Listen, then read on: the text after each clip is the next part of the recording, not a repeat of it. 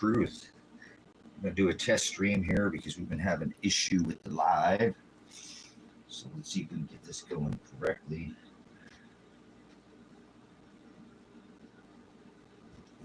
What we got here. Hope our notifications were sent out here properly. All right, let's go ahead and thank you, Father, for truth. Thank you for the gospel.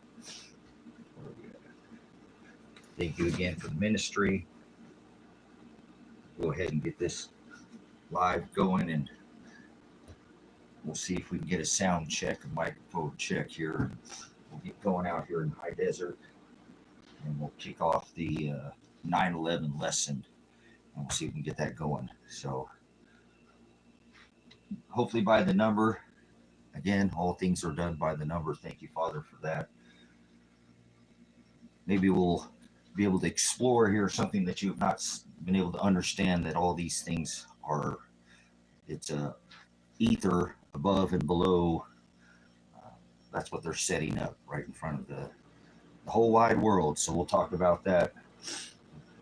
We'll do some images, and he warned us of idolism and imagery. So warning, most people will be fooled by, it says in the book, by pharmakia. So in this case, we already saw that with Mr. Warp Speed with the jab, and we'll get going after we get some people in here, and we'll do this is supposed to be the Sabbath, right? Everyday Sabbath, everyday gospel, everyday Christ. How about that? OCD, by the letter and by the number. So thank you, Father, for that. First, the number 7 for completion and maturity. And thank you, Horizo, for the divider, the separator, the wheat from the chaff, the ones you already chose from the foundation of the world. These are all what's already written. So thank you for the word. You are the word. In the beginning was the word, and this all exists because of that. The word, correct? Polarity, positive and negative, speaking this into existence, right? Time and place and space. People with their space bars, but that's all right. They're pole god worship. They're born in the manger. Jesus, I think that's what they call him in this modern day. Jesus, I don't know what that is. That's a J is not a letter that was at the time of the Hamashiach that existed. They had replaced, and he said, don't add jots, or that's like a jot would be, like the smallest punctuation, and then they created this word called planet, and I call it see no evil, hear no evil, speak no evil, the lollipop generation. They're pole. They stick a lollipop in their mouth and they don't ask you any questions. Oh, we've got the ice machine going, so we can get a mic check. Their baby manger birthed in the middle of the winter. Jesus carried a cross. Christ didn't carry a cross.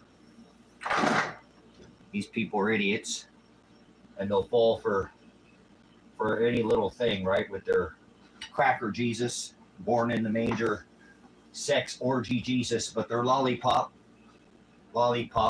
and they're dumb, dumb. Remember, either dumb, lollipop. They ask no questions, and they fall for the other Jesus, because there's more than one Jesus in Scripture, but the religions will tell you there's only one. So you can rebuke them with light. If somebody's in the broad way and he tells us to go through the narrow way, show them to the narrow way. Can't turn a goat into a sheep. So this is a religion. We're going to show you by the number, Mr. 828, 88, all gematria. Do you know any cipher codes? They do this by the number. Revelation 3:11 says they're, right? I come quickly, and your words that are written in the word. I go by the word, not some religion. So I rebuke all religions. His house is made by hands. He declared twice he did not dwell in. The temple was destroyed. Aaron and Levite is heavens, his ruling class. Heavens isn't above your head. Planet of the apes. Monkey. See no evil, hear no evil, speak no evil. Remember the barrel of monkeys? It's like a game.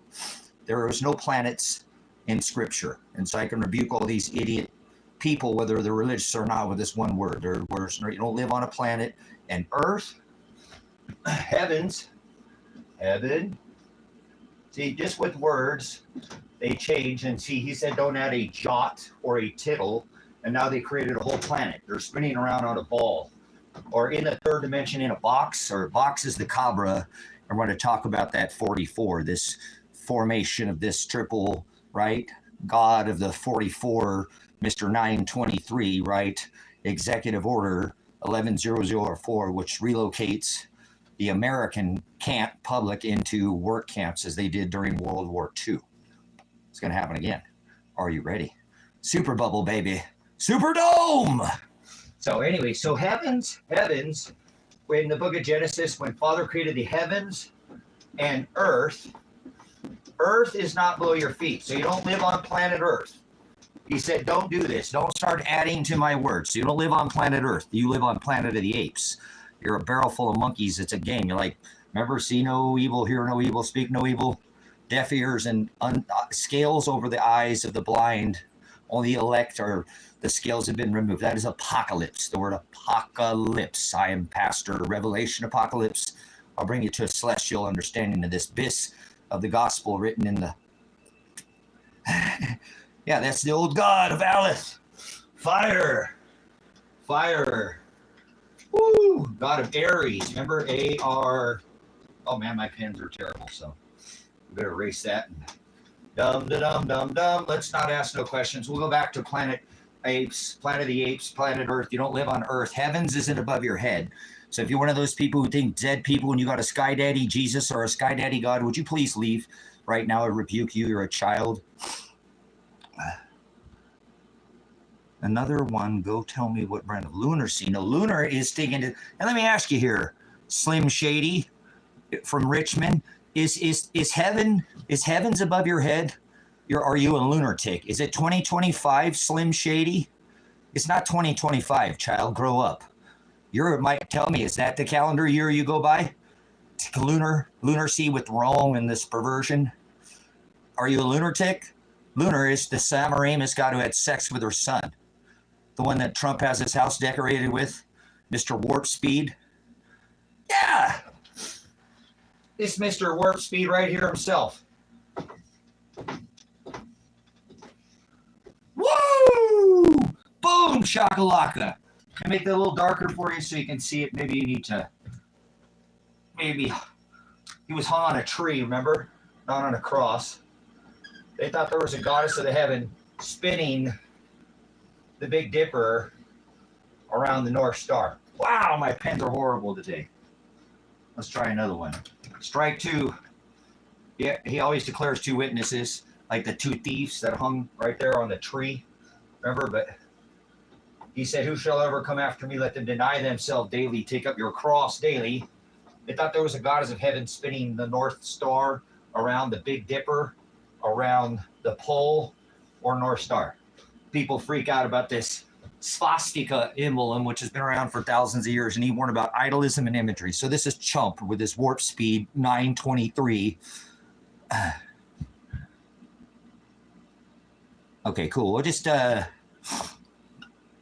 afraid for the future of this planet. Me too, they're planet of the apes. Father didn't create one planet in Scripture. Anybody want to rebuke me with the narrow way? He says, enter through the straight gate, or narrow.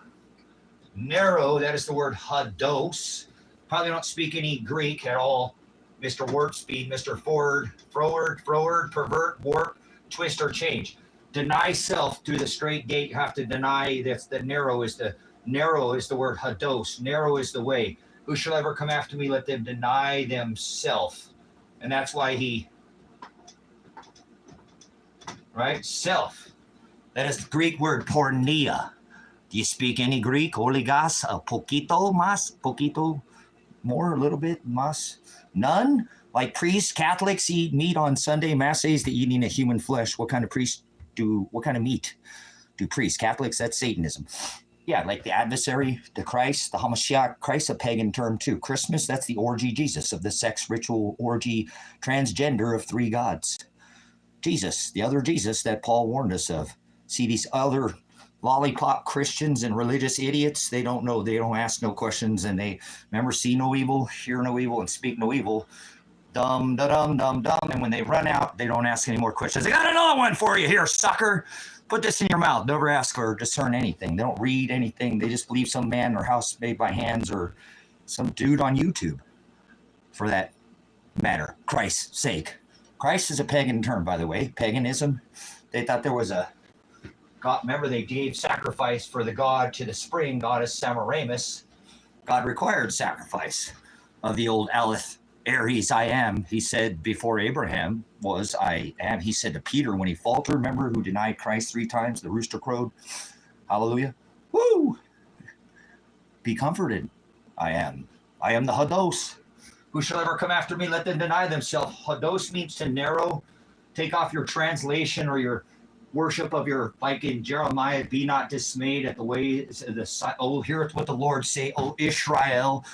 Like he said, hear what the Spirit say unto the churches. Spirit is the word aletheia or hokadesh. Ghost, holy, truth, spirit.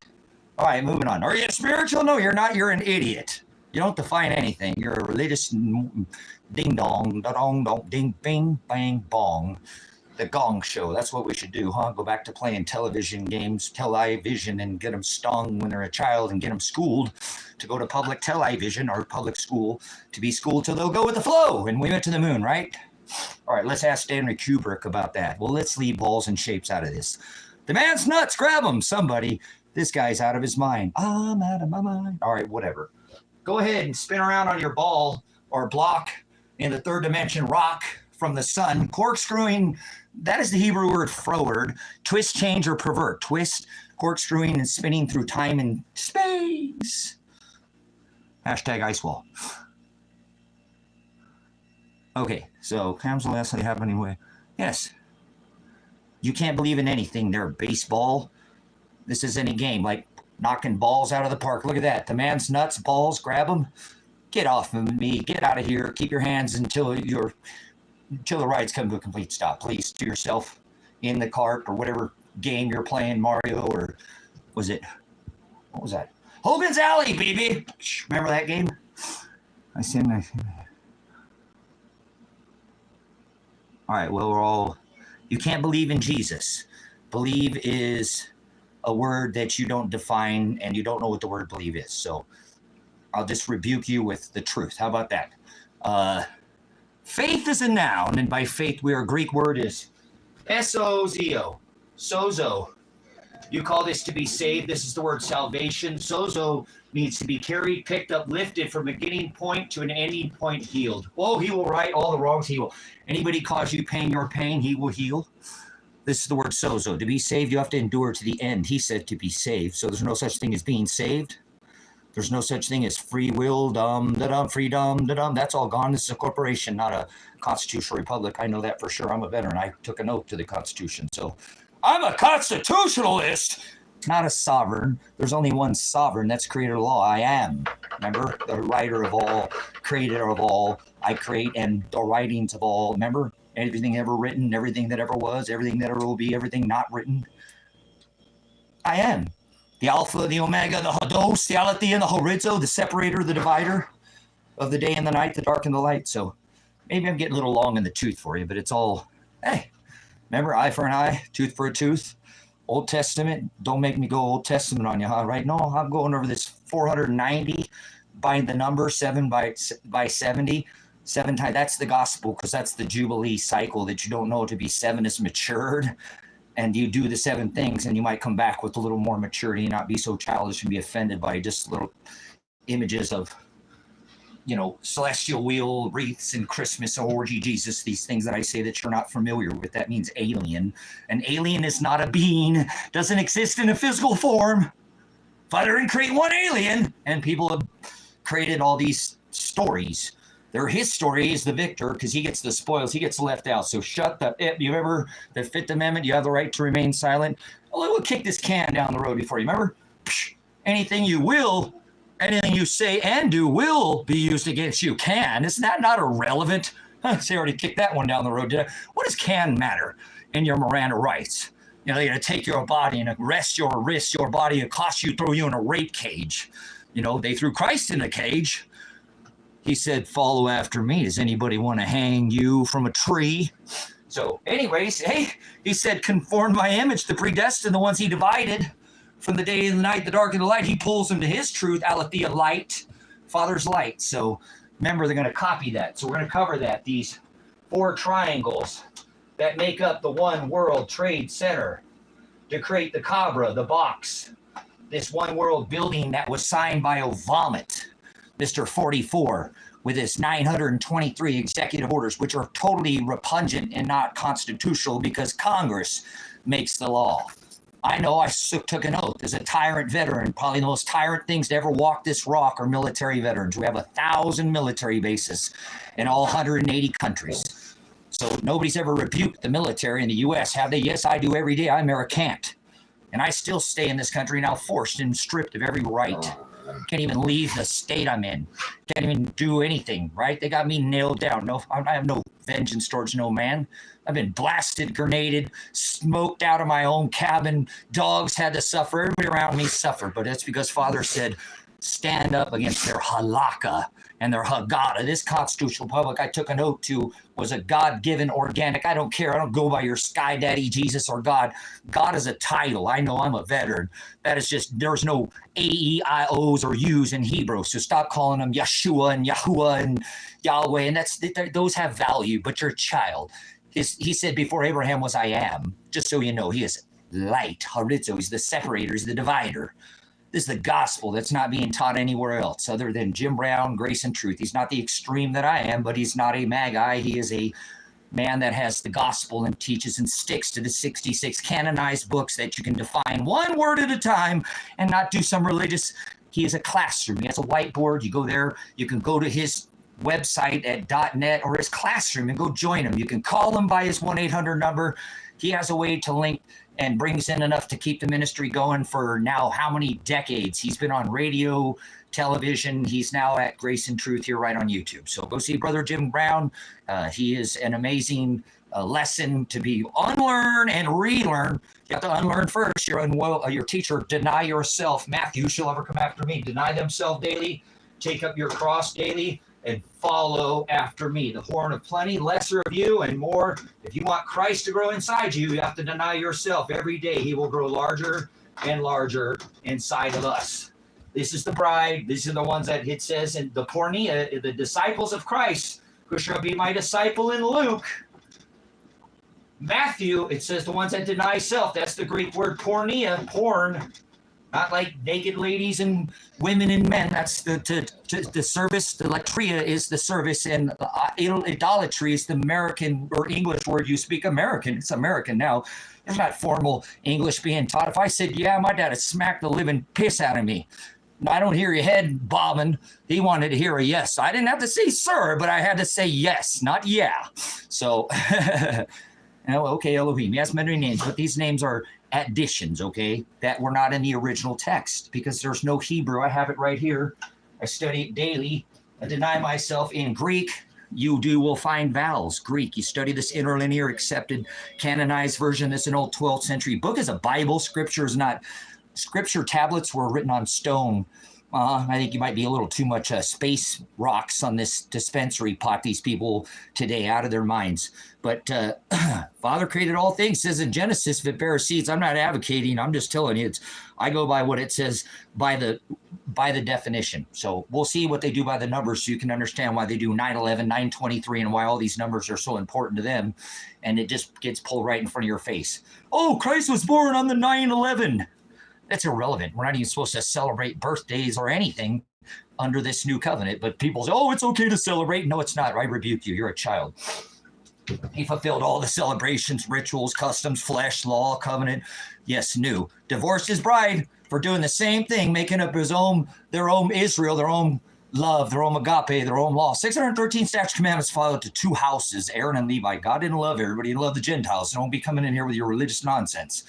I'll rebuke you. He said, don't sup with vipers. One bad apple upsets the whole apple cart, brothers and sisters. Leaven is sin in Scripture. You mix that with this easy lollipop Jesus. Don't start asking questions.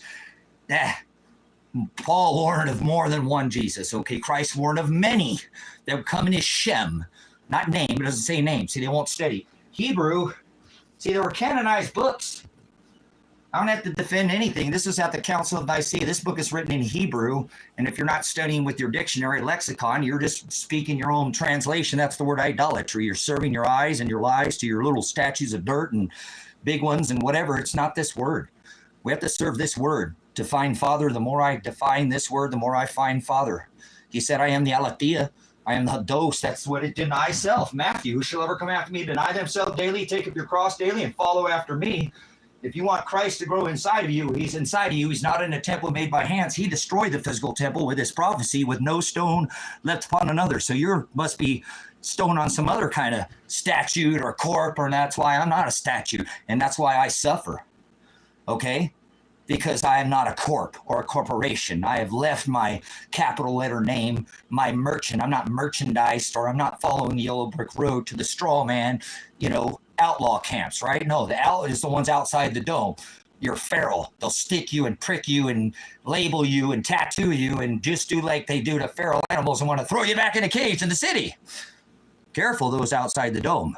Whoa, give me a little prophecy. No, there's no prophecy there. It's all fulfilled. He hung on a tree and fulfilled that through, as I said. No stone. Let no sovereign means you're above the law. Let's take that word sovereign, and that means that you are above the law. So I rebuke all sovereign. There's only one. You have sovereign immunity as a pig, cop, as I used to be one myself. Special weapons tactics, reconstructionist, investigator, all that nonsense. Okay? But it brought me to this bis today, so I don't lack the bis, and now I'm held accountable to my measure. You're not probably a pig or a 95 Bravo. That's a military police, and not special weapon tactics and special reaction team training, and call for your police department to stand up during the COVID, to stand with the businesses and hold a protest against the sheriff and get off your fork point of contact and get out here and protect these businesses. You're a failure. This is a scam.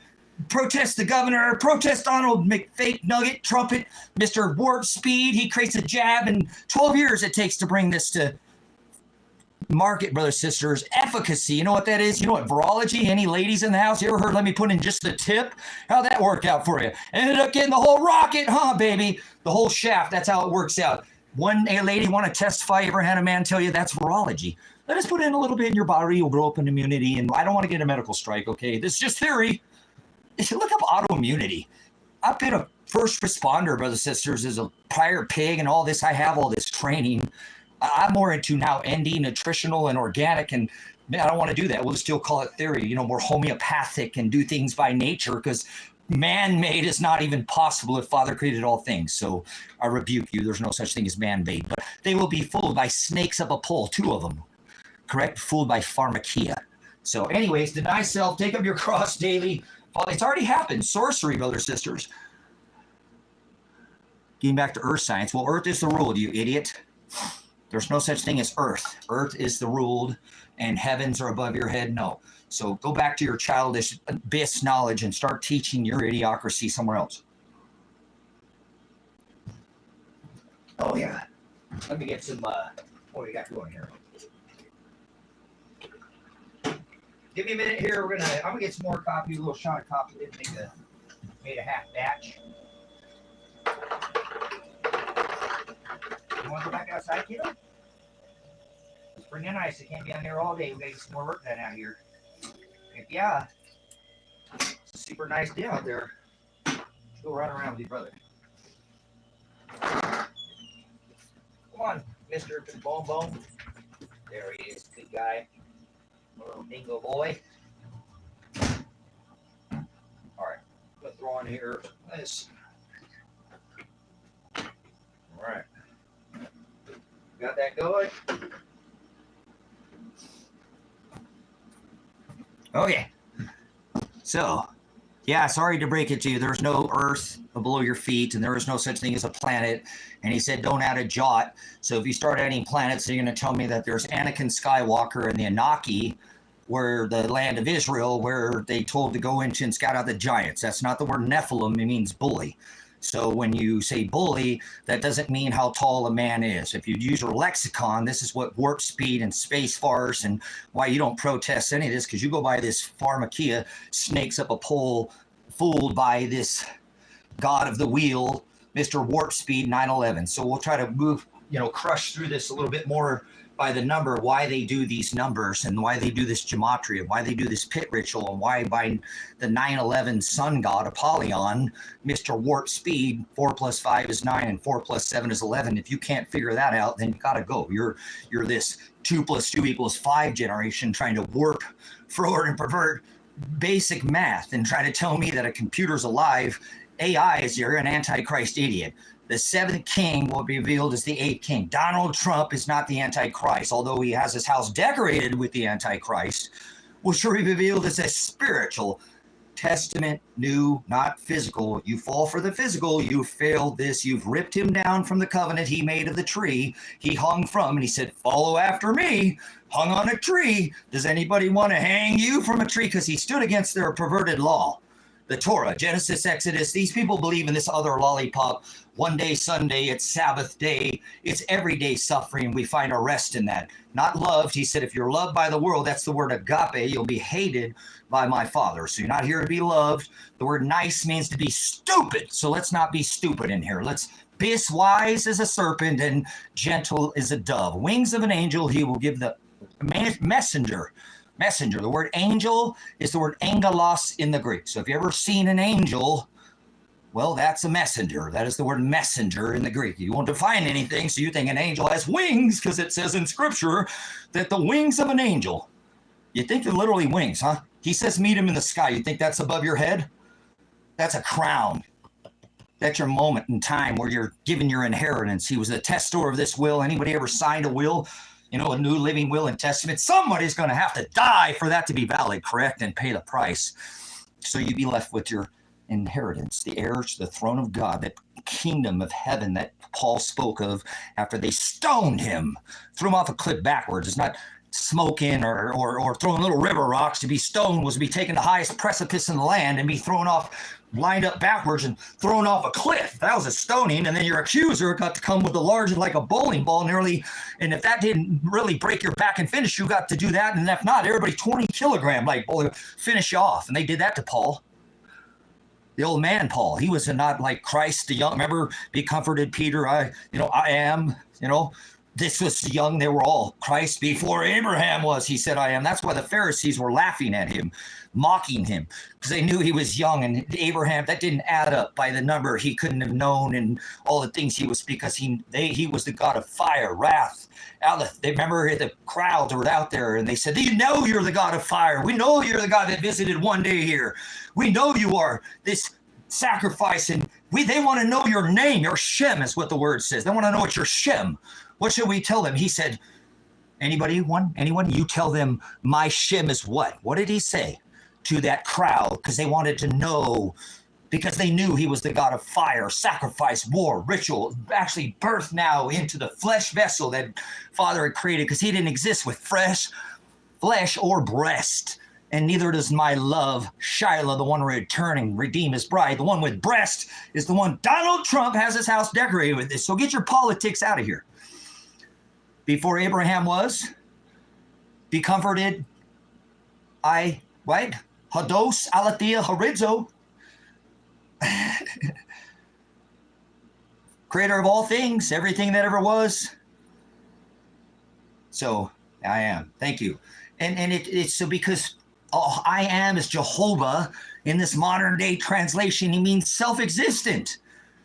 God of the writer of a creator of all things. They knew that. That's why he was a birth flesh vessel, and Father had to birth the Hamashiach, the Messiah, because they're the fulfillment of the Gentile nations. He didn't love the Gentiles. He only loved Aaron and Levite, and that's what that Sabbatical and Levitical law of keeping. This is supposedly Saturday, the Sabbath. We don't have any of these keeping of any of these covenants. Now, as this testament, as he again was the testor of the will, and to the inheritance, the disciples, they will not celebrate any laws of flesh, and they will not go by these. And actually, they'll be standing against these perversions of what at the time was Rome was the Halakha and the Haggadah, where they had not a place to study, pretty much they're lost in space now with these rocks, houses by blocks and brick and mortar and barger and rafter. He said twice, and he always declares he didn't dwell in, and that our body is the temple. He became the high priest and severed the head of the Father, and now he stands as the high priest who enters our temple and puts this law in our heart, the bride, and we don't have to worry about turning a goat into a sheep. It's not possible. Only by the word porneia in the Greek will they have their names blotted out, as he did in the book of Colossians 2 and 14. All those laws of flesh, all the laws of celebration, became the lamb. They ate lamb, not crackers and grape juice, with this Satan ritualistic Catholicism, with their orgy god of the one that Trump has his house decorated with, you will like it or not, is Mithra at the time of Rome, they called him. And they had an orgy and marinated a man for a whole week. Started with their barbecue rituals right here on the 24th. They had their barbecue to celebrate their orgy marination of a peasant and call him the king of the Yule Wheel Festival. King of the Yule, or the king of the Saturnalia. The Saturn, the feast of Saturn. They had their feast days. They feasted on flesh of man, and they opened and tried to portholes and communicate to their deities, little g gods, demons, which is a compliment in history, not some stupid word that these people make up now. The word devil is the word demon, or demonion, and it is by lexicon a distributor of fortunes or lies. The opposite of a demon is an idolater, and he divorced his bride for that exact thing. Going after demons and being idolaters, and that's what people are today. Same thing. He said it didn't dwell in houses made by hands twice, that law is now blotted out, the physical, in the book of Colossians 2 and 14, once written on tablets, tables, stones, not in a book. This is a book. It wasn't written in a book. This didn't exist until the 12th century. That's why I bring you to this book, because this was canonized, meaning they defined every word, took it out and defined it. He said on the Aletheia, take that and stick that in your pipe and smoke that with your nonsense. Tell me a stoning, all these people. Paul was stoned for teaching this same narrow gospel. And he was a Pharisee. He was a mass man. Remember Constantine thought he was going to lose his empire. He was slaughtering Christians, all these people. I'm a Christian. Christ wasn't a Christian. That's a pagan term, comes from paganism. Christ means to anoint it in oil. That's not written in this book. He wasn't a Christian. Mary said, heareth what the Lord said unto the Spirit, unto the churches, the truth. He is the creator of the Pleiades, the stars, the churches. I tighten the Pleiades, and I loosen Orion's belt, is which this constellation right here that they put on this rock is above and so below. They'll do the ether net as well, and that's what they're setting up right now in front of this whole system, and it's being put in place, and these people are just not even paying attention. 4 triangles up, 4 triangles down. You might want to look at the ether symbol. You might want to understand what this ether net, ether web, this trapping of this slavemen under the camps, the encampment. Hey, camp, you better get used to the word camp, okay? Concentrate, like orange juice, baby. Yeah, World War II, let's clip the penny. Here we go, here comes the nickel. Doing this same 80-year debt cycle, the U.S. debt calculator. Shh, secret, I got a secret.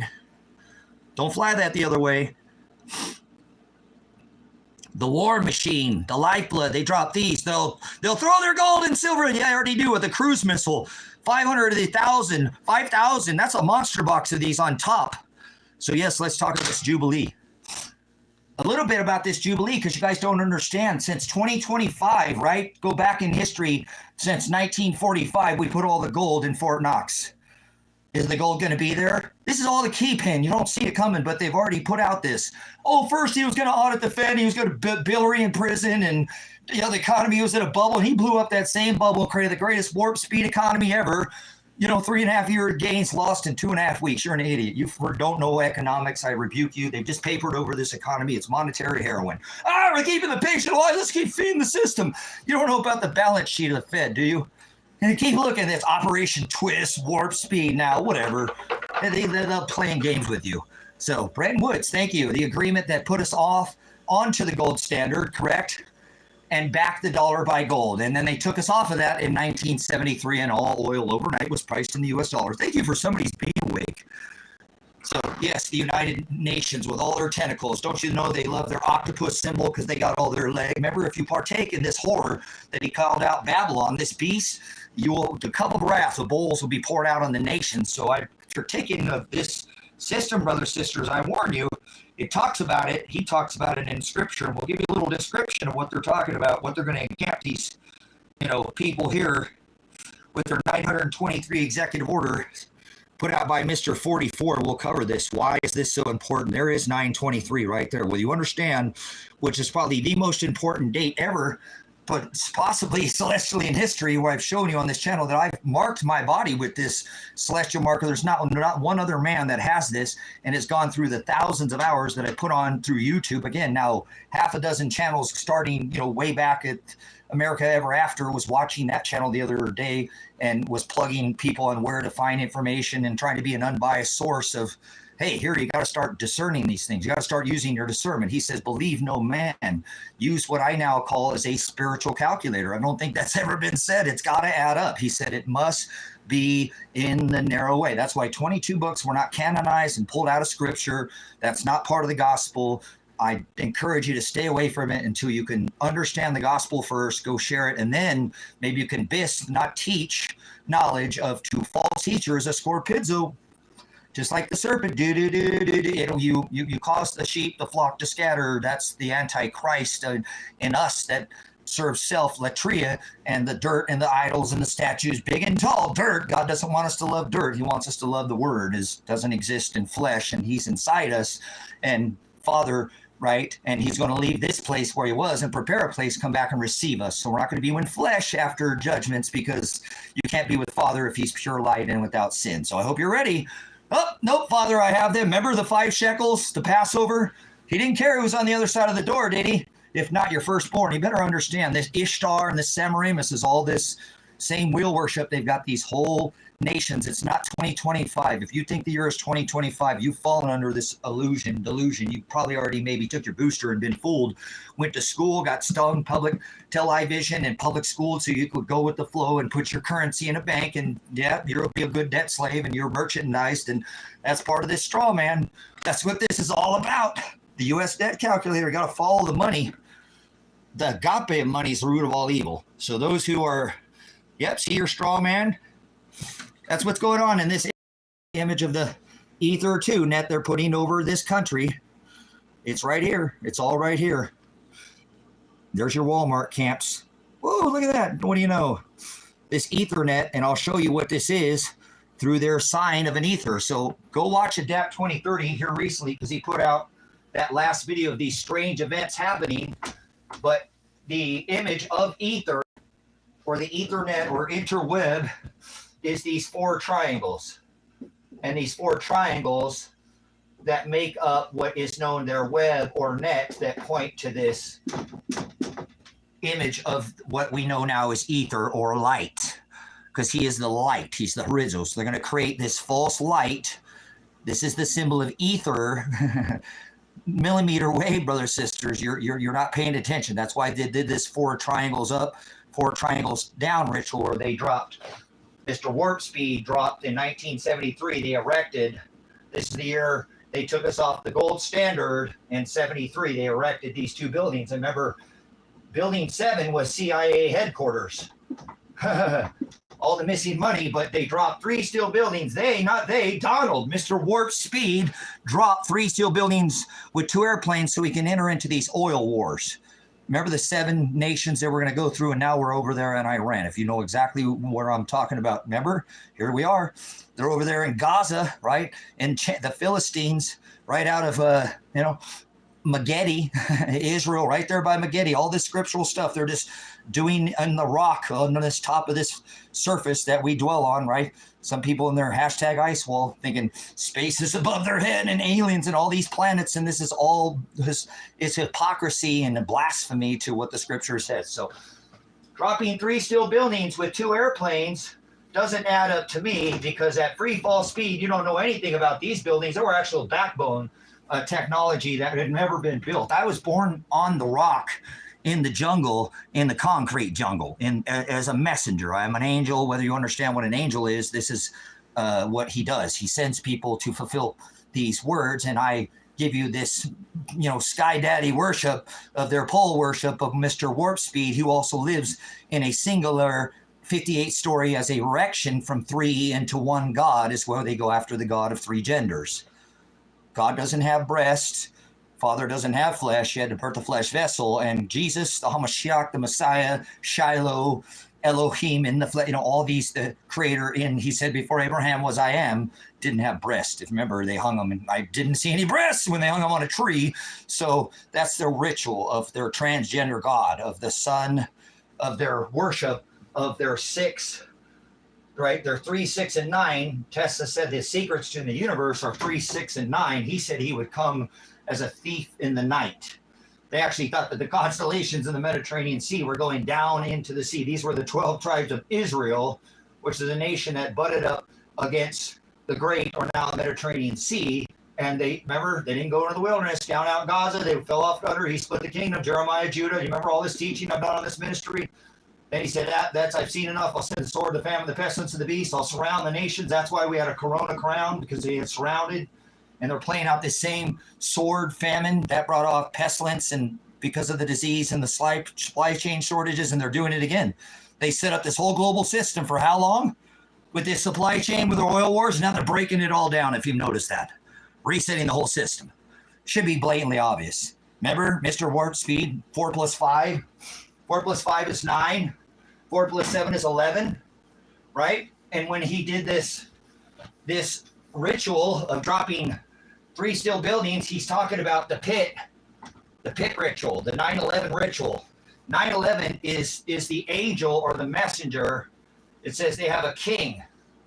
They have a king over them, where they had their king of the Saturnalia festival on their wheel of their 3, the month of 3, the spring. The new year starts, new life comes in the spring, but they April Fools you and got you twisted on this 3, 6, which is the Apollyon, the Baphomet god of 3 genders, 3 steel buildings with 2 airplanes, so they can erect 144, 4 triangles.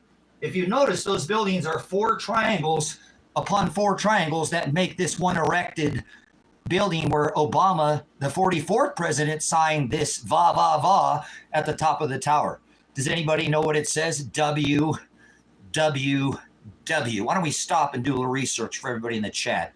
Do a little homework. I'm on a 4G phone out in the middle of the desert. You got a laptop or a computer? What is this building erected? Obviously, you see this One World Trade Center. That's why I bring you to the U.S. debt clock, where the current follow the money is at $36 trillion, where at this point they're adding $1 trillion. $1 trillion. I could go to the measurement to the moon, all you lunar sea people, to the moon and back 4 times and stack it, not up on top or any, but end just flat on one upon another. I go to the moon and back 4 times for the measurement. It's $1 trillion. If I paid you $1 million a day for 1 trillion, I would take me 360,000 years to pay you that off, the 1 trillion.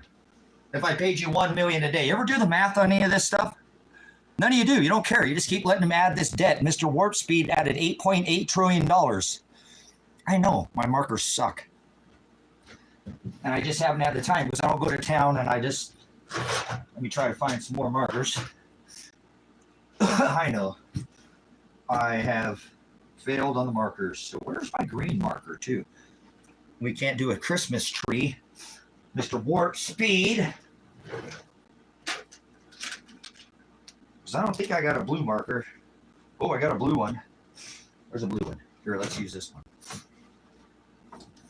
Now that one's terrible too. All right, there's my green one. We're going to let that bring us down here. But I do have a darker purple and a blue one that I sit down, pause. Okay, hold on. Let's take one more pause here.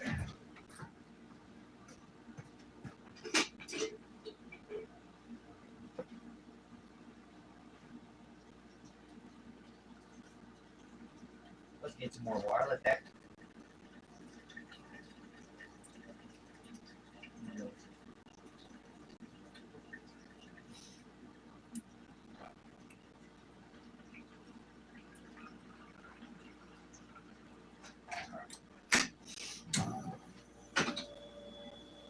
Turn that up. What are these other markers? You hear the ice machine going? We're making ice here by the sun. And our ice machine out here in the desert, in the high desert. So let's see if we can find these other markers. All right. So their Saturnalia Festival, again, where they had an orgy of their Yule Wheel Festival on the 12, 23, 3, 23, 23, and 9. Why this date is so important, and everybody is asleep on this 9/23 date, which I bring to your attention to, is why this date, this is 9/11. 9/11 is this dropping. Whoa! Zero, so much of a blessing. Thank you. I just let you know, we're doing this other, obviously, the purchase. Whoa! Thank you, guys. I appreciate it, guys. And if I could get to town, and I will here hopefully soon, because I'm just allergic to cities, and I have a hard time because I've lived way away from town for so long. You know, I used to live away from people even further in a smaller town that had like, you know, we're talking like hundreds of people, not even, you know, this town was, I came to a big town because I'd already kind of checked out of society and said, I can't, you know, partake in the system. I'm contributing to this beast, and I need to, but I had a son. And I was a single parent. You know this, if you've been following this channel or subscribing, I've obviously struggled a little bit with these issues, and that's okay. But, you know, I'd taken care of him and moved him to a place that I thought a location for the best, but I just kind of disappeared out of society, and we can't do that. We're supposed to go out, and like Brother Jim told me, no, you lack fellowship. So that's why I am so thankful for you guys in the ministry to be contributors of the ministry, either whether it's monetarily or just coming back with your time again and again and again, because expensive. So now is everything again.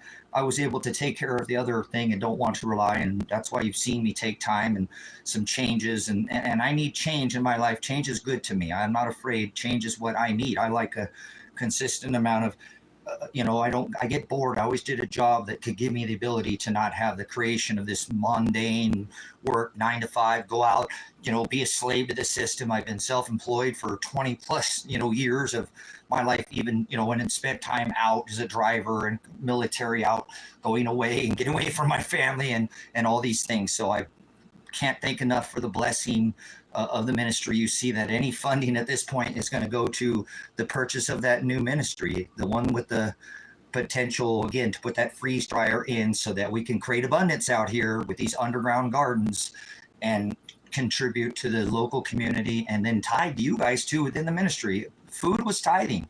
Okay, remember they wandered the wilderness for 400 or 40 years, excuse me, because they didn't go in and scout out the giants. Father does this all by the numbers. So I appreciate these dollars that you work for are very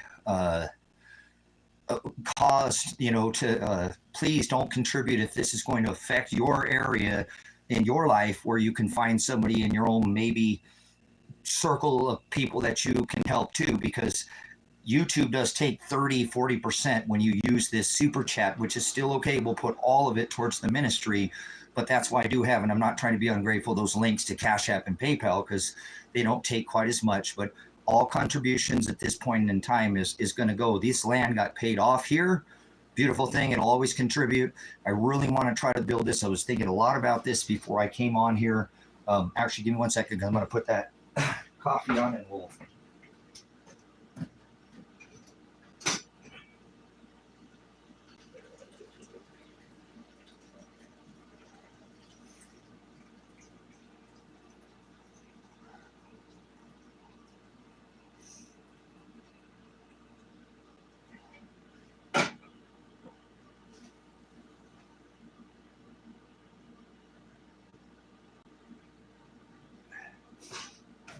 Okay, I really want to keep you guys updated on what I'm doing out here. And when I come off this stream here, it's not because I'm not busy. I'm still working.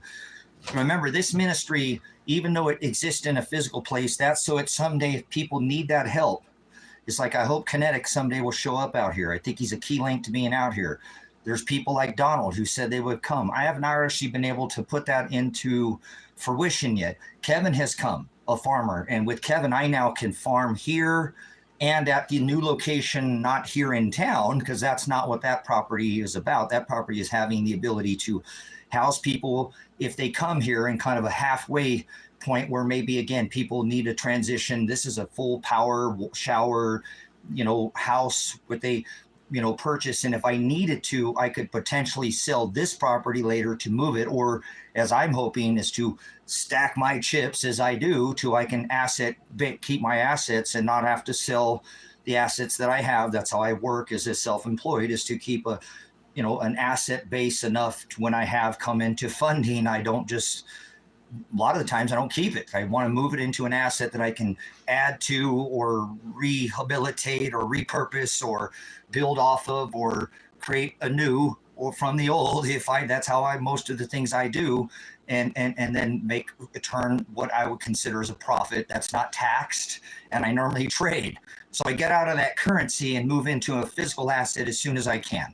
So that's how I work out here, and that's why I want to take the assets that I have now and trade them for this other ministry. So if you contribute, I don't need physical things anymore. I actually want to get rid of all the burden of the physical. And I do need more people to contribute bodies if Father will provide, because it has been over 10 years, a dozen years since I started plugging this YouTube and trying to get people into preparedness, mindset, mentality, and to kind of just get ahead of the wave. You can't warn anybody if the wave's crashing you already. You have to already kind of, like a tsunami pulls back. A lot of people are going to tell you're nuts. Some people are even going to grab their chairs and follow the water. But, this is a place where, it was under the sea, and that's not that event. That was 6,000 years ago. But I can warn you, if the wave is upon us already, I'm losing my rear end, and you are too, because we're getting overtaken in a wave. If you've ever been in the ocean, you got to get in front of that wave. I grew up in the water. Okay, I was born in the city in the concrete jungle, and spent most of my time when I could not either in the desert doing my thing on two wheels, getting more in the air as high as I was going out into the water and get pounded into the bottom of the ocean. So excited that one breath would kill me. I would die under there, and I just love being put on the edge of death and tumbled into the waves and the big ones. But I learned to get ahead of these things, and getting the bodyboard was my favorite. I could surf, skimboard, boogie board, all these water sports came natural to me because I was, right there. And my dad couldn't even pull me out of the ocean. I used to get in trouble for that. I was always the last one in, and I would ignore him. I was a bad child, but it is what it is. I had a good son. Again, a lot of what I do is not just for my son. It's for this nation that was a constitutional republic.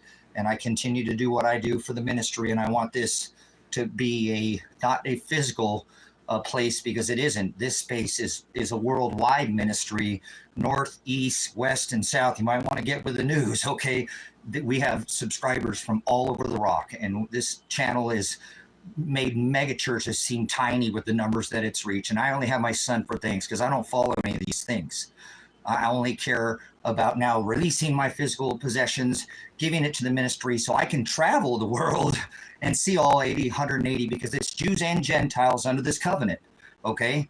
And it's so all flesh. So there's no rock where we walk. This Israel place in the middle of the desert is not the Israel that it speaks of in Scripture. It's Jews and Gentiles.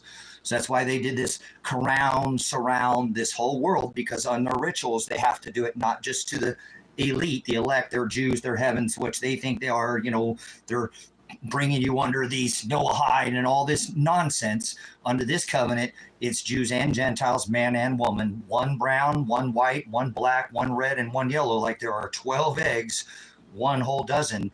That's what he meant by all flesh, to fulfill Jew and Gentile, man and woman, and we're in the Hados, not one above another, because that was pride. The Old Testament got out of favor, Aaron and Levite, but not under this testament. It's Jews and the Gentiles, brothers, sisters. That's why I bring you to this Hados teaching.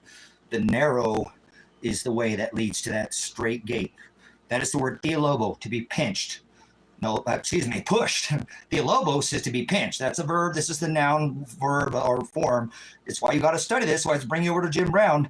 Pushed from both sides. And hated by your friends, because you won't do the things of this, worldly traditions and celebrations and all these things. If you come under this blessing of the gospel, and your friends hate you and your family, and then you just get pushed, and sooner or later you might even lose your job because you don't bring these holiday fruitcakes and whatever to these parties, and white elephant, there's an elephant in the room in there.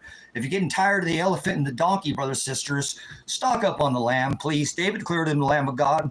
That's where you're going to find your sup. Remember, he said, knock and I will sup with you. Hallelujah. Seek and you shall find. Ask. It's not about a job, again, with work. And, it's like, hey, give me the strength, Father, to be pushed through this narrow theolobos so I can get pinched, so I fit through the straight gate.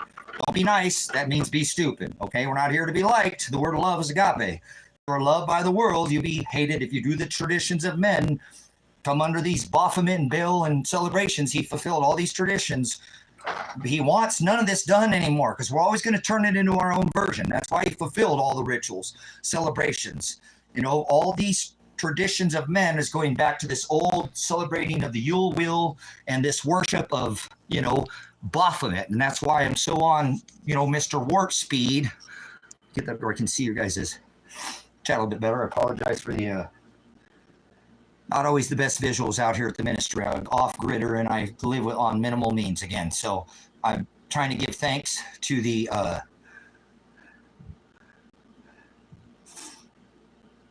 yeah, well, we find, thank you, Rusty, we find the gospel. You know, that's how did Christ in the time. And, you know, such a blessing that you can come to the understanding that Father as I am and existed the Hamashiach through flesh to fulfill the covenant of the Gentile nation to the meek, which I am now. You know, I want to say this, please hashtag this. When something beautiful comes of this ministry, I want to share this, okay?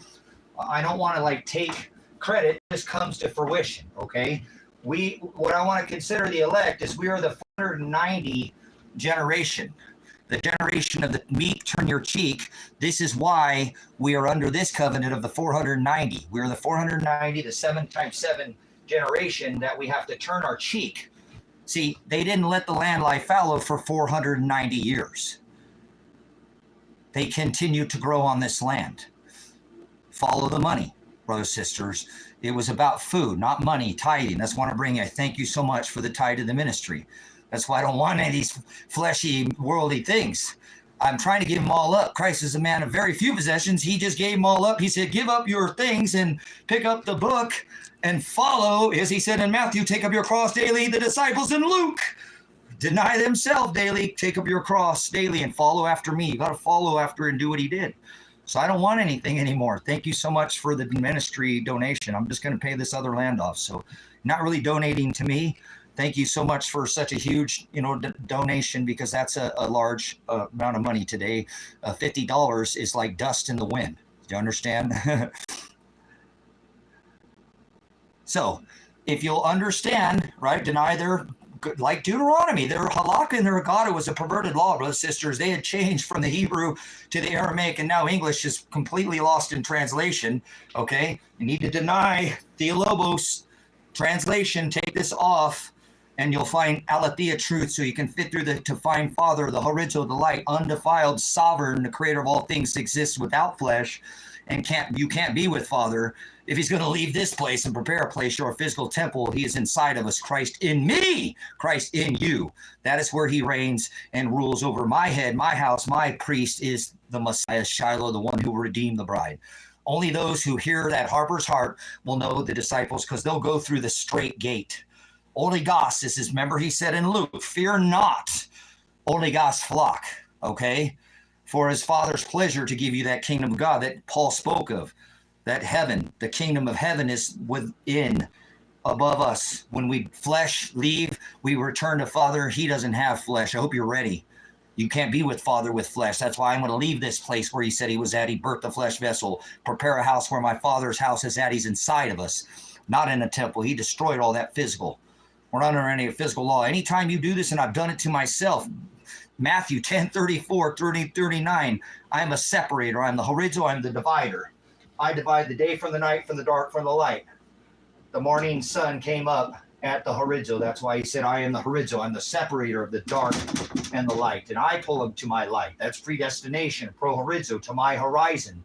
The word horizon is the separator of the day and the night, the dark and the light. So hopefully you're gleaning something from this too, lesson that I continue to teach over and over, and you find this value to take your time and put it into this as I show you more about time and the understanding. When he said we must endure to the end to be saved, sozo, we must turn our cheek 490 times. You know where these numbers are coming from. This is not by chance that Father put these numbers in Scripture. I'm not some kind of prophet. Again, he's blessed. He blessed me with decades of time and traded it instead of ching bling, the debt calculator. I took that bis as my gain. and have it. And he warned of that. My people shall perish for lack of bis, knowledge. I'll throw them into the place of no bis, no knowledge, no busos, no bathos, because they lack it, but they ate of the tree of knowledge, which was the original sin. So be careful of which truth you remember. Many will come in my Shem, my love, my agape, my authority, my law, and in my name in Christ, and they will say, I am Christ, and they will be deceived. And that's what we see today. These same temples, and they were the synagogues of Satan at the time of Christ. That's what he called them out, because that rabbis who again had perverted this Aramaic from the translation of the original Hebrew. They would actually be called the Sadducees. I don't ask for these things, but they would call me a Sadducee, because I could still understand the Old Testament and the original Genesis, Exodus, Leviticus, Numbers, and Deuteronomy. They'd created a dual law, an oral and a written law. This is called Halakha and Haggadah. I've taught this on this ministry over and over for you and provided you the information, and through the moderators. Please, Brett, your blessings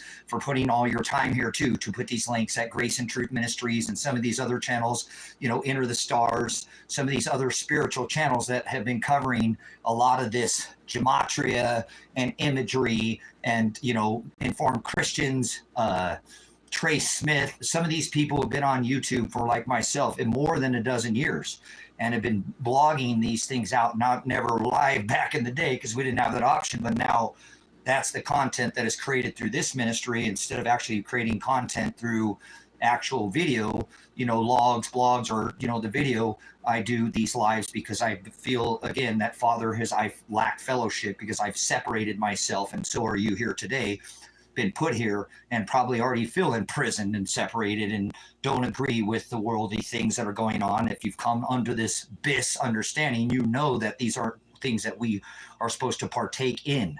So when you do contribute to something like this, I hope you understand. They donate millions of dollars. Every Saturday is going to be donated to fake ministries, and they're going to teach you some other gospel that Paul spoke of, remember, and another Jesus. And hopefully that you will see that the value you take from this doesn't have to be monetarily. And when you have, that's a blessing. And I'm taking what I have and throwing it to the side as soon as I can. Not like that, but let Father fight all my battles, let do all this, and he will continue to take care of, so that one day he will unchain me and allow me to move throughout, this rock, northeast, west, and south, and give the news coming of a glory that Shiloh is my love, and we can all share in this gospel with others, and we didn't deny ourselves, and that's our biggest enemy. And Matthew 10:34-39, a man's enemy is to be the one of his own household, and that's you. Idolatry, that's what we fall under. This same thing that happened at the time of Rome. He called these the synagogues, the rabbis. Remember, that wanted place, they were without study, a place of worship. They wandered, set up tabernacles, temporary places, and would tithe by leaving food behind, tithing, and then all these Jubilee cycles. And I'm hoping that you'll understand too, when I do these things by the number, that Father has presented people like myself. I'm just a man. I'm not special above anybody, but have been blessed with an abundance of this time to trade that for knowledge. And it's only for me to give to you, because last night I spent 5 hours streaming until 2 o'clock in the morning. But hey, that's, I've been, off doing this other process of trying to gain the monetary means by not burdening, and now come on to this date of a year near since the whole coming in with the state of Oregon and SWAT raiding me and hit me in the face with a grenade and kidnapping my daughter and my son, and can't been able to get any resolution or conclusion to any of the things, although I've tried to do as legally as you're supposed to do and not broken any laws.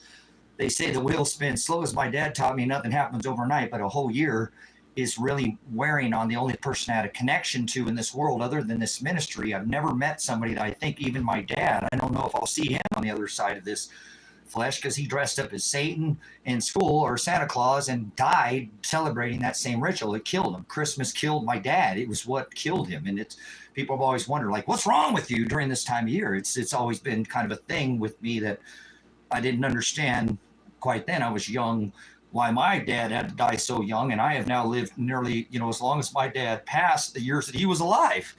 So I feel blessed that I have told my son, even though I don't know where he's at, and I think he's being held for ransom and already reported this and can't get anywhere, and my daughter missing till was kidnapped and then released and now gone again. And well, they took her that day or whatever, that I'm just trying to get away from too much of that on this ministry, because it's You know, it's just, it is what it is. And nobody's stepped in, and I'm not saying started to GoFundMe so I can get counsel for this. So I still face every day potentially 30 years plus in prison. Might spend the rest of my life like Paul in prison, and might do my writings inside of a jail cell. And Christ ended up in jail, and they hung him and hated him for standing against the law, the halakha, the haggadah, and I stand against this corporation and stand against that. I'm a constitutionalist. I don't consider myself sovereign, because sovereign means you're above the law. As a cop, law enforcement pig, prior police, military pig, you know, sovereign means you're above the law. You have sovereign immunity, which means they can't break the law. They can say, hey, we won't, if you blow on this machine and you're not too drunk, we won't, you know, and you're not too bad. They're going to lie to you and can lie, but they can't break the law, the constitutional law. The issue is that I have, that people have with me, is that most people don't realize this. There's nothing constitutional being enforced under this corporation. These are all what are called revised statutes, which were added after the Constitutional Republic was changed in 1871, this act to turn this into a merchandise bond slave by Treasury sold on the New York Stock Exchange. Your labor funds war and death and all over this rock. So I'm blessed to have this ministry, and it doesn't get taken down because I feel there's protection. I know these governing bodies watch this channel. It wouldn't be have these images of the work that I've done here for over a decade, you know, going on, 12 years from America Ever After, talking about this time right now that we're in right now. I've seen this coming a million miles away, because they have this all put out in their ether, in their web, prior to the web. I was studying before the net and studying outside. See, that's the amazing thing. We have, people have forgotten, we have news articles that are written in papers, and we have all these other means that are off of the interweb. This net is to catch you, make you think that everything you see here is basically truth, and you should discern that you can't find truth here. That is the Greek word aletheia, but you must discern and run these things through what I call a spiritual calculator. And he said, discern all things, believe no man, was the second sign that he said of his coming. So mammon, traditions of men, they're going to fool you with imagery and idolism and all this idolatry, which is not spiritual. It's not the word. It's been defiled. It's called Satan, means the adversary. The high priest of the Satan church is MAGA, and you have all these people following this MAGA idiot and his 58-story Babylonian Trump Tower, where under this trade center, one world, Barry, nobody said what it is, or I didn't see it. Do not under, there we go. And then remember, it says repugnant. So thank you, so for Article 36, and it says hasn't been adjudicated through judicial process, House, Congress, and Senate. This isn't serfdom. This isn't merchant law. This isn't old king's law, you know, to the queen and on a piece of paper and a trust. Oh, yes, it is. We've gone back to that. That's what they changed. You don't understand. Remember, House, Congress, and Senate. It was the democracy. This is not a the democratic process of voting, not red, blue, was part of the original constitutional republic, which made this such a unique nation, never been done before. Is there was what we call checks and balances through a system of both adjudication, legislation, and executive, the House, Congress, and the Senate, where Congress makes the laws, not presidents by executive order. That is repugnant, as it says in Article 36. And also it says any law that has not gone through this judicial process. That's why these, you know, Title 18 is if they're going to criminally try you. Criminal is actually a term of accounting. Whether you understand and you've ever done a budget, or maybe you've got maybe a little bit of economics, you'd understand that criminal is like criminal code is a revised statute. And that was added after this was a constitutional, not adjudicated through the House, Congress, and Senate. So under the Sixth Amendment, if they're going to try you and if under a crime charge you, it has to be Title 18. And all these ones that haven't been adjudicated through the House, Congress, and Senate were added after. Remember the original 13 colonies, there was a state, and some people claim state nationalists. I don't claim citizenship. I don't want any part of this corporation. As soon as I can leave this corporation, I'm out of here until I can do it legally. And that's what I've done for a whole year, waited after they SWAT raided my house, and I've received charges which weren't even, I'm just a dad, you know, who my son is being prosecuted illegally, standing up under my Fourth Amendment right, as well as you have, to be securing papers, persons, and effects, was standing up under the right of self-defense under the Fourth Amendment is affirmative defense. That's the right of self-defense, the legal description of affirmative defense or justification or excused defense. Excuses in a criminal trial or civil trial the actions or liability for their actions. It's called excused defense, justification defense. It's justified. So I had every right to protect my son from illegal prosecution. And now I'm facing the rest of my life in prison because I stood up as a constitutionalist to begin with, just for the nation. I'd do it whether it was my son or not. And if he didn't do the time that he was supposed to do, I wouldn't even be standing up. Actually, he's the only one out of 5 guys in the same exact crime that he was involved in, a theft, not robbery or anything. Empty buildings out here in the middle of the desert, been left for years, going in these buildings, and some mastermind guy, or whether it was my son or anybody else, it didn't matter. He's the only one to go to jail. He did his time. He did all his, probationary, meeting all his conditions, standards to even release from the county I'm in out here to get out of here because he didn't want to be here. His mom's not here, his brother's not here, his aunts, his uncles, his nieces. That's where he went. And he had to do all these terms. He couldn't pay off the restitution, but he definitely did all his time. And then they said he didn't do it. And actually, if I had $47,000, that's the insane, holy crap. That's the price of the ministry, brothers and sisters. That's the price of this ministry. If I had $47,000, I could have gotten my son off of probation right there, because he had petitioned through the courts, through Ryan Solberg, was putting this out that he completed all his terms, and at 17 months he was eligible because he had done all his probationary, road crew, work crew, community service. They have different names for it because over here they don't have a community place. They just get in a van, kind of like people go to jail or prison, and they put them out and clean up the roads, and they do the same thing here in a van. So he did met all his terms of release, and at 17 months, I called his attorney and said, what do we do about this $47,000, John? I can't figure this out. It looks like they're trying to nail him with all of it. Remember, he's the only one to go to jail. I don't have $47,000, John.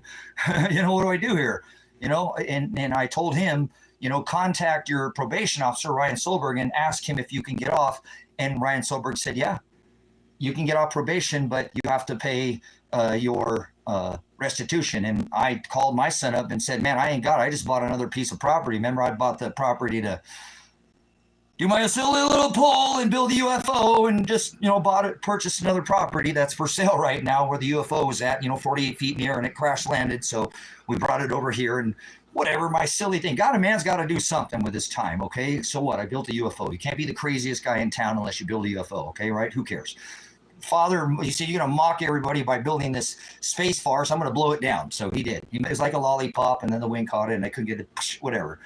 A lot of time and effort, but hey, it was still done. And people actually, and I didn't mean to go there, but the children, when they would go to school in the morning, since it was on the highway, because during the school year, it's dark, they loved going out there, and people had seen it, but it doesn't matter. It's here on the ministry. If you want to see it, it's in the front yard out here at High Desert Faith and Truth. We'll probably put it back on a pole, not so high, and just do a smaller version of the same. Obviously the lights are out on it now, and it's been out there for a while, but it was solar, it lit up, and it's more just to bring people to, again, the conversation. That's why I do a lot of things that I do. Even if you look in the SWAT raid, I just talk to me, guys. Somebody please tell me, talk to me. I just need a dialect. I need tongue. I need conversation to actually open up the dialect of what I was talking about, these 180 hours that they said my son didn't do.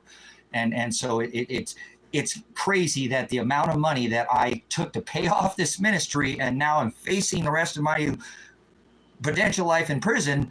I could have taken and paid the ministry, or paid to get an attorney, filed a lawsuit, as my daughter should have already filed the lawsuit because she was kidnapped and they've released her charges, and now she's missing. And my son, we probably wouldn't be in this, but Father just doesn't want that. It's his time right now, and when he's ready, he will release whatever. If he wants me to go to prison for the rest of my life, I was just actually thinking about this before I came live, a little bit how blessed I am to still be here. And if it takes the rest of my life to be thrown in prison, as I told my son that day before the SWAT raid, do not resist these people, son. Do not fight them. Do not get yourself whacked. We have the evidence. And you hear me, after being grenaded in the face and being tear gassed and can't even hardly breathe, and hearing my son being shot, knowing he's either dead, zipped open, spread open like a freaking zipper and sprayed his blood out and didn't make a sound. And I'm still pleading to him if he hears me on the ground, or don't know if he's, I don't know. I'm a veteran. I went into veteran mode, and I'm pleading to him. I'm pleading to these people. Thanks for not hurting my son, because I don't know if he's zipped open. He didn't make a peep, but I heard, you know, and shut the door.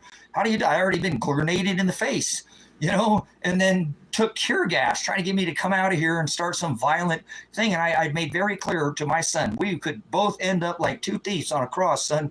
You know, he hung next to be a witness and serve him if that's what happens to us, son. And actually, evidence will show when he called me, because in the SWAT raid, you'll see the first call that I received, because it interrupts the live stream, was my son. Dad, I'm not going to prison. Dad, I'm not going. He's so scared out of his mind. You know, I mean, we tried everything we could do for 258, 17 days straight, live streaming, calling from people all over the world. Hey, this dad's got the evidence that his son did this stuff, and he even did it all over again, and you're still trying to throw him in prison, and he's still got months left on his probation. You can't be doing this. It's illegal. You're just attacking, targeting. And they still didn't matter. They still brought out the guns. They still brought out the SWAT raid. They didn't ever, because this is a bigger case. This is about me standing against this police department during the COVID. You know what I'm saying? This is about me standing against this perverted corporation. I'm a constitutionalist, not sovereign. I stand and took an oath to the Constitution. I will defend that right until either I spend the rest of my life in prison, as I told my son. Do not resist these people. And as you hear, thanks for not shooting. You did the right thing, Adriana, speaking out to my daughter. Go peacefully. Don't resist these people. That's what they wanted. They wanted a resistance. They wanted to startle me to grab for some kind of weapon, come out the door and kill me and whack me, because I've been talking about the corruption in this little teeny tiny town, about their probation and parole system, or this is not a unique county. Happens across the United Divided Corporation, where they release these parolees that have been raped, murder, or robbed somebody, and they're supposed to be tracked, and they're not tracking them properly out here. They get funded for them, and that's why they get to do what they want out here. And we happen to have a rapist out in this county that I pointed out that my son, through parole, had gotten involved and said, keep this guy away from my son. I didn't even know at the time. I didn't like that he was buying my son cigarettes, was 18, 19, and you had to be 21, and found out he was hanging around some more, buying him cigarettes. I'm like, get this guy away from, and he ends up getting in trouble with the same guy that I tried to prevent to get in trouble to begin with, and made the Lily Frank out here, the parole officer, very aware of Tony Karsten. You can look up his charges, you know, got thrown onto this poorest county to help fund the parole office. And that's why these things are not just happening uniquely here in Lake County, Oregon, but they're happening across the country and throughout the country, not in each one. This is all for you to get attention. Okay, whatever you need, and you can make it without attention and stir controversy. Okay, whatever you think there, Justin Moore. You have a constitutional right. Did you stand up? Did you take an oath? Do you have a DD-214 that says honorable discharge?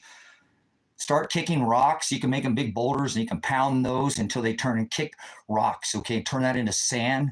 You know, like don't build your house on sinking hand there, Morse. Okay, Justin Code or whatever your Morris Code or whatever. But you don't have to stay here. Don't let the door hit you where the good Lord split you, okay? You don't have to listen. You can leave when anytime you want, okay? Remember, Father brought you here, so give him all glory. Don't have any rent space. I won't charge you. Don't think about this ministry when you leave, ever. Don't think about it ever again. And if you do, we won't charge you for headspace. So anyways, yeah, get out of my space. Remember, that's all gone. Go out behind the ice wall or something and go hang out, you know, and outer space or something like that. So, all right. Anyways, brothers, sisters, this has happened. And like I said, it's just coming up to 1 year anniversary. So it's been a little bit stressful, you know, for me, but it's okay. It's a test of the flesh. You know, I don't know how I took a grenade to the face and still was able to shut the door when my son did call, though. Okay. Because remember, I've already took a grenade to the face. He answered or called me, Dad, I'm not going to prison. I reminded him because we had talking about both. I said, son, you can't resist. If they throw you in prison, we'll figure it out. Okay. We have all the evidence, and you hear me on the live stream. The SWAT raid is on the channel if you want to see it. Okay, whatever, Justin, leave now. I just said you're an idiot. Maybe you're an idiot because you're just unskilled or unlabored. You're just a brute beast. You didn't even understand what I just said. I contacted Lily Frank and said, get this man away from my kid. So get out of here, child. Leave. You don't know anything about this case, so you're just interrupting. And actually, I was doing a whiteboard teaching. So, go ahead and exit now. If you say anything, moderators, just moderate. This guy doesn't know anything about the case. He's probably not served as a veteran, didn't protest the government, didn't protest this governor, didn't protest the police department, didn't have a protest against the police department, against the police during the COVID to get off their ass and get the elected sheriff to stand with the businesses like, you know, Kathy and Dorothy and all these ones out here in this little teeny tiny. You didn't do that. So you don't have a voice, right? Yes, you do. You have a constitutional voice. Congress gave it to you. Congress shall establish no law, right? They make the laws. Remember, Genesis, Exodus, Leviticus, Numbers, and Deuteronomy was the Torah of the old law, but under this constitutional republic, now I have a lot of things. Company my, yes, I have a lot of things. I compare my resume to here's my day. What the hell does that mean? Moderators, moderate this idiot out of here, please. It isn't about things. Remember, brothers, sisters, thank you for that tie to this ministry. Once again, we'll go back to what I was saying. Brothers, sisters, it doesn't matter whatever happens to me, Father, my day of death is written. Obviously, you see me take a grenade to the face and my son obviously get shot. They did kidnap my daughter that day. It's happened. It is what it is. People talk about it and don't understand anything, and that's okay. I won't address idiocracy. That's an unknowledge. They're just unskilled or unlabored. I haven't even taken the time. Actually, an idiot is somebody who doesn't know. So you can't hold somebody against the wall or against them for being an idiot. That's the word idiotos. Okay, or the word ignoramus or idiotos, same thing. It means they don't know. So obviously, Justin doesn't have any idea of this situation, hasn't even reviewed probably the whole SWAT raid and taken the time to look into what it is that happened that day and followed up to the hundreds of hours, gone through all the live streaming, seeing me documenting all the evidence. Hold on, my puppy wants in. Before they decided to SWAT raid the house. Come on in, buddy. And my dogs. So this wasn't just about me. Justin, you're an idiot. This is about my animals, and what they did to my animals was cruel and unusual punishment. My dogs had to breathe gas for how many months? So Justin, get out of here. Leave. You're a child. And if maybe you grow up a little bit and you might stop saying things that are unbeknown to your educational level here. You haven't educated yourself in the situation, in the circumstances, in the events that unfolded on May 29th of 2024. So we're going to heat up my coffee here and go back at this. And we'll once again have this conversation and get back to this donation and thanks and move on. Here's a little bit of less. I can't do it all day, but I got time. Father's blessed me with an abundance of that. Thank you. Hallelujah. It's a nice day out there, isn't it, boys? So, okay. Okay, resume, you're an idiot, so I rebuke you. Your resume doesn't mean anything. You're not supposed to have letters in front of your name, so go get a job. Justin, did you have a job last year? Let's. You want to gloat? How much money did you make last year, Justin? How much money did you make? Bling, bling, ching, ching. Money. What is money? This is money. You're an idiot. If you think currency is money or 0 and 1 computer, you're an idiot. This is money. So anyway, okay. How much currency did you make? What does your W-2 say? Come on, spit it out there, Justin. Tell everybody how big and your paycheck was. There's a gross and a net. Remember, it's sick what you actually take home. So tell us. You can either gross us or net us with your W-2. Tell us now or leave. I've already asked you to leave, and you want to gloat with your resume. So tell me, how much money did you make last year? U.S. currency, dollars, corporate dollars. Thanks for coming in, guys. We're playing with the troll here, Justin. A little bit. No, we're just working with you. We work with what we got. So sometimes you got to feed the trolls, right? So, Justin, put your money, your income in here. You gloat to your resume. I don't care about your resume. It's all about ching, bling. My dad said, follow the money. So you ain't even talking until you can debt calculator. How many billions of dollars? How much money how much of an impact did you make? Then why do you just tell something you don't know since you know everything? So, Justin, last time or leave. Last time, moderators, do we have a moderator in here? Moderators, put 5x5 in the chat if you hear me. If this man does not answer, or a woman, girl, don't go away mad. Just go away, Justin. Maybe it's Justine. I don't know. Like, hey, Josephine, how'd you do? That's Josephine, not Justine. So Justine or Justin, I don't care if it's a man or a woman. It doesn't matter. I'm not one race, the human race, okay? So I don't want to hear the nonsense. So either put your income by W-2 in here or leave. You're going to gloat with your resume. I don't care about a resume. You're a child. What are you talking about your resume for? So, but anyways, we want to hear your bling, ching, money. Make it rain up in here. If you're so good, I need a $15,000 donation. You're so much better than me. Then make my Cash App ring right now. Make it rain up in here. You want to know where the hoes are at? Ask Santa. You want to start throwing money out, huh? Ching, ching, bling, bling. Going around a pole like snakes up a pole. Woo, come on. Put your money where your mouth is, buddy. Make it rain up in here. Make it rain on these hoes. Remember? You want to know where the hoes are at? Ask Santa. So come on, man, speak up, make it rain. Either put your income and make this thing rain in here or leave. I don't need your money. You're interrupting, Justin. You're an idiot. So last chance. My son was shot. I'm doing this for attention, huh? My daughter was kidnapped. I was hit in the face with a grenade. My animals had to suffer. Do you have permanent scarring to your retina?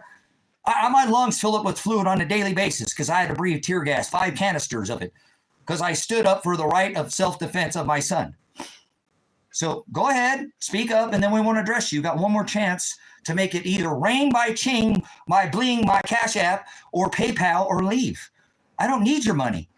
I don't want your time. You're wasting my time is actually what you're doing now. I'm a time waster. I'm a stealer of time. So I turn out to a time robber. I can normally stand there and had people in a sales thing. I'd never let anybody on my property. I can't believe I'm here talking to you. I just wrote you a check for $3,000. Can't, no. Oh, I'm going to take this to the bank. Can I go cash this right now? Okay, see, look at, there we go. You're an idiot. Where's my moderator? Where's my moderator? You can't even, you're a, what is Christ would call a brute beast, so I'll do it myself. Brutish in nature. You are an ass, meaning you are stubborn and you can't even, now you have a deaf ear. Okay, let's give him, he says 2 times, and brother, sister, that's it, or you're supposed to get him away. So I'm asking you how much income you made on your W-2 last year. Last chance, Justin. I shouldn't even give you 2 times, right? Yes, twice, and you already had your chance. So don't sup with vipers. Don't cash your pearls. Here we go, ching bling, pearls, huh? You got a pearl necklace there, carrying your little brooch, your chainmail purse. You have Benderfi as Justine or Justin. So give me your income on your W-2 or leave. If you say anything, you're disproving my point that you're a brute beast. Christ would call you brutish in nature. You're an ass. You're stubborn. You can't be learned. Maybe, or you didn't hear me, and I know you can hear me because I know you're hearing me. So put your income or leave. You don't have no more choices. You didn't make it rain in here. So I don't want your money. I want you to show everybody in the chat. Stop making it about you and me. Tell everybody what you made last year. Make it about you, Justin. You have the floor. Put your income in there, W-2 or leave. Now everybody's going to see whether you're an ass. Have an unwillingness to learn. That's stubborn. There's a difference between an idiot and an idiom. An idiot means you don't know. An ass means you've been unwillingness, like stubborn, like a mule, like a donkey. That's what you're acting like. So one more chance, Justin. You're interrupting the lesson. We'll make an example. This is why I suffer. You made $500,000. Oh, $500,000.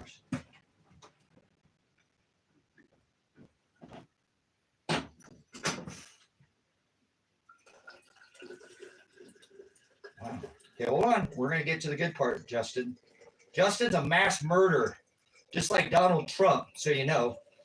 He's actually, maybe he's Paul. Maybe her father will show him the way to the gospel, through his heart. If I didn't call out to their hearts to seek after me, not one of them would, right?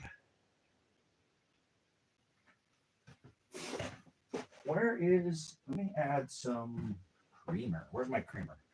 Oh, I got it over here. So you made you're saying you made $500,000 last year? So you paid W-2. How much did you pay in taxes? You want to disclose your tax bracket? Because if you made $500,000, you are what is called, let me guys introduce you to Paul. Oh, wait, no, it's Justin. Because Paul was a mass murderer. Justin Morris. I think that's his name. Let's put this guy on the screen and we'll call this guy out because this is what Father tells us to do. Rebuke evil. Justin, let's give him the attention. Justin in all capital letters because I'm sure his name is Corporation. So burn that flag, Vape King. I rebuke you. And USA #1, you're out of here. You've been in here before and I rebuke the United Corporation. So where's my moderator? Where's my moderator? I won't go for flag waving. And USA is the most disgusting, filthy corporation to ever walk this rock and funded with all the U.S. tax dollars in the last Ukrainian war, because we're going to make an example of Mr. Justin. Where did he go? Was it MORSE? On what this mass murder, MORSE. So we're going to put Justin Morris on MORSE. We're going to put this 500,000 K, and let's see if this guy is just some troll, or if he actually knows what the abyss, what the hell he's talking about, or if he's just some idiot who doesn't have any idea, who's like this idiot Dick's Enormous saying USA is number one, and this other idiot who's talking about this corporation. Then why are you saying to put me money on your PayPal? Because Father does it. Either make it rain or shut up in here now, Justin. Don't say anything else, or I will moderate. You're an idiot, unless you just like to sit down and take your roasting. You're a mass murderer. Justin is a mass murderer, brothers, sisters, and he did it by debt. He's mass murderer because I think his 500K, how much taxes does a person on 500K pay? Because your tax dollars, you're an idiot, paid to kill Ukrainian generation. You're an idiot. Leave there, troll. Anybody you type. We don't have any actual moderators in here. All right, let's put a 1 in the chat. How long have you been here? If we got a bunch of newbies, that's fine. So we'll just get okay, and I'll do some moderating myself. Goodbye, troll. Okay, so you told me, and I already have that up here with your $500,000. You can't even see what's right in front of you. So no, you're not out of here, Dick's Enormous, because you said USA is number one. So you're gone for a whole, don't come back for a whole 24 hours.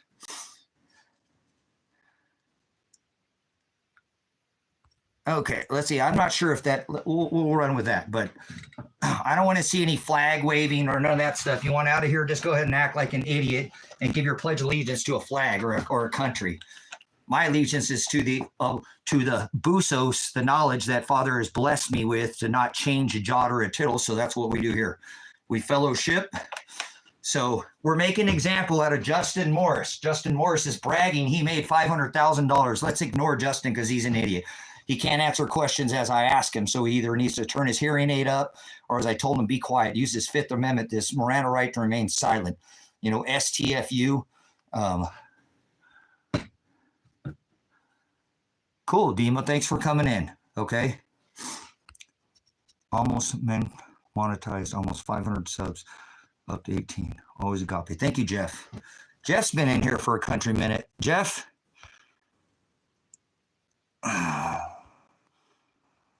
Thank you, Jeff, for your returning, and it's not just stroking my ear, okay? Justin, how much money did you get taxed on this $500,000? If you want to play conversation with me, go watch the SWAT raid. I can't get anybody to actually speak with me. Or you just some Memorex. How much taxes did you pay on your 500,000K? Tell me, because you're what is called a mass murderer. You don't know about the Ukrainian war, do you? Ukraine? Tell me about Ukraine. Right? Well, it's not the UK, right? We'll shorten it. Ukraine, right? Boom, Ukraine. No, don't move on. Shut up, Harry. Get out of here. Moderate. Hey, anybody now, Jeff, you've been in here for a minute. If like this kind of comment, if these people can't concentrate and have a problem and can't keep up, and they can't take a note, get them out of here. I don't care. Remember, I don't do this for these numbers. So 38%. Give me the dollar figure. Give me the dollar figure. What is that? Does anybody want to do the math? What is 38% of $500,000? Because what's the average income, in the U.S.? So obviously you've made more money. So you spent more money and you sent more money to Ukraine. And you're a mass murderer because you didn't kill probably just one person. Your tax dollars, your W-2, you idiot. You're an idiot. I rebuke you. I rebuke Justin Morris because his tax dollars pay 38% if he's telling the Aletheia truth. So what is 38% of $50,000 or $500,000? Somebody put it in the calculator. Let's see how much money that this man here sent to Ukraine to kill Ukrainian generation. He's so proud to be an American, to pay these W-2 tax dollars and give this to this corporation. I rebuke this Justin Morris with his own numbers. The war machine. I'm a veteran. I served these, 180 all countries and 1,000 military bases. Justin, good for you. This Ukrainian war, you're a mass murderer. Just like the president's the mass murderer in chief. Which one are you going to lick? Democrat or Republican? Red or blue lollipop? Getting tired of the donkey and the elephant? Try the lamb. Justin, you're a mass murderer. Just like Paul was a mass murderer. You paid and you got blood on your hands. You don't even know it. That's how much he paid to kill Ukrainian generation. Oh, Justin Morris comes in here and I made $500,000 and doesn't even realize he didn't even give it a vote on that $190K that spent to kill a whole Ukrainian generation. You proud of yourself there now, Justin? Your W-2 tax dollars, your slave labor, your bonds, and your, oh, no, wait, this funded war, straight funded. Remember how much did Biden? He gave over $300 billion to pull us out of there in 48 hours. You made $190,000 in murder. Yeah, I'm a veteran. So what? Who cares? I can't change my history, but you are so proud, and I'm not proud of it. Remember, I rebuke my tour of service. I end tour my service. I took an oath to the Constitution. You take an oath to your bond. You're a slave mass murderer to the system. You're straw man paid to enslave people. And if they enslaved you under this corporation, you pay to get cock rocked and eat an Oreo Big Bob cock meat sandwich there, Justin. You pay for your own ass raping and get face raped. And you pay for it in this corporation called America. Welcome to this non-constitutional republic, now a corporation. And you paid just to send your $190,000 to kill. Now, the average fighting age in Ukraine is 43 years old because the women get thrown in the meat grinder and the men get thrown in. Justin Morris spent $500 made and spent 38% the taxes to send over to kill Ukrainian. Justin is a mass murderer. And so are you. Your tax dollars went to go spend. Did you get a vote on that? Nope. It doesn't matter. You still have on your hands. You're a murderer and you are proud because your dollars, your W. I'm making an example of you, Justin. See what you did? You tripped on your own numbers, didn't you? This corporation is a war machine with 1,000 military bases. And since 1973, they made them pay with oil. What do you think they're doing over there in Ukraine? So, Justin, why don't you come out of her? Are you a mass murderer? I'm a mass murderer. I paid $190,000 to kill a Ukrainian generation. They don't even have enough soldiers over there. They're using drones. You got to pay for that drone technology, make more money next year there, Justin? Woo! Girl, don't go away mad, Justine. Girl, just go away. We've already made an example of how proud you are of your $500,000. You just let yourself be hung, huh? You fell into your own net, your own trap. The web, your W-2, you're a mass murderer, whether you say it, like it or not. You got blood on your hands. You killed a whole Ukrainian generation. Good for you. There you go. Justin Morris, send that money. Remember, Trump just sent another $1 billion. Remember how much money was sent to Iran and Israel? Remember, they tucked and scrapped the kids of America so they can transition, okay? Remember? And 500, did you get a vote on? You probably paid for that.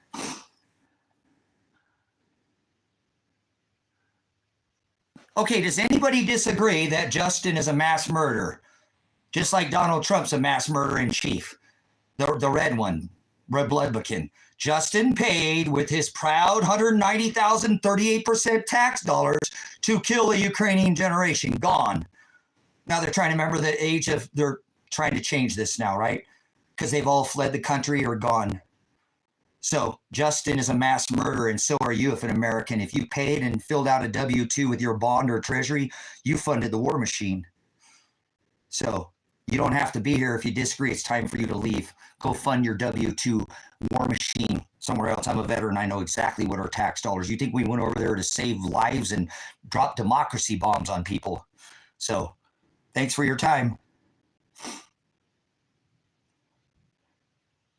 Justin, you feel proud? You still proud? See what these people do? Pride does this to people, brothers, sisters.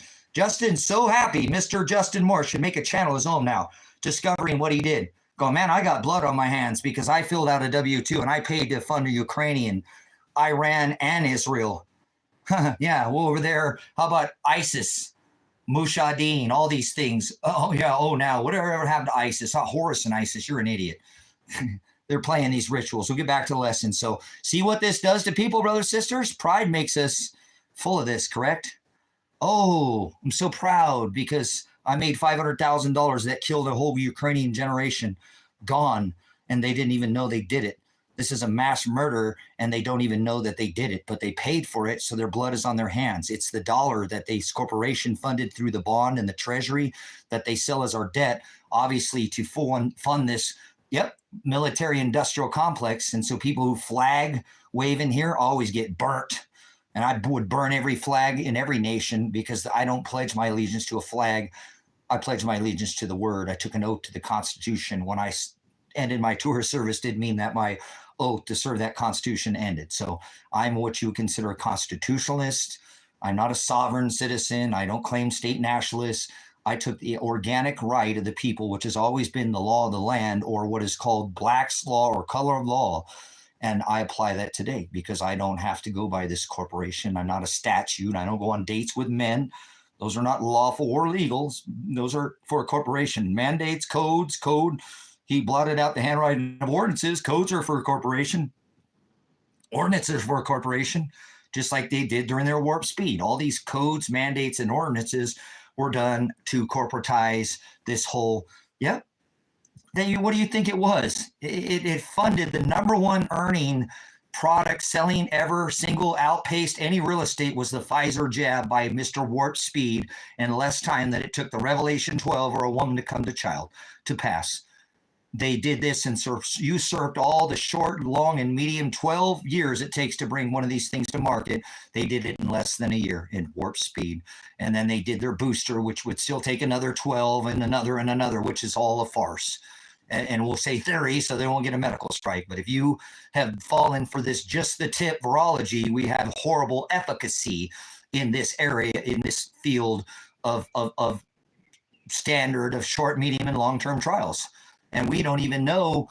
We're basing now just in the medium time because of the time of this sticker, Mr. Scratch and Sniff and I can't smell with the warp speed, Corona. Yeah, Mr. Bow to the Ultra Jabba created this Pfizer jab, the number one earnings in 2020 at the set of the reset of the age. They knew this. Agenda 2030 is not a thing, okay? Go see Adapt 2030. That's not about Agenda 2030. It was Agenda 2021, not 2030. We've already passed into that year one. 20 was zero. Year zero, I talked about this 10 years before on this channel of the reset. 19, 0, 20, 21, year one, 22, year two, 23, year three, 4, and now 5, the parable of the fig tree I give you of Jonah. Are you producing fruit? You're not. You've been falling for this warp speed. This man who created this booster in less time, again, that it takes a woman to come to child, they would pull this stuff off the market if there were 1 or 2 deaths. And nobody wants to talk about Justin Morris, who's pounding out $500,000, create $190,000 in taxable 38% income to feed the war machine. But I will.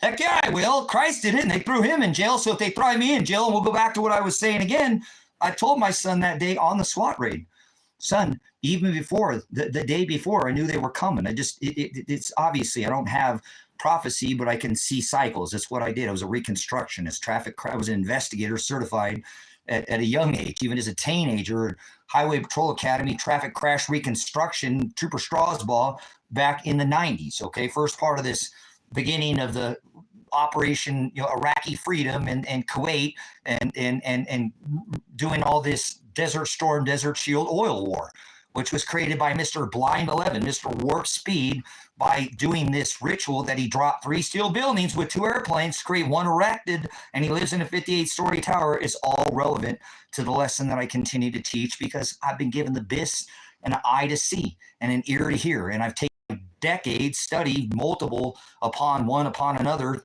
now 3+ decades to study this bis.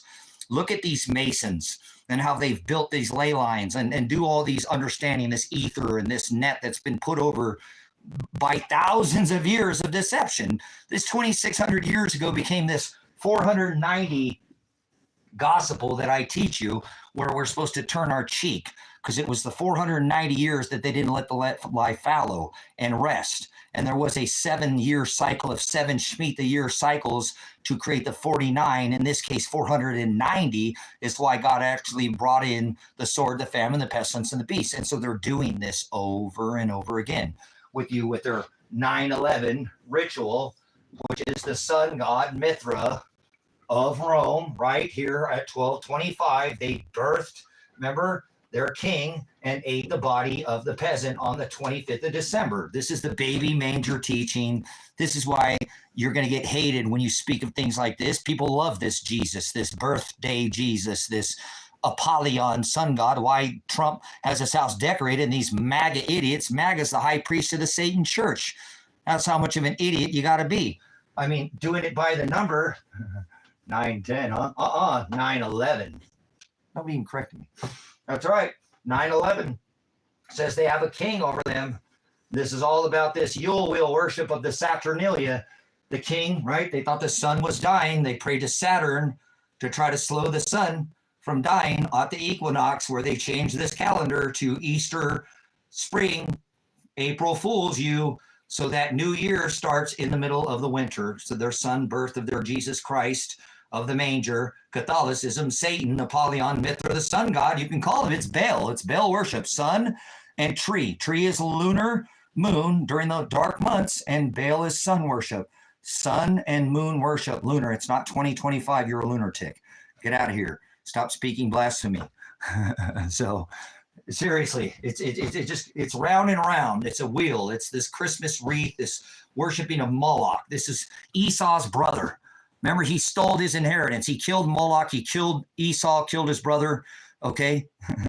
Satan, Apollyon, Nimrod. Hello. He has many names. Christ has more than one Shem, name, authority. Agape, he has one authority, right? Name is the word Shem. Ham, Shem, and Japheth. That was authority. That's what that meant. The middle born.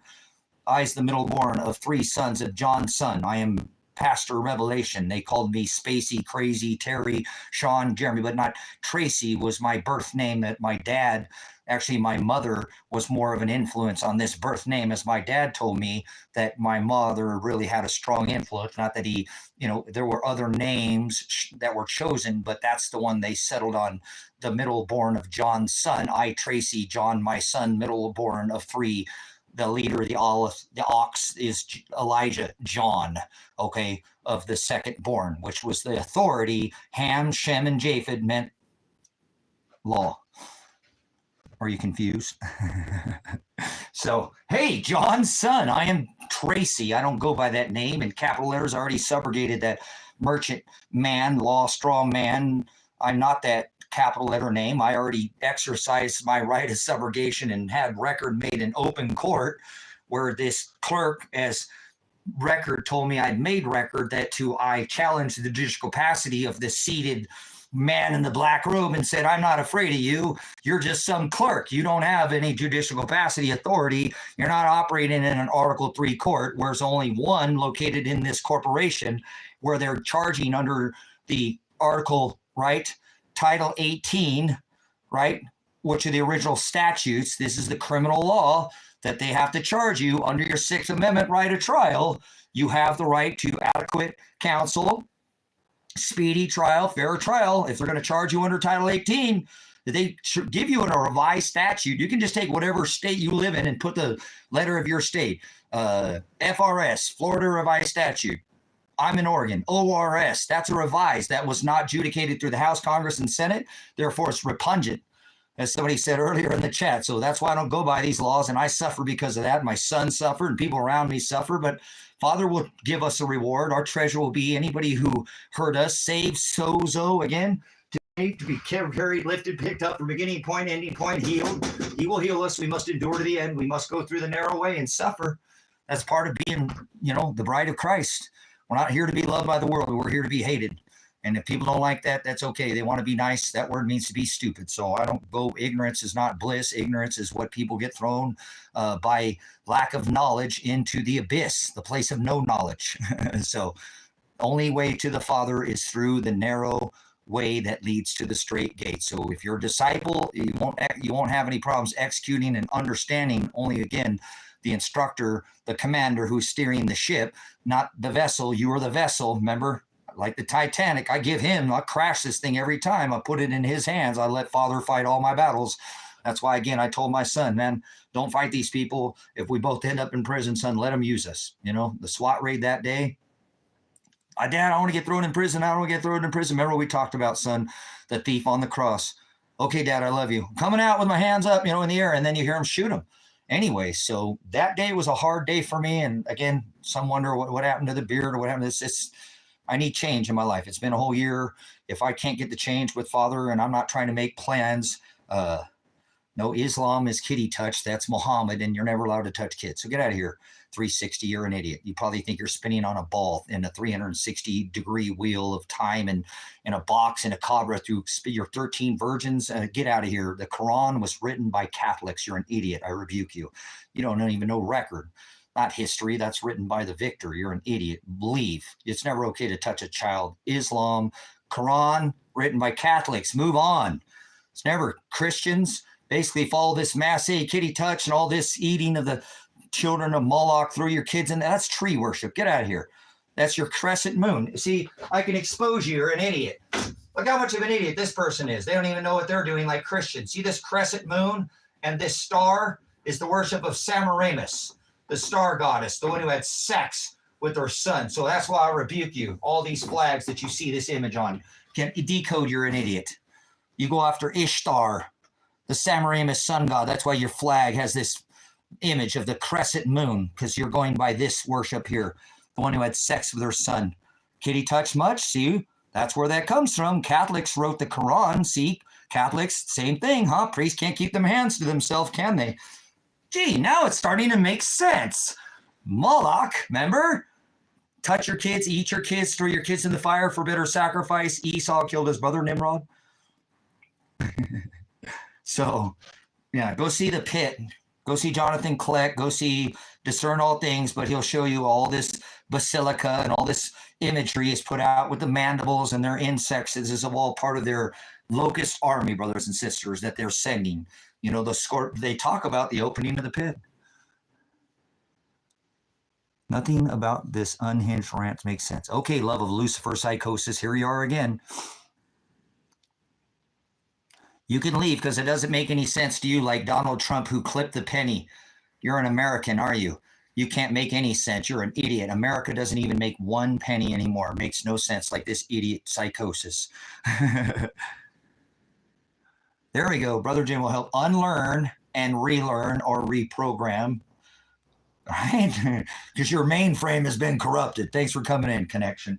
So thanks for putting that link in the chat there. But again, I want you to understand my actions that day were not of resistance. My son wasn't my daughter. So everything is going according to God the Father's will. My death is already written. I shouldn't be able to have speech.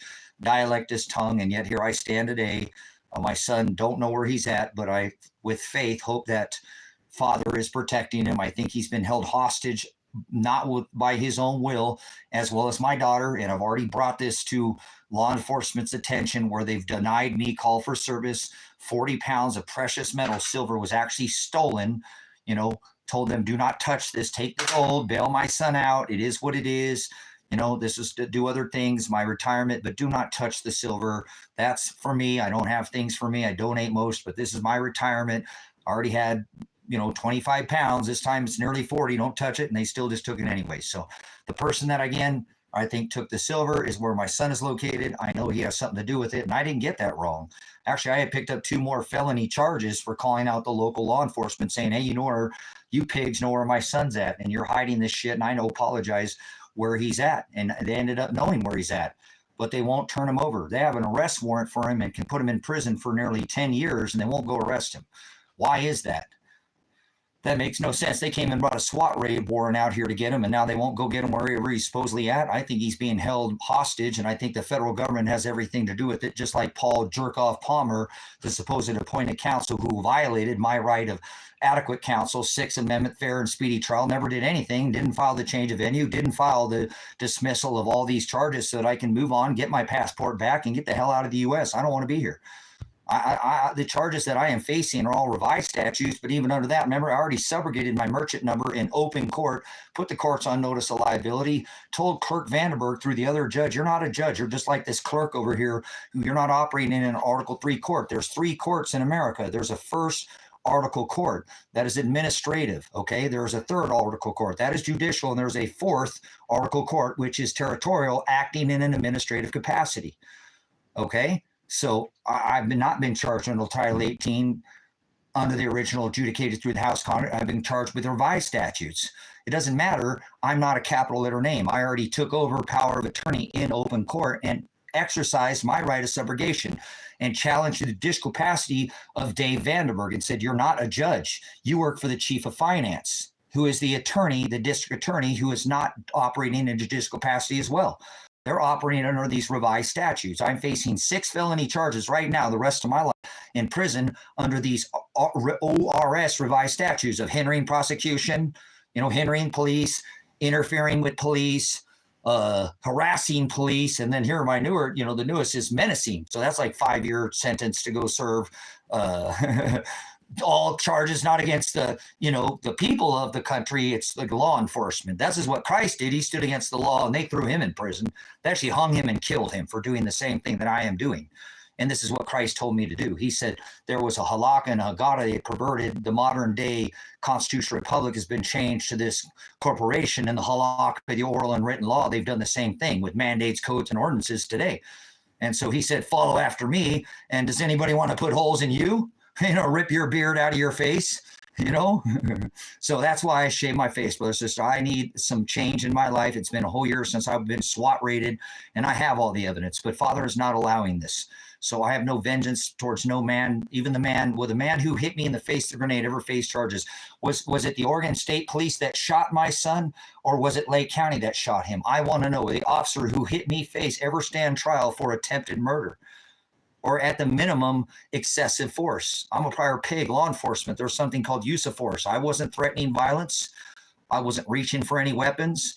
I was actually only checking on my son's well-being, and that was their force that they used excessive, obviously at the minimum excessive of attempted murder, to throw a grenade, hand grenade, and directly hit me, which this is not to meant like a smoke or tear gas is meant to be thrown into a room and fill the room with gas or smoke. A concussion flash grenade is meant to be thrown as well, not directly at someone. If that was the force necessary, I would have had been reaching for a weapon, communicating a threat, and did nothing of the sort. I only put my face up towards the door, leaned over to try to speak to my son to see if he was okay. Elijah, are you okay? Elijah, you okay? Elijah, and it was hand grenaded with a concussion grenade to the face. I am blessed to not even be able to speak. My ear canal should have been completely ruptured. I should have already been taken to the hospital and not taken to jail. Okay, the county jail, where they threw me in jail illegally for an extra week after my son's attorney co-counseling me, which is illegal, gets the case thrown out immediately.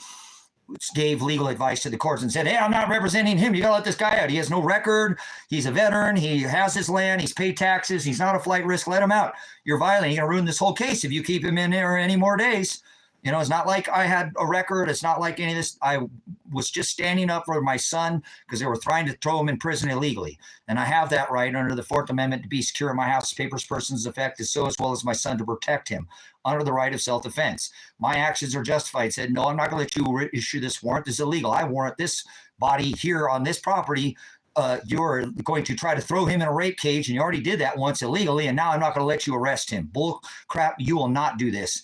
You're going to come through me. We're going to have a communication. We're going to have a talk about this. I already called the federal government about this town and this sheriff's office and the illegal doings with soliciting illegal things of illegal substances through the airport and through local seeing these cops hanging out at these illicit places where they move these illicit things for extended periods of time, either investigating or actually the recent cop retired because caught on the job with these illicit things that I've been saying for so long out here for 10 years that they tried to come out here and told me that the farmers were going to snipe me and that I was going to be dead 10 years ago. But here I still stand when they brought 25 plus men with the state police, 3 heavily armored vehicles plus, and came out here and SWAT raided me. Okay. Shot my son, kidnapped my daughter. And here I stand a year later with, again, excessive force, attempted murder, and not a single thing has been done about this case. That's a violation of my 6th Amendment, fair and speedy trial.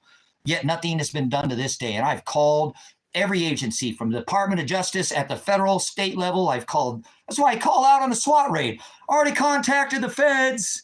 Already called the Department of Justice. Already called Tina Kotek, Kate Brown. Already called these offices because the state of Oregon got involved. And now this makes this a federal case because it was just me in this little teeny tiny town with these officers who were corrupt doing these things to not only my son, but other people, letting a rapist run around in the county for a whole year while my son sat in county jail.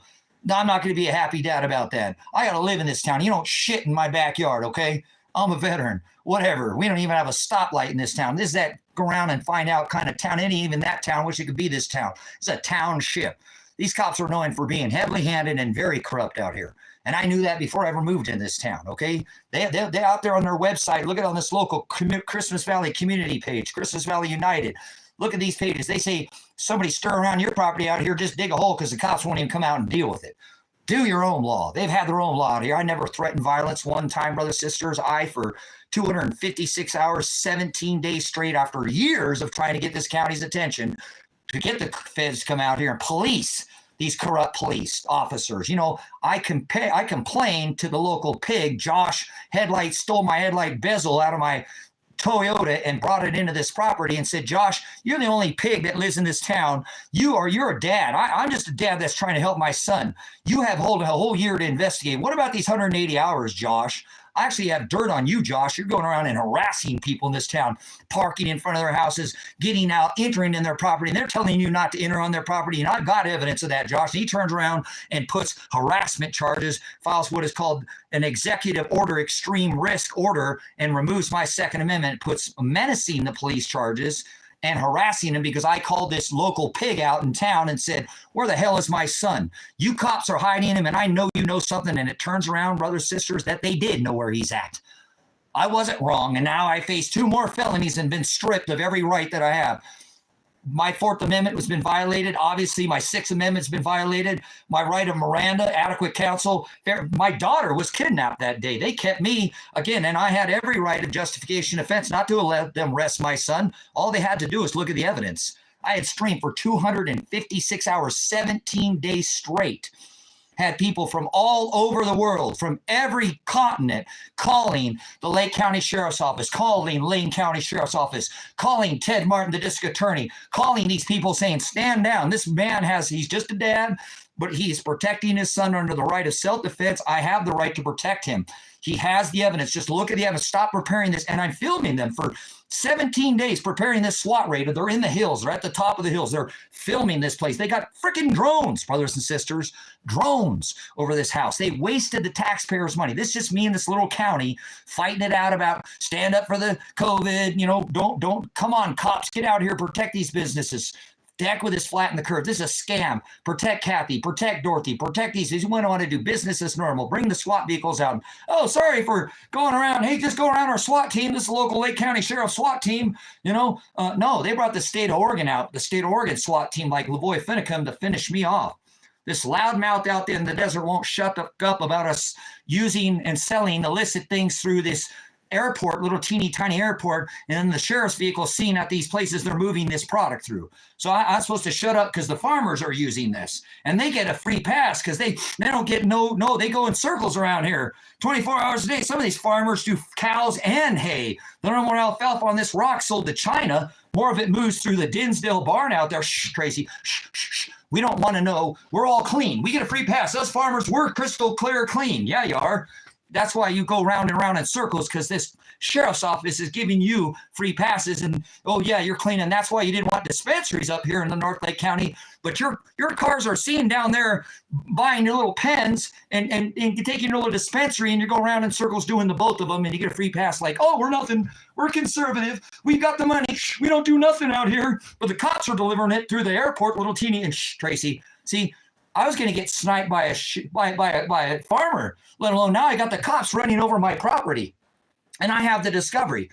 I did the forensic evidence on this. I did this for a living, traffic crash reconstruction. These idiot cops are so stupid out here to run over my freaking property.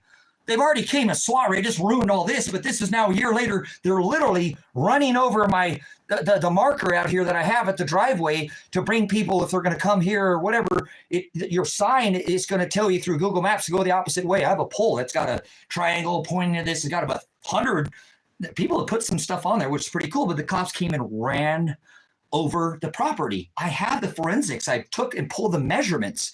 The 3 feet from the end of the tire to the pole means it had a actual push bar on it. Then I took the time, remember forensics, I did the OD, ID, inner dimension, outer dimension, like geometry. I did all the measurements. I didn't pull a drag factor, but you could see coming directly at the pole and knocking it over on purpose. This isn't the first time they did this, but this time actually had the documentation, and they drove right back like an arsonist to the scene of the crime. And then their prints are left there so I can pull the measurements, go, see guys, 67 inches, 5 feet. Here's the print. Here's the cop car. See, this is them doing it. And so who do you call when you have the local county sheriff menacing you, gang stalking you? And I know it was them because they had all these patrol vehicles in the area at the time. They know Taco Tuesday, I leave. It's kind of a regular thing. I go up to the town, if I do it, it's normally on Tuesday. And they go out and run over this. And I know that one cop must have had a drone out because he sat out there at the end of the driveway or the end of Old Lake Road in Oil Drive for, and I told Kevin about something about seeing something fly over the house. All right, said it to Kevin, and he'd seen all these cop cars. So I leave and come back and the pole's run over. Guys, I pulled the forensic evidence. It had to be them. And then I reported this to Paul Palmer, the supposed attorney in this case. He wouldn't even call the sheriff's office So this is what happens when you stand up against these pigs. They'll come and do things like this. They'll come run over your property. And who do you call? When the pigs are the one running over your property, who do you call? I called the attorney and said, hey, man, here's the evidence. He said, send it to me. He didn't do anything. Nothing.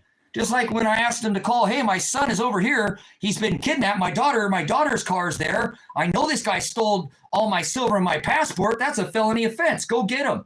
Go get my passport back. Go look through the Wolf Creek post office. See if this guy ever sent it. He didn't send shit. I want this taken care of. That's a felony.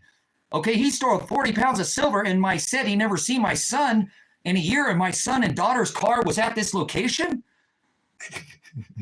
So that's right, Ephesians 6:12. Put on the whole armor of God.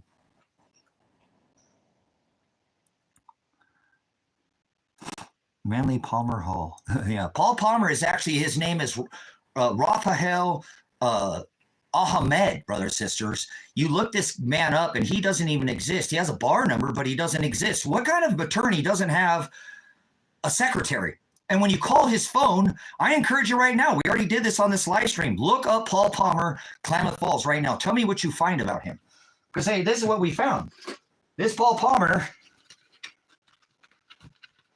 Where these? Hold on, I have that. We'll find it. I got it here somewhere. But anyways, his name comes up as this Ahmed. He has this very long name that doesn't, and he hasn't provided me any counsel. I told him immediately to file a change of venue because the state of Oregon gotten involved. This made it, if they were corrupt, excessive force, attempted murder, a kidnapping of my daughter, shot my son. This need to be looked at a federal level. And I had already called the feds to come in and exercise their investigation with this corrupt police department. These farmers, they get a pass. So I've suffered out here because of a long-standing 10 plus years of standing against the corruption in this town. And this is why I suffer, and my son has suffered. I've had, my homie Gene, his kid taken from him. I can actually know family law. I fought for 8 years in Lane County to get the right for my son to be in a better, situation. And so I know this family law. You don't take a child and remove them from their, custodial parent, the one who's providing them their normal, go to school here, have friends here, and just rip their life up and remove them and put them until you have what is either an emergency custody or the right to change that custody. You don't just interrupt a child. There has to be some kind of emergency. And normally this is done through, the parenting guideline and set up through the court so they can make sure that there's no variance, that the parents are doing exactly what it says in the order so that the judge can say, hey, you signed this and you said you'd agree to this, and now I'm enforcing this because now you're going against the court order, you're going against the judge. It's not because parents want to fight amongst each other, and that's not even what happened here. Gene actually let his son go see his mother, and she custodial interfered with the visitation, said, hey, you're not getting him back. So he went and contacted the Child Service Division, and they removed the child and gave him back to his dad. He didn't even have to let her. I looked at his parenting plan. I said, man, how do you have, well, he put in what is called a shared custody arrangement where he had the authority and she said it's okay because she left and said, okay. He said, okay, I can justify it. When you contact me, it wasn't like he didn't even have to give her that visitation. And actually his son came to me and says, I think my mom's not going to let me come back and I'm scared. And I told him, look, stop talking about these things. Those are adult things. I'll come with your dad if that's the case, and I'll come pick you up. Your mom's not going to steal you. He wanted to borrow a controller. I let him try to get his mind and said, look, you're talking about adult things, okay? Just go there and enjoy your mom. Enjoy the time. Your mom's not going to let's stop, please. You know what I'm saying? Would you worry about the things of going and playing with your friends over there? You're going to come back. It's not going to, and she ended up doing that. This child has obviously a strong intuition. And that's what ended up happening. So he had to go over, rely on me. I gave him the funding. So we go drive, across the state. And then he got child services. They came and removed the child and gave him back. He brought the child here. She filed in a court date. And then the Judge Vandenberg immediately, because my name was on the paperwork, when he came here during the SWAT raid, they pulled him over. So that's all it took for Gene to have his child taken away was my name brought up. You know what I'm saying? He didn't have anything to do. He came and brought me ice and some food because I was having to stand up, not a stand off. I wasn't letting them arrest my son. So when he left here that day, his name was put on the paperwork. So when she filed a court date over here, he went in and the judge immediately said, well, you custodial interfered with her visit. So I'm removing the child from you and now giving it to her. When he was that custody visit or parent visit, he didn't even have to give her legally. I'm like, dude, no, you got to have a parenting guideline. They either in this state, they either give one parent full legal custody, generally, which is every other weekend, which is horrible for a father. That doesn't allow a father or a mother. It doesn't matter who it happens. That is crap. Okay. Every other weekend, look how many hours they get to be. That's disgusting. But if you put in what is called a shared custody agreement or arrangement, this parenting guideline, they will sign off. And she did, not eliminating her right as a parent, removing her, revoking or removing her right as custodial or her right to even see the parent. She just chose to leave, and they made an agreement that he gets to appoint, because this is where he goes to school, if she gets a vacation or not and when. And I thought, well, that's a little odd, but they agreed and they both signed. And so the judge can enforce it once again. So that's why it was enforced. He went over there all the way across the state, got child services involved, and they took the child from her and said, look, this visit doesn't even, he was nice enough. You need to give him back. You've made it clear you're going to try to steal the child. You need to give the back child. So he drove the child back here. She set up a court date. And then here immediately, that just like when Kevin went to court, he was automatically guilty. He said that she was her custodial interfered. No, Gene custodial interfered with her visit when she the one was custodial interfered. And they immediately removed his child and put him with the mother. Dave Vandenberg should be removed from the bench as a family law practicing. That alone is not justification to remove. You either have to have emergency custody of the custodial primary caregiver of the child. This is where the child went to school. This is where the child is familiar with his friends. This is his normal setting. This is where his life is at. You don't just remove and rip a child. You have to have justification. They did that. Dave Vandenberg should be put in prison today. He should be locked up for the rest of his life. This man should never, ever practice family law. That is an apostasy. And I feel so hard in my heart dies knowing that this young man who I was able to, again, have a little bit of a relationship with his son, and his son is very unique. I always told Gene, hey, if you don't want him, man, he reminds me of me. I'll take him. I dig your kid. He's amazing. You guys think something, ain't nothing wrong with him. He is not special needs, but he is a child that obviously is not like most other children, So anyways, this is like I said, there's things that are done like this. Like Kevin, they pulled him for going 8 over the speed limit. Cars go 65 miles an hour down this, 25, 35 miles, 35, excuse me. And they pulled him over for 8 over. He wasn't, the cop even I did this for a living. I've run Doppler, radar, laser. I was a prior pig. So I knew I could get this cop to admit he wasn't even coming from the right direction when he was supposedly running this radar. And I got him to step on his own words. He actually leaned back in the chair. It's like, oh shit, I'm screwed. And come on, judge, save me. And he did. And actually asked to be removed because I knew Kevin was guilty. He'd already had a guilty verdict before he even walked in. Kevin had had a ticket in 20 years. He drove 1,400 miles or something to fight this ticket, which what an honorable man to do, to be given a guilty verdict. I actually asked Dave, I'm like, hey, I need to ask to be removed. I just get up and normally walk out, but can I leave? Because he's threatened to throw me in contempt of court because I, articulated. And then after that, he knew that I'd gotten this cop to say he wasn't even going the right direction, told Kevin that I can only answer yes or no questions. He can only ask me yes or no questions. And I can't articulate anymore. And I'm like, oh, well, I see where this is going. Can I be removed? I asked because I never asked. I even called him Your Honor, and I don't ever call him that because that whole I did. Kevin called him sir or something, and I kind of felt like, whatever. I got to play with this a little bit, Judge, because I've never called him Your Honor. I don't call him Your Honor because he's not honorable. He's a thug, and he should be put in prison immediately. What he did to my son with Ted Martin signing off on this SWAT warrant, YouTube, Predestined for Light, often Tracy, live streams from his Predestined for Light channel. It's monitored by law enforcement. They were watching the 256 hours of me pleading, don't arrest my son. I have all the evidence. He already did this. Now he did it once and he made him do it again. He did it again. And you're still trying to throw him in prison and he still has time to finish it. This is all illegal. You're attacking my son. They did this to Kevin. Guilty verdict. Gene, guilty. Removed his son from him, took his son, brothers, sisters. So the only thing that I have to fall back on right now is my faith, brothers, sisters, and that Gene has been, to even talk to me again is a blessing. Kevin, like again, how many miles did he drive to fight a ticket? Whether he was guilty or not, I feel blessed to know this man, that he at least went in there and tried. He drove all that way. Who in the hell would drive all that many miles, and that many hours or whatever to fight an 8 over ticket? It's bullshit. It's crap. What they did is they targeted Kevin because they're pissed at me once again. So this whole case, apologize for the lesson, but this is what ends up happening for a man that, stands up and won't go with this corporate bullcrap, unconstitutional, repugnant law that they're enforcing on the nations right now, or the nation or the state, nation of all these divided states. They're not united. There's no 2 states that are alike. Come on, people from Oregon aren't like people from Texas.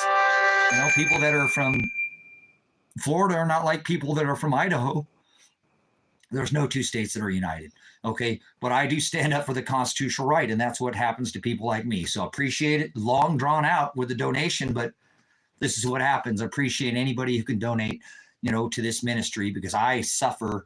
My son suffers and everybody around me. And if I didn't even have, last time they threw me in jail, I had to bail myself out, $4,000 cash, gone. My son, all my gone. And my silver got 40 pounds of silver, gone. Last time was 25, this time 40 pounds. My passport, I can't even get my passport back. That's a felony offense for this man to have my passport. I tell him, hey, my son is here. I think he's been kidnapped. This guy said I can come bring my son there and hide him from the law. And he has gold mines he can hide in. I think he's hiding my son. I think he's hiding my daughter. I found her car there. He said he didn't even talk to either of them. What the hell is my daughter's car doing there? I call the attorney. He calls there and they won't even give him the transcripts. The attorney, Paul Palmer, jerk off hand job, gave me a hand job Palmer. That's all I got from him was a big reach around. No gasoline, no Vaseline. I didn't even get a jerk off. The guy said did nothing legally for me at all. I immediately told him in Lakeview that day after I was released from jail after the 4,000, file a change of venue.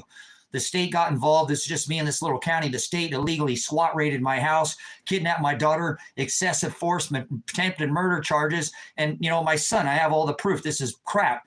He calls the Josephine County where I say my son's at, and they won't even give him the transcripts. I don't believe Paul Palmer, the jerk off. That's what happened. But when I called there and said, hey, my son has probably been kidnapped. He might be dead. My daughter, this guy said he didn't have or know either of them or talk to him. He knows of them, but hasn't talked to him since, my time of arrest. They're refusing my phone calls and find out that my daughter's car's there. This guy's kidnapped my daughter. Something's going on with this guy. And I call Josephine County and they tell me, hey, you're breaking the no contact order. If we go there and contact your son to do a welfare check, you have now broken the third party contact because don't contact us to do your dirty work, Tracy. Like what? How the hell is that? You know what I'm saying? How's that possible? You're threatening me. I know my son could be dead. My daughter's car's there. This guy said he didn't talk to him and now their cars are there. Go check on it. I don't care about the money. Actually worried about you guys going and did what you already did and shooting him. You already shot him once. And now it wasn't you, Josephine County, but the state of Oregon or Lake County. I don't feel comfortable with contacting you, but I have to do something because my fucking daughter's car is there. And I didn't cuss, but I apologize. This is my daughter. She's been caught in this crap since the beginning. They've dropped her charges, and now she's missing again. And I contact Josephine County in Oregon and say, my son's there. My 40 pounds of silver, this guy's lying. I don't think he even bailed my son out with the gold. He probably had the cash and just kept all of it. Went, holy crap, and it's kept all of it. My passport was in there. He said he had it. He said he sent it in the mail. He didn't send it. That's why I asked him, do an investigation. Contact Wolf Creek. It's a little tiny post office. During this time, you're never going to see him deliver this package or bring this passport. That's a felony offense. I'm concerned for my son's well-being. I need you to go check and see if he's there. My daughter's car's there. He's fully didn't talk to either. What the hell is going on? My son buys the car from him that he said he'd never even talked to him. So he'd had contact with both my son and daughter and said that he had it. That's a kidnapping potential. I can hide your son and bring him down here and bring Adriana down here and they can make $300 a day in the gold mines. No, Marshall, I'm not bringing him there. We have all the proof. I'm not hiding him. He's come to the property and I'm keeping him here. They want to arrest him, so be it. We're going to have to go through the process. That's right. It's all God. That's right. So hallelujah. I'm 100% with you on that. Father is writing all this. I can't change anything. I'm not. I don't want to. I want Father to do this in his time. He's creator of all things. So when Father will unleash these chains and my son and my daughter, it will all come to pass. I might not ever see my son ever again, brothers, sisters. At right now, I can't even have contact with him or my daughter.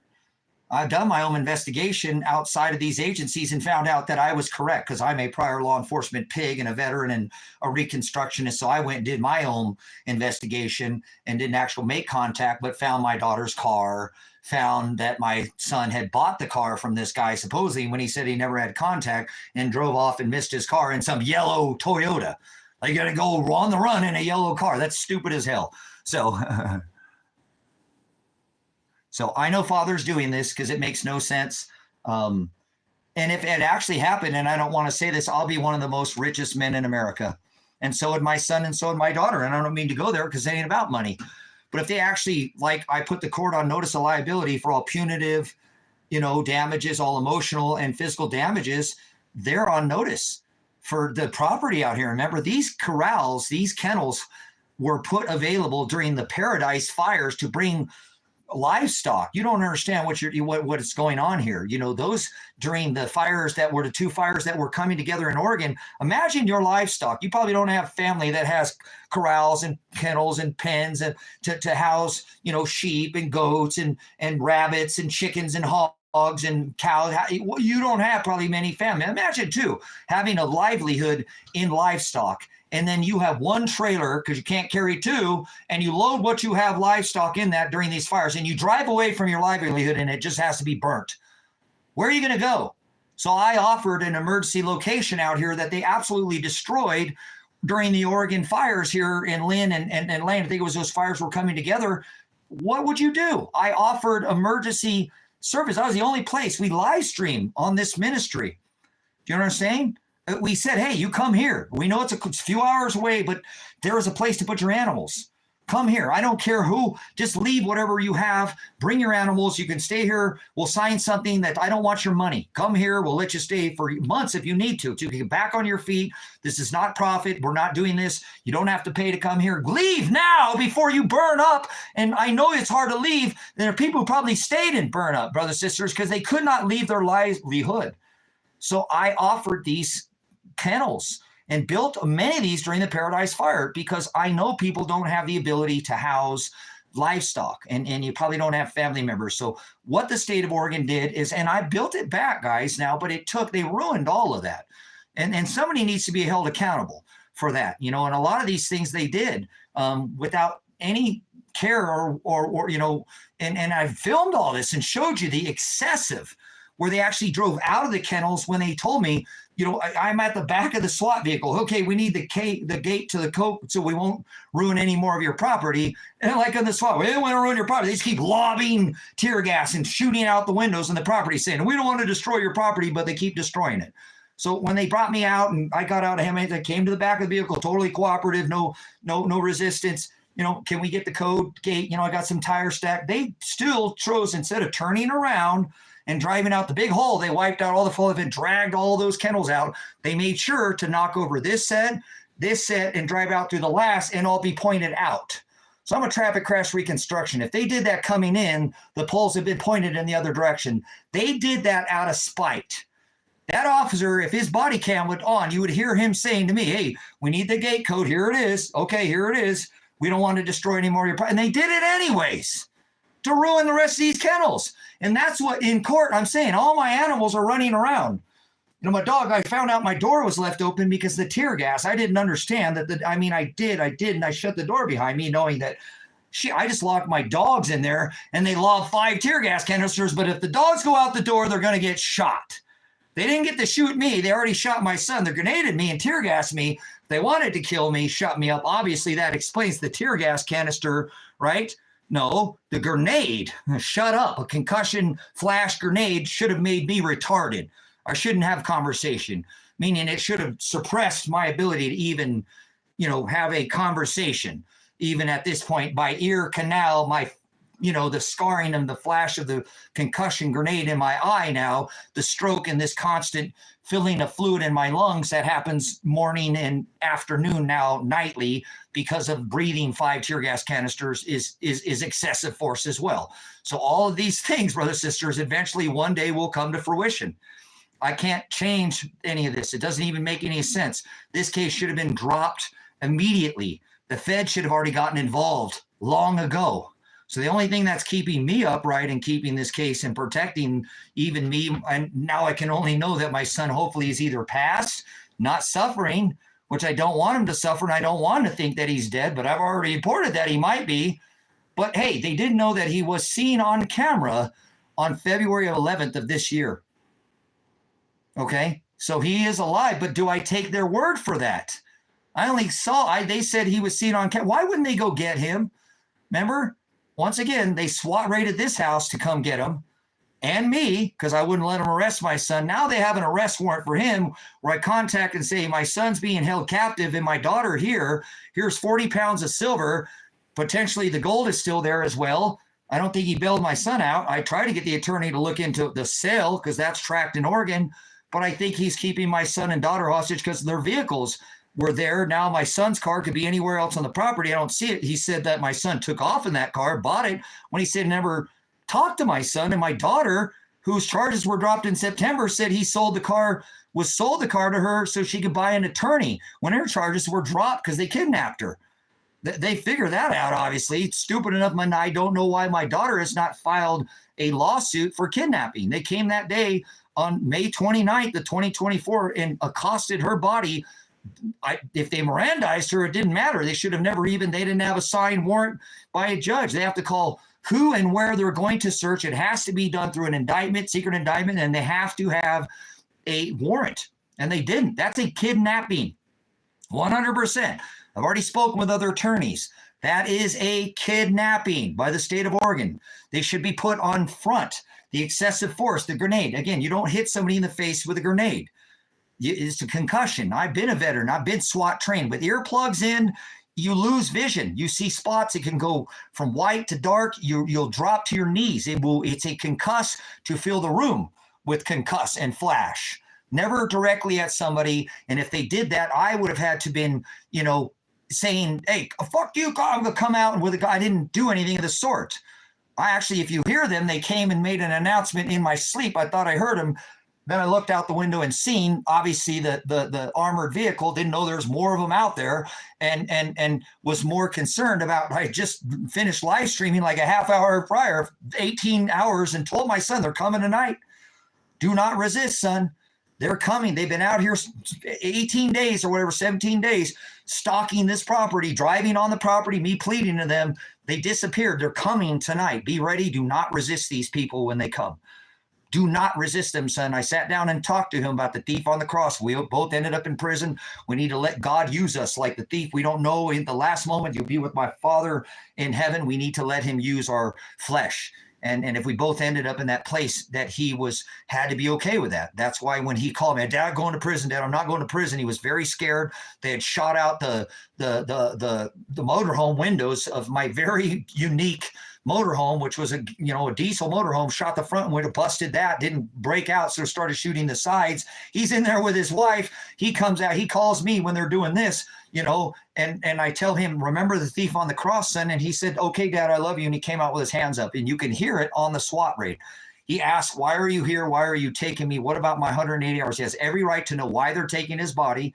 Again, I've even had attorneys look at these, not resisting. He has his hands in the air. I'm pleading them. Guys, he's coming out. He's got his hands, he's coming out peacefully, and you hear them shoot him anyway. He says, what now? He's cooperating, and he's trying to, what direction that he's supposed to go. And you can see me, I'm talking, and they shoot him anyways. They shoot him anyways, brother. Listen, it's unbelievable what was done to him. His body has suffered. My daughter's body accosted. They arrested her without warrant. That's illegal. So many things were done that day that don't follow the proper. When you come onto somebody's property, you have to perform this search warrant properly, and they didn't perform any of it in the necessary and proper fashion. They actually went straight to excessive force, attempted murder, when at 45 seconds after putting my face to the door and leaning it, you can hear it a little bit. The door's not open. I've just pushed on it. You can hear that kind of the crack in the door. I do have a metal screen against my face. Elijah, are you okay? That officer threw that grenade where it hit right in my face, and you can see the whole concussion. That's why I have this big, dust and sand and hair in my vision. I have to look past every day and have a hard time struggling with the chat. And, it's because my vision has been maimed. They marred my retina and burnt it with the flash concussion. And with no ear plugs in, I don't know how I hear like a robot is all I can tell you in this ear. Don't know how he got it. Sometimes I'm always asking, what'd you say? Huh? What'd you say? And I don't like that. With Kevin, I get frustrated. He must get frustrated because I catch part of it. And then this wall takes over, and then I miss part of it. It's like when I read, I can't read the end of the whatever a penny anymore to even see the date, because there's this big line in that last number. So I can't tell if it's an 82 or whatever. My vision has been permanently marred, scarred for life. I can probably never, maybe some kind of surgery, LASIK. I don't know. I've had people look at it and tell me, you need to go to a doctor. You have suffered a concussion since 45 seconds and you never even been to a doctor. And it's been a year later, and I have suffered, respiratory problems, a stroke, gosh, I had the viewers bring it to my attention. I tried to hide what had happened out here. And they're like, Tracy, Pastor, your face is like, well, it's like, what happened? We looked at the video and all of a sudden your eye is drooping and your whole face is, well, I suffered a stroke out here, brothers and sisters. And I didn't want to bring in the ministry, but it's now started to come back up after nearly a year, but it was so obvious that I didn't want to involve this with this respiratory thing that I have nightly and in the morning, where my lungs fill up with fluid. And I have this coughing attack that I have to get this. It's clear, so it's good, but it's a fluid that fills up, because I know like one tear gas canister, brothers and sisters, is excessive, okay? Let alone to launch 5 of them in here to try to get me frustrated, disoriented, come out with a weapon and kill me. And I know that people might not want to hear that, but that was their obvious intention, to either make me never speak again, make me mentally retarded or not have the ability to communicate. That explains the grenade to the face. and the excessive force or kill me dead. Because I've been pointing out the corruption of the law enforcement, the corruption of the parole and probation office, the corruption now even of the state of Oregon, to bring 20 plus men armed to the teeth without ever looking into my son's hours of his community service. I guarantee you to this day, if you independently did an investigation, any of these thug SWAT pigs from the state of Oregon, and asked them about Elijah's 180 hours. Get out of here, child. I already went to bed and woke up. Move on, okay? I had my rest for the day. I'm back at it. I did 5 hours till 2 in the morning. Started back up when it doesn't matter. Move along. So anyways, this, again, my brothers, sisters, my daughter came out. I was telling her, go peacefully, do not resist. My son did not resist. I didn't resist. And they still used excessive force. They still shot out all the front windows of the cabin. They still tossed 5 tear. I was pleading. I have animals in here. You know, Juniper was in here. She had little baby kittens that had to breathe that tear gas. This is my dog, Tango, had to be taken out of here because his coughing fits that he was having. It took him weeks, from what I was told, to get over this, cough that he had, from breathing this tear gas. Pants, Yotter boy, had to stay here the whole time and with the door open and keep the kitties. He actually herded the kitties so that none of the kitties got out the door. What an amazing dog Bone is. And he suffered too, because actually when Marshall, this just horrible man who kept my dog from me, and he had 10 or 11 ticks in his face when I picked him up. His whole tail looked like somebody took a torch and burned his tail and then stripped off all the blisters. So it was that red, shiny, glossy, his whole chest was covered in this. I don't know what the hell it was. It was like a tar or something. This guy took horrible care of my dog. When I pleaded to him, please give me my dog back. I know he would have problems, but I've got this place cleaned out. I have this other dog that's never been away from him, his brother. Please. I mean, they've never been apart. He's struggling. I'm struggling. I need my dog. I think I wouldn't even give my dog back for months and months on end. Oh, he loves it here. There's water. Look, I understand, but I need, this dog suffering. It's not just me. I could use my dog back as well. He's kind of a, I need to lean on him like a service dog. I really need, I thought when I was in jail, I'd come out and I have my animals, but it is what it is. Please let me get my dog back. And I pleaded for months to get my dog. This guy's the same guy that wouldn't, who supposedly has hid my son or nothing about this guy's even right. His name is Marshall Radonich John Finn. He's a snitch. He must be involved with the feds or something that has to be with Marshall, that they've got something on him, because when I called Josephine County, they didn't want to get involved in this case. When there is 40 pounds of silver sitting there, which is a call for service, to deny me call for service is illegal. I said my passport was there, that this man did not send my passport. I have proof that he said he had it, okay? So I know you can go to Wolf Creek. You're not going to see him send it. That's a felony offense, a federal offense, to hold or steal my passport. And I said, go get this. And I said, hey, now look, my son is there. So I'm trying to get you to understand. I don't want you guys to go shoot him again. Okay, you already did once, and I don't even want to make this call, but after speaking with the attorney, I need to make this call. I think this man has kidnapped my son and my daughter because their car and his car was there and now gone or somewhere. But this makes no sense, because this guy said he didn't talk to my son or daughter, and yet he has their vehicles. I need you to go find out if he's killed my son or not. And that's when they said, oh, well, does he have a warrant for his arrest? I said, so they said, oh, well, your son's been seen on camera as recently as February of 11th here in Josephine County. Well, if you got a warrant for his arrest and he skipped his trial, then why don't you go arrest him? See, that's what I was saying. Okay, go arrest him, but please be ginger with him. We need to get this process. I don't want to turn my damn son in, but we'll figure it out. He should have been at his trial. You guys say he went missing in September, but I have him in open court in October. On court record, over the phone, he appears by phone, and they say he went missing in September. October, he was on the phone. I got a summons to his trial in November for a December trial. If he went missing in September, why would you give me an appearance, a notice to appear for his trial in November if he went missing back here?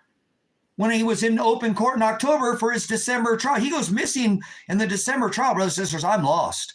I'm like, oh, I'm going to finally get to see my son. I want to say, hey, son, they're going to lock you up and railroad you, but Dad's still on this. I'm still working on it, man. Remember, I'll put a bunch of money on your books. You can do this. You know, I'll feel you could get top ramen, get a TV, do this on your head. As soon as dad's case is cleared, your charges will be expunged.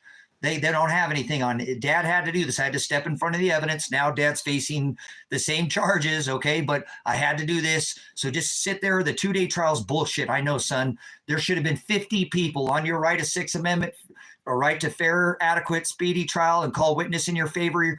That list of 50 people weren't called. So we'll go back. Dad will make sure on his trial that those 50 people get called. And as soon as they see John, as soon as they see Ryan Solberg say, you could have got off probation at 17 months if I could have just paid the $47,000, and they actually call Lake County Probation Office, me calling Lake County Probation at 5 months going, hey, I just spoke with Elijah's attorney, John Caligo. He wants me to document all this. He's leaving to go over there. We need all the records to make sure this goes smoothly. He did all his community service hours, correct? I'm his dad, and I can't give you all the file. He can't give me all the file, but I need to make sure by his attorney that he wants this document. This phone call exists. This one phone call would have prevented a SWAT raid. This is why the state of Oregon will be put on trial. Hopefully one day the man who grenaded me to the face will go on trial for excessive force or attempted murder. I'd like to know, was it the state of Oregon that shot my son today or that day, May 29th of 2024, or was it the Lake County Sheriff's Office that shot my son? I didn't know. Imagine having to be a dad, hearing your son shot and then just shut the door again. Already been grenaded to the face, shut the door. Yeah, when I went back out that door again, I thought, oh crap, man, I'm definitely gonna lose my. Hey, you guys aren't gonna shoot me, are you? I got to document this for the stream, right? Please don't shoot me. Don't shoot me, guys. All right, and I'm not, I'm like, hey, because I want the live stream. I'm all live in this. If they shoot me, they said they were gonna shoot me. If they would have shoot me, you would have seen it.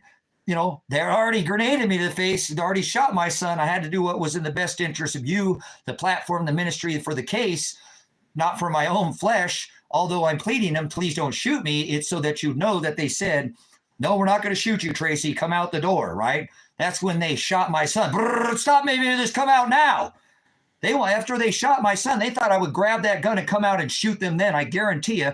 And if you look at it, that's probably why he didn't get shot, and they must have shot over his body. Marshall told me he was shot in the chest, okay? But I know I saw my son in jail through that little flap. I could only barely see. He was only back by the door, but I know that there was people there because they threw him in the tank with everybody else. They had apparently put me in with Wayne, the guy, the hardened criminal or whatever. And then one guy, he got taken out. I got put in. He's like, yeah, your son wasn't eating. And he was kind of, being quiet in there. And it was real hard to believe his charges that he was talking about because, but then we started listening and wow, this is incredible. The guy's like, yeah, they can't keep you in here for more than a week, man. Your dad, your son said that you're a veteran and and you're not, you don't have a record. And you're just standing up for him. And they still kept me for a whole week, brothers and sisters. They extra illegally, but I was able to bail my son out after day 9 by taking the gold that I had saved and traded and worked so hard for and my silver, and actually told this marshal, a supposed friend of mine, a supposed friend of my son, to go bail him out. I'm tired of hearing this. You're going to bail him out the first day and you've got this money that you're playing games. How much you got? His bail's like $13,000. Okay. It's, you've got $4,500. That's not, I just go take the money and get him out of here now. I already know. I heard he was suffering. I didn't know where he was shot. I just didn't want him in that jail cell. He had already served a whole year in that stinking county, and he should have been there. He should have never gone in Lane County when they put him in jail for 3 days illegally, never violated his probation in 42 months. One call at 5 months could have been taking care of the whole case. I call Lake County Probation and Parole and say, I'm making sure I document my son's hours. Yes, Mr. Werner, he has completed all his road crew hours. I said, no, we need to get a copy of this. This is what we're documenting this. I'm a prior law enforcement. Let me put you on hold. He came back. I went and checked the computer. He has no more hours. He's completed all this. So that could have prevented the SWAT raid. So will the state of Oregon be put on trial? Will the federal government ever get involved? Because you hear on the SWAT raid that I call out to the federal government that I've already called the DOJ. I've already called the FBI. I already called the CIA. I already called all these alphabet soup agencies and reported this corrupt law enforcement sheriff's office out here. I remember when my son was first arrested, John Caligo, his attorney, criminal attorney, said, tell your son to sit in there and be quiet, shut up. If he was in any other county, I'd have him out of jail right now, but they do whatever the fuck they want out there, Tracy, in that county. They're Billy Bob and they got their own law out there. I'm like, oh crap, man. All right, John, so This is all documented. I documented for 257 hours for 18, 17 days or something before they SWAT raided the house with all the evidence on this same whiteboard, flipped the other way, but it was still there. And instead, they just chose to use excessive force. So either I'm going to be one of the richest men on this rock where I wanted to donate all this to the ministry, or I'm going to spend the rest of my life in prison.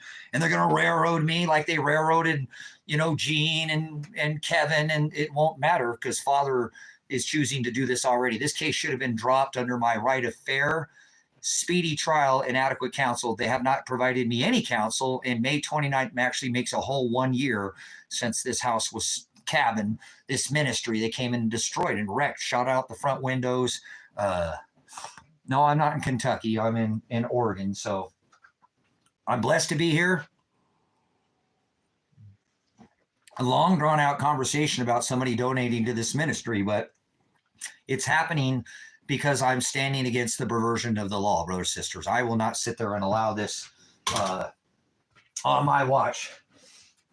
Let me see if we can get a little light on this subject here. We get this to stick here. We might be able to put a little light here.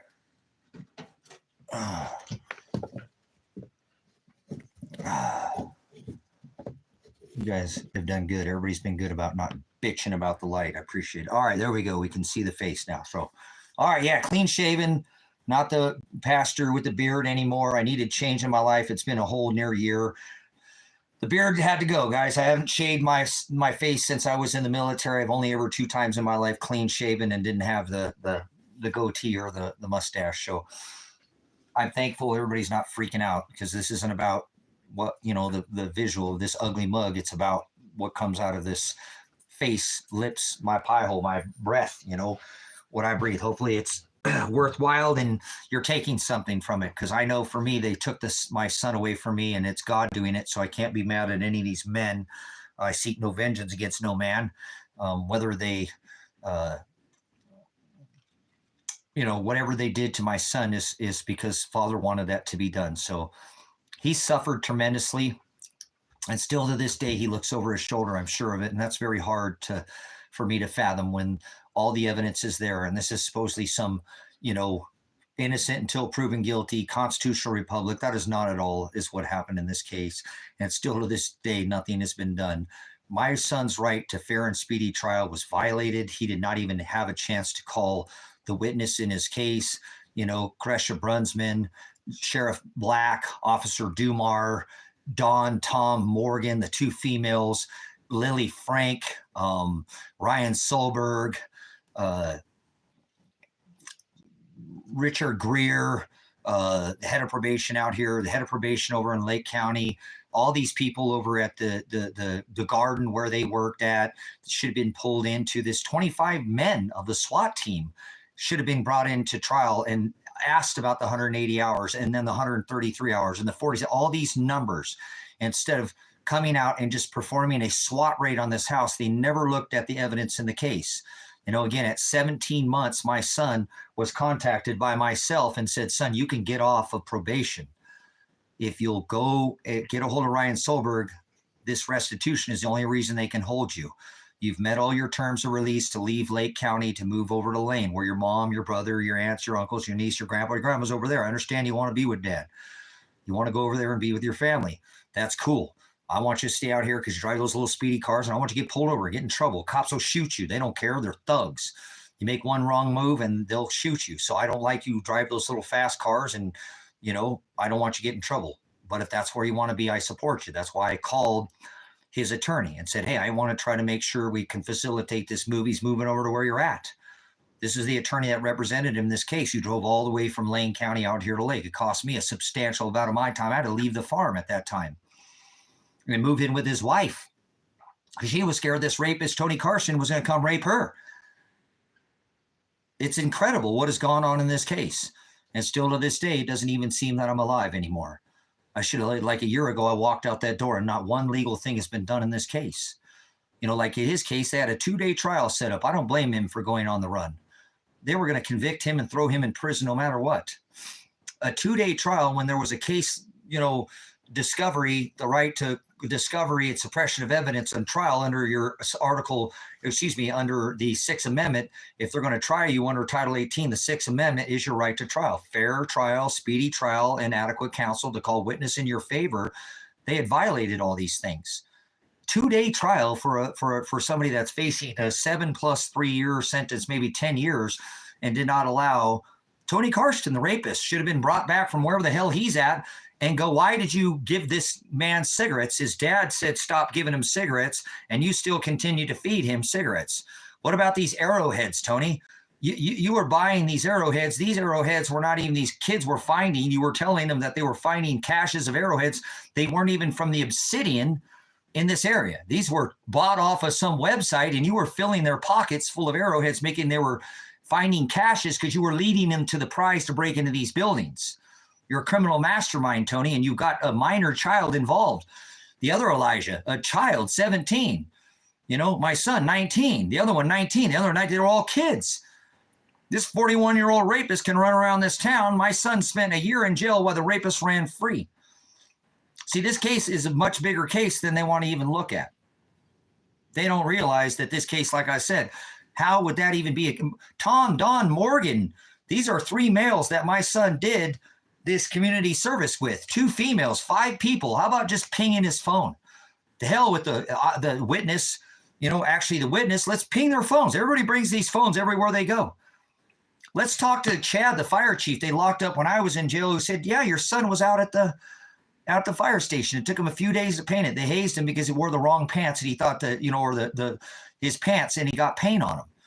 And they were giving him a hard time. Their country out here, and they thought he was going to the dunes. He called me, Dad, I'm raking the same spot here at the fairgrounds.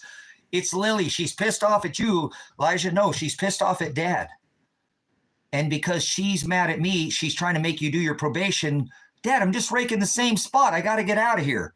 Well, son, you got to do what you're told and get the hell out of here.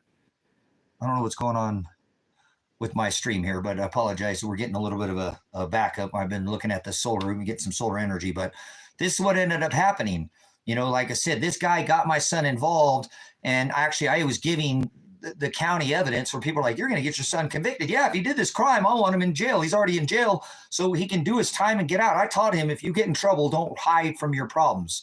You just make them worse. So if he did it, he did it. I actually want, not unjudicial bias. There's a bias. My son's sitting in jail, and this rapist is running around town. And before that, I didn't even know he's a rapist. He was buying my son cigarettes, and I didn't want him around him because I found out he was a felon. He was out over at the probation office to get this guy away from my son. He's buying my son cigarettes. He's buying this minor child cigarettes. Get him away from me. He's a felon. I don't want him around. I didn't know he was a rapist at the time. So I went and contacted the parole office, and Lily Franken said, get this man away from my son. Come to find out, if you run his record, Tony Karsten, he raped a Hispanic woman high on methamphetamines and robbed her in Texas. He did a 25-year conviction. He did 13 years and released into this county under a contract to pay this poor county to keep him here. That's why he can go out and commit crimes, get these other children involved, and they never convict him, which he never received a conviction. Okay, but all the minor child, 17, 19, the one just turned from 19 to 20, all received convictions. To this day, the rapist has not been charged. That should make your blood boil, okay? So, no, it didn't have anything to do with that. So, anyways, the channel had been unshadow banned now for, I don't know, a couple months, but it's okay. We're still getting some, it is what it is. So, but it is definitely released out of the prison that we were held in. And in 3 months, we made nearly 18,000 subscribers, and we sat for nearly 3 years at that same number. So just recently we went from that 18 to 20, and that only happened because they unshadow banned this. So I don't know why. All glory to Father, all glory to Shiloh.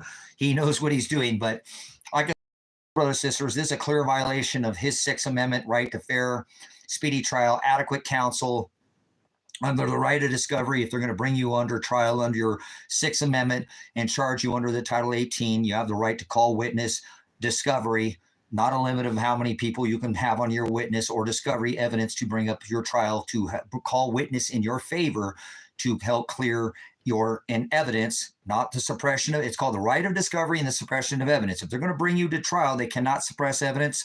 That's why you get to see all of co-defendants, my son. I should have been afforded all my son's evidence, all my daughter's evidence, and that's why I know there's no warrant that exists with Adriana Massey's name on it. Therefore, that was a actual kidnapping. And one day the state of Oregon will be held accountable for kidnapping my daughter. I really wish somebody would reach out to Adriana Massey, wherever she's at. I don't know where she's at, and tell her to go get a civil lawsuit, because the civil attorney will drop that case. They dropped her case back in September, all charges against her. They had her for felony interfering with a peace officer, felony hindering prosecution, 2 felonies, and a misdemeanor Class C felony, or I believe Class A felony of criminal conspiracy. But they dropped her charges in September. Okay, so obviously this county figured out, oh crap, we made a huge mistake, and they still have not dropped my son's charges or my charges, because they think they can go after me and continue to, I believe they have kidnapped. I believe at this point in time, Marshall Radinich is involved with the federal government, and so is Paul Palmer. I called him out as this fake attorney who, you look up his name, who does not have a secretary, or when you call his phone, it goes to a voicemail. This is the counsel that they have appointed for me to try to defend me, who has never filed for the change of venue or filed the motions to dismiss all charges and drop the no contact order between me, my daughter, and my son. They said they know where he's at, but they won't get him. Why? They have potentially a 10-year contract prison. If they'll just bring him in, they can charge him, bring him in, and they're not doing that. Why? They know where he's at, because I don't think that my son is even alive. If he is, it's that the feds have him, and I don't know how they've held this against him, because he was seen on camera. But is that the truth? That's why I had my attorney call to get this discovery. If you got him on camera, why didn't you follow him to his location? I gave them the location of where he's at. It said, please don't go kill him. You already shot him once, but as his dad, I'm concerned for my daughter and my son's well-being. I think this man kidnapped him. He's not being truthful. He's lying. He's got my passport. That's a felony. Go out there for call for service. Instead, they threatened me and said, if we go out there and do a welfare check, when we contact him, since you're not allowed to have contact, you broke your third party no contact order, we can charge you with breaking your no. I'm like, dude, what? It blew me out of the water. I called the attorney. He said, Tracy, they can't do that to you. That's illegal. They denied you call for service. You called for a welfare check of your son's well-being because you think he was dead or kidnapped. You have a felony passport there. That's a federal offense, federal felony, if he's holding it. And there's 40 pounds of silver. That's obviously a substantial amount of money that he took from you, and you have proof that he had it, and then he said he didn't. That should be a call for service. And I was denied. When Paul Palmer, the jerk-off hand job, that's all he did, so I call him Paul Palmer, didn't do anything for me. He said he called the Josephine County Sheriff's Office, and they wouldn't give him the transcripts to the phone. They wouldn't give him the CAD. They wouldn't give him the call log. That's illegal. Why didn't Paul call the federal government right there? This county is not cooperating. This guy's son is there. He's proven, he's given me all the discovery. He's got 40 pounds of silver, and there's a federal offense of a passport being held. We need an investigation to see if this man sent his passport out at Wolf Creek. It's a tiny little post office. It'd be easy to go through the camera. Okay, it's not very hard. Plus the 40 pounds of silver. We need to go out there. His son, we've got a 7-year prison sentence on this man with warrant. They asked me, does your son have a warrant? Yes, he does. Well, he's been seen as recently as February, I think they said 27th. The day doesn't matter. In February of this year. They know where he's at on camera, but they're not going to follow him home and go pick up. What the hell is going on here, brothers and sisters? Remember, they said he went missing in September, but he was in court over the phone in October. I was summoned in November to his trial in December. Why the hell would they give me a summons? What the heck is going on here? This case is unbelievable. It is unfathomable what has happened. It's only by the grace of Father that they can even get up every day and stand here. And why are you doing this? Well, nobody's going to advocate for Elijah Werner. Okay, if he was guilty, do the time. That's why I said to the first time in this, here, they all smoke this cigarette like they're a hippie. They pass it around like a joint. This guy's buying them cigarettes. I already told him I don't want around him. So if my son was at the scene of these crimes, get his DNA off this cigarette and keep him in jail. I don't want him out of jail. I want equal justice, not this. This is bias. You got the rapist running around the county, and my son is sitting in county jail for nearly a year. What is going on here? 5 guys all involved in the same exact crime of theft, breaking into unoccupied trailers that have been abandoned for years out here, and a house way out by the dump. I've never been out there. That this rapist told these children, 17, 19, 19, just turned 20. Oh, this guy was a pedophile, and he got busted by the county, and his house has been abandoned for years. So get it, boys. Go get it. Leading them with pockets full of arrowheads that not even from the area.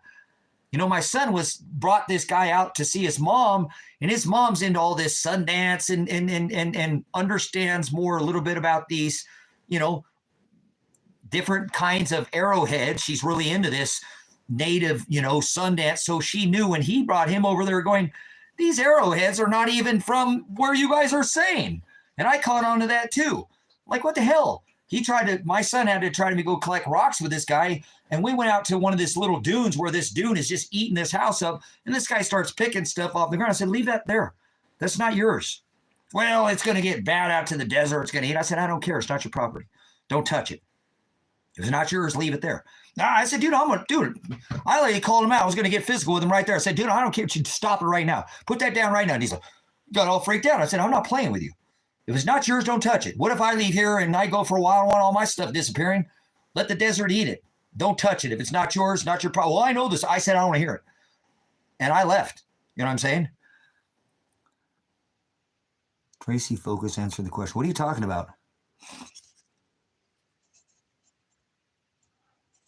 The trailer crime. No, go back, and that's it, done in the old live stream. I've already been with Mike Miller and the yellow pancake out in the desert. So you can go find, you're an idiot. You can go do all your research on it, and then go open the file, find the discovery, and then you could actually do some more research so you know what the abyss you're talking about, what the hell you're talking about. It's all done on this live stream. I don't run from that. So, but I'm going to get, you don't have any idea what you're talking about. This is another case where, don't call me pal. Stop talking. I rebuke you. Mike Miller is an informant who obviously, I'm not hiding for something. Go look at the damn lie. Go look at his breaking news. I got hit in the head with a tire iron. I got hit in the head with a tent peg. A guy can't even keep his story straight. You don't know what the hell you're talking about. So please go somewhere else. So I don't have to worry about that. It's all behind me. All those charges were expunged. That's something that's been dealt with because of my adequacy pointing out Vale Uranium One. Do you know anything about that? Yellow Pancake, Putin, Vladimir Putin, Hillary Clinton Foundation.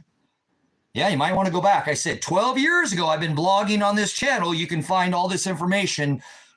Unity, Baker County, Mulhern County. Oh, yeah. Huh. There's more to this story that you ain't even looked into. So go do your own investigation. You can find out the government is very aware of who I am. And I will not stop defending this constitutional republic. You can't sell, weapons. Great. The largest, careful here to Vladimir and me shut up about it. Okay. Scrape in this desert. What the hell is this? They ain't building condos out here. What the hell is going on? Dad, don't go over there. Mulhern County. Not hard to figure out. You're an idiot. So yeah, drink your Kool-Aid and slam your hopium with Mr. Warp Speed, right? So, but anyways, brothers, sisters, this is where I'm at. Like I said, I wanted to give you an update on what's going on here. Again, why I'm doing what I'm doing out here, and give you an idea, of what it is that the ministry has been put through here, that just destroyed by the state police. They didn't care that I'm a pastor and that this ministry was providing a safe haven for my son, a sanctuary, a place where he could not be prosecuted illegally. And I had that right to always protect him, protect myself, and protect you. I stand up for the right of the people. I stand for the right of the Constitution. I always have had the right under the Fourth Amendment to protect myself, to be secure in my houses, papers, persons, and effects, my animals. Okay. So I can protect that. And I can use my First Amendment right to do that. Under the Constitution, Congress shall establish no law prohibiting the exercise of free speech, of the press, of religion, the right to peacefully assemble, redress grievances. That's all I was doing, communicating, even on the SWAT raid. You hear me? Communicate with me, guys. Talk to me. I want somebody to tell me about these 180 hours. So Tony Karsten, never charged, never went to jail. Elijah, my son, the other Elijah, Tyler, all these, one was a minor child. They all received convictions. Why did the rapist never receive a charge? Because he was a mastermind, a criminal mastermind that obviously was very well versed in how to take these kids, younger minors, and entice them with empty, spaces. And then, these places have been abandoned, and then go into them with their last final break-in before he turns them all in, and they flip on each other and says, well, this was some, pedophile, and it got left here, and he's been in jail and left, so you can go get all these weapons that were stored in my son's shed that he said, I don't know, prove it. They never did come up with any DNA. And I gave him the cigarette butt and said, if my son was there at the scene of the crime, convict his ass. I don't want him out of jail. I've always taught him, if you do the crime, do the time. So here's a cigarette butt. I already came to the probation office and get this. I actually found out that he was a rapist and ripped my son's ass. I almost got shot by his neighbor. By my son's neighbor, an old man, a very old man, came out with a gun, and you better not, and down there, because I'm screaming at my son, you better get this rapist out of my house. Not my house, but my daughter's house. Okay, I got this property, which is near impossible to get for you, and now you're out hanging out away from her, and now got this rapist. You got these other kids living in your house. I've talked to them. They seem respectable. But what the hell are you doing with this rapist? He didn't know he was a rapist.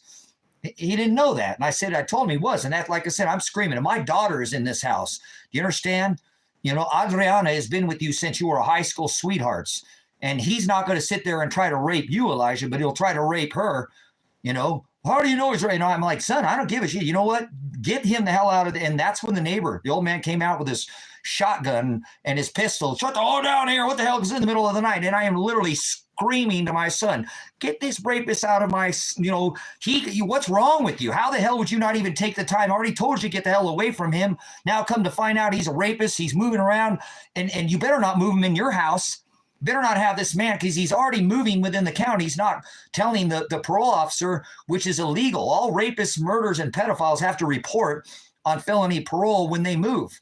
This is why I brought to Lily Frank and said, how the hell is this guy moving within the county? I've actually known that this house that he's hanging out is a known methamphetamine house. I don't want my son around that crap. My son doesn't like that. And so she starts piss testing my son. He doesn't have charges of drug charges. Starts piss testing him. Where he pissed and doesn't piss for methamphetamines, but this guy can be moving around within the county and hanging out in these illicit places where these known activities are going on and nothing's done to him. He never received a conviction. Why has Tony Karsten never been, when I got the discovery from my son's attorney, John Caligo, I have Tony Karsten, the rapist, saying he's there at the scene of one of these break-ins to an empty little trailer that had been sitting abandoned for years, and they're going in through the little flap or the little vent, and he's there. That's an accomplice. I went straight and said, Lily Frank, revoke this man's parole and send him back to prison immediately. You let him run around for a year. See, Lily Frank should be put in prison. She let that rapist run around for a whole year of my son Satin County. None of the other guys went to jail. Not Tony, not Elijah, not Tyler, not Joey, not the one with the little foot, but none of them. They're convictions, but the rapist never served a day in jail or received a conviction. How in the hell is that possible? This is called corruption, brothers and sisters. You think this is happening just here? This is happening throughout the United States. This isn't the only county where the poorest counties receive felons, rapists, murderers, and pedophiles to fund their poorest counties. Normally, a person like me, they'll just shut up pretty quickly, threaten me that the cops are going to come, whatever. They're running over my property. I have the evidence, the actual, discovery. I pull the forensic evidence that the cops are literally destroying my properties. Who the do you call when the cops are coming out and literally gang stalking you, running over you, physically damaging your property, and they drive right back to the scene of a crime like an arsonist and park their vehicle out there? These people are absolute thugs. And have been threatening me since for more than a decade with their farmers and their sniper rifles and their threats because I hold protest against their police department. I have the right to redress grievances. I had that right during the COVID. Peacefully assemble. I did it. I held a protest against the sheriff's office, tell them to get off their ass and start protecting the business. Bring the SWAT teams out, bring their patrol vehicles. Oh, go around the SWAT vehicle. We're doing business as normal. No flatten the curve 2 week. No, we're not doing that. No, business as usual here. That's all I was asking them to assert their authority, the elected sheriff to come out, Michael Taylor, and to run off this OSHA and tell them to get the out of here. We're not doing that, flatten the curve. We're going to be the only county in all of the United States to do it. But the hell, we're doing it. So Kathy had a bunch of balls and did it. She stood up. Actually, Dorothy, she was she had the OLCC, the Oregon license that does the commission for the liquor license. The Oregon State bar, has that license. She could have lost it. And she really, because the bar was a big part of her lodge out here at the Sandlot Lounge. And she lost that. She probably never been able to recover. This is the second time they're going to flatten the curve. The cafe, the owners, they tried, they just couldn't. But it was Kathy who said, all right, let's do this, Tracy. Let's go ahead and we'll keep the business open. And I have to fall back on you. What you said is going to happen. She was afraid to be arrested. I said, look, they're not going to arrest you. All they can do is issue a notice to appear in front of a magistrate. That's the law, okay? And this is OSHA. We're not talking about like the Bundy standoff where at the wildlife refuge, a different standoff. Remember at the bridge, okay? The elected sheriff, remember Lavoy Finicum going to see the sheriff. They didn't want that. The elected sheriff told the feds to get the out of here and leave that day on the bridge. And they had to leave because the elected sheriff is, remember, the seated sheriff of your county has more authority than the federal government. We saw that during the Bundys, where they came out. They're fronting as gold miners. I mean, as cattle ranchers, but it's all about mineral rights, whether you understand what they're doing. Same thing with the Hammonds. They front as ranchers, and they scrape the yellow pancake off the land out here. So it is what it is. You can think what you want and hear the stories on the news, but there's always something else going. Like a drug dealer is going to open up maybe a cleaners, and you're going to get your little package in your coat or something, and you get the right number and the little tag, and that's what they do. They run a front as cattle ranchers, but remember, that was about gold and gold mining and cows that got buried. And remember, they wrestled those cows with helicopters. It's a good front, brothers and sisters, but let's get back to what was happening. The Fed came out. They set up on the bridge. They had all their thugs out there in their clown suits, and then the elected sheriff told them, kick rocks, get out of here. You don't have any authority, leave now. And they had to leave. So that's what I was asking Michael Puke Taylor, thug pig, elected seated Lake County sheriff, to get off his ass and get his deputies out here and get them to protect these businesses, because we weren't going to flatten the curve, stand on the X, go inside, restrict the clamshells and to-go boxes. We weren't going to do it. And so she had a lot of audacity and a lot of nerve to stand up to this. And so I tried to get the sheriff to come out and protect the businesses. They never wanted to have even one conversation with me. I, for years, asked Michael Taylor to come out and investigate his crushed police department, his deputies. Actually, during the COVID, I said, get off your ass and bring these SWAT vehicles out here, bring these deputies out here and protect these freaking businesses. This is your job. You're supposed to be serving our community. This is a scam. Look up a virus. It's not alive. You're an idiot. Do you know anything about autoimmunity? Stop it. I'm a veteran. I wore a mask. You didn't have to. You're making these people stand on an X, shut their business. I assured Kathy, all they're going to do, Kathy, is issue a notice of appear in front of the magistrate. You're not going to go to jail. If we can't get these elected sheriffs to come out and even have a conversation with us, we'll hold a protest. We'll hold it right across in your parking lot, right across from the police station. And if they don't do anything now, I'll figure something else out, Kathy. I actually put out a meme, because I was the meme master during the COVID. Breaking news, cooperation, small town sheriff in cooperation with local business runs off OSHA. And everybody in this town took it as truth. It was a meme, you idiots. Oh my God. I got to call a couple calls. People come up, Tracy, the elected sheriff is pissed. They're pissed. The sheriff's office is pissed at you. What's up? That meme you put out? People think it's real. They really think that OSHA got run off, and now they have to make a decision on whether they're going to stand with Kathy's businesses or not. The business out here in this community. And you really have forced them to drive all the way to the southern portion of the county and have a meeting. And we're at the bastard in the northern portion. And they're going to have to, that's like an hour and a half. There's like a 3-hour drive there and back to make a ruling on whether they're going to stand with the businesses or not. And guess what, brothers and sisters? The pigs elected sheriffs decided not to stand with Kathy's business. They stood down. They're thugs and they're failures. There's not one good cop in America because they failed the American public. They're supposed to be pointing out and enforcing constitutional law, but they're not anyways. This is all crimes of commerce, and these are the ones that are supposed to be protecting us. The federal government was put there to protect the right of the people, not make laws. You're just an idiot. You don't know how this structure works with the Constitution. But anyways, I stand for the Constitution. I have the right to address grievances, peacefully assemble. And that's all I was doing with the elected sheriff, was saying, get off your ass, protect these businesses. We don't want to flatten the curve. We don't want to stand on the X. We don't want to do this nonsense. And so I assured Kathy again, after that meme, they got all pissed off, and I got a call going, hey, and people say, look, dude, Tracy, you've done pissed off the sheriff. You've got to have to stop doing this. They're going to arrest you, Tracy. You're going to get charged. This is a national emergency. I said, this ain't no national emergency. Shut the hell up. This is a scam. I held protests against Kate Brown. I issued my own flags. I drew my own imagery. I brought out when we had a meeting. We had a city council member. We had a prayer before the protests. It was very well organized. Very well organized. And it was a very large showing for this small, teeny, tiny town to stand with the businesses. And the elected sheriff and all the sheriffs are failures. There's not one good sheriff in this county. There's not one good sheriff in the nation. There's not one good deputy. There's a thug gang. And when I was a pig law enforcement officer, the definition of a gang was a heavily armed group of thugs going around and harassing the general public, extorting them for their money, all wearing the same color. Thin blue line. They're freaking thugs, okay? And if they would have stood up against this fake national emergency, because it was done at a state level.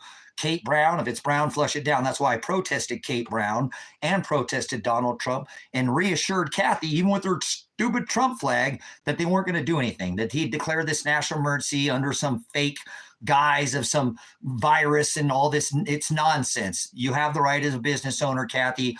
If you want people to wear a clown rainbow suit and a red nose and have big floppy shoes to come in your establishment, you have that right as a business owner, Kathy. Dress code, you can enforce that, Kathy. They have no authority over you. Here's what they're going to do, okay? They're going to issue a notice to appear. If these cops won't even come out, they're not going to arrest you. You're not going to save any time in jail. The only legal thing they have to do, and remember, they were told to tell the feds to leave, okay? I was asking the elected Michael Taylor to bring his deputies when OSHA came to run them out and say, go, we're not doing this. These people are just going to have a normal business. We don't care about your stupid scamdemic. We want business as usual. And remember, this wasn't the first time to flatten the curve. This was the second time where 2 to 3 million small businesses, just like Cafe gone, large new owners, Kathy's Farmhouse gone, had shuttered their doors and never opened them up again. So I was not going to have it the second time. I'd already stood the first time, wouldn't wear the mask, the only person in this county or this northern portion not to do the whole masquerade. I stood outside. I used the curbside, but I stood with the businesses to make sure that, and again, Kathy's case, that Kathy, you're not going to go to jail. All they're going to do is issue a notice of appearance. And actually, when they showed up, since the elected sheriff didn't show up, I stood in. And when they showed up, I said, get out, you go back in your vehicle and leave. You're a tyrant. We don't want you here. You take away one plate from this little small business. Like last time, you hurt this county. You lady, get back in your car. You're a tyrant too. You know, history's being made every day. You know, history can be made today. You're going to go to all these other businesses. They're going to grovel at you because you're OSHA. You know what? You don't have any authority. Get back in your vehicle, you tyrants. Leave right now. You're not welcome here, and you're not going to sit here and hurt our business. And I actually took down one knee and I said, the flag, you see that flag right there? I was a veteran. I said, I took an oath to the Constitution. I support Colin Kaepernick. And I took a knee. And they got like, what the hell is going on? And they were like, whoa. Everybody stopped because everybody was around me when they showed up. We had a pretty large showing again. When they showed up, I knew they were coming. We had eyes out on the community. Here they come. I'm going down there. I get there and I stand up and I say, look, because the sheriff wouldn't. I said, you got to go. Get out of here. You don't have any authority. This business doesn't want to shut their doors. You don't have any authority. Leave now. You're not even enforcing anything. This business owner says, no, we're not flattening the curve. And so I said, look, you see that flag? I said, I support Colin Kaepernick for taking a knee. And I got down on one knee and everybody's like, whoa. And I said, I, as a veteran, didn't fight. We don't kill women and children defending the right of the people, the right to choose. Kill women and children in other countries because you make me, salute the flag. Right? Hand over your heart. And then I said that, and I said, because I don't support what he's doing or his platform, but I support him for taking a knee or not taking. We don't kill women and children in another country, the finest of the finest, 18 to 30. So you have to take a knee or not, or place. And then when I said, And if you make me salute the flag, I'm down on one knee right in front of him. And then I stand up and go, bam, and put my face right in front of him, put my hands within inches of his face and say, if you make me salute the flag, then you're going to make me, I'll see what comes next. Like that. And we're like, whoa, like that. And then I stepped back and I said, I'm not going to physically stop your body from going into that building, but I want you to know history is being made every day. History is being made here. You're going to have to decide on what side of history you're going to be written on. He goes, I know what side of history I'm being written in. They got all puffy. And I said, all right, let you know. And so they actually went in there, and because they didn't give a Kathy for a fine for the restaurant, because one of the patrons came out and was eating outside to give her space to let OSHA, they came out and gave her a fine, some like $10,000 fine or something like that, which she didn't end up, wasn't that large at the end, and she got fined, but she was able to recover. That fine, they fined for having that patron went outside, that she didn't have outside seating for a pay. They just picked some nitpicky crap, but she never went to jail. And I explained to that OSHA person that, again, we're not going to have you come in here. Now, I didn't physically stop their bodies, but I made sure, again, you're going to get groveled at, by everybody you go to today. Oh my God, national emergency. But there is going to be one town where they're going to stand up to you. Now, we're not going to physically force you, but when your head hits the pillow tonight, you'll be glad that everybody else groveled to you in at least one county. If we were the only county to stand up and say, no way, no way in hell are you coming in here without a verbal, tongue lashing to let you know you're a tyrant. And what you're doing is illegal, and you're hurting this business. The one plate that you take from this little tiny blink and miss it town is hurting this town. So this ain't the first time, flatten the curve. This is the second time we're 2 to 3 million small business, and we're going to stand against you. And so history was made that day, brothers and sisters, whether you realize it happened during that time or not. There were people, not many, if any, that actually held protest against their elected sheriff, against their state governor, and against Donald Trump. And all his Dr. Falsey and all his, remember, Brenda and all their big show they put on the television so they could warp speed their respirator and their 5G whiz to pull off this, how many people are gone because of that? Boy, that jab did the job, didn't it? Remember? They sell you the cure. They never want to talk about the cause, right? But they've always got, that's called Hegelian dialect, brothers and sisters, where there's a problem, they create this problem. It was actually patented, the corona is the scientific name for the common cold. CV, get out of here. 1 is A, 9 is I. You've been programmed, AI? Yeah, right. CV19, get out of here. The common cold is corona. This was never meant to do what these people were played with, this respiratory, I can't breathe, Eric Carpenter, or I think is his name, and then George Floyd. Okay, this is all a setup for their 5G whiz towers to bring in their Ethernet.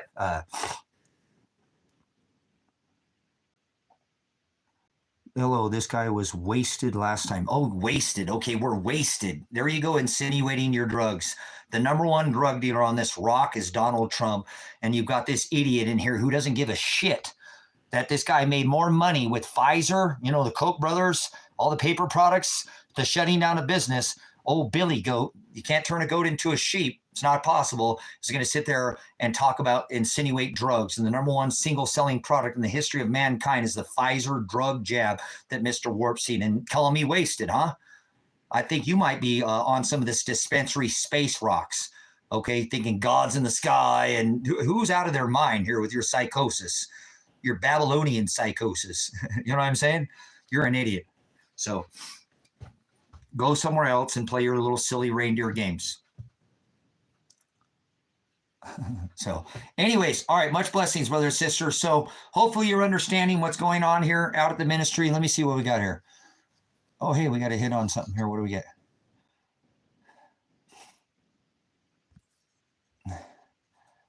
Okay, cool. I just had somebody checking on, again, some people that have been dealing with the livestock here because I can't even protect my livestock. I had somebody take the livestock and put them in a better situation. So anyways, let's get back to what I was saying again on this lesson here about, standing against this perverted corporation. I did the same thing and people around me for suffering, but I'm not concerned, about this 30-year prison sentence because whatever, Father, my day of death is already written. And obviously they came here to kill me. and eliminate my face and stop me from talking. And I'm still here nearly 1 year later after the SWAT raid. So it shouldn't be even physically possible. But, you know, sometimes Father does things that the physical, it doesn't seem possible. Whether you could call it a miracle or whatever you want to call it, but you don't take a grenade to the face and still have the ability to conversate and have the ability to, you know, dialect us, put these, you know, obviously lessons together. You're an idiot. Shut up, Billy Goat. You're a child. The word believe is a verb. Grow up and be 7. I'm retired of your name is stupid. You call yourself a goat. What are you, the greatest of all time? There's goats and sheep, so I rebuke. Father created vessels of wrath fitted for destruction from the foundation of the world. Those are goats, and then there are sheep. So stop with your love of Lucifer, because Lucifer was never written. Stop laughing at people, deriving your pain, the pleasure off of other people's pain. Oh, I laugh at other people's pain. You're a sick, twisted generation. You people who laugh your love of Lucifer. Lucifer's not even a thing, too, and you've never heard that before, but, you know, why don't you be serious and actually start talking about something like, why was Lucifer never written in Scripture? Why do people refer to these names like Jesus and devil and God and the word believe? Believe. You don't even know what the word means because you're an idiot. If you define the words that would come out of your mouth, maybe you did some country grammar, like a countryman. Actually take a minute to look into your punctuation, grammar, dialectus, glossa, tongue. I know it's foreign, it's alien to you. You'd realize that you can't believe in Jesus. You can't believe in God. You can't believe in Satan. You're an idiot. You don't even know the basic phonics. Remember, Babel, punctuation, grammar. Hello. Believe is not a noun. Faith is a noun, you idiot. Belief is a verb. Grow up, child. Get out of here, Billy Goat. Thank you for letting me teach off your idiocracy. You're an idiot. You don't even know your basic punctuation and grammar. So, faith is a noun. By faith we are saved. Sozo. Remember over here? You have to endure to the end to be saved, so can't be saved. So don't listen to this goat. He's an idiot. You can't even ask a serious question. Believe is you can't believe in Jesus. So get out of here, child. Go somewhere else. I already told you. You can't turn a goat into a sheep. It's not possible. Father created goats, vessels of wrath fitted for destruction from the foundation of the world. Remember their horn god? Both goat, beast, man, breast, and horns and hoof, man, beast, and woman. Get out of here. You're a goat. You're Baphomet God. Remember, this is you. This is you. You're Baphomet God. You say goat, and that's what your image is of. He was the lamb. He was the lamb. David declared him the Lamb of God. Remember, he said before Abraham was, I am. Remember that? Oh, hey, we found another marker. Let's see what we got here. There you go. Greatest of all time.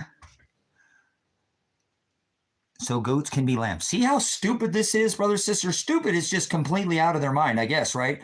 Well, no, this is brutish. What do you call you? A brute beast. The goat that you are is not a goat. You're actually an ass. Or like a mule, you have a stubborn and unwillingness to learn. Because I already told you it's not possible to turn a goat into a sheep. And then you mistwisted the two together. So you're what is considered like a mule. You can't learn. You can't be taught anything because you are not an idiot. You've actually been told, and now you can't be learned. You would call a brute beast. Brutish in nature, Christ would call you a brute beast because you're acting like a mule, a stubborn, a donkey. Actually, you're an ass. So stop acting like an ass and get out of here. I can't even learn you nothing. You won't even listen to me. Maybe it's a deaf ear or, you know, the scales have not been removed from your eyes.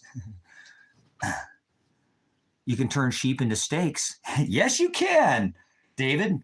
Absolutely. Sheep is a very good form of red meat. There we go. So let's see what this person's saying. Message review. All right, I don't want to look at your message. If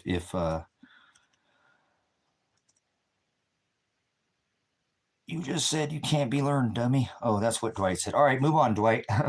So anyways, all right, so this is your Baphomet Baal worship of your goat, okay? Your goat god is the orgy Jesus, okay? The one that's got breast, horns, and beast. Nobody's blocking you, goat. I already told you to get out of here. You're an idiot is what you are. You're an unskilled, lame, darkness, child of darkness. Go change your name. Your name is stupid. It truly is. Why would you call yourself a goat? I don't hang out with goats. He said, don't sup with vipers. Okay? So, Nobody blocked you. You're an idiot. Your message is being held by review by YouTube, so you know. Cool. All right, they're holding Billy Goat. So anybody have a comment? Let's give Billy Goat some attention. He needs some attention. So let's give the goat some attention. Then maybe he'll go somewhere else and play with somebody else's playground, because this ain't no game to me. Or I used to have goats out here. I raised goats and sheep, so I know the difference between the two. There is a difference. Remember, you can't turn a goat into a sheep. It's not possible. So these people think it's possible. You're not going to save anybody. You can't be saved. So what a sad day, huh? For Mr. Billy Goat. Gets exposed. Goat. You can't turn a goat into a sheep, brothers and sisters. Not possible. So still hiding in the shadows. What kind of an idiot is talking here? All right, so all right, there we go. All right, guys, let's move on. You have any questions here? I'm going to go for a little bit longer. Well, we're learning about this sun god that Trump has his house decorated with this 4 triangles up, 4 triangles down, Mr. 44, right? Barry Soetoro with his 923 executive orders. Why 923 is so important and why 9/11 is so important that you do all these by the number. So maybe we'll go back through and we'll do a recap on what we're doing here. This is the goddess of fire, god of fire. Goddess was the goddess of the Big Dipper. They thought this was the north, goddess of the North Star, spinning this swastika, this Big Dipper around the North Star. They thought the sun was dying, and they prayed to Saturn, Kronos. Remember, he said there would be signs in the stars. Signs in the stars. These are signs that I have on my body that I've marked my body with, that you guys go, oh my God, you got tattoos, in the sun and the moon. They thought the sun was dying, so they prayed to Saturn to try to slow the sun from dying. There's Saturn, an image. I know I don't have the greatest lighting, but there you go. Kronos, the time marker. These people were idiots. They started this equinox ritual. So that's what we were going over. So, all right, anyways, let's do this for a minute. I'm going to go ahead and grift you guys for a minute. Today's the Sabbath, and it's Saturday, and I have no qualms for what I'm about to do to you. If you don't like it, then you can leave. Get out of here. I don't need your time. You can spend time here if you'd like. I'm going to ask you for some money. I'm going to actually grift you. I have a $15,000 payment that I just entered a contract. Actually, I put a substantial amount already down. I'm purchasing more land for the ministry. The $47,000 that would have got my son out of jail is the actual, well, not jail, off probation at 17 months is the actual price of this ministry that was paid for. That's sick. I can't believe Father did that, but he kind of mocks me sometimes. The $47,000, I didn't get an attorney to help myself or even my son. I helped the ministry by paying this ministry off. That way, if I go to prison, jail, the property can still serve and do what it's supposed to do as a ministry. I never bought the land to purchase it for me. I purchased it to build a community, underground, off-grid living. I'm completely off the grid. I've been off grid for 6 full years. I've been out here, all brought to you by wind and solar. Actually, my wind turbine, it blew down, but we'll try to get that back up sooner or later. So I'm not your average, I'm a socialist. I stand for, what do we got there? Look at, there's a, look at how dusty that is. I've been busy. So let's turn that camera back around. So up on the shelf there, a little shelf that I built into the wall of the cabin. So what I'm going to tell you is today you're going to go, and there's going to be millions of dollars that are given through tithe monetarily to a bunch of fake. And I challenge any one of you with the word to find me one other ministry other than Grace and Truth Ministries that's teaching you the true gospel of Matthew, Peter, Mark, Paul, Luke, all the apostles, giving you the true gospel, because there's not one. You can't. I know you can't, because I've asked for this over and over. So I'm going to ask you, if you want to donate, you can donate now. And I don't need your money. Only do it if you have abundance, okay? Last time, I didn't want anybody to contribute, and I was looking at a $47,000 price tag, and I only wanted one donation. I didn't want to take from somebody that didn't have it. I don't want to be on the other end of that at judgment when Father goes, hey, you had land, you had other things you could have sold. You should have been more patient. I would have provided the buyer for you. You did the legwork. You did the things you put girded in my service. You just needed exchange like you did for the last one a piece of property for another piece of property. If I can sell the 5 acres, I won't need any donations. But I can tell you there's going to be hundreds of millions of dollars that are donated to all of the churches that are fake. There's not one church in America that I would send you to. They're vain. They will not teach you this tribulation gospel. They will not teach you the thalipsis. They will not teach you the hados. They will not teach you the aletheia. They will not show you the harizo. They will not separate the truth from lie because they're blasphemous heathen, as he wrote the letter to the 7 churches. So there's all of them are fake. And I challenge you to find another church that's covering this thalipsis gospel. That's covered here. That's through Matthew and Peter and Mark and Paul's writings, all the writings of Paul. Ephesians, Thessalonians, Corinthians, all Paul's writings. You're not being taught this. You're being taught some other gospel. And that's fine. I don't need your money. Actually, I don't even need your time. You can leave now. Bye. This ministry is brought to you by Father. He created all things. So don't get mad. Don't shoot the messenger. Okay? I'm only here to help share what is given to me. I'm trying to donate everything I own and get rid of all my possessions so I can just go travel on the road. Like I told my son, when he was 18, I just wanted to put on a backpack and let the wind blow me, whatever way, like a bird not worries about it's going to eat in the field, right? In the wild. It'll be provided for. And that's what I'm working for. I don't want this land. I gave this land over to the ministry instead of purchasing myself an attorney. Now the land can provide if I spend the rest of my life like Paul, who spent many years and did his writings in prison. So, Hellenic pagan parties, get out of here. So you don't have to donate by monetary. Just keep coming back with your time. That's blessing. But if you have the ability, I want you to think about this. There is not one ministry other than Jim Brown, which is a classroom and not a church. He's in some, like a conference room that he rents. That's a substantial. Jim Brown has to bring in nearly $1 million to Grace and Truth Ministries. Just to keep the 5 people on payroll, he draws a salary. I don't draw any money from this ministry. Not one. Actually, everything costs me. And that's okay. I don't care because I don't want any possessions. I didn't buy this property to own it anyways. I bought it to build a community off-grid like I live. Nobody ever came. Kevin did after 10 years. So blessing, thank you, Father. He takes a long time, some things to come to fruition. But the ministry will provide whether I'm here or not eventually. I know it will. I didn't do all this in vain. Okay? But you're not going to tell me of one other church that you can compare this gospel that I've taught you here through the interlinear Textus Receptus, and I keep you out of these rejected texts. I'm not saying you can't study them, but I hover over the gospel. I don't sit there and try to fill your mind full of things that you don't even know the basic, they hung him on a tree. He didn't carry a cross. You're an idiot. You've been taught you need to unlearn and relearn your bad teachings. I did it to myself. Okay? You can't imagine why no one will come there. Okay, well, you can take your happy ass out of here, okay? Goodbye there, Lawrence. Moderate, Lawrence. I don't want to hear it. Don't interrupt the chat. You're a child. There's a whiteboard. You don't come in and teach the teacher, do you? He said, call no man teacher prophet. Just go. Girl, don't go mad. Just go away. If you've been taken, obviously you've been overcome by this other gospel and this other Jesus. So go worship your Sex Pistol cracker Jesus.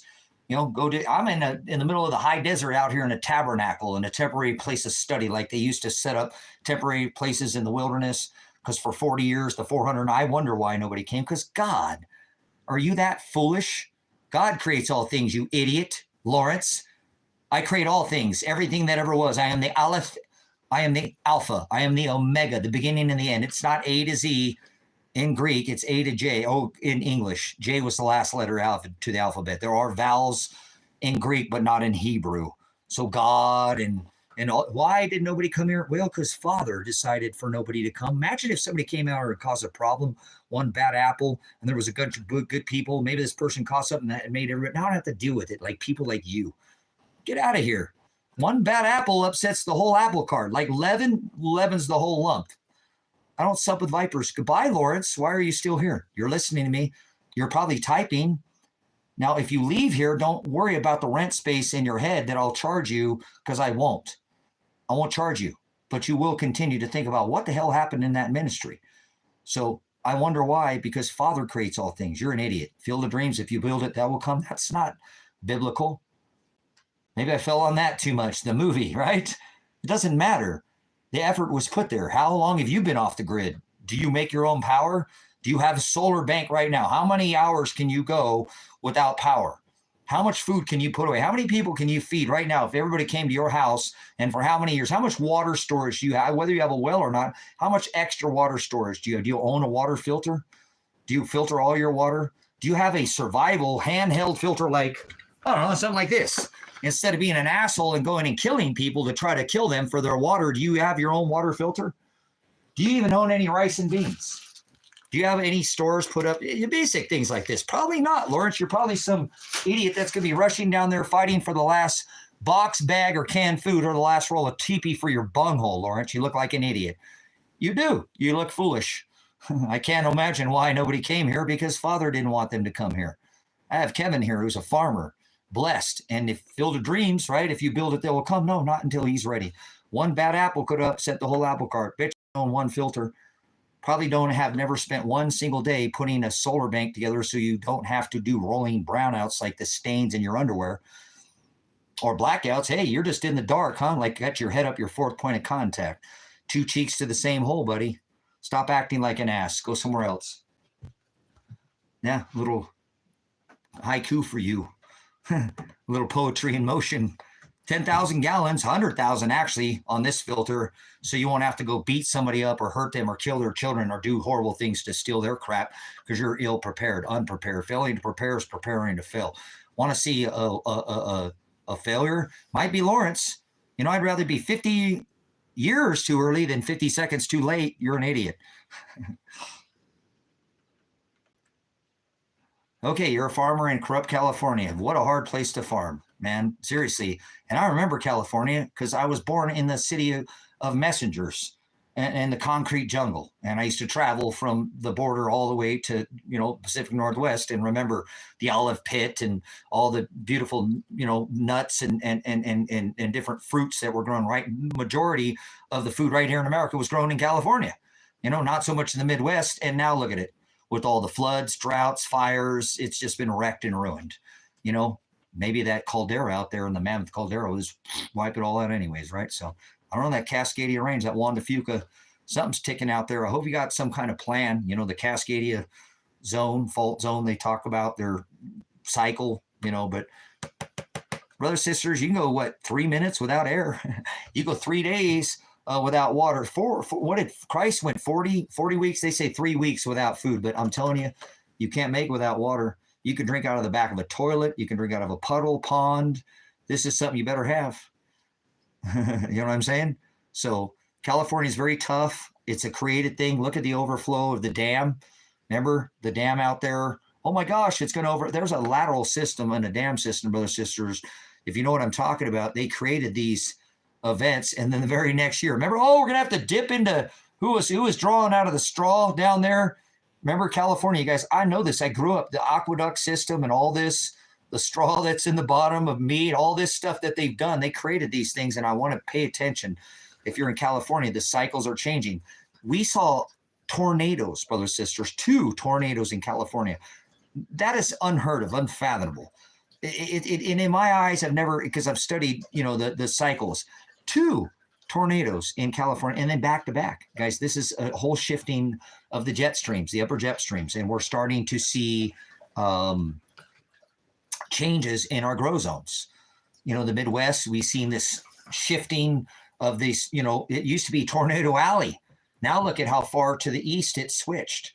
So we see a lot of our grow zones going offline. Actually, for the best advice for farming, I would want to turn you to the almanacs, because there's 2 of them. They've been very spot on. They don't only count sunspots, and they look at a lot of the other cycles, such as, the 400-year cycle and the 100-year, and we're 6,000 years into a 90,000-year cycle. Only people know of the 12-year solar cycle, which is actually the rotation of Jupiter around its elliptical orbit around the sun. Irregardless of the model, it is an 11.9 year. Remember, the solar maximum, the solar minimum is what these almanacs look at for farming. And you got to look at the grow zones of years past to see the cycles. That's what Adapt 2030 does an amazing job of overlaying these cycles to see, like, for example, they said that this monsoon season was going to come into the driest place on this rock where they built the Renaissance Dam, and the driest place in the middle of South Africa. And then it was supposed to fill in 10 years. And in 2 years, now they actually have a lateral system down turbine system and creating energy right there in the driest place on this. Yeah, it filled in 2 years. So it's hard to do. I know that, especially that's what pisses me off about what they've done with the automation of farming. They did it back there in Ohio by taking all those, Mennonites and all those people that those have been in, they produce a substantial amount. Like I did deals back when they were doing in Ohio, when they did that train wreck that they had on the movie with the vinyl chloride and all this, kicking farmers off their lands that have been in there generation after generation. And we're not talking about large commercial farms. We're talking about, family farms that have been in again, these people have grown organically and are a major threat to the government because of their ability to hold on to these lands. Again, they're not some of the largest commercial farms sizes, but they're substantially, large and have been in the generations for 4 and 5. And how do you get somebody off that land that's not leaving? Just like, what's it, Kiki's? Is that like, man, my eyes. Kiki's like Hawaii, like the Kikis, like the children. That's what they call the children in Hawaii, is the Kikis, and all the children will call you uncle out of respect. It's a whole different. I'm not sure if that's what. Okay, cool. So you guys got it too. So you understand. See, these guys are all this stuff, brothers, sisters, is a creation, just like a dam system. There's laterals. So you remember this, which dam was it in California was going to overspill? You know what I'm saying? Kiki's hair. Okay, I didn't know if you know what Kiki is. So, oh, cool, you're in doing hair. I always shaved I've shaved my head since I was 17 years old, and before I joined the military. So I always cut my own hair. I've been a barracks room barber. You guys don't like people like me, but that's okay. The soldiers pay a ton of money at these military posts or base or whatever to get a good haircut. What else you got? Do you like haircut? So anyways, they give you a back rub too with your haircut. So be careful what else you get there.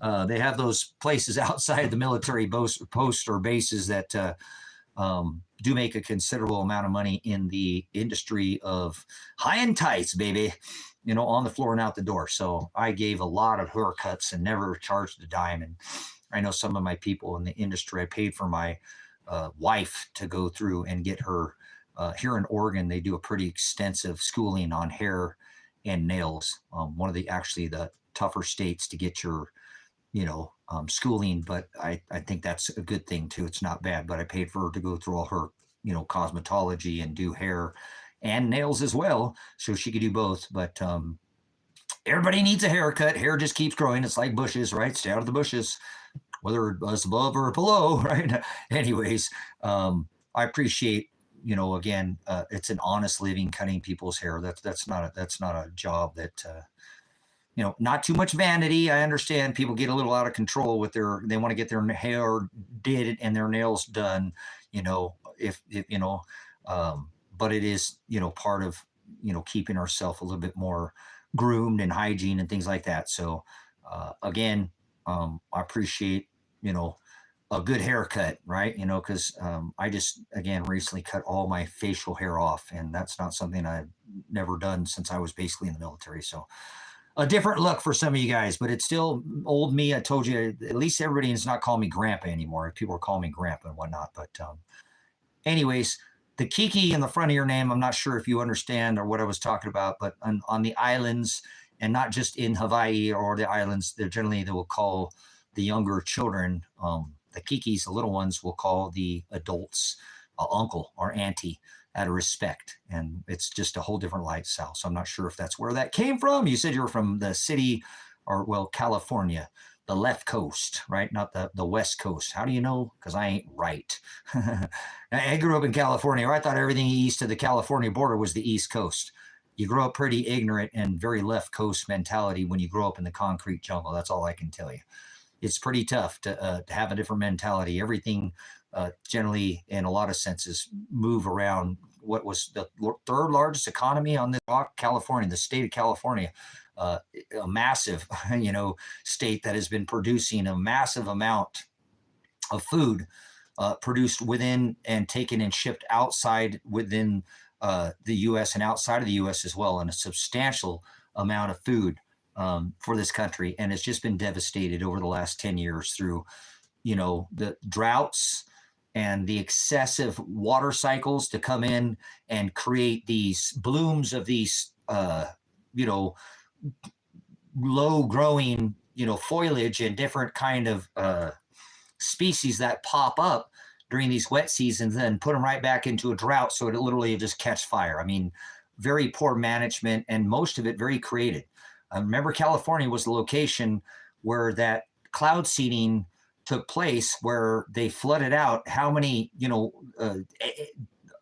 acres of miles were flooded out by using this cloud seeding process, and flooded out that, now that this is all just some theory. It's not theory anymore. They already came out, remember, and said that this is technology that's being used to, combat, the solar radiation coming from our sun, to reflect back using such things as aerosolic radiation management using aluminum, which is horrible for us to intake heavy metals, but also doubles as a reflective to stop this solar radiation, which obviously affects the jet streams, which is going to affect the hydrological cycle, which affects our oceans, which again is going to affect the rainfall or the drought cycles as well.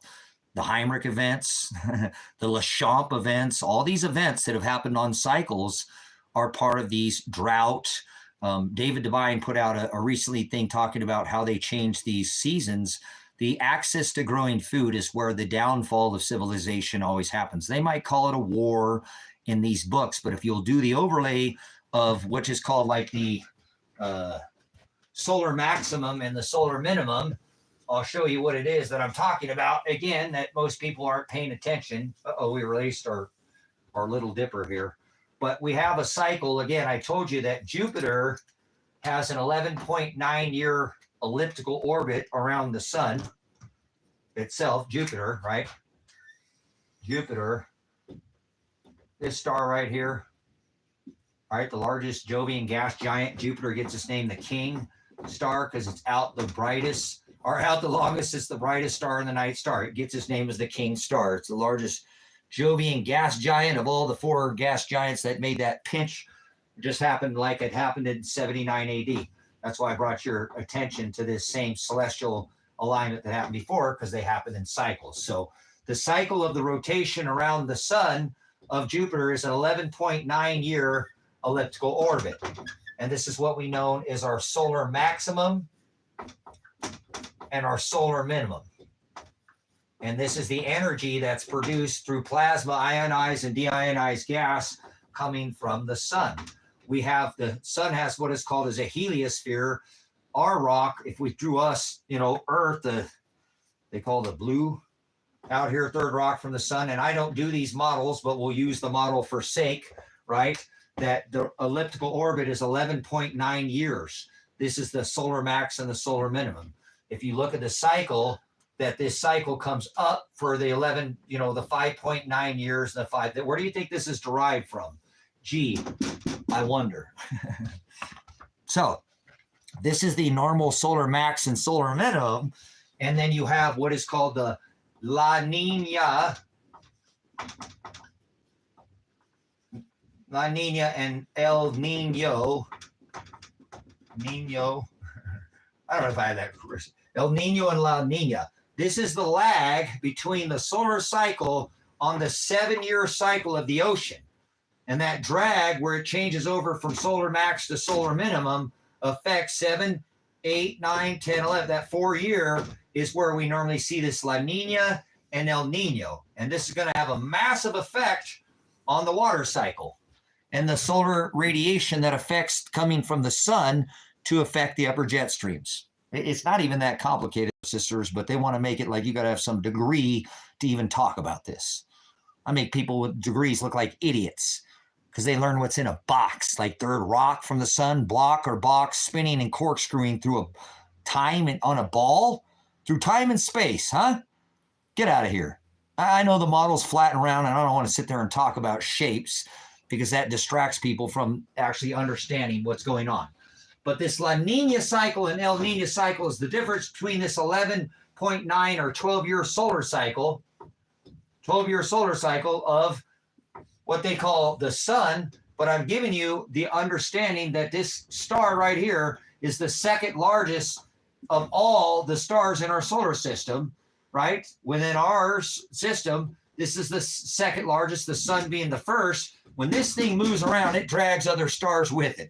If you think about anything about magnetics, it shouldn't be very hard to figure this out. This 11.9 year cycle of Jupiter, the solar minimum and the solar maximum of a 12-year cycle, gee, I wonder what causes that.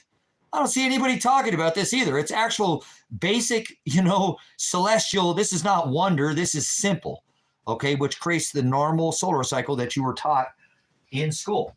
You didn't know that there's a 100-year cycle. There's a 400-year cycle. There's a 6,000 years half cycle. There's a 12,000 year. That's what the cycle we're in right now. We're in the 12,000 year extinction, the world's sixth extinction cycle. We've already entered it. We entered that on 12/21 of 2020 when Jupiter came, right? All these celestial bodies moved into Aquarius, even Pluto, right? To start the new age where we entered the world's sixth extinction event of the 12,000 year cycle. That's the cycle we're in right now. This is the sixth extinction cycle that we've been in. You hear extinction, you think everything's dying, correct? That's not what extinction means. Extinction makes evolution. Evolution is not like growing another thumb or a kickstand that I can lean on. When species die down, if all the species were in, here, some of them die down, but they don't die off or they wouldn't even be here. Extinction means it's gone. You're an idiot. Evolution, you think evolution means growing another thumb or a third leg or some kind of like, no. Evolution means that certain species die down, while other species will flourish, and we see the evolution of new species evolve because these species died down. They're still butterflies, correct?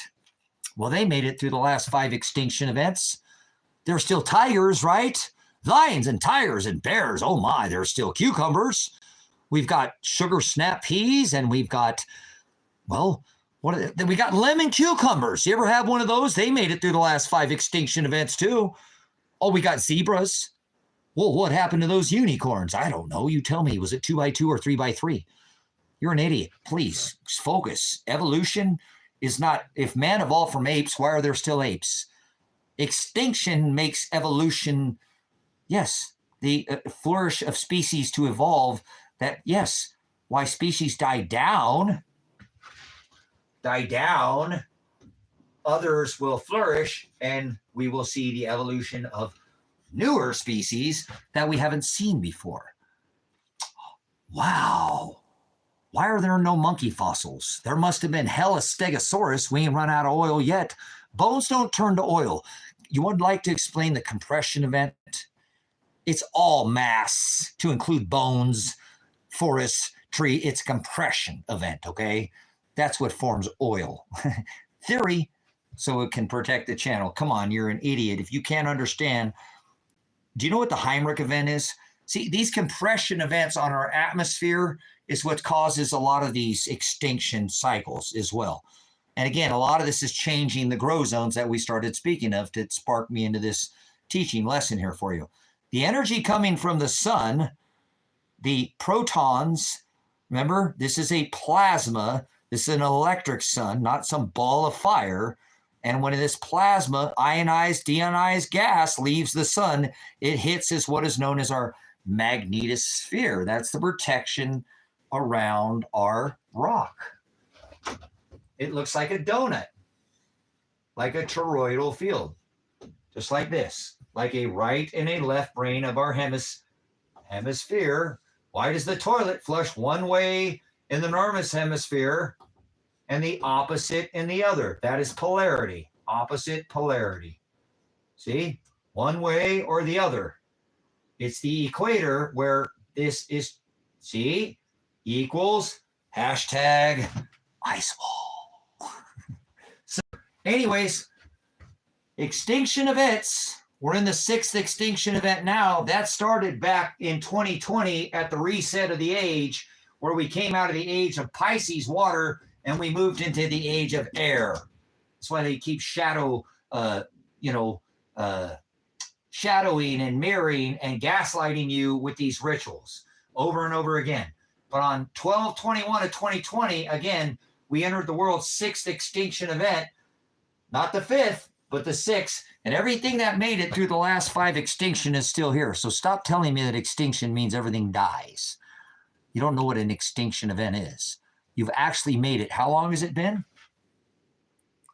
It's 2025. We're coming up on the 12th. You've almost made it 5 years already in this extinction event. A lot of people disappeared during the COVID, didn't they? Are you going to know the people that actually have survived this 6th extinction event? Remember, there's still monkeys. There's no monkey fossils.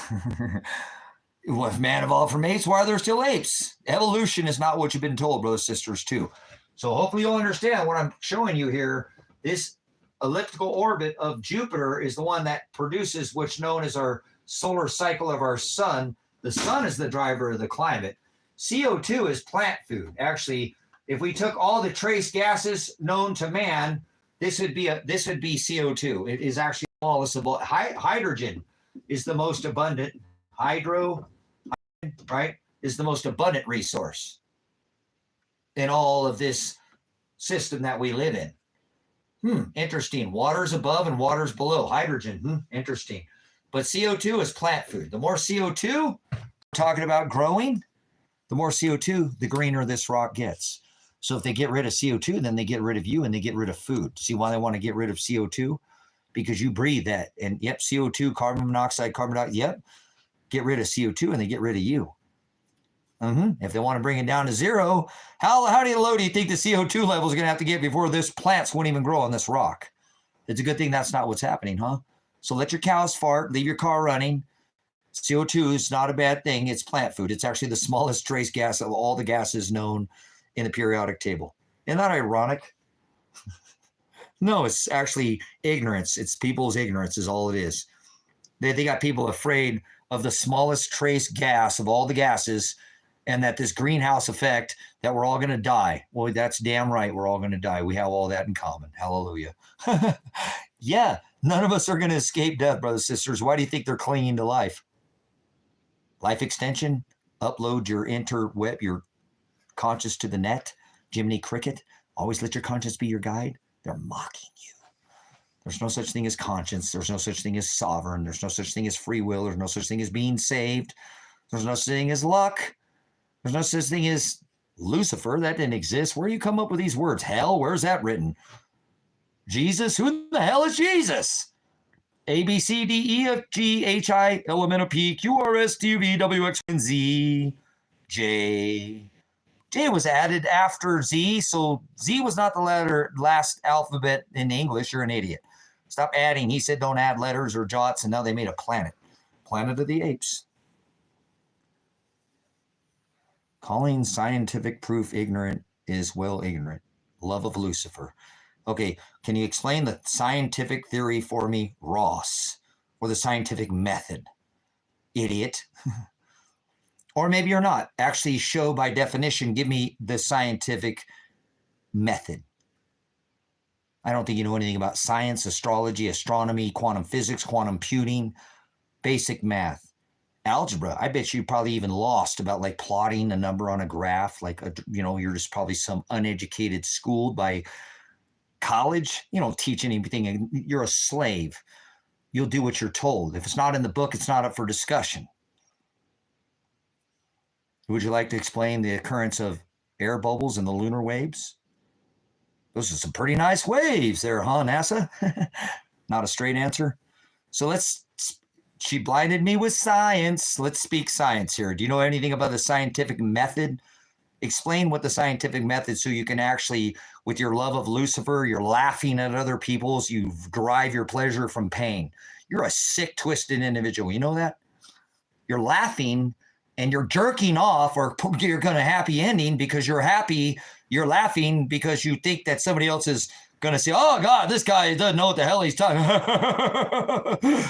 Do you need to be a science to talk about scientists, to talk about weird science, bits and pieces, pots and pans? Maybe some movies for you. We're talking about this ignorant idiot who can't even give me the scientific method or scientific theory. He's had plenty of time to type because it's not even that complicated. Quantum physics, quantum computing, very simple, almost like algebra. So that's more plan is just morning at screen back at you. So, all right, I don't know where he went, but I guess we lost him in Space Force or something. What do I think of Islam? Well, don't call me your brother. Islam is kitty touch. It's never okay to touch a kid. The Quran was written by Catholics. Case closed. I don't know. Am I a scientist? Can you explain to me the scientific method? Do you ever watch the 1,000 hours of celestial teachings that I've taught here? Celestial, science, what method? What is the scientific method? Theory. If you can't say it, then don't even ask the question. Theology, theory, astrology and astronomy are two different things. If we're going to talk about celestial, the firmament, the cycle, that is called astronomy. So don't sit there and try to mess. I can make scientists look like idiots. Scientists learn what's in a box, and you're an idiot because you like a square, third rock from the sun, third dimension, corkscrewing on a block or rock or ball spinning through time and space. Shut up. You're an idiot. They can't even talk to people about the shape because then they want to go to the model, which is both flawed, flat and round, both have flaws. I can debunk both flat and round or ball or whatever you want to call it. They're both have some validity, but both have flaws. So unless you can talk about both models, don't even talk about a shape in here. I will absolutely unplug you. We'll disconnect from your idiocracy. Stop talking about shapes and balls, but you're talking about them. Well, if you can't talk about a model without being unbiased and because you're over on one side of the ball camp, I don't care whose pan God that you're going after, your flute, like I told you, these people deriving their pleasure from pain. Mr. Pan God, blow the flute. I don't care where you stick your flute and whose pie, band camp, ball camp, round camp, flat camp, loser. You're going to lose in here. You're not going to win because we don't talk about shapes because I already told you I can speak of both models.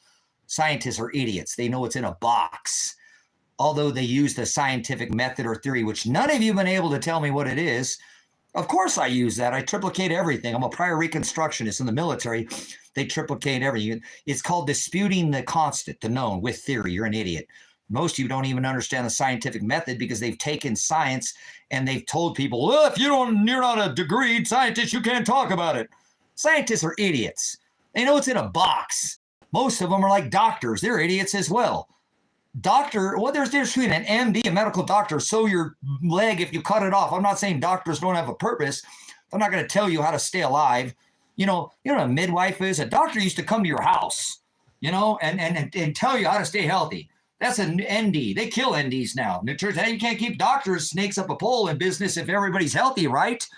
They got to sell you the cure, the farm guy, stick you with the effect, farm you out. It used to be the guy who'd come to your house and tell you all of it. Now they farm these specialists out to, now you're a psychiatrist, and so psychiatrist, something's wrong with your head, or, something's wrong with your respiratory system, so we're going to go, a respiratory specialist, or you have a problem, whatever your ailment is, they're going to find. There used to be one man that would come and deal with you directly at your home, like a midwife, and would tell you to go through with your diet and talk to you about exercise and talk to you about old injuries and help you to understand how to stay healthy. And they don't do that anymore. All they do is issue you a specialist who's going to farm you out to some guy to give you the effect. The pharmakia, the side of the script. You get the script, and they go to the pharmacy and they give you these effects so that this one, you just have this side effect, so you have to take, and it's a trickle like Reaganomics, right? That didn't work out very well, did it? But it's supposed to, the effect, that's called the farm effect. They farm you out, so you'll go get the script, so you get the side effect, and you have to take another one to counteract, and it just keeps funding the snakes up the pole. That's all these people. They don't care about your health. Again, they're not keep people healthy, right? Doctors, again, they serve, an MD, a medical doctor, does serve a purpose. Again, emergency room, first responder. I've had this, training, obviously veteran and combat, all this training, but an MD is something different than an ND. And most medical doctors don't have any idea of what nutrition is, and they're not there to keep you healthy. They're actually there to farm you out to one specialist who will give you a script so you can get affected and you keep taking their pills is what it is. It's called Methicant Americans. Most people either with the psychosis that you got OCD or bipolar or something's wrong with you. They put me on Ritalin when I was young, tried to, because, wouldn't sit still and always, fidgety and just constantly my brain was somewhere else. And I'm high functioning. I got ADHD. I got bipolar, schizophrenic, manic. I'm high functioning. Shit, I even got ADHD home security. I got all of them, right? Security. I'm feeling a little insecure in here. Can you give me some security? Get out of here. Psychosis, man. Something's wrong with me. And they want to put a label on somebody like me. When the whole world's running off a cliff, brothers, sisters, they're going to call you crazy. When you're the only one going in the other direction, haha. There you go. Look at that. So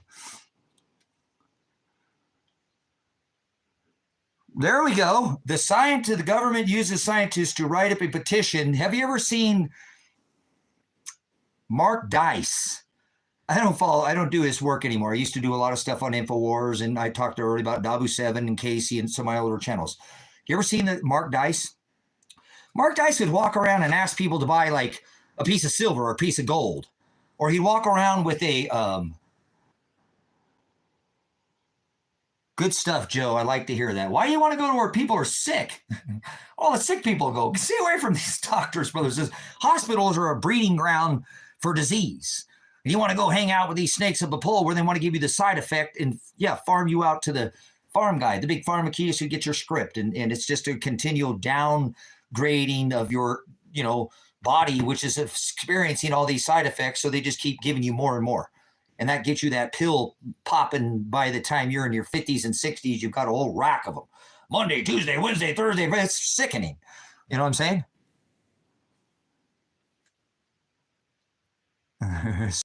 saying?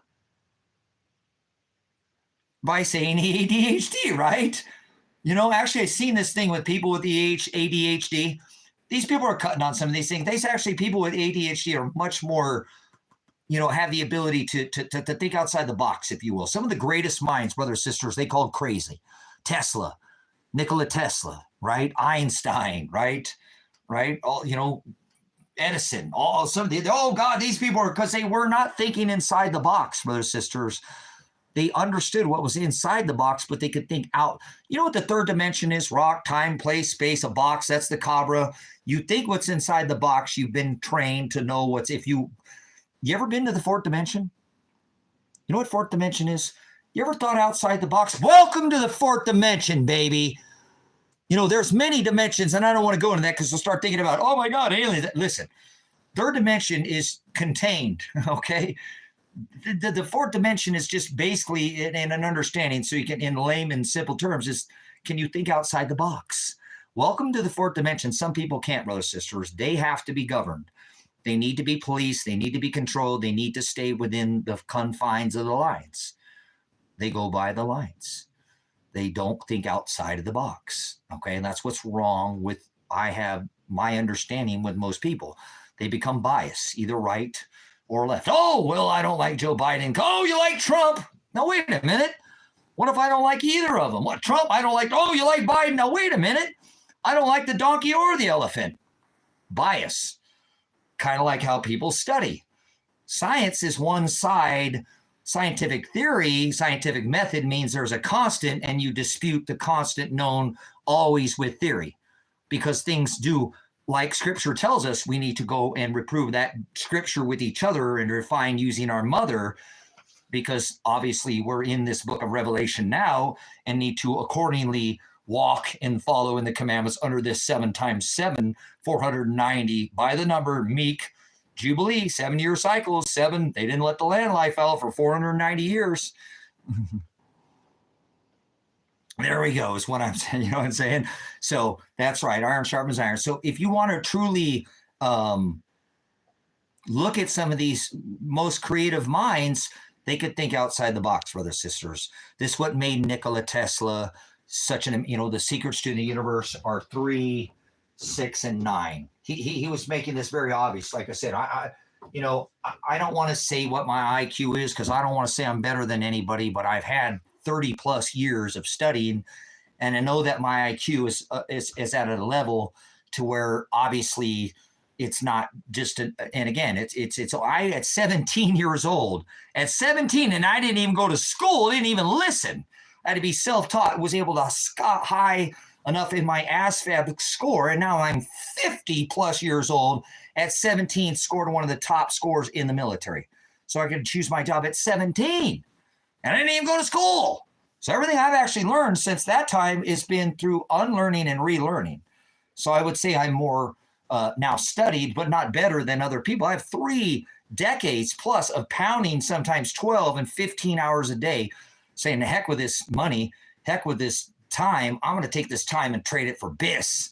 And that's going to make me more understanding, and I will feel more valuable of my own brain. They won't want to kill me because they'll want inside this brain. Make yourself more valuable alive than dead. And I know that sounds a little silly, but if you are somebody who has a creative, they're not going to want to. They want to pick your brain. Operation Paperclip. Much. Remember, they brought all the top scientists and the top chemists and the top physicists and the top creative minds from World War II over here to the U.S. to create this industrial revolution. That was back in the 1700s, obviously a little more, let's get forward to the future, but create what we know as this modern state that we've been able to game everybody because we took all the top minds and we used them for our own good. So if your brain or your mind is valuable, they won't want to kill you. They don't care how much you know. They care how much you care. That's the difference, though, brothers, sisters. Oh, yes, that you can know everything in this rock, brothers, sisters. But if you don't have passion, if you don't have drive, if there's not something behind it, then that's just head knowledge. That's like, so I know all the words, but you're not actually walking in Christ. You're not practicing the word. Head knowledge is one thing, but actual inserting that, walking in Christ, is something totally different. So that's what I'm trying to explain to you. I've taken a lot of studies and actually had to unlearn and relearn bad studies from other people or myself, and actually have discerned and triplicated things throughout my life over the last 3 decades to come to conclusions that I'm still willing to have scientifically dispute the known with theory. Not when it comes to the word, not at all. And this astrology is more of like a theory than astronomy. Now, I teach you astronomy, which is where these stars are located through cycles. That's not a change. And astrology used to be very closely related. Like scientific theory, Scientology, I rebuke, right? But science is disputing the known, the constant. It's actually not even that complicated. I asked a few of you guys what are you, a scientist? Well, sure, I use the scientific method. Scientific theory, so how am I not a scientist? Oh my God, you're making a big statement. I claim to be an angel. So what the hell's a scientist? Ain't gonna be much more. That's obviously not that I'm above, but a messenger coming with a message. That's what an angel is. Angelos, by definition. Messenger, hodos, is the same thing by definition. So you just claim to be an angel. I was born in the city of angels, in the concrete jungle. Here I am today, giving you this message, declaring this aletheia, which very few, if not anyone else, has declared. This Revelation 12, this 923, this ritual where they're going to put you in Walmart work camps, because I'm not a prophet. I'm a magi. I understand the celestial firmament. I may use the scientific method. I don't have a degree in science, but I can make many scientists look like idiots. I sat down with doctors after the COVID and said, you're a tyrant. You were paid. You know virology. You understand autoimmunity. How come you didn't stand up and talk? You're a nurse. You know a nurse changes that mask every 30 minutes, not for a virus, but for autoimmunity. The body will emit a bacteria, right, which could become infectious, right? That is alive. That's why a doctor wears a mask.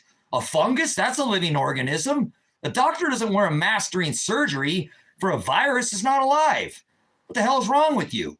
I wore a mask, so you had the choice to not wear one. What the hell's wrong with this nation? The whole world did it. All you had to do is look up Google, ask it, is a virus, DuckDuckGo, whatever, Yahoo, whatever alternative platform, and ask it, is a virus alive? If something's not alive, it's there. Here's some vidco, some vid, so a virus is actually not a living organism. It's a program, like corrupting the mainframe. Well, we can't get a pen to write here. But here's this vid, right? Here's this virus or virus, right? Here's this, but it's not alive, so it's dead. It's not actually alive. It's a program. So if it's dead and it's sitting there on the counter, what the hell are you worried about catching something that's dead for? A doctor wears a mask during surgery. A bacteria can cause an infection and you could die from that. A fungus is alive. You can catch you get an infection but a virus is not alive. What the hell's wrong with this country? What the hell's wrong with the world? You guys have fallen under it says they will be fooled by sorcery. Snakes up a fool. Pharmakia. You've already been fooled. So don't get mad at me and shoot the messenger because I'm declaring to you what this. Why are people afraid of something that's not even alive? And a nurse is not changing that doctor's mess. See, this is why doctors are idiots. And I called out these doctors and said, you got paid for that PCR test. That actually just blew it up, like putting it under a microscope and corona. It didn't even isolate. Theory, the actual CV-19. It was only for the common cold, which is the name corona. The scientific name for corona or the common cold is corona. Hello? I mean, this is you guys fell for this so easily. A doctor does not cover their face during a surgery, or nurse changes that because of a virus. No. But everybody was covering their face. I'm like, what the hell's going on here? Are people that lost? Yeah, they are. They got away with this, brothers, sisters. Still to this day, people are afraid and still wear face diapers. Act like children. Now, if you want to cover your face, that's one thing. But you chance, again, theory, an outer respiratory infection. Not on the inside of your lungs, but on the out from breathing your own air in for hours and hours in heat. This is what people did. This is not hard to research all this information. You don't need to be a doctor to find this out. But most doctors do know this, and they shut the up about this. So they got paid for the PCR tests. They got paid to stick them with these, blood thinners. Hydroxychloroquine is chlorine. They use that for malaria.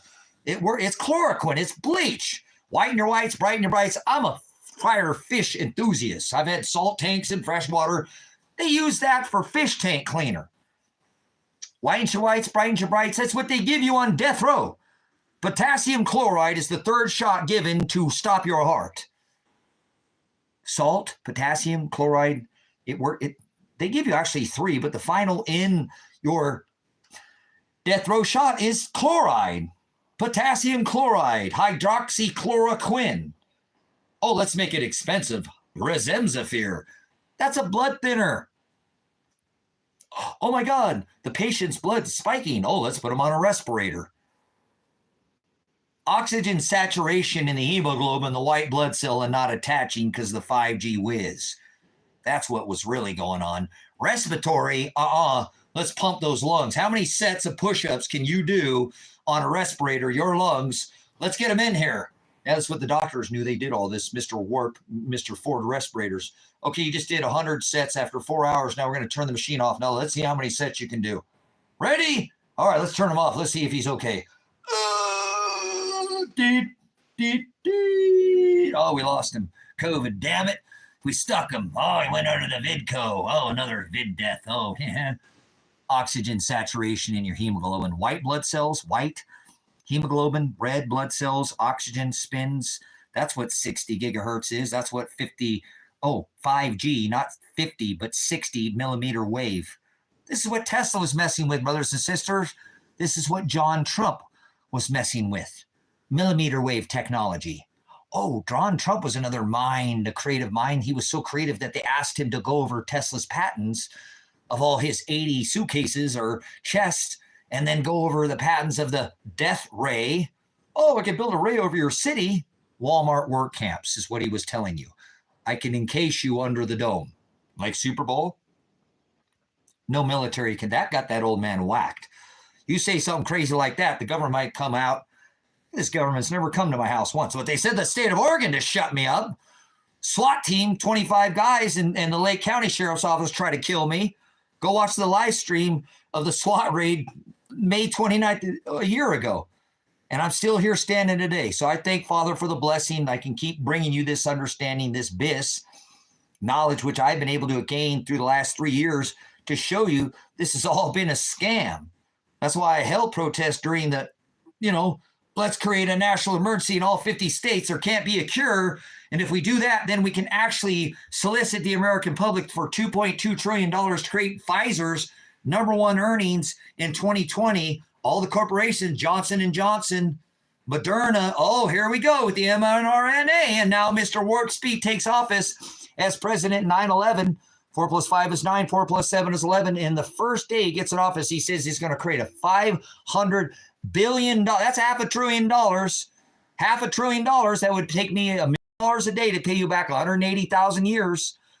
But in 48 hours, 2 days, we're going to create a jab that's personal mRNA, like a snapback hat that fits you, one size fits all. It will personally go in your body. And if there's cancer, it's going to tell us and map a program, a virus, to fix and cure you because the government loves you. And that was already passed. Mr. Warp Speed did that his first day in office. Remember the $500,000 or $1 million that he was going to take from the American public to create this Warp Speed mRNA jab with Mr. Musk? Oh, you forgot about that, didn't you?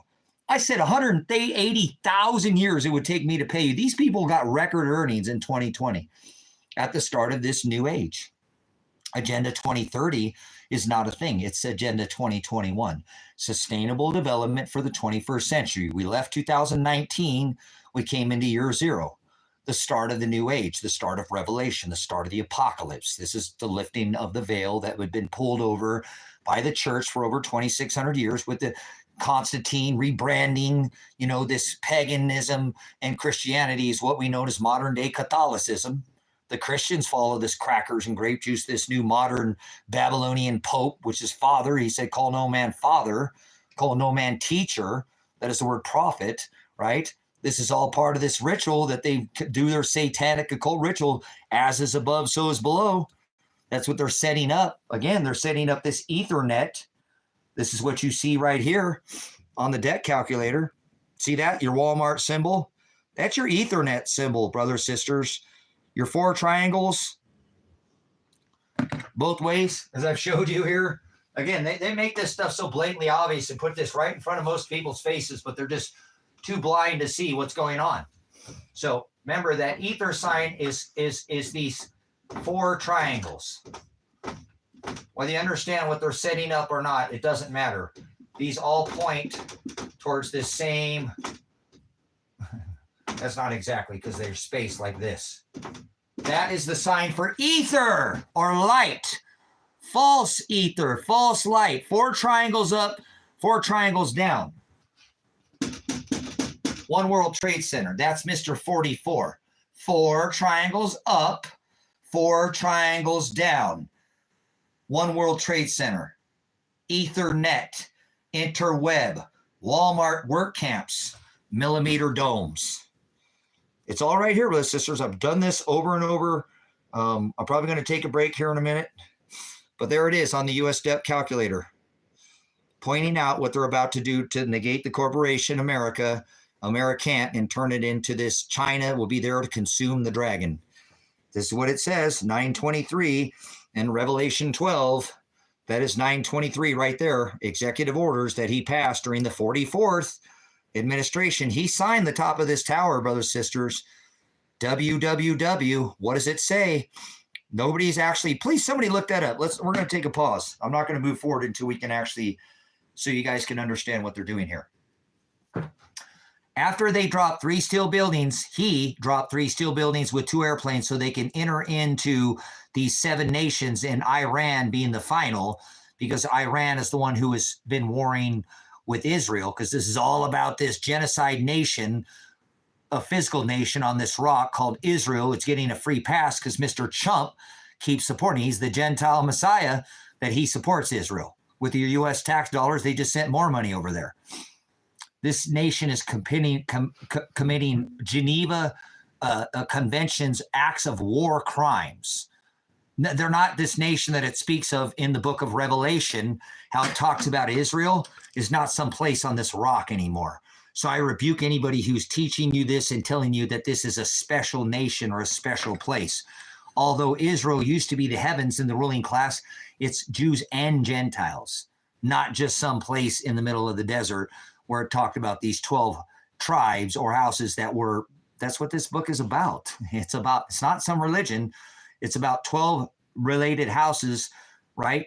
Aaron, Levi, all these, remember all the tribes, Jeremiah, Judah, Ham, all these other tribes that were in Israel. That's what this is about. This ain't about no religion. So if you want to make it into that, you're an idiot. I rebuke you. That's why I rebuke all religions. I rebuke all doctors. I rebuke all police officers. I rebuke the governments. They're all in apostasy to this book. They don't follow this covenant. It's the governments that are actually whacking the people. Okay, 40% of the U.S. populace works for the government. I rebuke every one of you. If you work for the government, get the fuck out of my chat now. I apologize for cursing, but one of you do. One of you work for this government and get the hell out of here. I rebuke you. 40% of the U.S. populace through a state contract, federal, or working for this government, and one like they do over there, and they fight all these wars. Oh, we're not involved in a war because we have contractors. They called them advisors during World War II. Okay, but we can be involved in these military out because they'll hire a thug like me, a prior MP, to go here, have $100,000 more, a year than you were making, or triple that, and we'll give you way better, not substandard military equipment. We'll actually give you gas-fired AR-15s. You won't be using the substandard equipment, during war and all this crap that they do. We'll give you the best of the best, but you're going to be a private contractor. We have our own ISIS in America. It's called the fucking state police. It's called the deputy and elected sheriff. It's called your city cops. This is a standing army that your founding fathers warned you about. And then we've got all these 1,000+ military bases, all these thug pig law enforcement, prior like me, MPs, first one to battle, last one to leave, and then all the other MOSs that support the war machine. 1,000 military bases, 180 countries, and you pay how much for a gallon of gas? And Americans in these streets die? Mr. Trump was going to pull us out of Ukraine in 48 hours. He just sent another $1 billion over there. You're idiots. You keep supporting this system. That's the problem. That's why it keeps going. 40%. One of you work for the government. Speak up. Leave your job now. You're supporting, they give a guaranteed 80% occupancy of private prisons in America before they're even built. That is freaking criminal. And one of you work for this system. So leave. I rebuke you. You're the problem with this country. You support this corporation, which is the government. And 40% of you in America work for the government in some way, shape, or form. So one of you actually in here works for the government. The odds are too good. Why the hell are you in this chat? I rebuke you. Of 80% guaranteed occupancy of private prisons before they're ever built is criminal. Halliburton, the schools, Walmart, hello. You better pay attention. Like concentrate, like orange juice, like OJ, not the guy driving down at slow speeds, but, not the guy with the glove. Not vengeance. Go try to get his shit back. Concentrate. Going to put you in a camp. The encampment of the saints. Oh, it's not going to happen, bastard. It's not going to happen. Okay, whatever. You keep doing you, and I'm going to keep debunking these, what do we call this? The decode of the secret window. Secret window, brothers and sisters. Here's all the work of the debt calculator, the debt, showing you that in 1945, they brought all the gold and put it in Fort Knox. Here we are 80 years later. These reserve currencies only have an 80-year shelf life, right? 80 years ago, we said, all right, bring all your gold to Fort Knox, and we'll guard it with our greatest armies and military ever, Air Force, Marines. Bring all your gold to Fort Knox. Fort Knox. This is the stupidest thing I've ever heard in my life as a veteran. You're going to put all your eggs in one basket. That's the stupidest thing. We're going to tell the whole world where all the gold's at, and we're going to guard it. That's bullshit. You believe that crap, you done fallen for a grand illusion. That's the stupidest thing you could ever do strategically or military is put all your eggs in one basket. I don't care how badass our military is. There's no gold in Fort Knox. They've done this show with showing you on TV when putting it all up towards the front to make a big show. But remember, in 1971, remember 1945, you guys, I hope you understand what they're doing because they're doing this again. Remember in 1945, the penny, they went from 1942 to 1945, where they clipped the copper penny and took all the copper out of it and put steel, and they took the nickel. What has been? I spelled it with a K. What was all of that? Nickle, Nickle, the nickel, and replaced it with silver. This is war, brothers and sisters. This is war. Now, the Department of Treasury has already been contacted by President 9/11. 4 plus 5 is 9, and 4 plus 7 is 11. So you don't doubt who the hell President 9/11. Donald Trump contacted the Secretary of Treasury and told them to stop minting because America makes no sense, not even 1 cent at all. I rebuke America. The most apostate nation to ever walk this rock has stopped minting the copper penny. He contacted the Department of Treasury. This is the same thing they did, brothers, sisters, in 42 to 45, where they brought in all the gold after, remember, World War II, Hitler, Man of the Year, Time Magazine's Man of the Year, 2 years in a row. They loved him. Oh, yes, they did. Just like Mr. MAGA. Oh, like Mr. Musk. Mr. Musk. There we go. Mr. Stinky Muskrat. So they've already clipped the copper, the penny right now, and the nickel to this day to produce a nickel, because nickel, whether you realize it, nickel is what they put in stainless steel to keep it from rusting. That's right. So it's a war metal. Absolutely it is. Hey, Mr. Stinky Muskrat, how come your dustpan sweeper cars, your electric cars are rusting? Yes, Mr. Ruskrat, he didn't get enough nickel, did he? Into that stainless, supposedly, body. It's stainless steel, brothers and sisters. It's the nickel, and it costs 14 cents to make a nickel in the U.S. right now. They said they clipped the copper penny because it was between 2 and 3 cents to make it. Yeah, we don't make any cents in America anymore, not 1 single penny. America makes no sense, literally. So I rebuke America. You're an idiot. If you're part of this corporation and you think this is okay, it's never going to be okay in this chat. So go find some other prideful, oh, hey, we lost our chat. Let's see what people are saying. For a man child who has nations, but she's still in this program. You're correct in everything you're saying. That's what I'm trying to tell everybody myself. Cool. All right, so let's move on, guys, because watch. In 1945, all the nations brought all the gold and put it in Fort Knox and said, we're going to join, we're going to guard this gold with the greatest military ever. And I want to bring you to the understanding that before we had the reserve currency, it was the UK, and they had it for an 80-year cycle. You can go back. This reserve currency is what we became.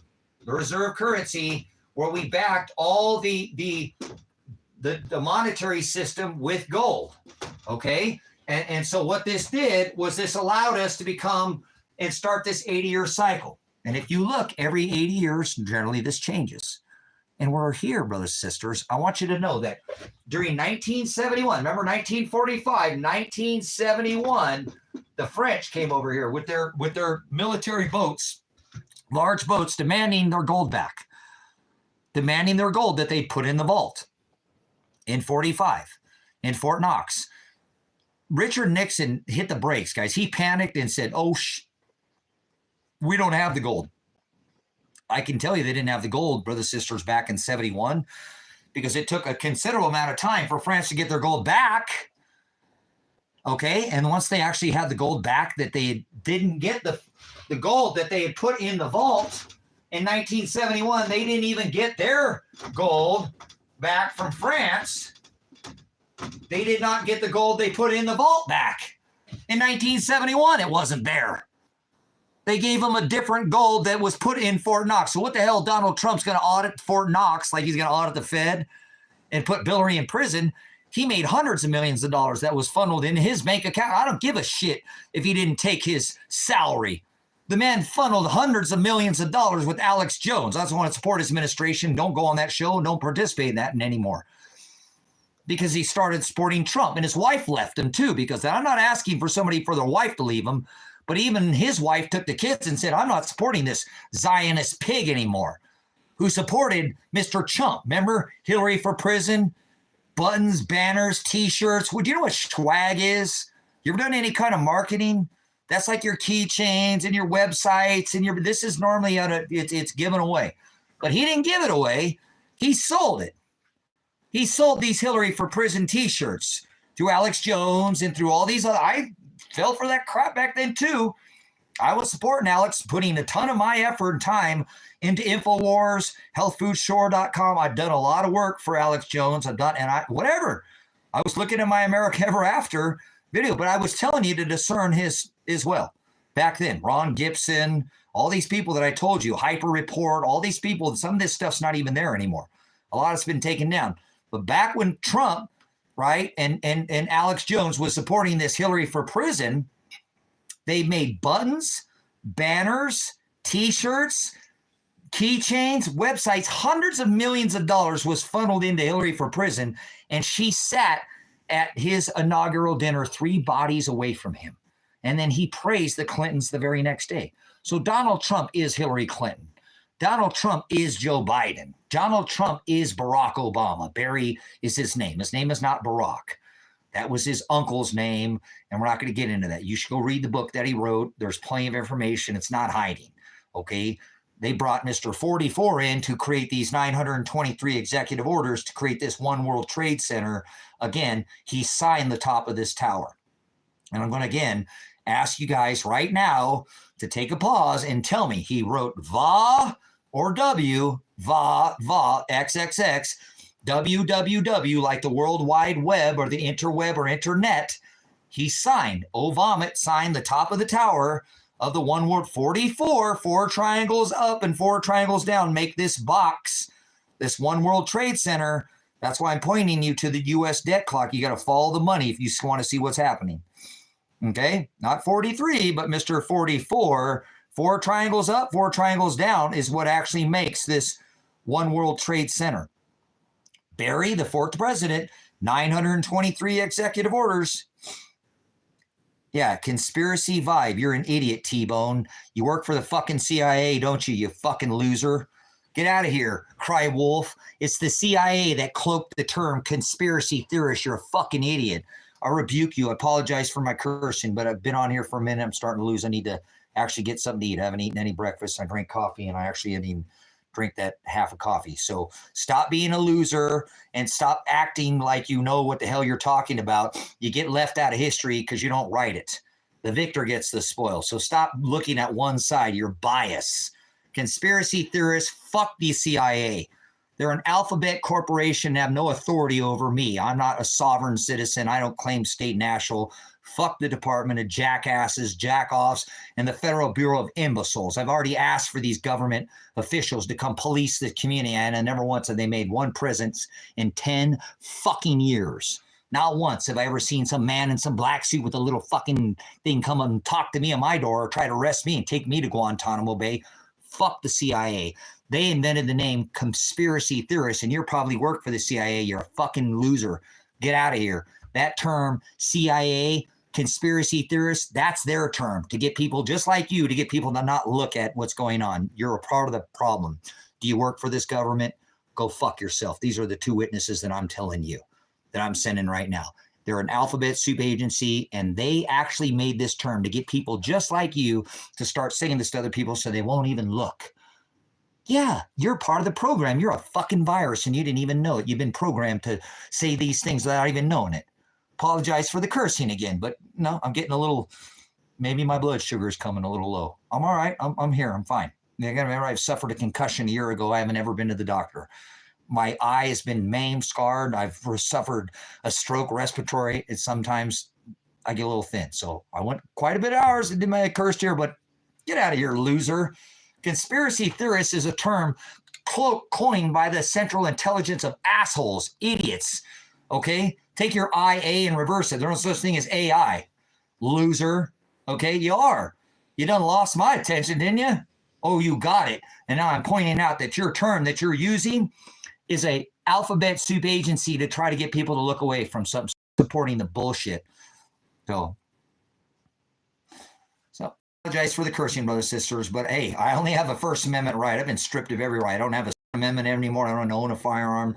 They took them all from me. Oh, good. I don't want this guy to have any weapons. I can't even protect my damn animals. That's why I got rid of the rest of my livestock. I can't take care of them. They're going to come in. They were getting already got birds. I can't protect even my dogs from a cougar coming down off the mountain right now. I got to watch my dogs get eaten. It is. That's why I'm trying to leave the U.S. as soon as I can. So it is alien intelligence. So it kind of sucks, guys. Oh, Warren G. That's a pretty good name. Hit the east side of the LBC on a mission trying to find Mr. Warren G. Got a car full of freaks and no need to quit. Oh, never mind.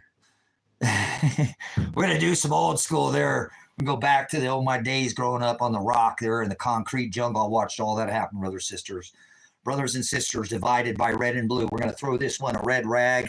And these guys were from high school, junior high school is what they call elementary school, best of friends, my friends, people I grew up. I don't care how much melanated, what their skin. I grew up minority.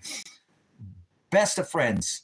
Overnight, here you get a red rag and you get, prostitutes, you get a blue rag and you get drugs. And they were mortal enemies overnight, all created with the gangster rap.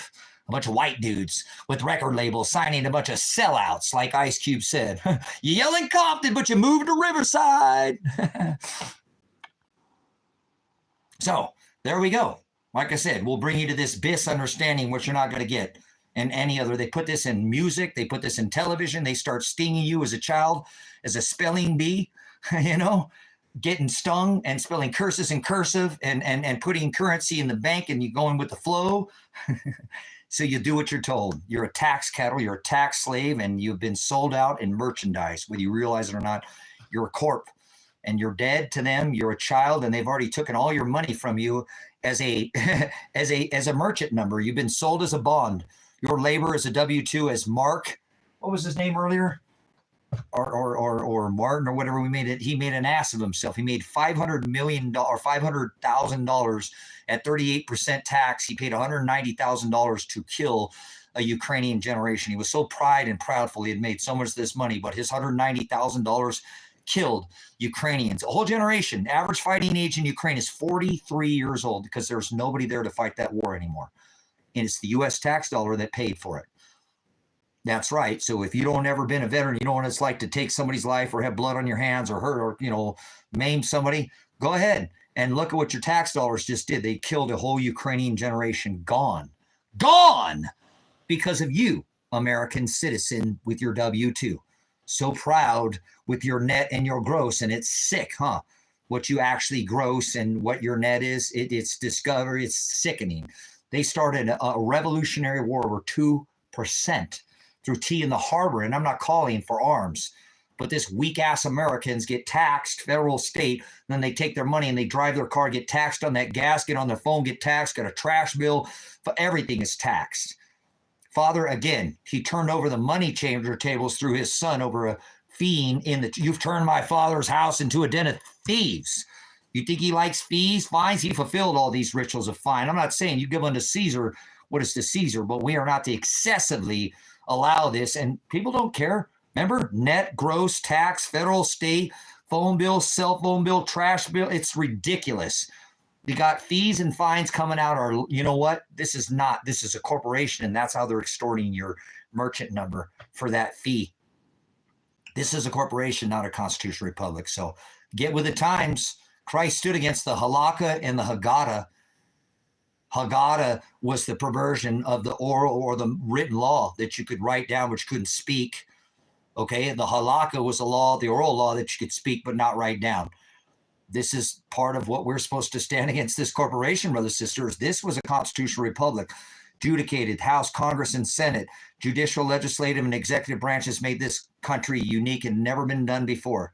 There was a reason why they were allowed to genocide all these pagan, native, pole-worshipping gods of beast and pole, and this is Egypt. Whether you realized that this is Egypt. This is, I don't care what you think. The oldest clothing on this rock was found right here where I live, right in my backyard. I can spit and the little dust devil will blow it right over there. Multiple sets of footwear, okay, that outdates anything. They already said Oregon is the oldest place in the Northern Hemisphere. Okay? So there you go. This place was cracking off, popping the most. They spoke 13 tongues, 12, but the one that people don't talk about in this same valley where I'm at. You can look this up. This place has been on all kinds of shows and History Channel and PBS and Ancient. There's a giant tribe of redheaded giants that roam this valley or in the chasms that are here and known. And I've been even asked, you want to go see them? They know you're here. I'm like, and I don't want to see none of this crap. Hell no. I know giants are real, but I don't want to see them. You know, I moved out here. I made a stink when I first got out here. I came out and told these people, I know there's some nefarious things going on in these tunnels out here, these holes. They would call it a puka in the island of Hawaii. Puka, a hole in the lava. Out here they have caves. And I had found out they were doing nefarious things to children inside these caves. And I think that's one of the reasons Father originally brought me out here. So they're here. Aliens are not an existing thing. If you believe in aliens, get the fuck out of here. All right, rebuke your idiocracy teaching of television. An alien is not a physical existence of any form or shape whatsoever. So get out of here, leave. I rebuke your idiocracy. Go. The sons of God are not fallen angels. They're doing the will of the Father. Therefore, they're not fallen. You're an idiot. Fallen doesn't mean out of the sky. Angel is the word messenger. Christ visited John at the island of Patmos as an angel.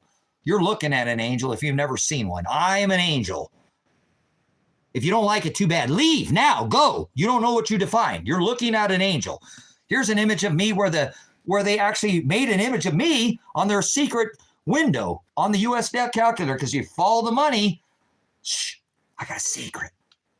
Silver is the bank killer. Save silver, save lives. See this?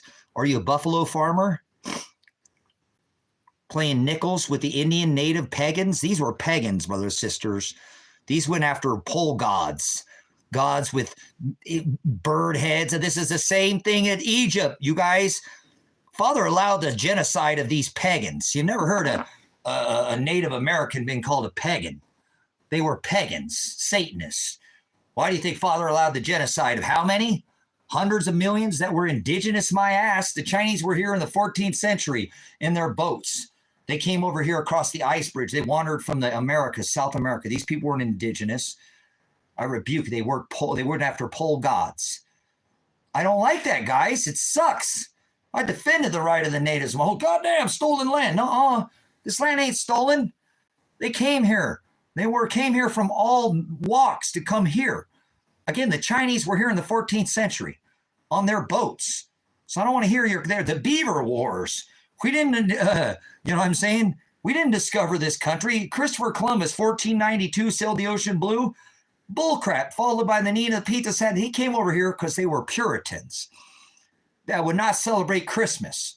They outlawed Christmas in this country. George Washington was not the first president of the United States. Okay, there were 13 colonies. Jamestown, you're an idiot. Okay, but under this constitutional republic, they outlawed Christmas. This was an orgy they would fine you and throw you in jail for trying to celebrate this Mass is the eating of human flesh. Remember, it was the Catholic Inquisitions that were going out and slaughtering Christians. If you wouldn't celebrate their Mass, this wheel worship, this God of the manger, their baby manger, Jesus, they would impale you. I don't care if you were a Christian. They would impale you on a stake.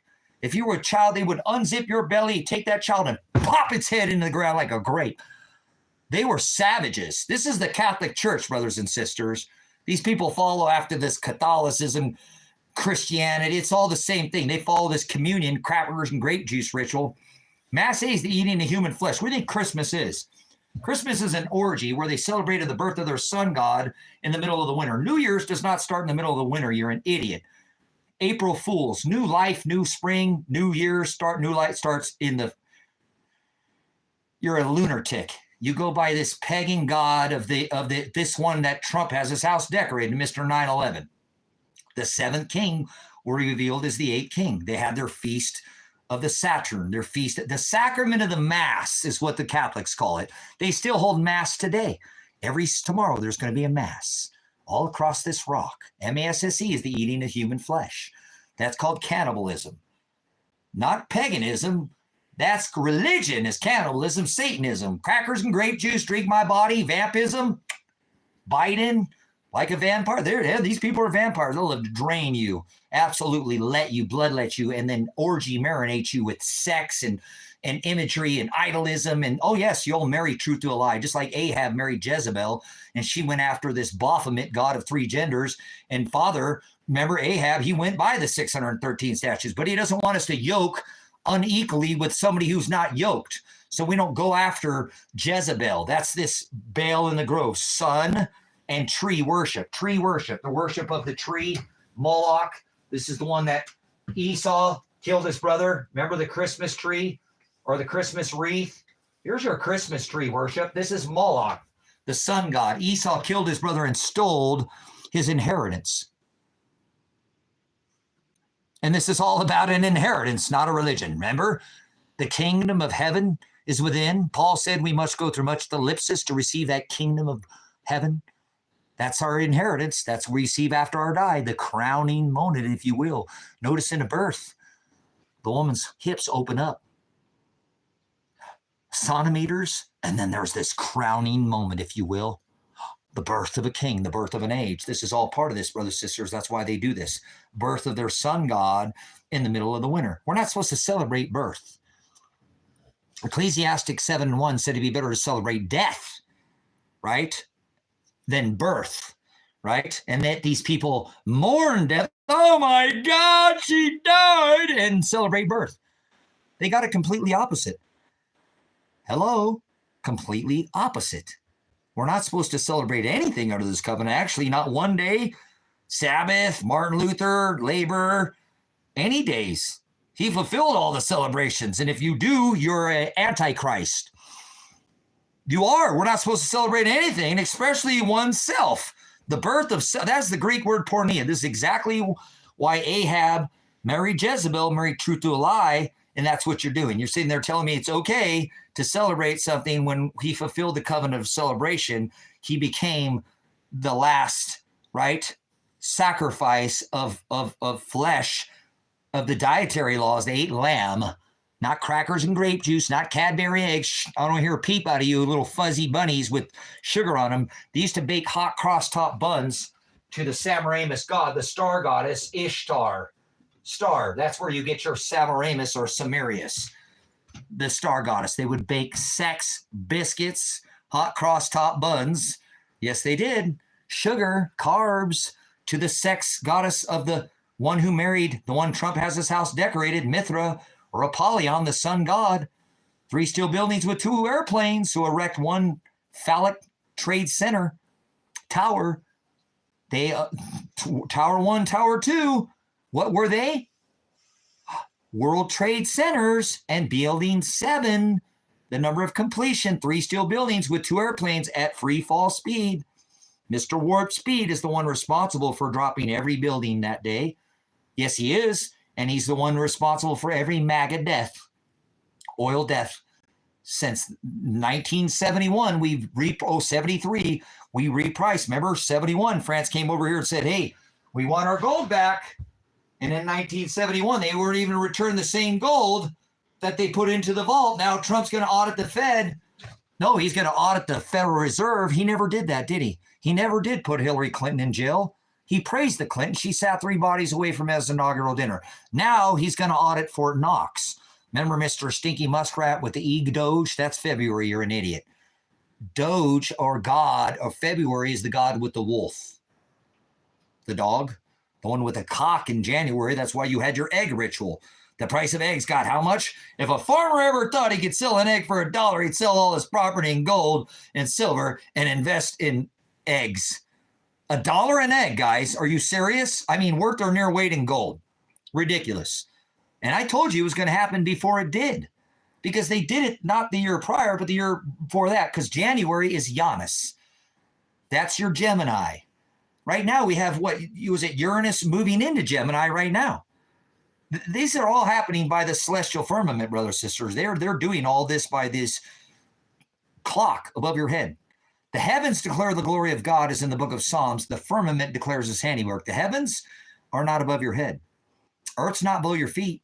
That's not what, when Father created the heavens and earth in Genesis, it's not talking about something above your head or below your feet.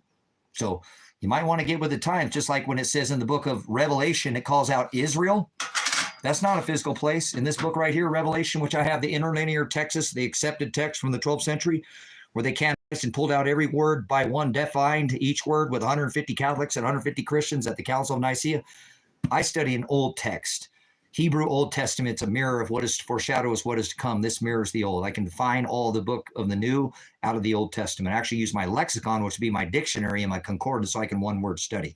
You probably don't study like this. I do. I've studied like this for decades. This has helped me refine, like gold and silver. We're supposed to be refined, put through the test to get all these impurities out of us. Don't you ever be flying that flag right side up. This flag every nation should be flying this flag. This is a nation of distress. Distress, I don't want to hear it. So take that flag and burn it. That's what I would do with every American flag. We're in apostasy with 1,000 military bases in 180 countries. So you better be studying this word, because this is a meek testament that we're under. They didn't let the land lie fallow for 490 years. Now he tells us, turn your cheek 7 times 70. Isn't that ironic that that's the number 490? Wow. And never had a pastor teach you that, have you? He does all this by the number. The Jubilee year, the 7, meet the cycles of 7 is the 4D9 or 490 years. Where do we have that? Oh, we erased that. But the 490 years is this meek testament that we're under. Not this eye for an eye. You could have sex with your sister. Remember, let vengeance be mine, saith the Lord. Can you have sex with your sister? Are you required eye for an eye, tooth for a tooth? Not under this. Yeah, I know. Apologize. But hey, I need change in my life. It's been a whole year since they SWAT raided this house. I had to get something different. Father was just not allowing any change. And I need change. I like change. Oh. No, Jubilee is not 10 years. I rebuke you. You're an idiot. It's 7 Shemitah cycles of a 7th year. And on the 50th year, it was forgiveness. Get out of here, Brent. You're a lying piece of crap. So the Jubilee cycle of 7 years, Shemitah cycles of 7. And on the 50th year, you're an idiot, was the debt Jubilee cycle. Remember, it says, forgive us our debts in the Lord prayer as we forgive us our debtors. So quit speaking out of line. You don't know by the number what the hell you're talking about. So the 490 years was how many years that they grew on the land, and Father had seen enough. Ahab married Jezebel. He split the kingdom when exactly that. It didn't have anything to do with angels fallen or no, you're an idiot. Get out of here, snot. Your snot rocks. Take your mokos, your snot somewhere else and blow it on somebody else in a rag or something else. You're an idiot. Jesus was the translated name of the Hamashiach who hung on a tree. What are you going to do? Rip everybody who was there down at that day? Pontius Pilate? You're an idiot. Mary, who sat there at his feet? You're an idiot. Christ, the Hamashiach? How many people were a witness to me and hung on a tree, and you just want to race? How about hey, sorry, Father. Hey, there's this dude, right? This man and these other 12 dudes follow him around. They wrote in the book what they saw them do. You just try to erase 13 people from history, let alone the crucifixion. Again, Pontius, you're an idiot. Get out of here, child. Say you're going to erase all these people. This is a problem with society, brothers and sisters. They love to just absolutely defile this word. And that's okay. Just take 13 people out of history and just erase all their lives, right? Oh, Jesus didn't exist. You're damn right Jesus didn't exist. Who the fuck is Jesus? Who is this Jesus you speak of? Because I apologize for my cursing, but who is Jesus? The letter J didn't exist at the time of Rome. Child, Jesus is an orgy transgender God of the Yule wheel in the middle of the winter. Birth in the middle of this winter. Hello, April Fools. Then 1 week later, they got you banging like an orgy. Sex with sheep, sex with man and woman. That's what Christmas is. That's what the orgy of the celebration of the Mass, the eating of human flesh, crackers and grape juice, Christianity, Catholicism, Mormonism, all your isms and your insanity. You call me crazy, but they called Noah crazy for 126 years, and it didn't even rain. You ever read the book of Luke 11? Or excuse me, Luke, not 11. Oh, let's go back to Luke. What chapter is that? Oh, and then it rained. 126 years, this old man building a boat, never even rained on this rock, and building a boat. When the whole world's going off a cliff, brothers and sisters, the only one going in the other direction, they're going to call you batshit crazy. You know that? Mm-hmm. So, hey, 126 years, the old man was scoffed for decades. Scoffed at him. Then what side of the door were you on? 2 by 2 or 3 by 3? That's not 2 by 2. You're an idiot. There were unclean and clean. So you might want to look at how they made their way into the archive. Whatever happened to the unicorns? I don't know. Uni? One? Corn? Who? Never mind. Get out of here. Fire-breathing dinosaurs, huh? The great red serpent, Leviathan. Wise as a serpent and gentle, wings of an angel as a dove. Come on, guys. Concentrate, okay? Actually, let me take a break, guys. You guys let's end this. We're going to end this. We'll come back on. Unless you guys just want to stare and take a pause for a cause. Yes, MK Ultra is very real. Absolutely. The government voice-to-skull technology. Remember messenger pigeons with Tesla? They were going to scare the pigeons off because they could say to the pigeons to leave. So obviously, voice-to-skull technology. How come people aren't spontaneously combusting anymore? Director to energy? Do me, baby! Yeah, Hotel California, you can check in, but you can never leave. Let's not forget about the 1,200 children that were brought underground by the dragon. Birds aren't real. Uh-oh, we got one of those. There we go, Jim Morrison. Absolutely. Thank you for that. Hey, good stuff, Seven Crows. This is all part of this. What do we got here? What's putting in here? Stoner connection. 917. Nice, Val. But it's good stuff. Yehoshua. Hamashiach. Right? Aramaic during good stuff, man. Appreciate it. You see, we don't have to fight over letters in here, brothers, sisters, or shapes. If you do something, with the reasonable intelligence like Stoner Connections putting in here, is he's actually using the lexicon. He's actually using the dialect. So you can study these words by definition. He did say, I am the aletheia. He didn't say that for no reason. He said, I am the hados means to untranslate. Narrow. I am the narrow way. To translate off your definition that you have to come to the straight, understanding, undefiled light. That's why he tells us to enter through the straight gate, not the broad way. Broad is the way without defining. Broad is the way that leads to the wide gate, which leads to eternal destruction, or what is known as the abyss. That's what it says in my book. Doesn't say pit, doesn't say eternal, it says abyss. So we must narrow through translation off the translation and literally not change a jot, a letter, or punctuation or grammar, or even a word or any meaning. We must literally define the word first through the lexicon, study the definition. In the text, it was written in Hebrew, Old Testament, lexicon, New Testament, Greek, old Jewish book written in Greek. You've got to study these words in the words they were written in and study the definition. People would take one word and screw this up. Nephilim. The word Nephilim in the lexicon means bully. Bully. It doesn't have to do with how tall somebody. That is the word Anunnaki. The word, and not Anakin Skywalker, Jabba the Hutt, Darth Maul, Luke, I am your father. Listen, you're an idiot. Shut up with your space balls, your space farce. The Anunnaki were giants. The word Nephilim does not have to do with how tall somebody is. You're a Nephilim if you spread lies and tell somebody that's the word daemonion in the scripture. Actually, they used to pray to their ancestors to try to open portholes or communicate. This is your crackers and grape juice with communion, and offer burnt offerings of flesh and eat their burnt flesh offerings to the birth of their sun god, the one Trump has his house decorated with, Apollyon or Mithra at the time of Christ, who had sex right? The wife of Satan, Semiramis, which is Easter. Christmas is December 25th. Basically, Christmas married Easter, and they had a son called Tammuz. And when Christmas died, or Satan, or Apollyon, she cut his body into 12 pieces. That's why they re-erect like the tree. Jeremiah 10, for one cutteth the tree out of the forest, the work of the hands of the workman. They deck it with silver and gold and stand it with hammers and nails so it stand erect like the evergreen, like the palm tree. This is all holiness. This is vain. We are not to do these things. Oh, hear what the Lord say, O Israel, in Jeremiah 10. Learn not the ways of the heathens, and be not dismayed at the ways of the sides of the firmament.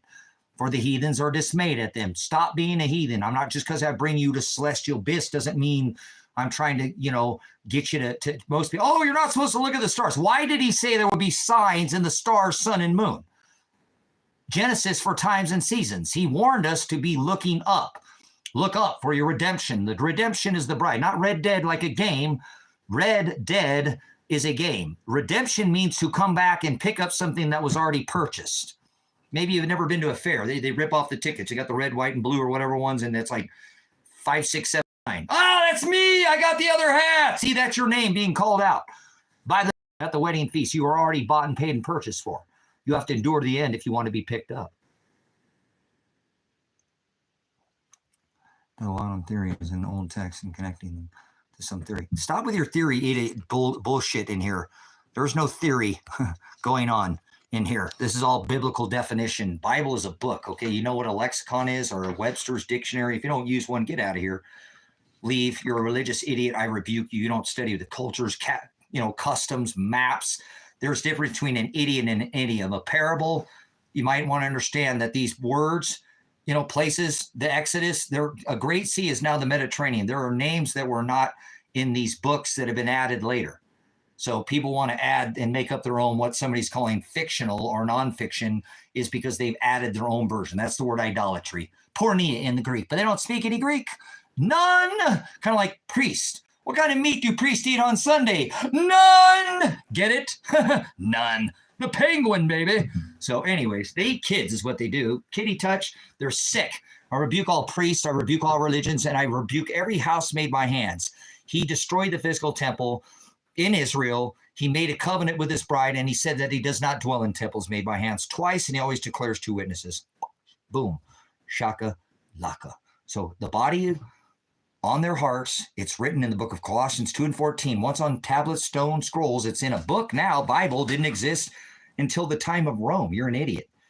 So let me help you learn. There's a difference between an idiot and an idiom. This book is full of them. Idioms. Hold on, I got a frog in my throat. Let me take a drink here.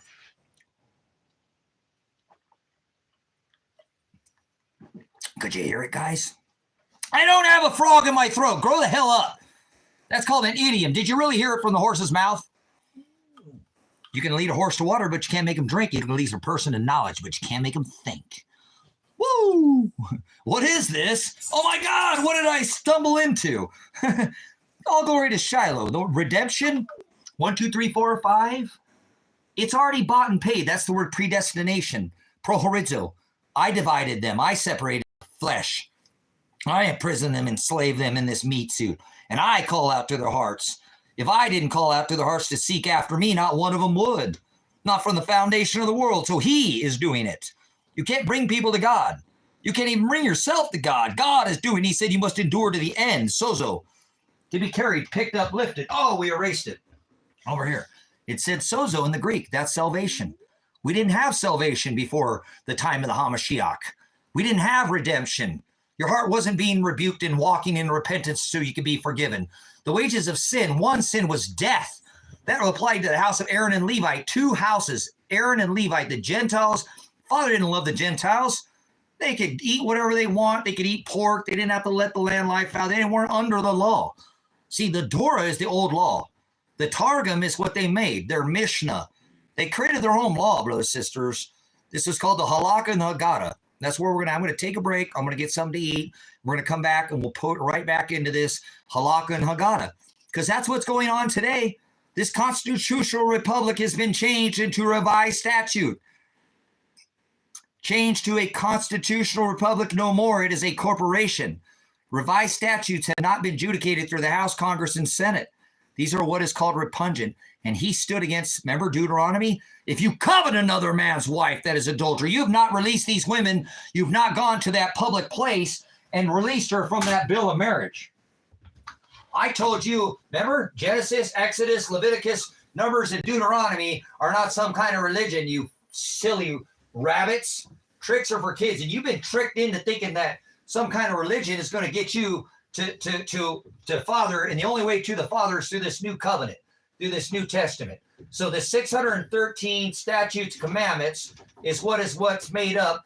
Genesis, Exodus, Leviticus, Numbers, and Deuteronomy is the book that I'm speaking of. When Christ came back, he said, you didn't go to a public place and nail that bill of marriage. Remember, you had to take and nail that contract. This is called a bill of marriage. Why do you think he nailed his flesh from the top? It needed to be nailed on the top and the bottom, and you had to have not one, but two witnesses declare this contract. So in the Deuteronomy, it talks about he is the tie that binds the two. And through this contract in a public place, you had to take what was called this bill of marriage. Bill of marriage. See, people make this into a religion. That's why there's no pastor that can come against this gospel, this ministry. And so you're going to see that they tithe thousands and millions of dollars to fake ministries all across this rock. And there's not one single ministry that I can refer you to that I would have you go. You can see Brother Jim at Grace and Truth Ministries, but that's a classroom like what you have here. You know, you're going to learn something, you're going to unlearn and relearn. So if you want to make a donation, now would be the time. I have a Cash App, I have a PayPal, I have the Super Chat, and you want to do that, okay? That's 30% gone when you give it. That's why I have the Cash App and the PayPal. Any money you donate to me, I'm paying off the ministry. I just took $47,000 of all my earnings and paid this ministry off. It's done.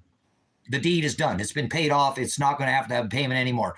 You know, maybe Connection will come out here someday. Maybe we might see Kinetic. Maybe Don will come out. But this will provide even if I get thrown in prison, okay?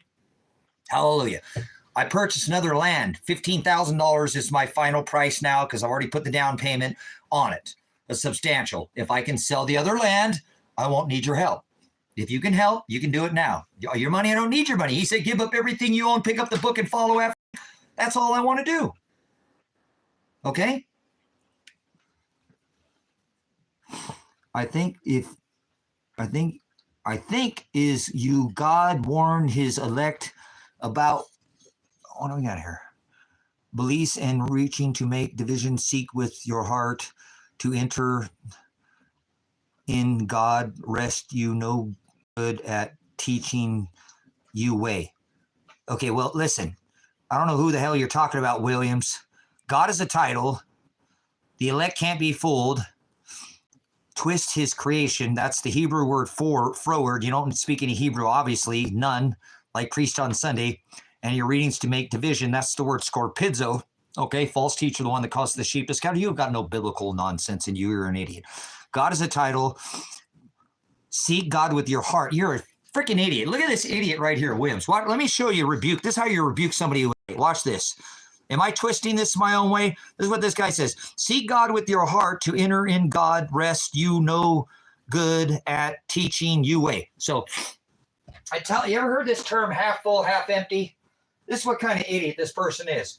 Never once has he probably ever read the scripture. Even one time has this person ever stuck their nose in the interlinear Textus Receptus to even study original Greek or the Hebrew.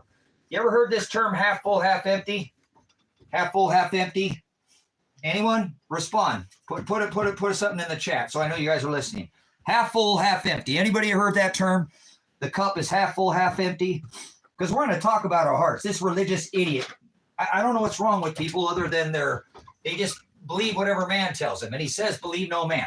So the half full, half empty cup, right? And he says he would pour out all the bowl of the cup of wrath would be poured out on the nations. Anybody who partook and fornicated, yes, and you can't get any more and your cup is full. Okay, so half full, half empty. He tells us that the heart, see, this is your heart, is continuously filled, which means it would never stop overflowing. Continuous means eternal. So you can half full, half empty. You can get a bigger cup. It don't matter. It's going to continuously overflow. So when I hear these religious Christians or Catholics or Mormons or Baptists or whatever, they tell me God knows what's in my heart. And I know now that these people have never once picked up the word and read it. Knock and I will come sup with you. He will feed you. Eat of it. Remember, tied to a man that in Malachi. You're supposed to give me 10% of your earnings. You are if you're doing this properly according to the book. But see, we're not under that anymore. So you don't need to give me any of your money. Your time is what I'm asking for, a tithe of the time. You can't print time. You can't make more. You can make more money. And if you're good like a counterfeiter, like the central banks, you can just counterfeit money like monopoly money. I mean, get away with it. But you can't print time, can you? So thank you for your time. If you want to leave a monetary tithe, millions of dollars are going to be tied to fake ministries, and they're not going to teach you any of this. So make it rain in here. Come on, guys. I got a $15,000 bill that I'm trying to pay off so I can donate it to the ministry. Because actually, I'd like to take that property and take the freeze dryer and do the abundance of underground gardens that could be grown out here to tithe to the ministry. Because tithing was about food, not about money. And plan to moving this ministry, not the ministry itself, but adding to South America, to go to Ecuador so that I can travel and make a plan to Ecuador, grow food in a much more conducive environment so I can ship things back up to the U.S. where we can't even hardly grow these things very well. Some things are near impossible or quite expensive to get a hold of, and you grow extras like this one property that I've been looking at for many years. It has 21 different kinds of fruit growing. It's organically ever been fertilized by the farm itself. Nothing has ever been brought in. I want to eat organically. I want my body to not ever eat anything box, bag, or canned ever again. That's what I'm doing. So if you tithe this ministry, you're not tithing to me. I am Pastor Revelation. He said, give up all your possessions. He was a man of very few. Pick up the book and follow after me. So Father will unchain me. I don't need land. Every one of these land donations will be donated to the ministry, and I can move to Ecuador and grow food and put it in the freeze dryer at that particular property and send it to you guys. Want some star fruit? Want some papaya? Some of these fruits, again, are not able to grow even in the U.S. because it's not conducive to the grow zone. So I plan on taking this ministry on this other property. That's $40,000 for that property, brothers, sisters. $40,000 that it's going to cost me to purchase that. I should have bought it when it was 19, but they made a ton of improvements. They put an outdoor pool. They've added another garden. They've worked on the driveway. I mean, they've actually put money into it. So it's not like the land values increased that much there. And that place, I know 21 different kinds of fruit that are growing there right now, not to include the vegetables in the gardens. And almost any seed I throw in the dirt out there, it's going to grow.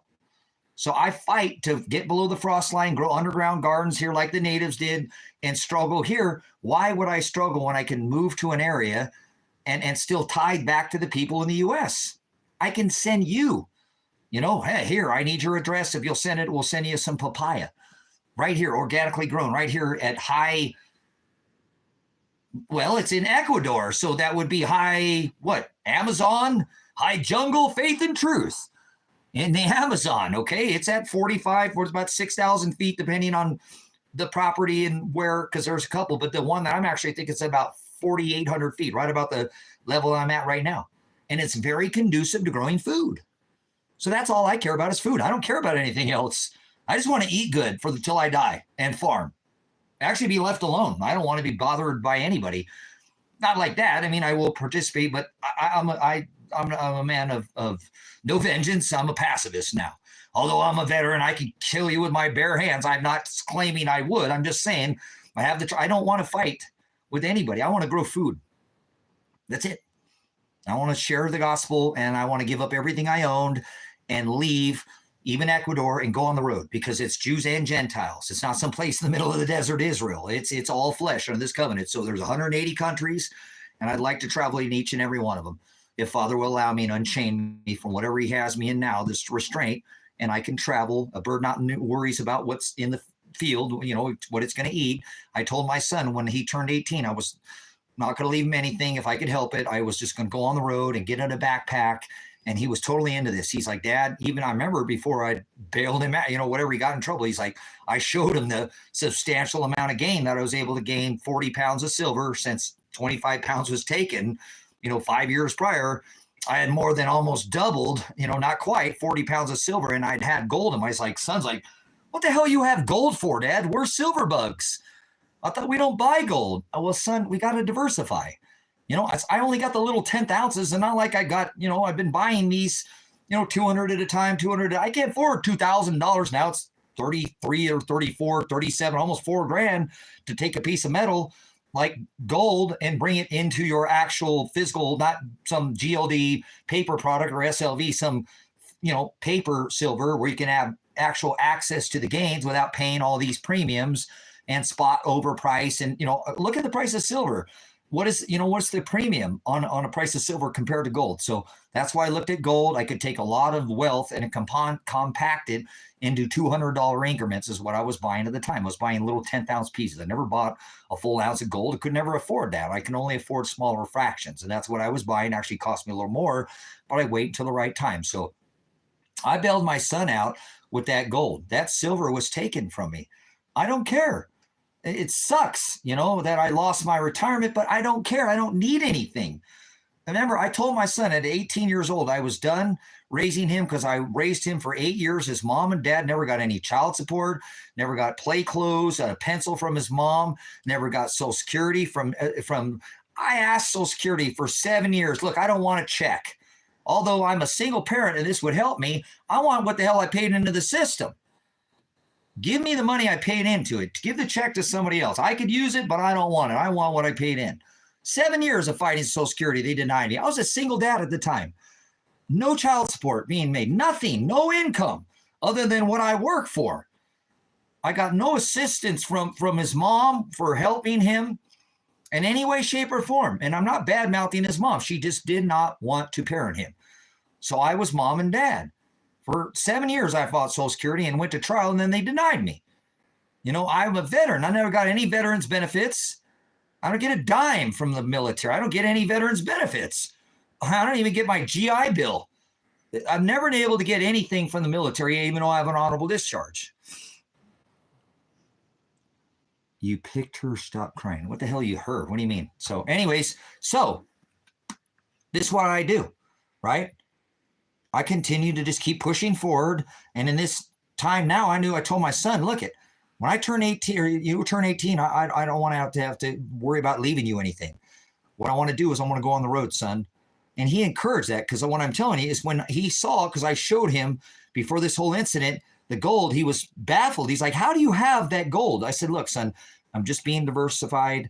You know, if you keep adding those up, it does add up to ounces, but, you know, I haven't been buying gold at this time. I buy them like small. He goes, oh, okay, well, Dad, that's so weird to see you have gold. Now, Dad, please listen to me. I know that silver. Dad, I have silver, okay? We're silver bugs. I have my own silver. Dad, please take that gold. And I know what you're trying to do with that silver. You're trying to pay the ministry off and save the rest for me. But Dad, just take that money right now and the gold and silver, buy that double cab Tacoma you want, and go on the road.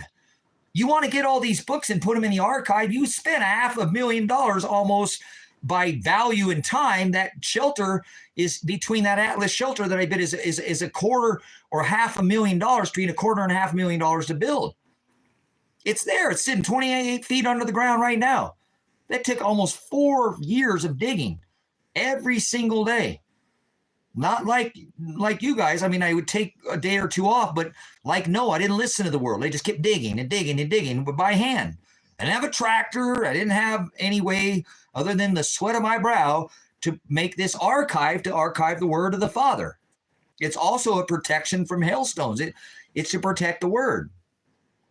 So I was able to do that. I was able to do all these other things, purchase my UFO, and then able to still, by working, by my hands have, calluses because I work for a living. I earn what it is that I do out here. There's nothing here stolen. It's all earned by the sweat of this brow right here. Okay. So I took this, silver and gold, and he sees it and shows him, and he's blown away. He's like, Dad, I want you to take that right now. Because remember, I'm not 18 anymore, Dad, and go on the road. You have everything you need. You want the crew cab so you can put the dogs in the truck. You have all the money you need now to go on the road. Dad, stop trying to save that money for me. You said you weren't going to leave me anything. Go on the road. You can go right now, Dad, and you can get all those books to put them in the archive. Please, Dad, go. This is what you've always wanted. Do it now. You said when I turn 18, now I'm in my 20s. Go, please. You have all the means. You're saving that for me, Dad. I know. Clot's saving it for me. I'll get my own silver. I have my own. I said, Elijah, I appreciate your conversation. I wanted to show you where we're at. So, you know, you're my son. I'm not attached to anybody. Something happens, you know, this is here. You know, this is my retirement. I know, but I told him I said, but you can't make that decision for me. If I want to leave some of this for you, that's my decision. I appreciate your opinion, Elijah. I love it, but I'm not always going to use it. And you get upset about that sometimes, that I ask for your opinion and I don't use it. Well, it's better than not caring about your opinion. I won't always use it. So in this case, I took the money and, you know, I kept it, and I didn't buy the truck, and it actually bailed my son out of jail. Hallelujah. I wouldn't have the money. Might have taken me longer to sell the pickup truck and get it. I still haven't been able to sell that other land. So the land wasn't as easy to sell as I thought, right? I was able to sell the other property 20 next to me to purchase this land and pay this land off. How do you think I came up with $47,000? Okay, I had the deed to that land. I paid it off. But again, the sweat of my brow. I worked my butt off to get that paid. I emptied my driveway. I took all my savings. I took everything cashed out and purchased the land. Okay, so in this case, like I said, you know, what I would do with any of the ties of this ministry is pay off this new land that I purchased in town, because it has, you know, a septic, it has a home, it has a washing, you know, machine. It has all the ability to bring people in from somewhere else and help transition them out here to grow food off the grid and to get this off-grid lifestyle that I've lived out here for 10 plus years to bring people into the fold, into the ministry. So instead of taking the gold and silver, brothers, sisters, I'm glad that I didn't, because it bailed out my son out of jail. You know, it was $13,000 or whatever. It was all my gold. And actually, they weren't supposed to touch my silver, because I said that's my retirement. But it ended up some of it was being spent anyways. It looks like I'm the one who bailed him out with all of it.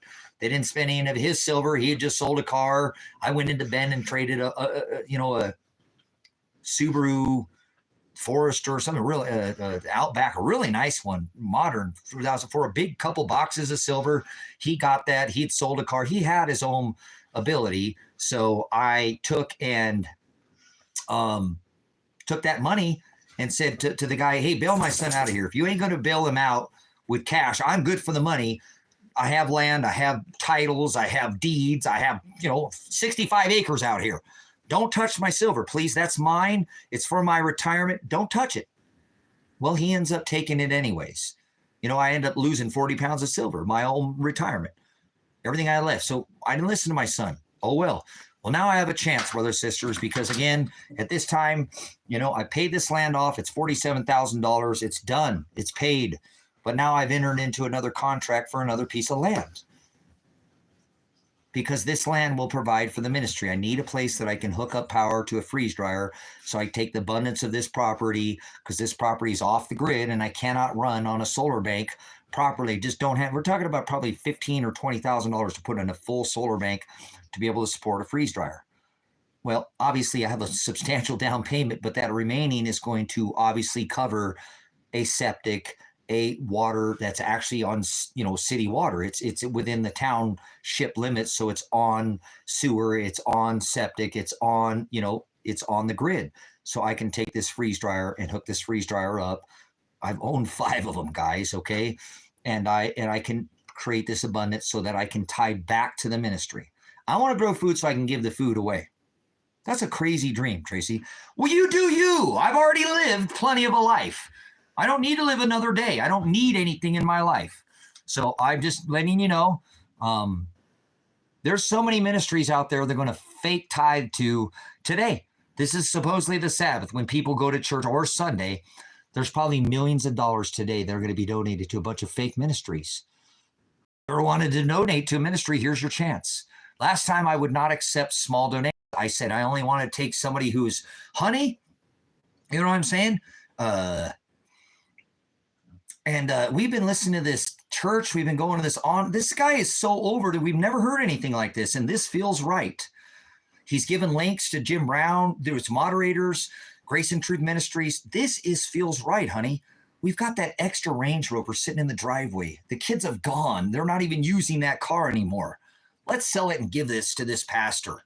We never even heard anybody talk millions of dollars, brothers, and you don't have to. I'm just letting you know that millions of dollars are going to be donated to a bunch of fake ministries today. Okay? Today, tomorrow. Jim Brown is not a fake ministry. It costs $1 million. $1 million to run the ministry at Grace and Truth Ministries in Hendersonville, Tennessee. He's got 5 people to include himself on the payroll. I spend a lot more time than Jim Brown on the internet. Thousands more hours. Now, he's been doing it. Obviously, he has 4,000 lessons, but today, every day, he has a couple hour Wednesday and Sunday stream. I do this 7 days a week. Sometimes I'll stream for 15 or 16 hours. I've done, through TikTok, I would stream for, when we hit 15,000, I stream for 15 hours, 16 hours, 17. I did it here on this stream as well. So my tithe, I don't get a single penny from anybody. I don't draw I don't get any money. Nobody ties to this ministry, and that's okay. I'm just telling you, if you've ever wanted to tithe, there is a chance to do it now. And I'll show you where your money's going. I'll bring all the paperwork. I'll show you everything that's done with your money, because I don't want it for me. Actually, that would help, because if I go to another country, I'll say, hey, like I have cabin rentals here through the ministry that hopefully, if you want to come out, I won't charge you anything. If you've been part of the ministry, you're more than welcome to come out here to the Moonshine Cabins. These are not like alcohol. It's because I live in the largest dark sky sanctuary. And, starting Monday, I'm going to militant go back to work 8 hours a day. I probably won't be streaming until either first part of the day or the end of the day, because I have to work. I am self-employed and I make my own schedule. And so I need to put 6 to 8 hours of labor in every day if I'm going to get this Rusty Dragon finished. I want to move out of the Rusty Cowboy that I'm in, and I want to be able to start renting these out to do overnight cabin rentals. This is the time of year where it's nearly the best time of year. The rate's going to be between 100 and 150 a night. I mean, I do a hip camp out here where people just come work out here and pay me $50 to park on the land. They bring their own toilet. Well, if I offered you a building that's a beautiful cabin, repurposed, I'm sure people would pay double that. So, but if you want to come out here and stay because you're part of this ministry, I don't want to charge you, okay? I'd like to give back. I've always said anybody, if they made a tithe to the ministry, I'd offer you, a week stay. That's nearly $1,000 or something for any donation. I mean, I do it whether you donate or not, okay? You'd have to be part of the ministry, have to know who you are. I don't want just anybody coming out here quickly. I need to kind of have some rapport with you, but I'm not here to bother you if you come out here. I'll leave you alone and treat you just like you're a camper and or one of the cabin rentals. So this is part that's going to help me obtain some kind of income. So when I go down to Ecuador and seek asylum, if that's what it's going to take, if they don't drop these current charges, I need the ability to say, hey, I'm not going to be a burden to your system. This land is owned. This land is owned. I'm the pastor of this ministry, and it's in the ministry's name, but it's all been paid off. So but I still gain from these cabin rentals. And that's why I want to be able to obtain this other property, which has a shower, washing machine, bedrooms, septic. It's an actual home. It's not that these cabins aren't, but I'm off the grid. This is going to give me a constant power source so I can hook up this freeze dryer. So everything that's grown underground in these gardens can be brought over there, put into the Mylar bags, and then tied back to you guys at the ministry. I'm sure I'll have abundance. You ever grow one too many tomato plants? Honey, we've already made ketchup, tomato paste. We've already made, all our tomato, spaghetti sauce. We've got, and they're still ripe tomatoes, green, and they're getting ripe on the vine. Honey, what are we going to do? That's called thrive, not just survive. If you'll follow this ministry, I can actually teach you how to thrive. Most people are just going to get by and thrive, right? No, survive. They're barely going to get by. You don't need to do that. If you become your own supply chain, if you notice, they created this global supply chain for, how long? 20, 30, 40, 50, 60, 80 plus years, and now they're breaking it all down. That's what's going on. So you need to become your own source of supply for your food sources, water sources. Try to bring those back down to a grassroots level. If you can do it on your own, you'd be much more self-sufficient. That's what I recommend. Don't just sit there like a duck in a pond. Do something about it. You can actually thrive while others are barely surviving. Abundance is possible. Supply shortages are created. When you become your own supply chain, you're not going to be affected. Like when you're your own, why you got a good Kool-Aid recipe? Uh-oh. Are they in the room? Okay, so anyways, all right, so just little things like this, brothers, make a tremendous difference. Putting up something like this, I mean, if you live in a condo or an apartment, I want to hear your excuses on why you don't have a self water filter. You know, if shit hit the fan, STHTF, apologize for the cursing, the day X scenario, and everybody actually had a water filter that day, maybe they didn't have food, I bet you that day be a completely different day. Completely different day. Get out of here, Torch, with your drug pushers. You're like Donald Trump, the #1 drug. This guy's like Donald, guys. Another snort with his warp speed, jab. So get out of here, Human Torch. You're an idiot. You probably don't have any extra rice and beans. You're just going to be a burden to society. You're going to go around and steal somebody or kill somebody just to eat because your stomach has never been without food for probably even a whole day, let alone 3 meals. Oh, yeah, exactly. You don't need to be all fancy, okay? There's such thing as, again, I have the Mountain House meals. I don't know where that other, I was eating on some, actually, I pulled out some of those, what were they? Ice cream sandwiches. They never brought ice cream to the moon. That's just so stupid. It wasn't even on their list, it's all a bunch of garbage anyways, but those are some pretty amazing little treats. I wanted Kevin to try them, and they were the caramel, something salted caramel ice cream sandwich. They were really, really pretty good. But I've been doing this freeze drying thing, brothers, sisters. I've had 5 of these things. So I'm very well versed in how to long-term food storage. There's 2 things that make food go bad, either oxygen, oxidation, or moisture. That's why we, use either drying to take as much of the moisture, or freeze drying, which takes all the moisture out of that food. And you put an oxygen absorber, and with no moisture, it's, in a Mylar bag, you're going to last 20 to 25 years and something and today, the reason why I've always done it, it's health. The food is just getting worse and worse. If I can contain, a higher protein source that I can grow because of bad weather, well, now I've actually, like a time machine, I've suspended that protein. Whatever it is, when things degrade, I'll have a higher protein content of things again that they're going to be harder and harder to gain access to. Or if we went into like a solar minimum and our grow zone changed and I can't even grow avocados anymore, well, I've got some avocados freeze dried already. What do you know? They don't have avocados anymore, but here are some that they freeze dried 10 years ago. I'm not sure what the exact wattage is on the freeze dryer, but I know that you're going to be running generally like a 7 CFM pump, which is a vacuum pump. That freeze dryer itself has like a condenser and a compressor in it. So what it does, it kicks that condenser, which starts the freeze process of the drum, to bring it down into negative, negative 20, negative 30. Then you have your drying tray where you put on your racks your food, and it just brings it up barely enough in heat to outgas the moisture, which collects on the outer rim of the drum. And that process continues for about 24, 48, 72, sometimes 3 to 4 days, to take something like a tri-tip that I did in 2019, which is absolutely amazing. And here I tried it in 2025, and it was just amazing. And I was a little worried about, because that has some fat in tri-tip, and it was absolutely, I did it, some cooked and some raw, and it was just as good as the day that I put it in the freeze dryer. I actually encourage people, you could freeze dry a steak, raw steak, and take a steak from the store. I can rehydrate that steak. Now, I might use a little bit of beef bouillon back with my hydration, but you're not going to be able to tell the difference between the 2 steaks. They're going to have the same exact consistency, and when I cook them, they're not going to be any different. You would not be able to tell the difference between the 2. The quality is that high, and you lose less than 3% of the nutrition. When you dry food on the rock, like the natives, brothers, sisters, because of the heat process, you're going to lose about 20% of the nutrition. when you can, like I've got can, like pressure canning, or, like doing, using the ball, you're going to lose 30 to 40% of the heat is going to dissipate that protein. You're going to lose it from the cooking process.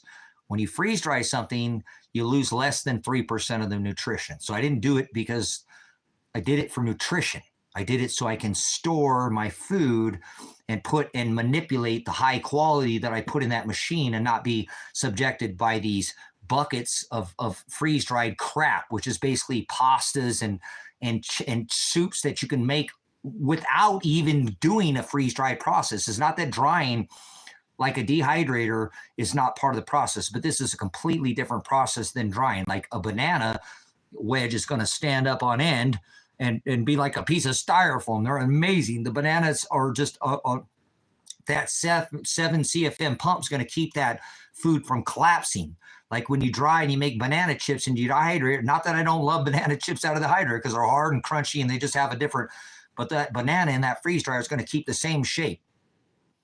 It's going to be fluffy like a piece of card or like a piece of styrofoam because it's going to take all the moisture out of it. And when you eat that, it's going to have a whole different type of, so a lot of it's texture as well, as nutrition. So this is the reason why I have purchased this other property, is so that I can put a constant freeze dryer where I can, use this power source. Even though it costs me, it's not that much to run these freeze dryers. It's a consistent 3-day pump that kicks on to keep that vacuum so the food doesn't collapse itself. And then the dryer process comes on off and on as it's running that condenser and compressor the whole time. So it's about a 3-day process. Some things take a little less, some take less, not some microwave. You just stick it in there and it is not that hard to do this, but the process of, the freeze drying. Now, again, these other meals that I've covered on this ministry, Mountain House, some of these other high quality meals who I eat on a regular basis, you couldn't even freeze dry this stuff for the price of a Mountain House meal. Like I'm in Oregon and they have Buy Mart, which is a locally owned and operated. They do those freeze dryer meals, which are 2 meals for $9.99. You're telling me you can make a meal for $5? That's impossible. You can't go buy chicken breast and get them from the store, drive there, get your gas in your car, go get them, bring them home, prepare them, get them ready, whatever you need to do, cut them, chunk them, whatever, do the dishes, put them in your freeze dryer, do this for a 2 to 3 day process running, take it back out, get your oxygen absorber, get your 7 mil Mylar bag, take it out, put it back in, take it out, clean the trays, put that in the bags with the Mylar bags. You can't do this for, they run a special sometimes for $7.99 for these Mountain House meals, which is 2, either all of them. They generally that price. You cannot make these meals for probably, we did the numbers on this one time. We did it in here. You're looking at about $18 to $20 a bag to make these meals. By the time you go to the store, process it, bring it home, clean the dishes, take it out, put it in, clean the trays, start the freeze dryer, you're looking at nearly $20 a bag with the Mylar bag, and they're $10.99, $9.99. And then when Buy Mart runs them on sale out here, they'll do a special and they do them for $7.99. You cannot even buy the product and do it yourself. I had a freeze dryer. People are like, why are you buying those meals? I thought you had your own machine. Yeah, but I can't even do it for this price. This is ridiculously priced and very high quality food. Go see Nate at Canadian Prepper. He has some higher quality stuff, but I encourage you to stay away from these places like My Patriot Supply and all these other garbage because they're just filler. You can go get pasta. You can go get soup mixes. You can get rice, pancake mix.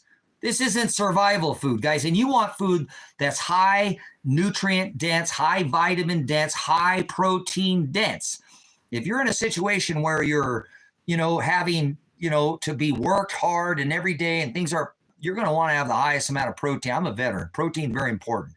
Okay. All these fatty acids, if you want your brain to work properly, you need to be hydrated and you need to have a high level of vitamin and nutrition in your system. So when you're working hard, why are you going to buy something you don't even want to eat later? Pancakes, you can buy that mix.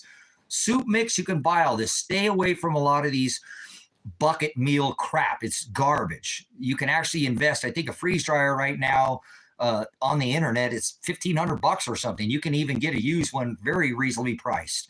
From Home Depot does them. Scratch and dent models. They'll still give you from Harvest Right the same warranty. Look for that scratch and dent model.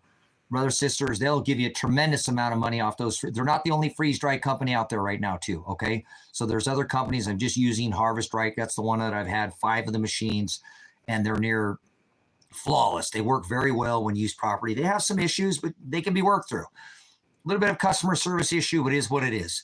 Life's not Burger King. Nothing's perfect. Can't always have it your way. But if you'll work through a lot of these things, you can put away a substantial amount of food in a very short period of time.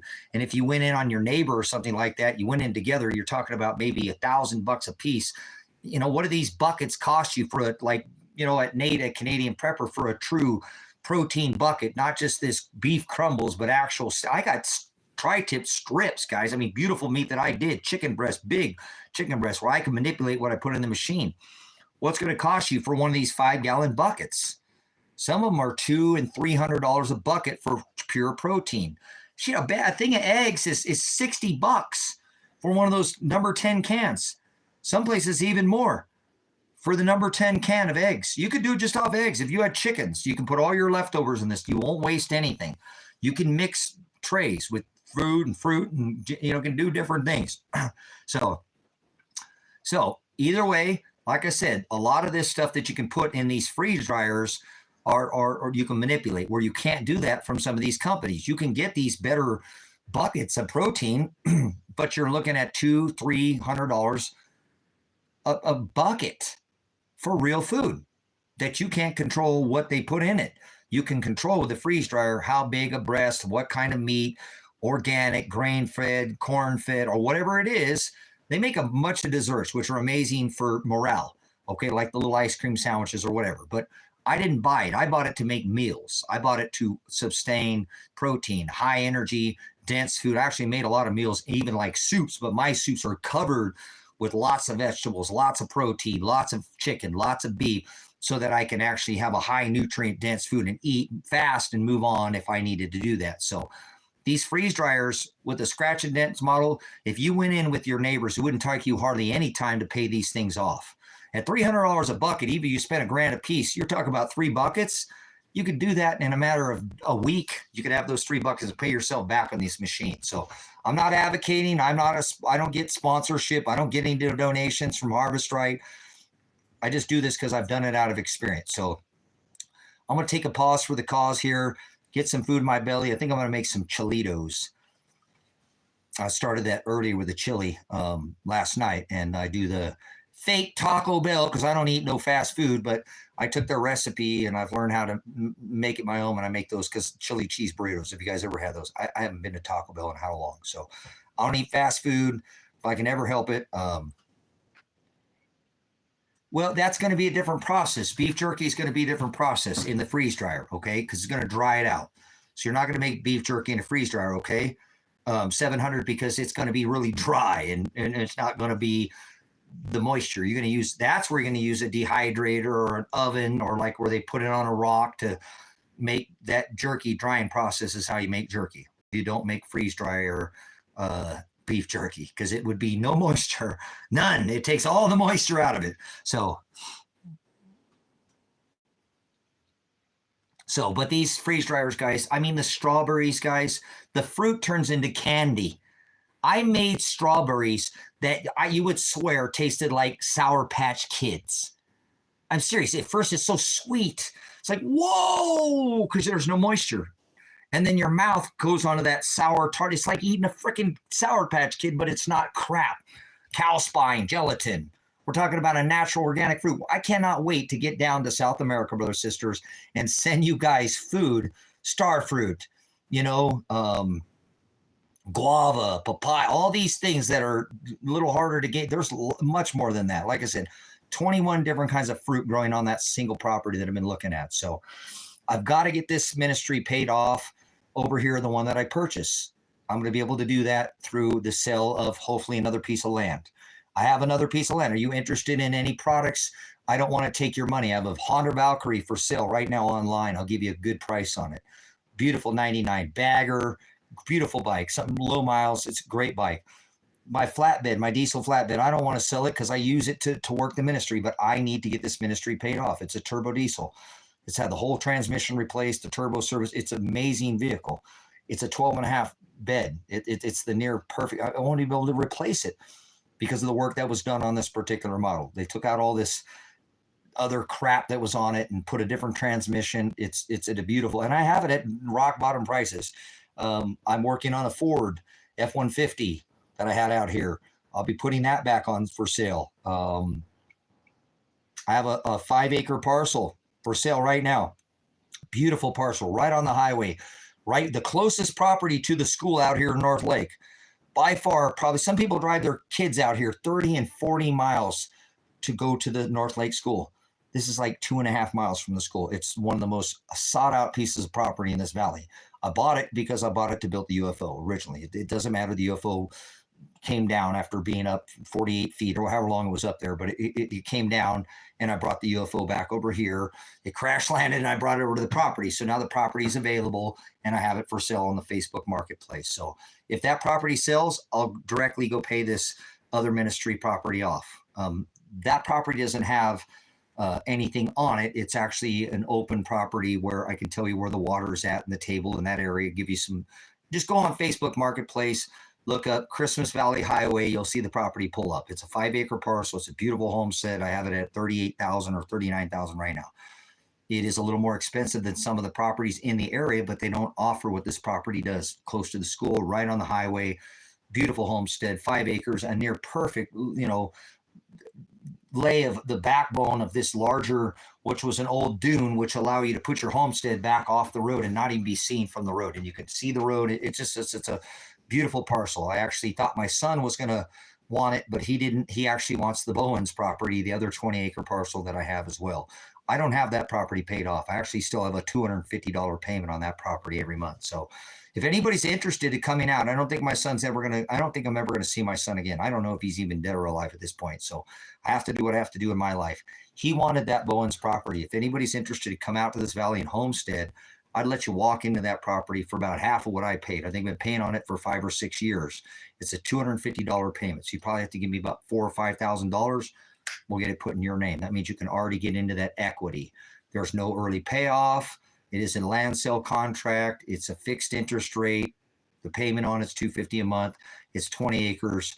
It's got, it actually says, the deed says it has paved road, which is not. It's actually a road that's taken care of by the farmers 3 to 4 times a year. They grade it all out. No other neighbors.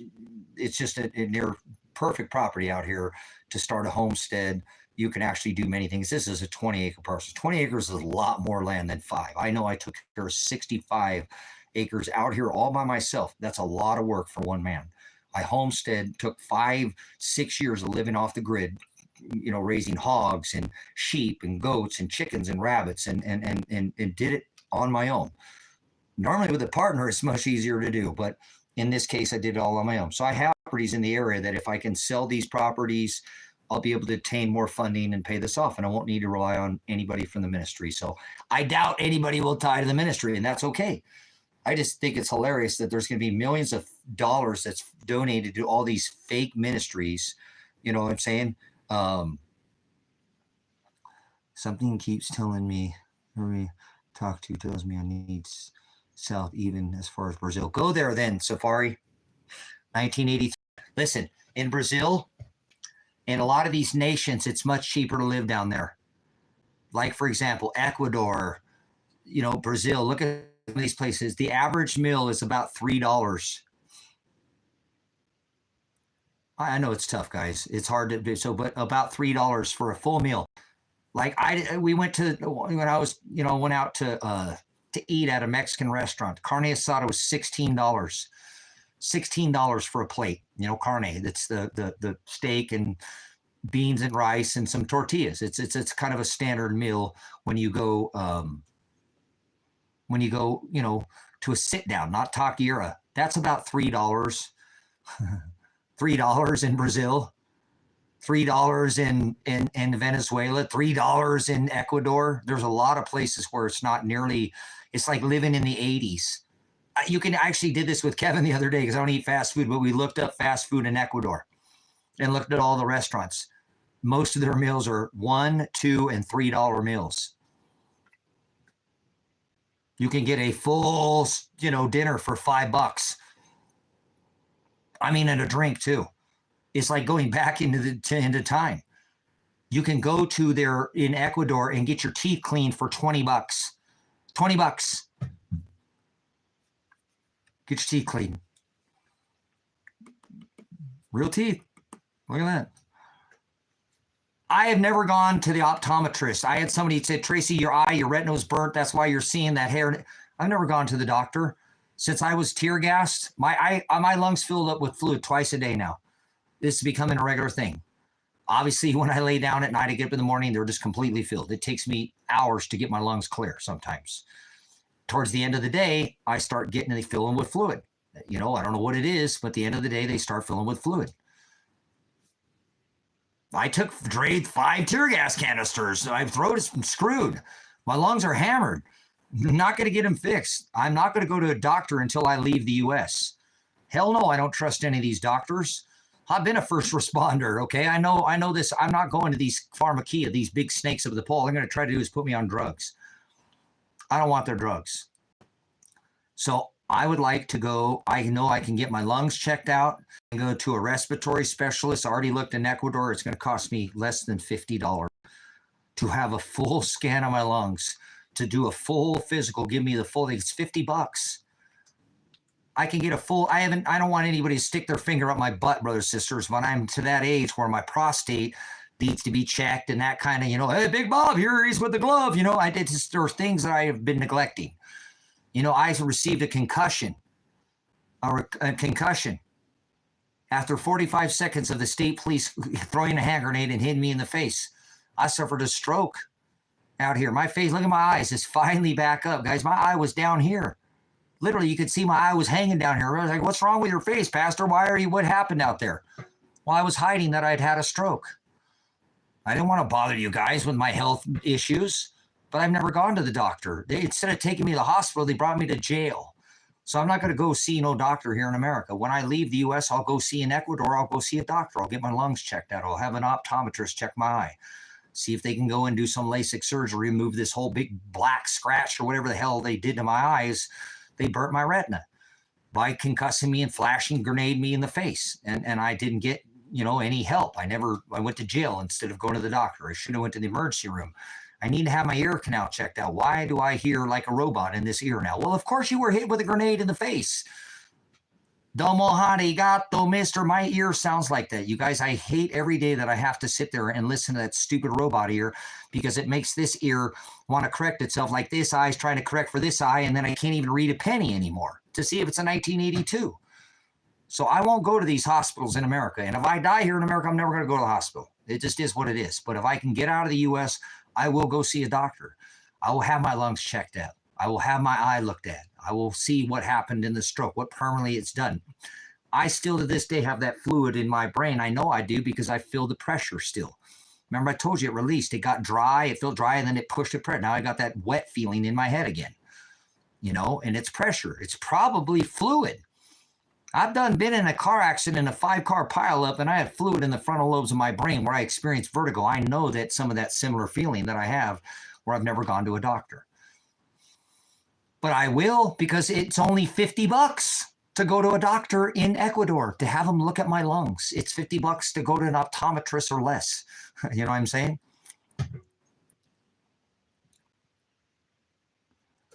So this is what I plan on doing. But I don't want to make any plans because Father will crush them and ruin them. So I need to get this taken care of, guys. Obviously, I have some kind of respiratory infection. My lungs fill up twice a day with fluid. People have been around, like I said, Kevin. Obviously, he's heard it. It's a constant. I'll get a gargle, guys, or lungs are clear right now. By the end of the night, it's just hard. I wake up in the morning, it's full. It's not yellow, so it's not an infection. It's just it's a fluid. So this is what I need to get looked at. So I need to get out of the U.S. if I'm ever going to get looked at, or I'm just going to spend the rest of my life here and I'll never go to a doctor ever again. It's been a whole year since I was flash concussion grenaded, received a concussion from 45 seconds of the state police showing up. They went excessive force and hit me in the face with a grenade. That's crazy. That is an attempted murder. I don't think the man that did that to me will ever stand trial. I don't think anybody in this case is ever going to, unless Father steps in and does something. They've gotten away with everything so far. So that's what I'm seeking right now. And I have to get this taken care of, brothers and sisters. I need to continue, as much as I don't want to do this monetary crap. This will give me the means if I go to Ecuador and say, hey, look, I'm not going to be a burden to your system. I have a ministry. It's paid off. These are where I've been able to make income. You know what I'm saying? You can, see that I paid this ministry off with the $47,000 to get, instead of getting myself a lawsuit attorney or even my son, I put my faith in the ministry and paid the ministry off. I felt like it's the right thing to do. I don't have any regrets. I've called several attorneys, brothers and sisters, and they tell me this case is too large. It should have already been kicked out to a change of venue, and it's a federal case. This should have never been taken, and gone the distance that it's gone already. Remember, it's been 1 whole year since they brought the state of Oregon and hit me in the face with a grenade after not threatening any violence to anybody. Actually, I'd made no communication with them at all. The only thing I had asked at the point to make any kind of statement was asking if my son was okay. That's all I'd ask. Is that force necessary? I'm not reaching for a gun. I'm not communicating violent. I am not making any statement. The only thing I'm asking is, Elijah, this is my son. Are you okay? Elijah, are you, bam! Grenaded to the face, guys. Let me show you what happened. And I'm going to take a break, guys. I need to get some food in my belly. You tell me if this is deserving to be concussed. Now, obviously, I have a beard and I shaved it, so this is me.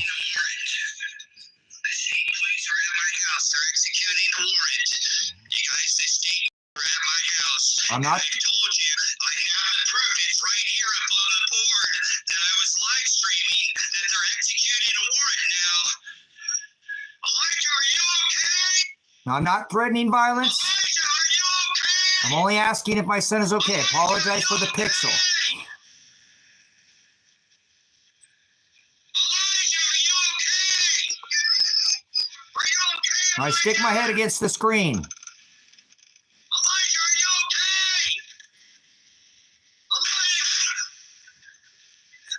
That's attempted murder, brothers and sisters. Whether you realize what you just saw or witnessed to, that is called attempted murder.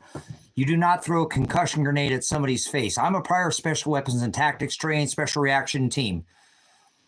I was not saying violence. I was not reaching for a weapon. I was only asking if my son was okay. That's excessive force. At the very minimum, this state trooper, whoever was the state, authorized that whoever the leading officer out here, the superior officer or the officer who should both be brought to trial, that is called excessive force. You cannot use a grenade and hit me in the face with a grenade. I was not threatening violence. I was not threatening to hurt anybody. The only thing I was asking was my son's well-being. I just live streamed for 15 hours, hundreds of hours, for 17 days straight, trying to get the state police to look at this evidence, trying to get the county to look at this evidence. I had people calling from all over the world, brothers and sisters, calling both Lake and Lane County. Instead, they came here, and at 45 seconds, I went to sleep, brothers and sisters. I was probably in bed sleeping for maybe 7 to 10 minutes before they came. And I woken from my sleep with Oregon State Police, which I thought I heard in my sleep. Now, you don't hear anything, correct? You don't hear anything. They're not talking to me, and I'm not talking to them. So I'm not communicating a threat to them. I'm not being violent in any way, shape, or form. If they had a warrant, they wanted to serve it, they got to serve it properly. None of us resisted. Everybody went with their hands in their air. Nobody was violent. They wanted violence. That's what they were hoping. They're hoping they can concuss me, get me to grab that weapon and come out and be an idiot. And that's the last thing that happened. They actually came with an A plan and no B plan, and it didn't work out like they thought. So let's play this one more time, and you tell me, was I being violent? Do you know anything about the use of force regulation? As a prior law enforcement officer, you have to start, obviously, with your mouth. And you go through the different levels. You don't go straight to a weapon unless somebody's actually has a, threatening violence to you. So I wasn't communicating any violence. And if you hear, you don't say that, you don't hear them saying anything. All I'm asking is I lean my head. That's why you hear that, because I pushed my head against the screen door, and that officer threw that grenade. It hit me right in the face. Watch it. It blew my face back. How I stood there and did not fall to the ground, brother, sister. I'm a prior special weapons and tactics trained. I went through Honolulu, Hawaii, where the Metro, the #1 police department SWAT team in the nation, trained and certified me through my council law enforcement education and training on underground and building entry. I'm actually the shield man. I'm the first man that comes through that door. I'm the first person you're going to see. Okay, direct the threat, that's a term. SAS, food. I understand how this is going to work. I can't just start shooting somebody unless they're being violent to me. Now, they didn't obviously come like this, but they were outside the door with multiple armored vehicles with 20 plus state police armed to the teeth with a SWAT warrant with all the special weapons and tactics they wanted to use, flying drones over this house. And I had never threatened violence to any one of them. I said I would fight to the death to keep my son from going to prison using my constitutional First Amendment right. Never my Second Amendment. I made that very clear for hundreds of hours. Anonymous caller on YouTube said that he would fight to the death to keep his son from going to prison. That's what I said. And I said that if it backed into a corner, he would strike, because I was teaching under your Fourth Amendment, you have the right to protect yourself. You have the right to be secure in your houses, papers, persons, and effects. Under Title 18, the original adjudicated through House, Congress, and Senate, you can deem the force necessary to live. You think, Parson, your house, your persons, your papers, your animals, your effects, your body is going to be harmed under Title 18. You can deem the force necessary to eliminate that threat, whatever means it needs that you feel that you're going to be harmed. Now, I didn't even do that. I said it backed into a corner, I'd strike. I didn't strike. As a matter of fact, I didn't use any violence. And if you listen to the live stream, I was only asking them to communicate with me because I'd already made hundreds of phone calls. For years, I had called. So, yeah, what a waste of money. Drones over this house. So they come here after I communicate with my son, and then they show up, and I'm not threatening violence. I never threatened violence against them. Okay, and that's what they use to enter in their SWAT, where this is their big SWAT raid, that I'm this constitutionalist. I'm a fucking loudmouth that won't shut up about exposing that these cops are out here running illicit things through the airport, and some of these main characters, the sergeants, are seen at these houses where these illicit things are being sold for extended periods of time. I'm like, hey, are you investigating? Are you picking up? Are you delivering? Because you've been there for way too many hours, and I'm not the only one who's seeing this. Seeing your police vehicle go to the airport, pick up the package, and then being seen at the local people in this little town where these things are being moved. Why is the sheriff's office vehicle at these people's houses? Because they're involved in it, and they don't want anybody to know that. They get a free pass. Oh, cops don't make mistakes. Cops don't do drugs. Yes, they do. Yeah, and they'll move them too. The government moves more drugs than freaking anybody. Okay, so, yeah, drones over the house too, by the way. So let's go back to this one more time. Obviously, like I said, I have a beard. I shave my beard. I know that. But we're going to go back to this SWAT raid here, where after 45 seconds of showing up, the state police are at my house. They're communication. The state police are at my house. They're executing a warrant. You guys, the state police are at my house. And No talking from them. They said nothing. right here up on the board that I was live streaming that they're executing a warrant. Now, I want you to keep in mind, they are live streaming. They have this. They are watching this. They're watching this, brothers and sisters. They are literally watching me. So they know what I'm doing in here. They know what I'm doing. They actually have drones over the house. They're executing a warrant. It says it in their discovery. The police are at my house. They're executing a warrant. You guys, the state police are at my house. And I told you, I have the proof. It's right here up on the board. I'm not reaching for a gun. That they're executing a warrant now. Elijah, are you okay? Elijah, are you okay? Elijah, are you okay? Elijah, are you okay? Are you okay, Elijah? Elijah, are you okay?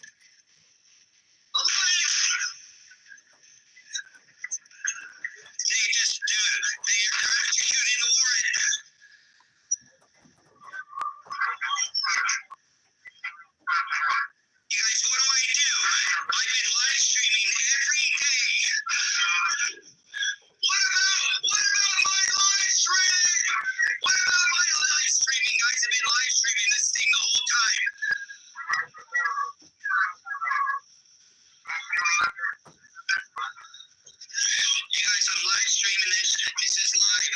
I'm live streaming. If you're not going anywhere, then talk. I want communication. Have a Conversation. conversation. Conversate with me. Redress grievances, not violence. Conversate with me, Dad. This is not resistance. Conversation. Have a conversation. Talk to me. They don't know what to do, guys. I have been live streaming for hundreds of hours. Have you talked to that state? Have you talked to anybody about Elijah's hours in Lane County?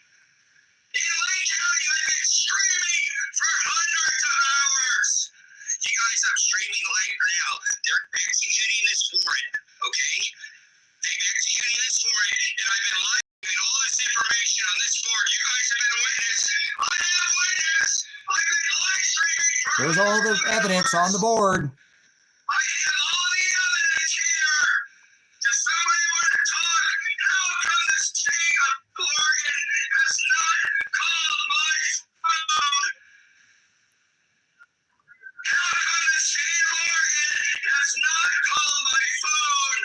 I've already called them hundreds of times. No call from the state of Oregon. I got no call from Lake County. Nobody has called me. You guys, I've asked, I've requested a call. I've requested how many times?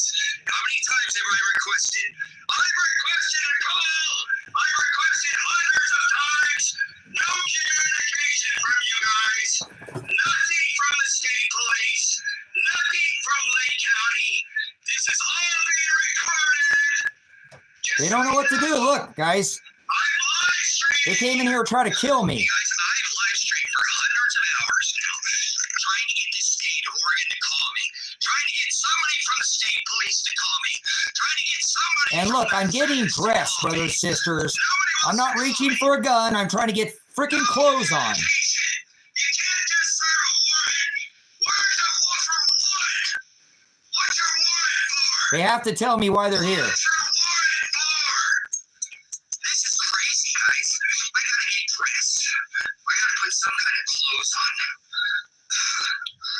I've had no communication.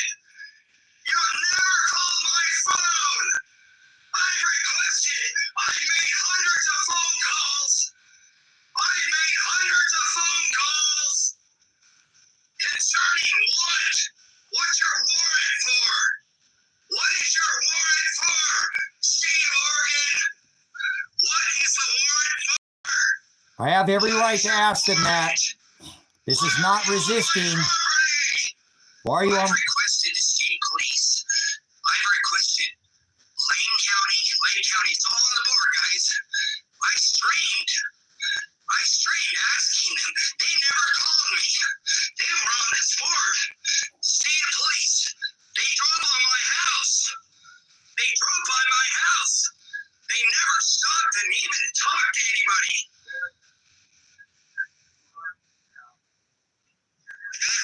This is my son calling. Now watch, they're going to shoot him anyways. They're going to shoot my son. Listen. We're going peacefully. We're going peacefully. What happened to my hours being done? He has the right to ask that. Coming to get me. Why are you coming to get me? Peacefully. My son is going peacefully. You hear him? Now listen, he says, what now? See that? They fucking shot him anyways. I got to pause on that cause right there, guys. Did you hear that? He's got his hands in the air. He called me, Dad, I'm not going to prison. I'm not going to. I said, remember, son, the thief on the cross. Because we'd already talked about it. He goes, Dad, I love you. Okay. Coming out. I got my hands in the air. He's got his hands there. You can hear me. I'm watching him. You guys, he's coming out. He's coming out. He's got his hands in the air. Why are you here? He has the reason to know that. Why are you taking me? What about my hours that I completed? He has every right to ask them. He's cooperating. You can hear him getting closer to me. I can see him with his fucking hands in the air. Then the cop literally, he says, what now? And the cop shoots him anyways.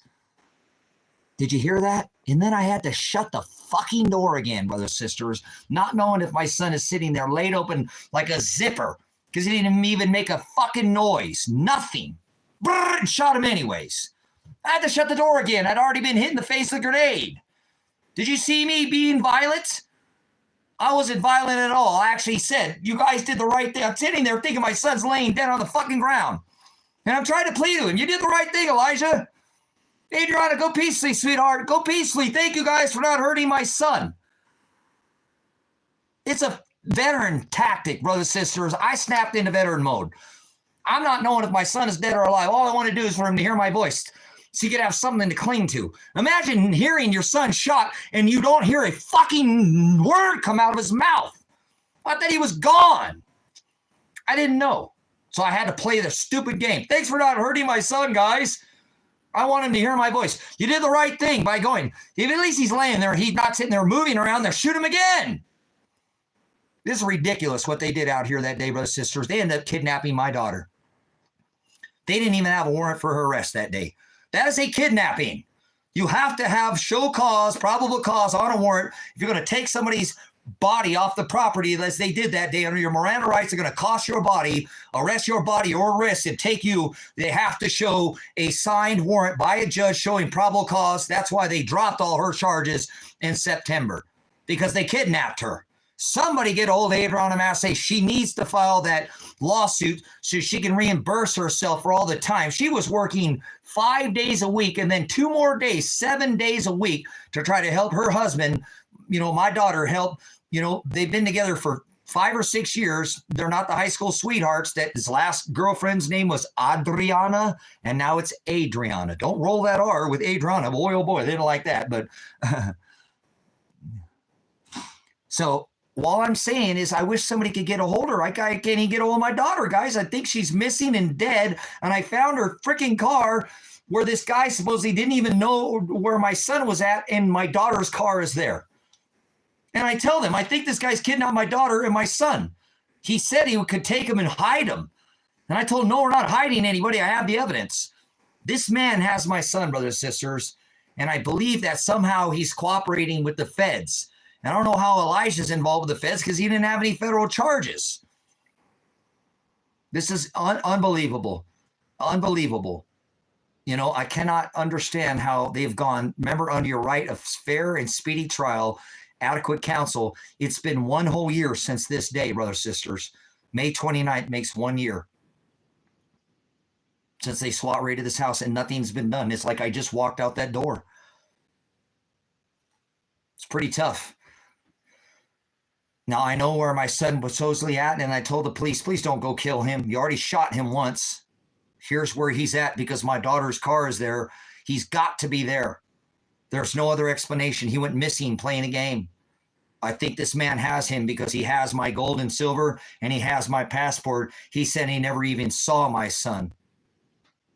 Never even had contact. My son was refusing his phone calls. My daughter would not talk to him. I go there and do my own investigation. I find my daughter's car there. You know how hard it was to walk on that property? I could be shot at any time, walk on that property and see my daughter's car. My heart sunk. Oh my God, my fucking son is here. Holy shit, this guy's hiding my son. What the hell do I do? I walked up, guys, that's always had longer hair than Christ, and his head is shaved like mine. No hair.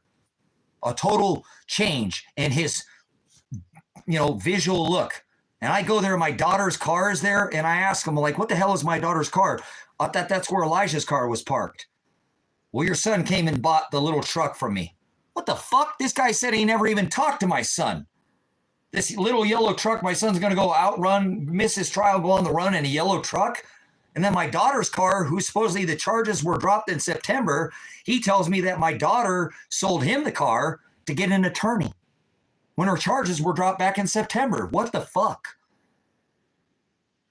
Why?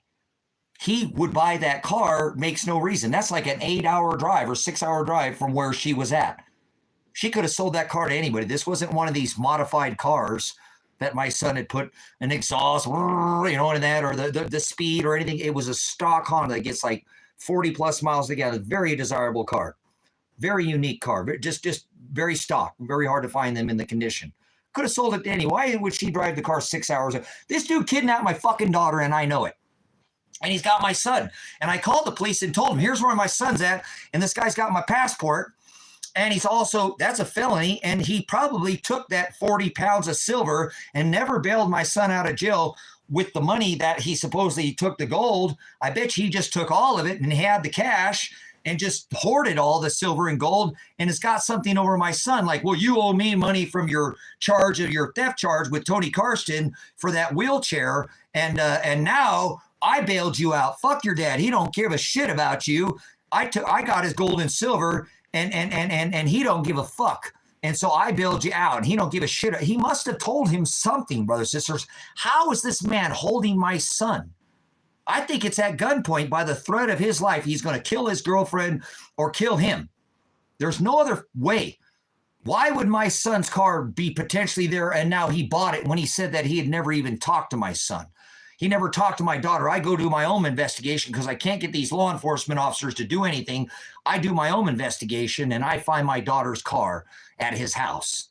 And I ask him, why the hell is her car here? That don't make any sense. Well, she sold it to me because I went up to Pine Grove, which was Cottage Grove. We didn't even get the name straight of the town and picked it up. He actually trailered it home. The car doesn't need trailer. The dude's a fucking lying piece of shit. His name is Marshall Radisnitch, John Finn on the internet. He's changed his name now. He won't even talk to me. He's made no contact. This is the man who took my dog from this property and kept him from me for fucking months. Months, brothers and sisters, where I picked up my dog. It looked like his tail was burnt with a torch, and somebody had peeled all the top skin like a blister, and it was all red and shiny and glossy. Ticks all over his face. And I'd asked this man to get my dog back. Well, I had to take him because he had breathing problems. Well, I appreciate that, but I'd like to get my dog back now. I'm done cleaning this property up and the tear gas, and I'd like to have this other dog is struggling. He's never been without him. They've never been apart. Please, I will come get him. I know you're 4 or 5 hours away, but I will come to you. Please, I want my dog back. He wouldn't give him a dog back for months. This man should be put in jail for extreme cruelty to a dog. Animal cruelty. He fucked my dog up, brothers and sisters. I got Tango back, and he was a wreck. His whole chest was covered, and I don't know what the hell he put tar on him or what he did to his chest. Ticks all over his face. His whole under part of his was cherry red and like his tail, literally from scratching at his throat. He was in horrible shape. And I asked this guy for months. So I called the sheriff's office in Josephine County and said, this man has my son. I know he must have him because he told me before my son was arrested that day for a couple, a week or prior, hey, you can bring your son down here and I'll protect him. We'll put him in the gold mines. Him and Adriana could come down here and make $300 a day, mining the gold mines down here, $300 a day. And this dude couldn't even come up with the money to bail my son out of jail. And I told him I got the assets to do this. Oh, only got $4,500. Dude, fuck it. Take the gold and silver. I'm tired of your excuses. Go bail my son out right now. Don't touch the silver. I remember my brother already took 25 pounds of silver from me. Do not touch the silver. That's mine. Okay. Elijah's got money. He just sold a car. His little other car he never wanted to sell. His little blue car, his absolute car that he wanted more than anything was this aqua blue, Civic blue, whatever it's called. He wouldn't like me because I can't remember the name, but it's that blue Civic color. It's really nice, kind of a teal color. He had one of those cars that he'd been, and he'd even sold that. I had went and sold a Subaru Outback and traded it for 2 boxes of gold and silver for him, his silver.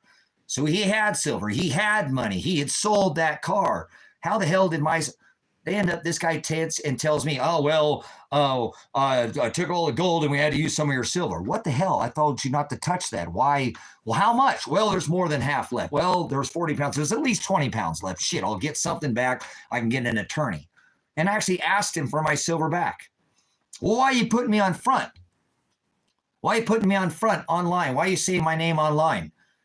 Because you wouldn't give my fucking dog back, dude. Well, you told everybody I stole your dog. I didn't say you stole it. I said you wouldn't give it back. Stop mentioning my name online, man. I can't believe you dropped my name like that online. Just come back and get your shit back. Take the shit that you took from my property, which he basically, again, force me. Marshall, I don't want this stuff, okay? I'll go buy my, no, I'm not using it. I'm never going to use it. I'm never coming back to the nails and screws and hammers and what, nothing. I already told him, I don't know you shit, Marshall. What you have between me and my son, the debt, is not between me and you. I've never taken a stinking thing. You actually told me to take everything from your property and bring it. I said, hell no, because I'm going to have you do this shit like you're doing now. Bullshit. The things I have, you said to go get because you were trying to help me because I was building out here and I told you I didn't want to. So the only things that I basically had removed from the property is he told me to remove everything, 2 storage containers, the cabin, everything, bring it over to this property. I chose not to do that. But I did take, some things such as nails and screws to build with, which he told me every time, why are you going to Home Depot? Just go take it. There's loads of that stuff. Because, Marsha, I don't want to owe you anything, okay? You and I have a friendship. You and my son's thing is different. You and I, we're both veterans. I don't know you that well, but, you're a veteran, and maybe that's why we had a little bit of a, obviously a friendship because we're both veterans. But, was he truly a veteran? I've seen his place, so he must be a veteran. But I know for a fact that when I told him, hey, I'm tired of this. I've been trying to get my dog back. I brought it up online because you won't, and he said, just come get your shit back and take my shit back to my property. Okay, what is my shit? At the time, the only thing he had was my dog and my silver. So if all he had was my dog, because he said he had the silver, and then when I went to go pick up my dog, he said, oh, I don't have it. Your daughter came and got it. Well, this is news to me. That's why I said to him, listen, I'm going to talk to my daughter someday. I'm going to talk to her someday. Now, I can't talk to her right now, Marshall, but either you took it because you said you had it. That's what you said. I have plenty of text messages saying you had it and you had spent some of the silver, and I'm not happy about that. But, the remaining amount, no, I didn't. Your daughter came and took it. So he changes his story. And I said, look, Marshall, I'm telling you, one of these days I'm going to talk to you. I'm going to talk to you, or I'm going to talk to my daughter, and one of you took it. And when I talk to her, she's going to tell me. That's where I think my daughter ended up being kidnapped by Marshall Radanich. That's why her fucking car ended up down at his house. I think he lured it in and told her to come down and said, I'll buy the car from you, and fucking kidnapped my daughter. And I think she's still missing to this day. And so is my son, because supposedly the cops have a warrant for him and know where he's at, but they won't go get him. Why? And I gave him Marshall Radanich's. He's got to be a Fed. Oh, bring your son down here and I can hide him in the gold mines. What the fuck? No, you're not going to hide my son, Marshall. I have the evidence to clear him. Under the right of defense, I can protect him, to hide him. We're not running from anything. Why would my fucking daughter's car be at his house when he told me he shouldn't talk to her at all, or my son? When I go down and put him on front, he tells me my son bought the truck back from him and he has it. A little yellow truck. Any car you drive down the road, a yellow, you're going to see it. Red, look like it's going fast. Yellow, you can't miss it. I was about as smart as trying to outrun the cops in a yellow Humvee or something. You're going to see that yellow car. So my son's supposedly going to not show up to his case and go to on the run in a little yellow 80s Toyota. And then my daughter's car ends up at his house 5-6 hours away from where she could have sold it to anybody. This guy still to this day, brothers, sisters, a penny worth is still worth the principal. Now he's blaming your daughter. What are you talking about? So I do believe to this day that Marshall Radanich still has my daughter somewhere in those gold mines. I don't know if they're dead. I don't know if they're working for money. I don't know how this is possible, but I don't believe what Josephine County told me, because when I called for service and said, look, I did my own investigation and my son's daughter's car is there, or my daughter's car, my son's wife's car is there. This guy said he's never talked to either my son or my daughter. Why are his car there? He said my son had purchased the car from him, and yet he told me he had never talked to my son. Actually, when I sat him down and talked to him, this piece of shit had the balls to tell me, hey, man, I think I know somebody that can get a hold of your son. and I'll get a hold of you in a week and I'll let you know. I'm like, okay. And I wait for a week to go by. He doesn't call me. I call him back, and the very first thing he says to me is, hey, what's going on with Elijah? Fuck you, Marshall, you piece of shit fucking Fed. You must be a Fed. This guy has the balls, brother, sister. I apologize for the cursing. After telling me I'm going to get a hold of somebody who might know, I'm pleading, my son's missing, Marshall. Where is he at? His car was here. This is so weird. No. I know where your son might be. I know somebody that might be able to get a hold of him. So you don't break your third party, and you'll at least know he's okay. And after a week, I didn't hear back from him. I call him, and he has the balls to say to me, hey, what's going on with Elijah? You're a fucking piece of shit, Marshall, if you watch this shit still. So this is insane, brothers, sisters, to have this man sit there and tell me he knows where my son is at potentially, and he can get a hold of somebody within a week. And I call him back in a week, and he asks me, hey, what's going on with your son? Could you be slapped any more in the face by father? He just beats the snot out of me, just in case you ever want to see a man that's hated more by anybody on this rock, God probably must hate me more than anybody. Because how the hell does something like this happen? I actually called Josephine County Sheriff's Office and say, hey, look, this dude's got my passport. That's a federal offense. I want you to go to the post office. He said it. I don't think it's a little tiny post office in Wolf Creek, Oregon. Go through all their photo. You're not going to find him sending this passport. I know he's got my passport. He's got 40 pounds of my silver, but I'm more concerned that my daughter is there because her car's there and my son is there. And I think he's kidnapped him and he's possibly killed him. I don't know how this is possible, but I need you to go do a welfare check. Fuck the silver and the passport for a minute. I don't want you guys to kill my son. They already brought the state troopers out and shot him. Go look at the live stream. I don't want to send you guys there. I could lose my son over you guys. One wrong move, you'll fucking shoot him. You already shot him once when his hands were in the air. I don't trust you guys, but I have to do what's in the best interest of my daughter and my son. Go find this guy and get my fucking son and find out if he's there, if he's dead, if he's alive, and they tell me, Tracy, you have what is called a no contact order, a third party. And if we go there and do a welfare check, we talk to him, you are breaking your third party no contact order and you could be charged. And I'm like, in my brain, I'm like, this isn't even possible. What?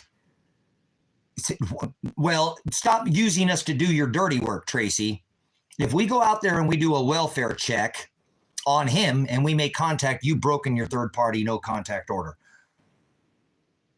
I'm like, dude, this is not even, how is this even, they're going to deny my call for the 40 pounds of silver.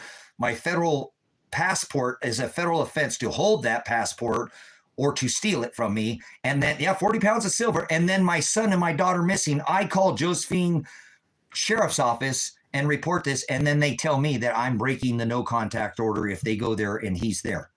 Have you ever heard of such bullshit? I'm like, well, look, guys, I'm concerned about his, well-being. This guy's got it. Well, if we go there, we'll have to charge you. I said, well, I'm concerned. And they said, look it. Tracy, is there a warrant for his arrest? I said, yes, he has a warrant for his arrest. That's why I want you to be careful when you go out there. Well, listen, he has been seen in Josephine County as recently as February 27th on camera. I'm like, oh, my fucking son is alive. Holy shit. And they fucking know where he's at. That's why I picked up 2 more felonies, because I told the cops in town, you fucking tyrant pigs, you know where my son is at. You've had a whole year to do your investigation. What the fuck? You go around harassing people, Josh. You had a whole time to do this investigation. My son's under. You're a dad. I'm a dad. We both live. I'm just a dad trying to help his son. Fucking you tyrant pig. You've had a whole year to do something about this. I've got evidence on you, Josh Bezel, that you've been going on people's property illegally and going in into their houses and harassing them, Josh. Do your fucking job, you pig. He turns around and files harassment charges and menacing police charges against me. They come out here with a warrant and take my fucking Second Amendment right from me using a extreme risk order and say that I'm threatening to kill them. Because I said if they came back to this property, I would protect myself.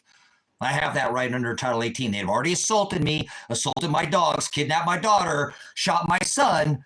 I'm only telling them, communicating under Title 18. If you come back here, I cannot just let you do what you did to me last time. I told people I'd probably go without resisting, with resisting them, no resistance anyways, but they needed to know that I at least had the right to protect myself under Title 18 to deem the force necessary. So that's not communicating a threat. I did not communicated a threat. I have the right to protect myself. And that's all I said. If you come on this property, I will protect myself. When I leave this property, I will be unarmed. I'll leave all my arms here. I only have a shotgun and a rifle to protect my animals. I will protect my animals if you come back here and assault me again. You already executed this warrant illegally. Do not come back on my fucking property. Leave me the fuck alone. Drop these charges. When I leave this property, I leave all my weapons. I'm not going to be armed, but I have the right to protect this property. Stay the fuck off my property. You already sent John Mogul out here, the investigator for my son's attorney, who said they forced us to go to trial, which is a violation of his Sixth Amendment. Adequate counsel. 18 times that piece of shit John Mogul looked like the dude from Goonies, you know, the baby Ruth. 18 times I live stream it. And he immediately comes on the property of the white vehicle. They've already spread all this tear gas, all this shit on my property, which took me months to clear out. I don't know what they put on my property. He drives on my property in a white vehicle with a shaved head. He looked like a cop. I immediately asked him, do you have a warrant? No. Exit the property immediately. 18 fucking times he was told to exit my property. And I didn't even have a weapon on me. But I could have legally shot that man fucking dead in his tracks. And any other property he would have entered out here, they would have shot him dead. Because I know a Josh Beagle from Oregon. Huh, what's that all about? Josh headlight bezel, so you guys know what I'm talking about. This piece of shit cop, the one I audited, turns around and pushes harassment because I tell him, I got dirt on you, Josh. You've been going on other people's property and you've been entering in their fucking house, harassing people, Josh. I got dirt on you. Do your fucking job, you pig. You tyrant. You cops know where my fucking son is at, and I know you know something. You've had a whole year to do something about this. Do something about it. You're a dad, I'm a dad. Fuck off with this bullshit. You cop, I don't want to hear it. You're a dad, I'm a dad. You got kids. I'm just a dad, Josh. I'm not a bad guy. I'm just a dad defending the right of his son, this people in this county, the state. You don't like me. Too fucking bad. Do your damn job. I got dirt on you, Josh. So he turns around and pushes harassment and menacing charges, and they come remove my Second Amendment from me. So... yeah, Randy thinks I'm a bad guy. Well, fuck off, Randy. Go pound sand, asshole. You didn't get a DD-214 without honorable discharge, did you? You don't defend the right of the Constitution. So, pound sand. You're a piece of shit. You truly are garbage, rubbish. I'm calling you out because I know you by your fruit. You don't know anything about my son, okay? He's a good man. He's a man of God. He didn't resist. He went his hands in the air and he still got fucking shot. You want to say anything about that? Excessive force, a grenade? Do you think you could take a grenade to the face for your country? So listen here, dirt bag.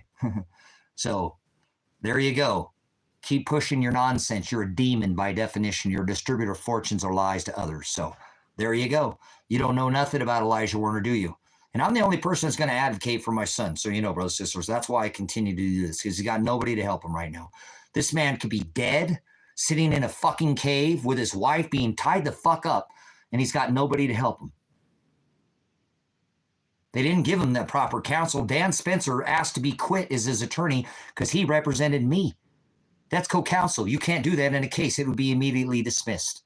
Co-counsel, each defendant gets a different counsel, an attorney. My attorney was my son's attorney who represented me in open court. That's an illegal, gets the case dropped right immediately. Immediately.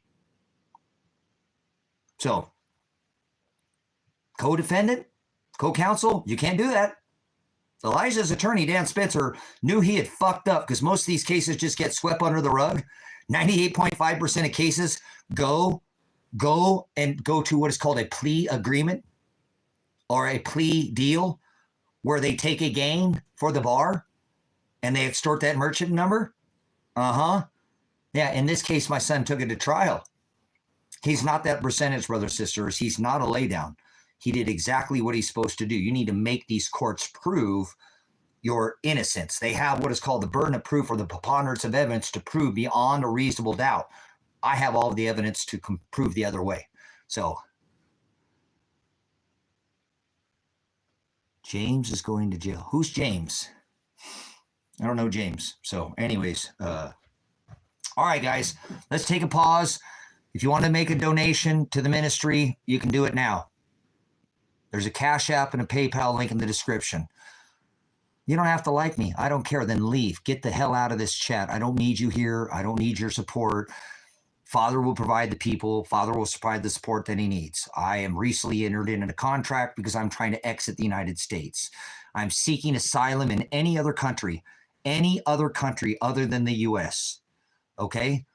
I rebuke Israel, a fake nation, a bunch of fake genociding other Gaza, Palestine. I rebuke Israel. Get the fuck out of here with your flag, your Star of David. There is no anti-Semitism because there's no physical Jew, you idiot.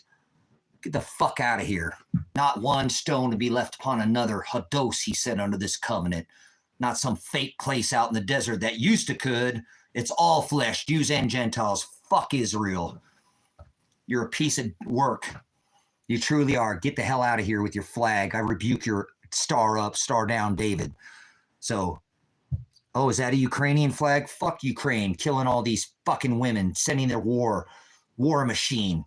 Women drafted in America. You want to talk about that, America? We got any American men in here? You ain't no fucking American man. You're a lay down is what you are.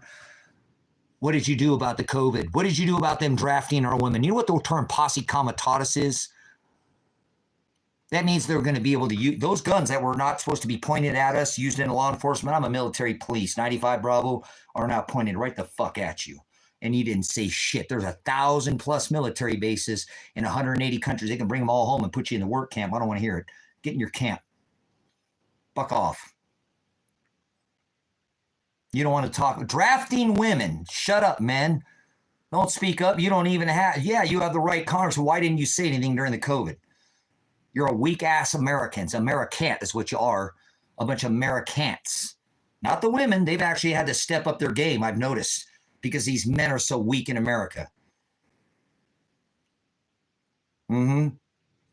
Executive Order 11004 allows the Federal Emergency Management Agency to relocate whole communities and put them into work camps. And for 6 months, Congress can't go back and dispute none of this, can they?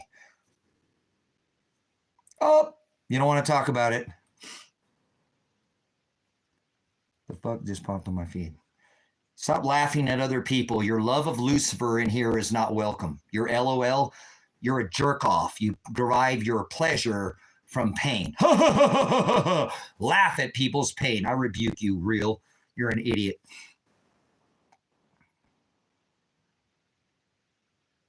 So leave. Okay, so, hey, at least somebody here is telling you the truth.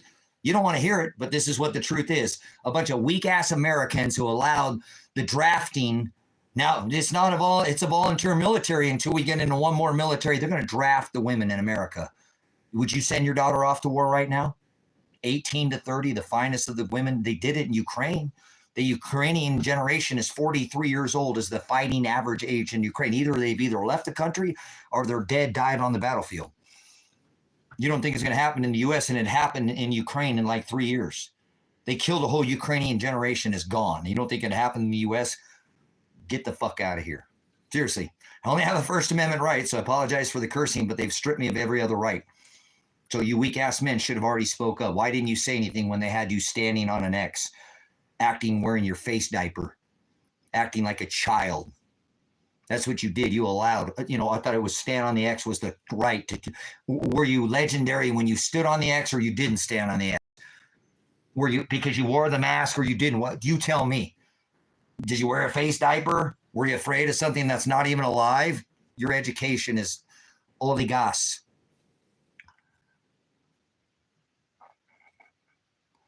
Been where your man can only from what? Where the people don't live by the code. Good.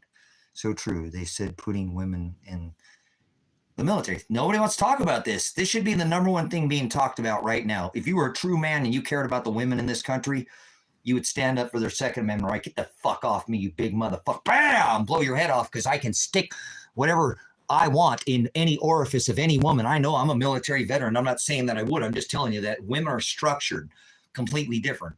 8 head heights for a man, 7, 3 on a man, 2.5 on a woman's shoulders are not nearly as wide. We're built differently. I can penetrate a woman. And they're strong, but they don't have the physical structure. I would hope they would never have to use that Second Amendment right. But you weak-ass Americans don't give a shit about your women. Posse comitatus means they can use those weapons and be pointing them at this bad man orange with this red flag gun law. You don't think they can do it to you? They already did it to me for using my First Amendment right to speak up. I'm a constitutionalist, not sovereign, not a state national. I don't even claim citizenship. Fuck this country. We are the war machine. For 50 years, we've fought veterans like myself to go kill people in other countries, women and children. How many Operation Iraqi Freedom, right? Kuwait, Desert Storm, Desert Shield. How many Iraqi women and children, not battle dress uniform men of fighting age with military fatigues, but women and children lost their life in those operations? They didn't sign up for war. How come their lives were lost? You don't give a fuck, America. Oh, well, so we can do it for the good of the cause. And, oh, we don't give a fuck about other countries and what we do in 1,000+ military bases. So you could stand on a fucking X, wear a face diaper? Get the fuck out of here, you weak-ass men. Leave. Now, I'm speaking to these ladies. You ever heard just the tip, ladies? These guys let you fall for that, too, with the virology, with Mr. Warp Speed. You ever have some guy want to put in just the tip? How's that working out for you, ladies? You ever had that actually work out? Doesn't work out like they thought. You end up getting the whole rocket, right? The whole shaft. These men have given you the shaft in this country, and I might be the only veteran standing up for your right. Your Second Amendment right. The fuck off me would be the equator, correct?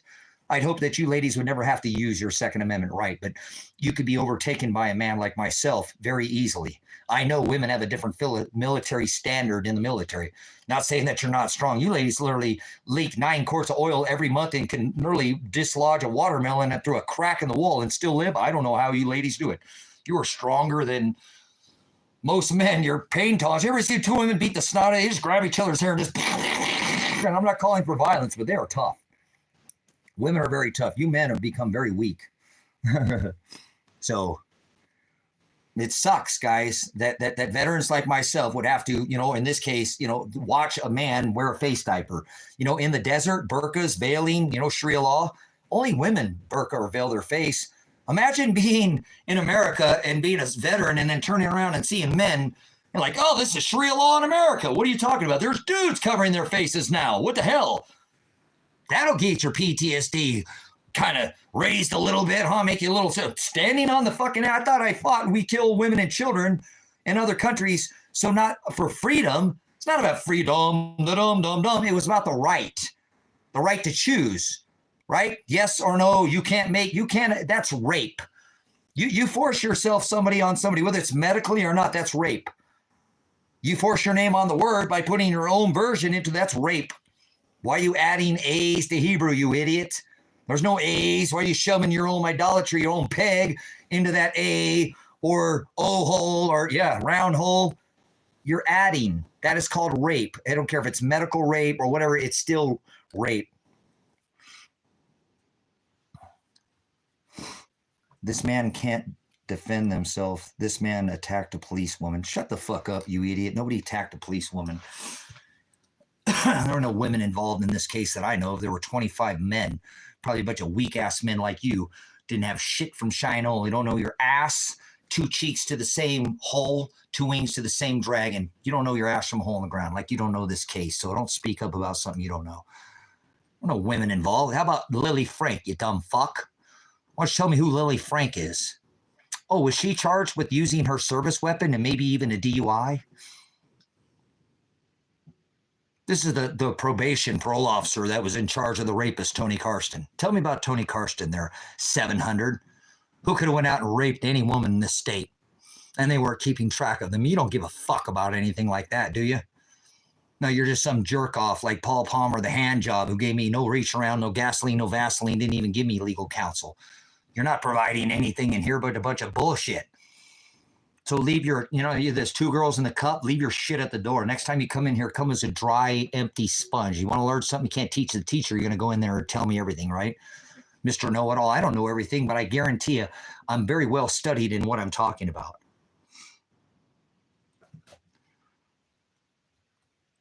So, yeah, no Vaseline, no gasoline, huh? I'm not driving, I'm traveling. Well, good for you, Peter Pan. That's a stupid name, but with your pan gods, but at least you're not an idiot operating in commerce, Yes, a teacher can learn. I'm always in a study mode. So he says, call no man teacher. You're in jail. Laura, what are you doing in jail? I had nobody putting no money on my books. That sucks. Truly, we got somebody in jail. That's awesome. You know how many people are put in a jail or a prison that are innocent? 98.5% of cases take a plea agreement, whether they're guilty or not. Did you know that? Take a gain for the bar, a plea bargain. To extort your merchant number, your straw man, your capital letter name. You're merchandised is what you are. Yeah, I know, Adam. I had to do it, man. I need some change. I need change in my life. They won't call me old grandpa anymore, will they? Oh, grandpa, gramps. No gramps anymore, huh?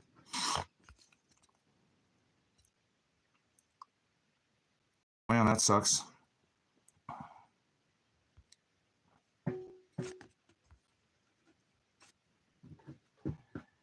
And then your assets and money leave for another country. I'm trying to do that. So Jason Volkanov, is that like Volkanovski, like the wrestler or the jiu-jitsu kind of? He's pretty awesome. I don't really like violence, but I do think that's an amazing sport that they have been able to act like adults and not beat the brakes off each other. And it's more of a sport and it's not violent. And I do appreciate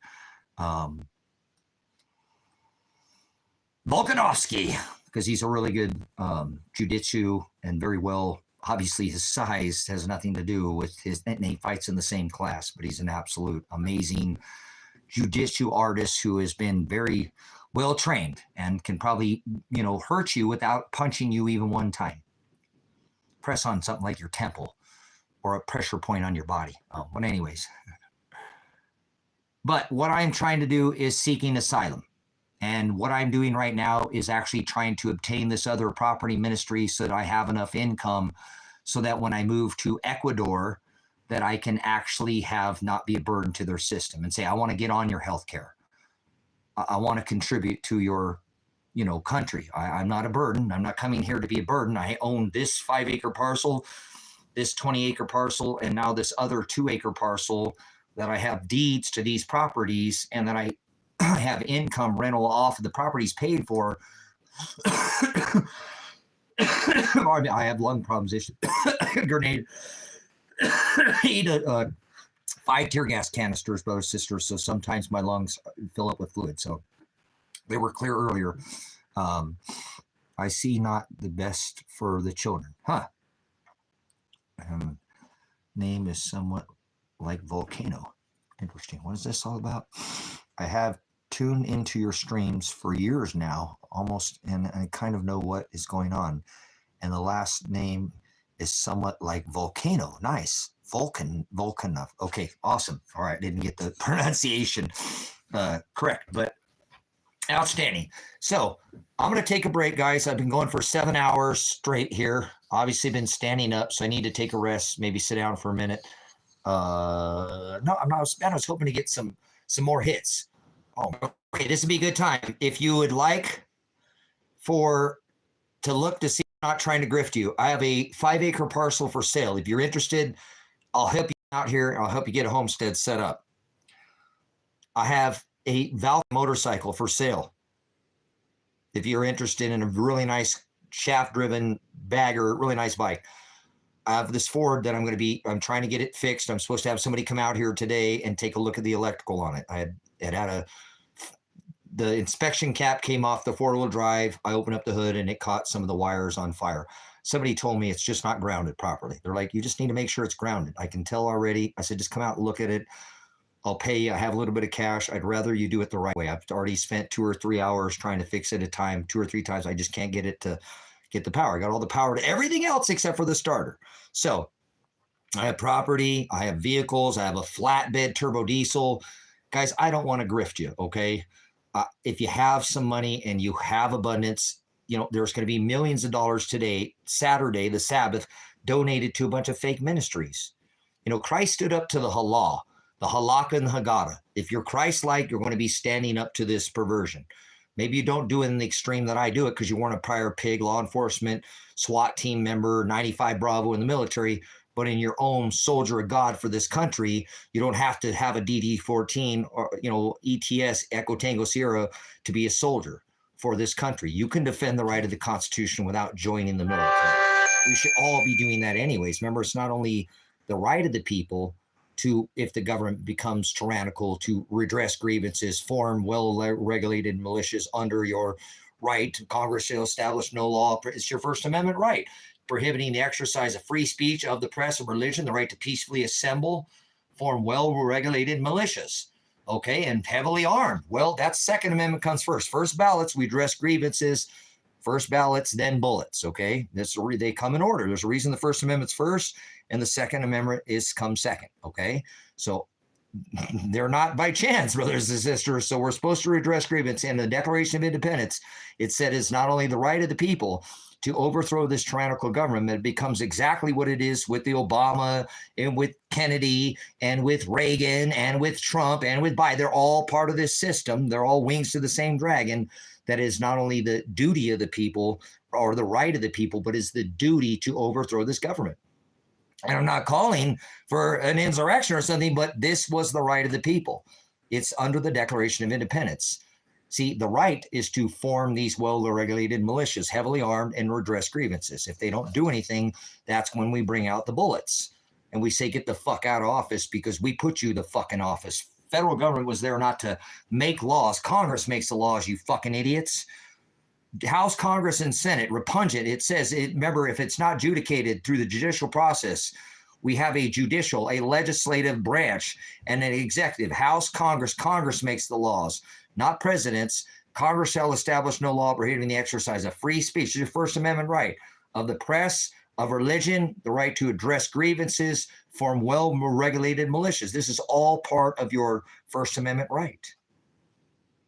Whether you understand it or not, these are constitutional rights. And if you do not follow these rights and you're going by some other corporation, judge that shall be judged. So you go by corporate law, then you're going to be judged as a corporation. Come judgments. He's going to say, I stood against the corporation of the day. Their Targum was their Mishnah, which was their original Torah, where they had taken and translated that into a dual law. As Moses was given the law on the Mount orally, they created an oral law. They called it the halakha. This is where your water baptism and all these traditions that were perverted through the halakha, through the Pharisees, through even the Sadducees, the ones who could speak the Hebrew, they knew very damn good and well about what they were doing. They created a written law like the Old Testament. The law was written down, but you could write it, you couldn't speak it, right? You could write it down, but you couldn't speak it. The halakha was the law that you could speak, not write down. The haggadah was the law you could write down, but not speak. These were a dual law. These were a perversion of the Old Testament.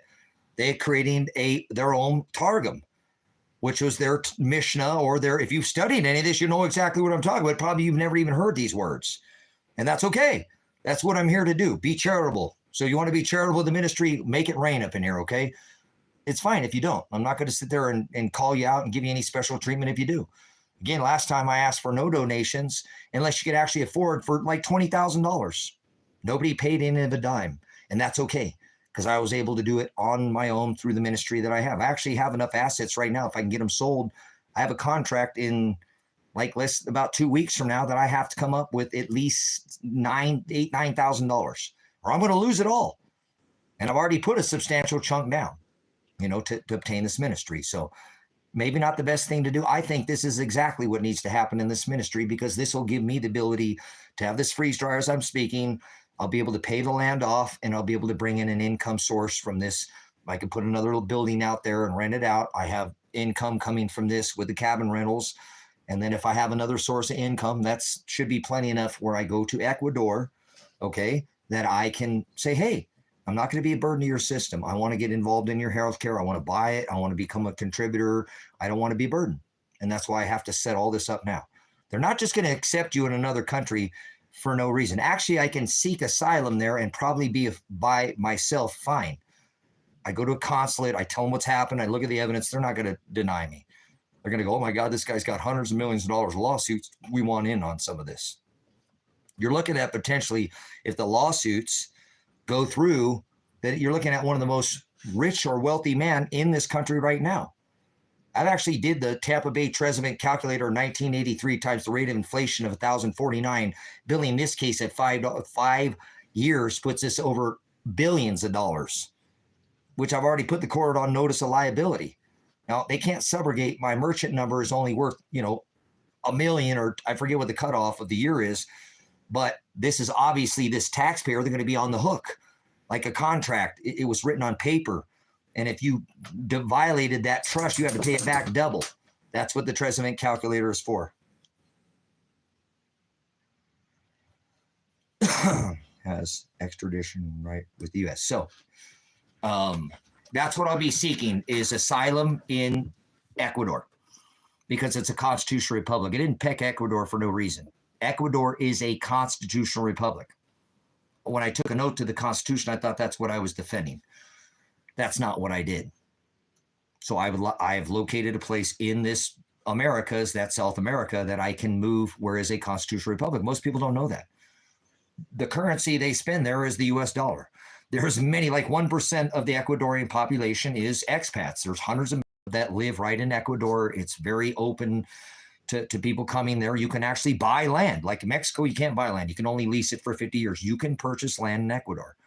So what I'm trying to do is obtain a visa through either asylum or through the process, if I can do it properly, that I can go there and not be a burden to the system. You have to show at least, I think, $1,400 worth of income monthly. The average is about $500 a month there, brothers and sisters, the average income. So if you can show 3 times the income, they will give you what is known as a visa. And I'm going to actually go for a retirement visa that I'm already retired.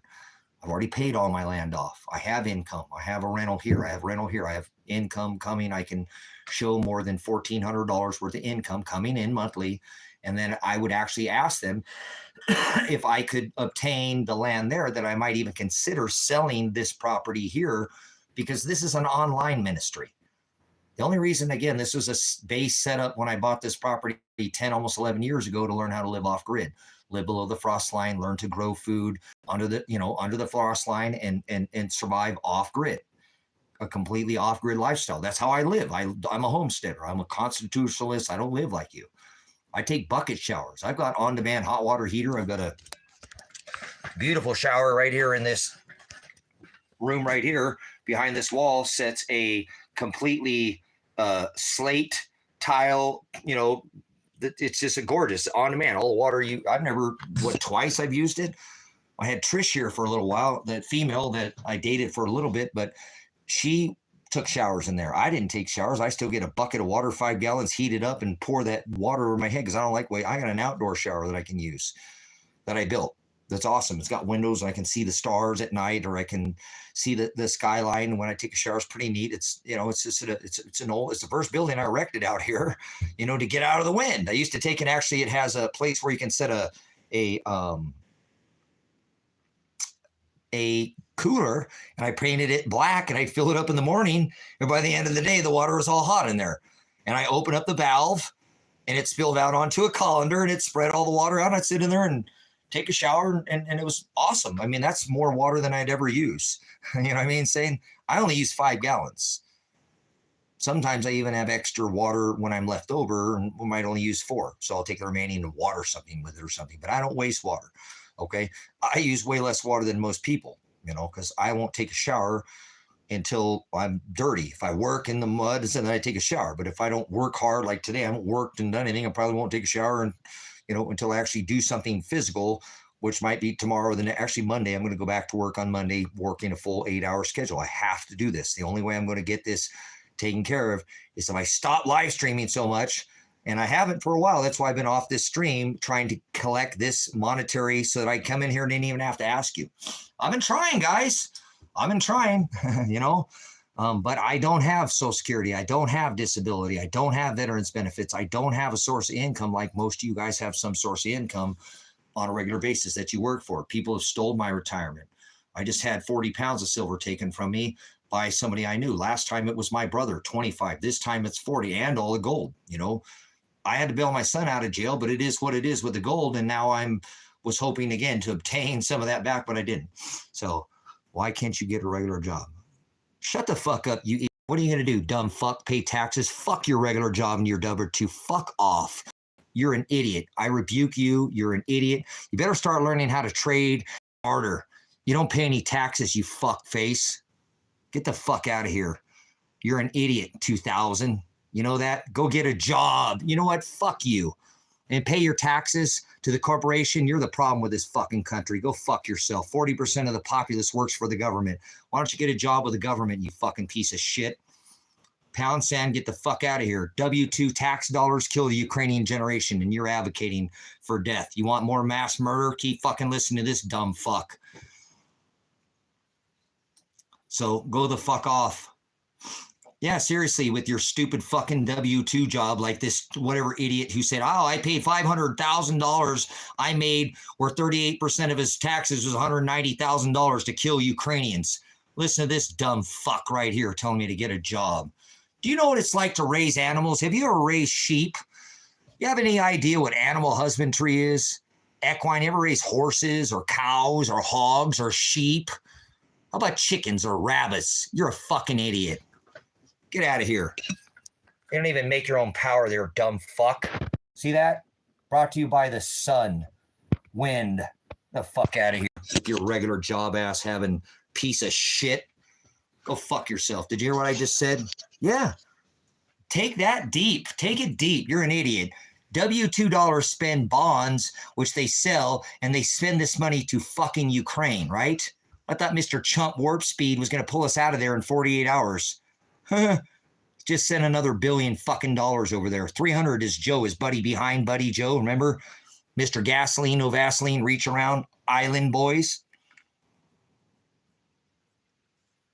So, only person taking anything as deep as you did. Okay, whatever, 2000.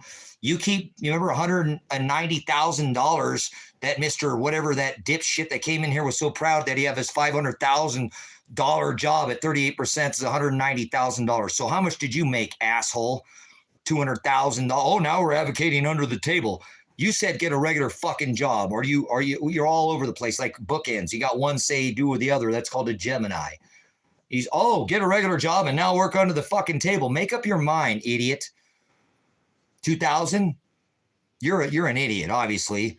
Do you know that Ukrainian generation was killed with U.S. tax dollars? Your W-2. So how much did you make last year? Put it in the chat. Why don't you brag? 2000. How much money did you make in 2024 on what's your gross? What's your net? You know what taxation is? No taxation without representation. Make taxation illegal again. You're an idiot. Why don't you get a fucking job and learn how to take care of a fucking animal? Can you grow your own food? Do you want to fuck the government? Grow an extra tomato plant. That'll fuck the government. They can't stand it when you're self-sufficient. Move on. This isn't the chat for you. You're obviously some kind of child okay with people standing on an X, wearing a face diaper.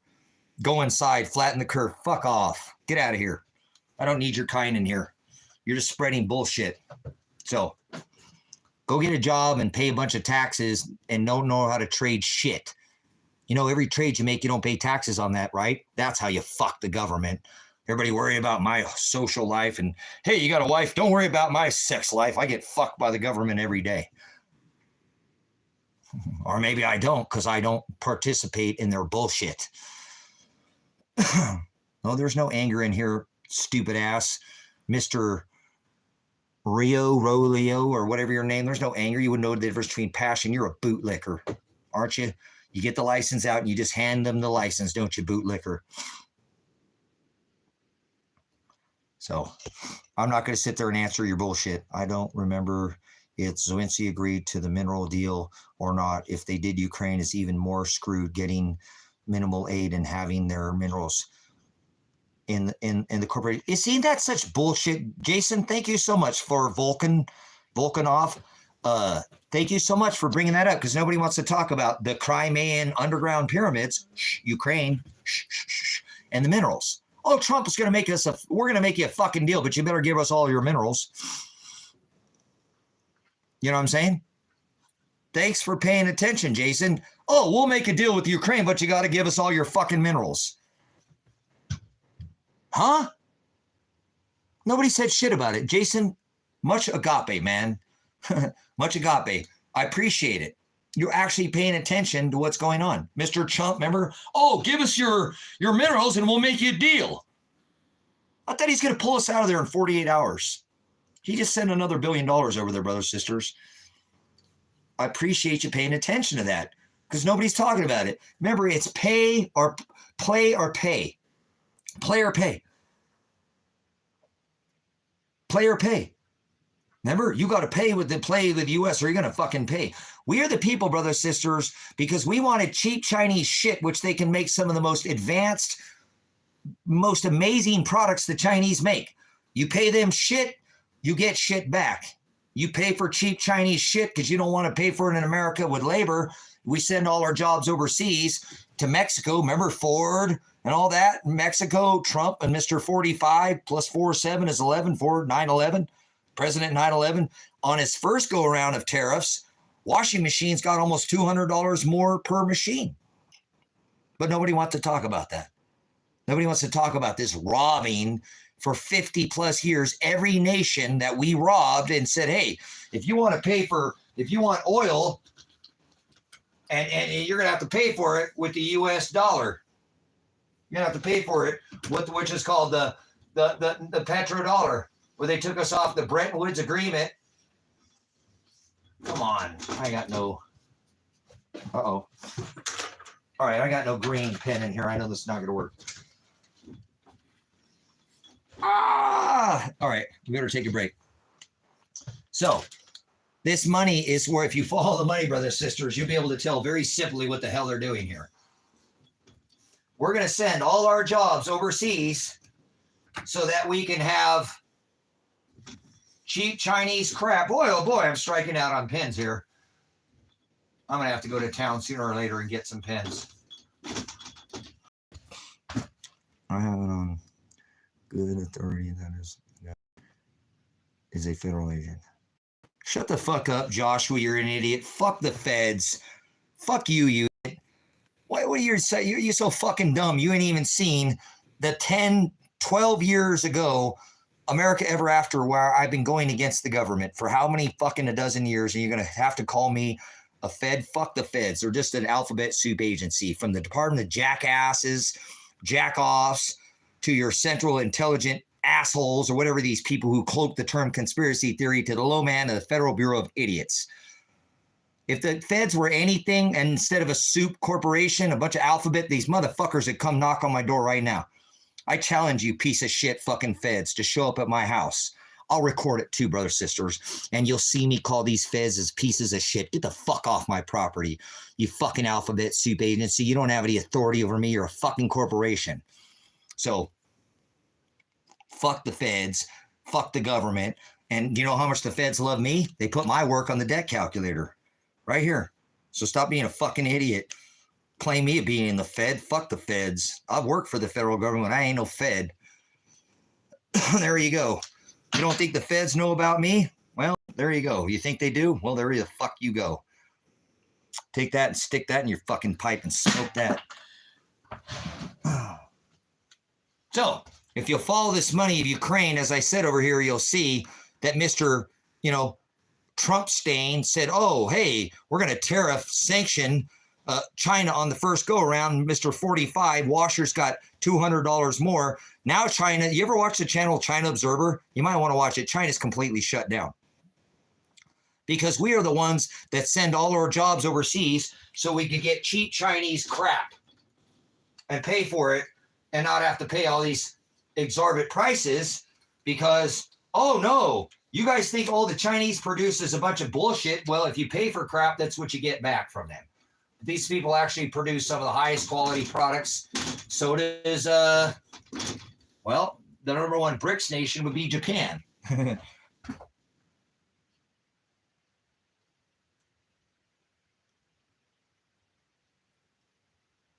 Okay, so you guys are idiots.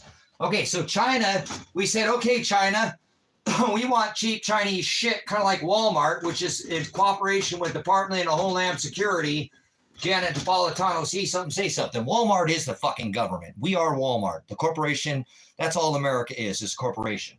So the Walmart or China, because China owns, right, JP Chase Bank, they said, remember the collapse of 08? We don't want your money. We want your bank. Give a man a gun, he'll rob a bank. Give a man a bank and he'll rob the world. So China says, hey, look, we'll buy your shit. We'll actually make you cheap shit and we'll send it all over here. And we, for how many decades did we take all the industry from the U.S. in 1970? Like, was it 73? The Bretton Woods, we were the largest creditor nation on this rock. Creditor. In 2020, and we're now the largest debtor. $36 trillion, sisters. $36 trillion if you look at the U.S. debt calculator. They're actually $1 trillion every 100 days right now. It's actually 1.5 because they can't cover it with interest. That's unsustainable. If I paid you $1 million every day, came in here and I gave you $1 million in your cash app, it would take me 360,000 years to pay you off that $1 trillion. So if you'll take a look at the Waltons, remember, Walmart, China, which is Walmart, we set all our, remember, I'm a veteran. So China, Walmart said, for about 2 to 3 years, they said, oh, we got all American-made products and everything is awesome and Team Walmart. And then 3 years later, they pulled the fucking rug on you and everything was from China. So fuck Walmart and fuck all you government supporters. And every one of you people who are bootlickers who support this corporation and these bullshit fucking corporations like Walmart, who has interned American citizens during World War II. And they're going to put you in a fucking work camp. And you're going to love it. Your Superdome, your Super Bowl. Yeah, you won't say shit about it. And that's why you sitting there making a comment about me, but you haven't had your work put on the U.S. debt calculator. The government and the Fed is not watching you. You're not a homegrown terrorist. You're a bootlicker is what you are. So the Feds are very well of the work that's been done on this ministry, brothers, sisters. I have half a dozen channels. If you go look, America Ever After, that's what, a 12-year-old channel. Silver's Like Gold, Truth Viral Television, the oldest Truth Viral. I'm Truth Viral Television, the host of TV, where the truth goes viral. Yeah, an old channel. About 10 years ago, 923 executive orders I was talking about back here. So who's out of their minds? You just can't keep up. Like O'Shea, like concentrate. You can't even remember the last 44th administration until 45. You've forgotten about all these things that have happened. You got the attention span of a fly. You're actually brutish, obviously, in nature. You can't learn. You have an inability to learn, an inability. Like you're an ass. Stop acting like an ass. Don't come in here and act like an ass. You'll get fired out of here. I don't sup with vipers. I don't cast my pearls in the mud before swine, okay? You're low energy. You can take it somewhere else. So, Mary Theories live this Saturday on Walmart TV. Huh. Conspiracy theory. Here we go, too. Here's another one of these asshole agencies, Central Intelligence of Assholes. Okay? This CIA, this term conspiracy theorist, this is put out. Theory, right? Conspiracy theory. This is cloaked by the Central Intelligence Agency, right? They're not intelligent. They're idiots and assholes. They're a federal soup agency is what they are. Alphabet soup, mix it up, slurp it and burp it up and taste it later. You don't know what it's like to be a veteran, do you? The CIA is a corporation. Yes, it is. And the term CIA is a, yes, corporation. And this term conspiracy theory comes from the CIA. So do you work for the fucking CIA? Because if you use that term conspiracy theory, that's the term that they use to try to get people to look in the other direction. Oh, look over here. Don't look over here. So you've been programmed like a fucking virus to do these things and say these, oh, tinfoil hat and conspiracy. It's aluminum, you idiot. Nobody uses tin anymore. So, but that's your problem. You've been programmed like a virus to say the things, and you must be working for the Central Intelligence or Idiocracy assholes is what they are. So bullshit. Fuck you, you people who say I'm a Fed. You don't know who the Feds are, but they sure know who in the fuck I am, huh? Are you any list? You got any red check marks? When did you get your first red check mark against this government? Tell me when you did your first blog going against the government. I didn't think so. Mossad is the Central Intelligence Agency. I could not disagree with that. So let's ask who Mr. Paul Palmer, Raphael Ahmed. Is he a Mossad? Paul Palmer, look him up. He's got a bar number. The supposed counsel they assigned in this case. I think he's a fucking Fed, and I called him out as a Fed. I did. Yeah, I did. Why would I not? The dude ain't even got a fucking secretary, and his phone don't answer his phone, and it goes to a voicemail. The guy's got to be a Fed. So fuck the federal government. They're the biggest drug dealers on the planet, and the number one drug dealer is Donald Trump. If you don't like it, too fucking bad. I don't care. That's why I exposed this idiot. He's not an idiot. He's very wise. He's not fucking stupid. Not at all. Wise as a serpent, gentle as a dove. So the CIA and the FBI and the DOJ, you look at the SWAT rate, guys. I call out the federal government. I've even called the feds. Nobody ever called me. I made calls. You, the subscribers, have made hundreds of phone calls. I don't know if any of you called the feds, but you did call Lake County Sheriff. You did call the Lane County Sheriff. And I was having people on the live stream calling many of these other agencies. So good stuff. So there's his number. But remember what his name is, Eric Thompson from the North City Group Limited. When you look him up, would you call his number right now? Call his telephone number and see if you can get a hold of him. Tell him Tracy said you're a fucking jerk off. Paul Palmer, do your fucking job like I told him last time. Do your fucking job, Paul. You're supposed to be appointed counsel. File this change of a venue immediately. File motion to dismiss all charges in this case. File motion to dismiss the or the fuck off, Mike. So go do that right now. Call Paul. Call Paul. Call Paul jerk off. Raham. Look at his name.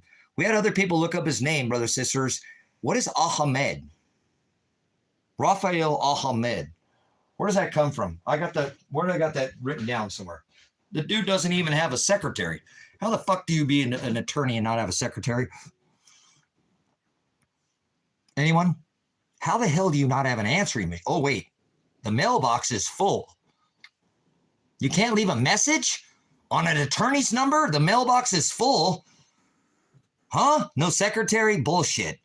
This dude's a Fed. He's got to be a Fed. Somebody come here and accuse me of Fed. How about Mr. Paul Jerkoff Palmer? Look him up. Call this number right now. Find his office and call him. I guarantee you ain't get a hold of shit. Nobody. Goes to fucking voicemail.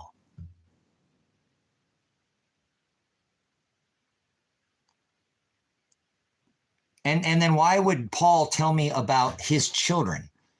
If he was a criminal attorney, who in the fuck, what kind of criminal attorney dealing with criminals tells their clients, hey, I'm sorry, I'm in California and I've had this deal with my family and I've got to get taken care of. You're going to tell me where your family's at? Oh, hey, guy, I got to get off here. I got to pick up my kids from school. You're going to tell me where his fucking kids are at? Does that sound like an attorney to you? What kind of attorney tells you about his children? I mean, this is a criminal fucking attorney. He deals with people who are criminal. So isn't this insane? How can this attorney tell me about his children? Oh, I got to go pick up my kid from school and telling me to look at... I never heard no shit like that from no attorney. You don't involve your personal life, okay? So this dude cannot be a fucking attorney. He's not. And when you run his number, how come he doesn't have a office?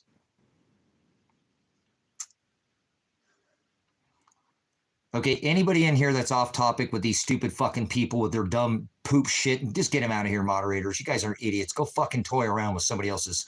Play with your own shit somewhere else, okay? Get your two girls in the cup, take your cup full of shit and get it out of here. Yep, LLC. All right, see, this person's an idiot. Man, what is wrong with these people playing with their own feces here on this channel? Man, people are childish. But anyway, so if you look up this Paul Palmer, brothers and sisters, you'll see he's not an attorney. He has a bar number, but why would you call right now and it go to a voicemail saying his mailbox is full? Well, how come he don't have no secretary? I never heard of no attorney that don't have a secretary, that doesn't have a fucking office. He don't have an office.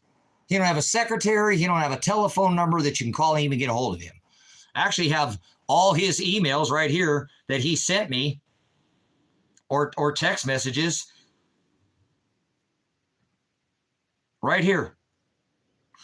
And his text messages are always the same bullshit. Look, this one I said is dumb fuck. What about, he said, what happened to I have plenty of bandwidth and able to go after corruption in the system? I'm not seeing any of that. Do your job, Paul. That's what I'm telling him. Do your job, Paul. Big tyrant piece of shit.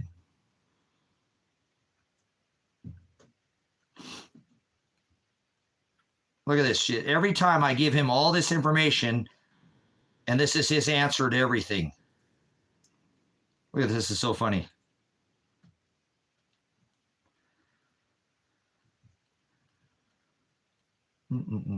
Oh, wait, here. Actually, I don't have this on this phone. I have it on my other phone. It's always the same things with him. Sorry. Sorry, I didn't get a hold of you. Sorry. I have 3 messages from Paul Palmer. They say, sorry, sorry, sorry. Sorry, I didn't get a hold of you. Sorry, I'm in class. Sorry. Never doing the job. It's sorry.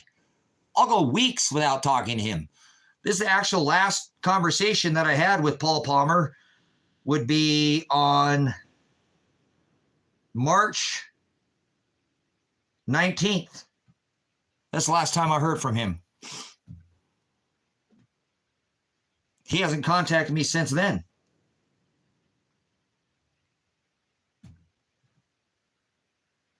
Sorry, Tracy, I'm in Klamath Falls. Sorry, Tracy, I'm in court in Klamath Falls. Bullshit. Call his wife Rosie Palmer. There we go. That's a good one. No, the guy's a jack off, guys. You know, he never does his job. Hello, Tracy. I have been dealing with an urgent family matter in California. My mother-in-law was diagnosed with multiple myeloma, and I'm currently on the road, but I'll make some time to talk to you later this evening if that works. See, once again, sorry. No. Hello, Tracy. Sorry. Hello, Tracy. Sorry. These are the only responses I get from this jack off. He doesn't do shit and is not providing me any legal counsel whatsoever. Zero. The guy should be disbarred and banned if he is acting as an attorney, but there's no way no attorney acts as an attorney and doesn't answer phone calls.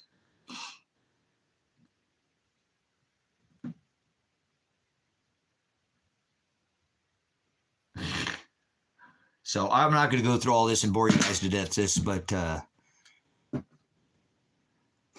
there's no way that this attorney does not have a secretary. There's no way that you call this phone number, and I encourage you to call him right now. Tell him the guy's a jack off. Say, what the fuck's going on with Tracy's case? We're told to file the change of venue months ago. He hadn't done shit. Nothing. Remember, I called Josephine County and said, hey, I need you to go find my son. I think this man's killed my son. And he ain't done shit about that.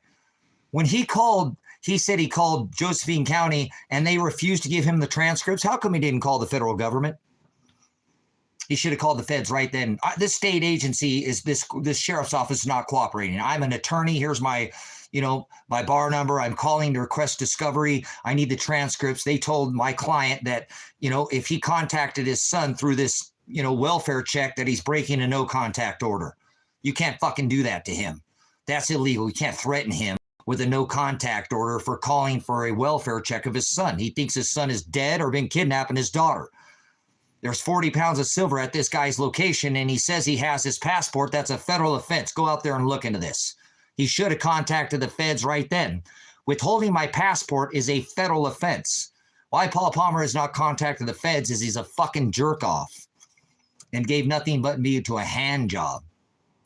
If you haven't paid him too much, you even haven't paid him anything all up front, better to cut your losses and go for another lawyer. Okay, whatever, Jason, this is an appointed attorney, okay?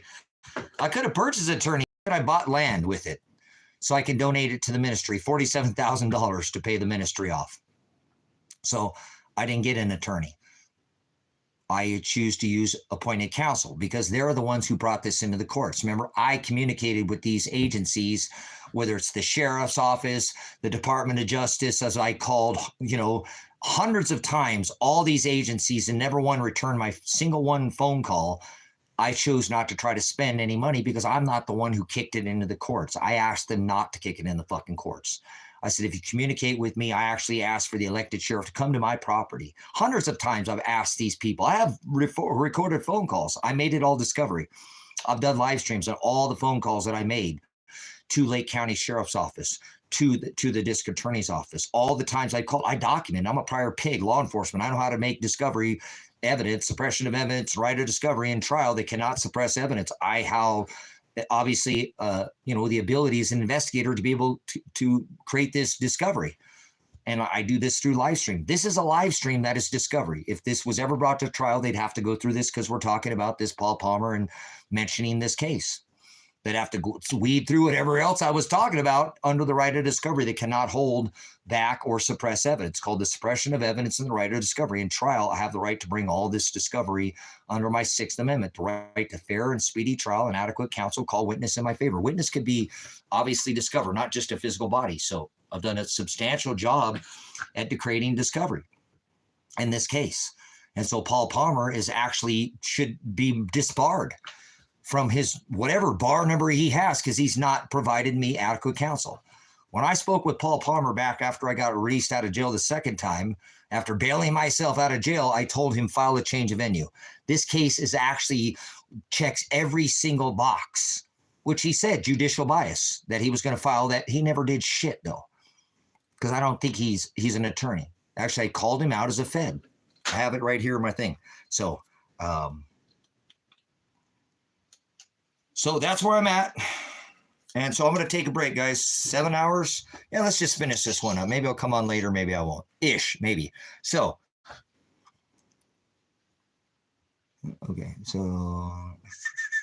okay.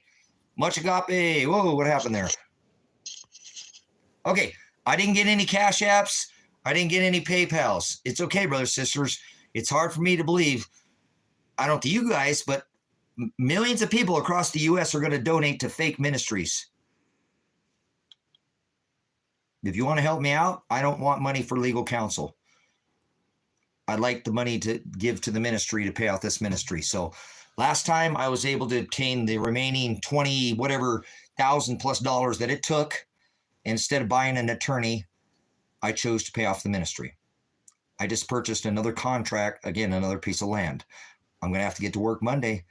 I can't be in here all this time. I just put in a full day's worth of work on this platform, 8 hours. I got to do those same 8 hours working my fingers. Okay? So it is what it is. I don't want your money unless you have abundance. Please don't donate to this ministry unless you actually have an abundance. Last time I said I don't want any small donations because I don't want to hurt anybody. You can help people in your own area with those smaller donations. I need a single donator who has more than enough money to tie to this ministry and wouldn't even hurt him. Well, guess what? I was able to do that on my own. And if I can do that again, I have some assets, so I actually need to get off here. Somebody inquired about a propane tank it's part of the ministry. It's the 500-gallon tank. It's supposed to stay here, but I need to obtain this other ministry, and I'm not going to do it by just sitting here on this live stream. Nobody donated anything, so it's okay. I love you, brothers, sisters. You don't have to donate anything, okay? So this isn't beggars can't be choosers. Fuck off. You're an idiot. Go fuck yourself. You don't have any idea what I'm talking about. You just got in here. You don't know anything about this ministry. So go kick rocks and go pound that until that turns into sand. He said, don't build your house on sinking sand. He's the rock. Move on. You're an idiot. I'm not begging for anything. You want to donate to the ministry. There's a Cash App and a PayPal. It's going to the ministry, not me. The land will be donated just like this one to the ministry. So why don't you think about what the fuck you say before you open up your mouth? You look like an idiot. You don't have any idea what the fuck you're talking about. So you can move along, go somewhere else, and tithe your time to somebody else in here, because this ain't a game to me. I'm a very serious man. I'm very seriously taking on the federal government right now. And you're not doing shit but sitting in here, you know, menacing me and harassing me with your nonsense. So go take your shit somewhere else. Don't need it. What I do need is $15,000. If you can donate anything, I would take a smaller donation. If not, I have the assets. Go look on Facebook. I have a $39,000 property for sale right now. I have a Valkyrie for sale, Honda Valkyrie. I have a flatbed for sale. Okay. I have 27 or 28 items right now on the internet that I'm trying to sell so I don't have to burden anybody in the ministry. So it's there. It'll always be there. It doesn't go away. The Cash App link is in my bio. And I don't think anybody's going to donate, and that's totally okay. I just think it's absolutely hilarious that the millions of dollars today, they're going to be put in these baskets of fake for a bunch of bullshit. Not even real gospel. It's just a bunch of bullshit, peace, Jesus, other gospel, and other Jesus that they're not teaching you the proper thalipsis. They're not giving you this understanding by definition of anything. It's all just a bunch of hogwash. And he says, don't sup with vipers, don't cast your pearls in the mud. So there you go. Tithe your tithe to somebody else then. If you don't like it, you don't have to stay here. That's what I require to be a part of this ministry. It says in the book of Malachi to give me 10% of your earnings. If you can give me 10% of your time, that would be more fitting for me, because you can't print time. And like, you can print this dumbass flag right here with these stupid fucking idiots that are coming in here knowing exactly what to do. Yeah, burn these flags, okay? Israel's an apostate nation that's committing genocide against other nation, and Trump's letting them get away with it. This is bullshit. This Israel that it speaks in the book of in Revelation is not somewhere in the middle of the desert anymore, brothers and sisters. It's all 180 countries. And each one of these countries is where the bride resides. A little bit in every one of these countries. So I rebuke all you people who come in here and try to cause division with your stupid ass flag waving. Burn all these flags. There's no such thing as Jews during World War II. Jews were spiritual Jews 2,600 years ago. You're an idiot. So I rebuke Israel over there in the desert, and anybody who supports this nation that's genociding the people in Palestine. It's fucking stupid. Trying to be locked into maybe 2 football fields, you know, it's ridiculous. It's a thin strip of land and being forced, and you can't even leave out of there. You got the sea on one side, you can't even move. You've been pinned down. And Trump supports all this bullshit, and so do you by fucking supporting this nation, fake Israel during World War II. Those weren't fucking Jews. You're an idiot. You know, Hitler did not get no fake fucking alien technology. That's Tesla technology. Stop it. Stop your idiocracy. I will not allow this on this ministry. And I apologize for the cursing, but there's no Israel in the middle of the desert. That was the Old Testament, not under this New Testament. It's Jews and Gentiles. So fuck Israel. What a nation that should be absolutely, I'm not saying to do anything physical, but they are committing acts of war, genociding other nations. And they get away with it.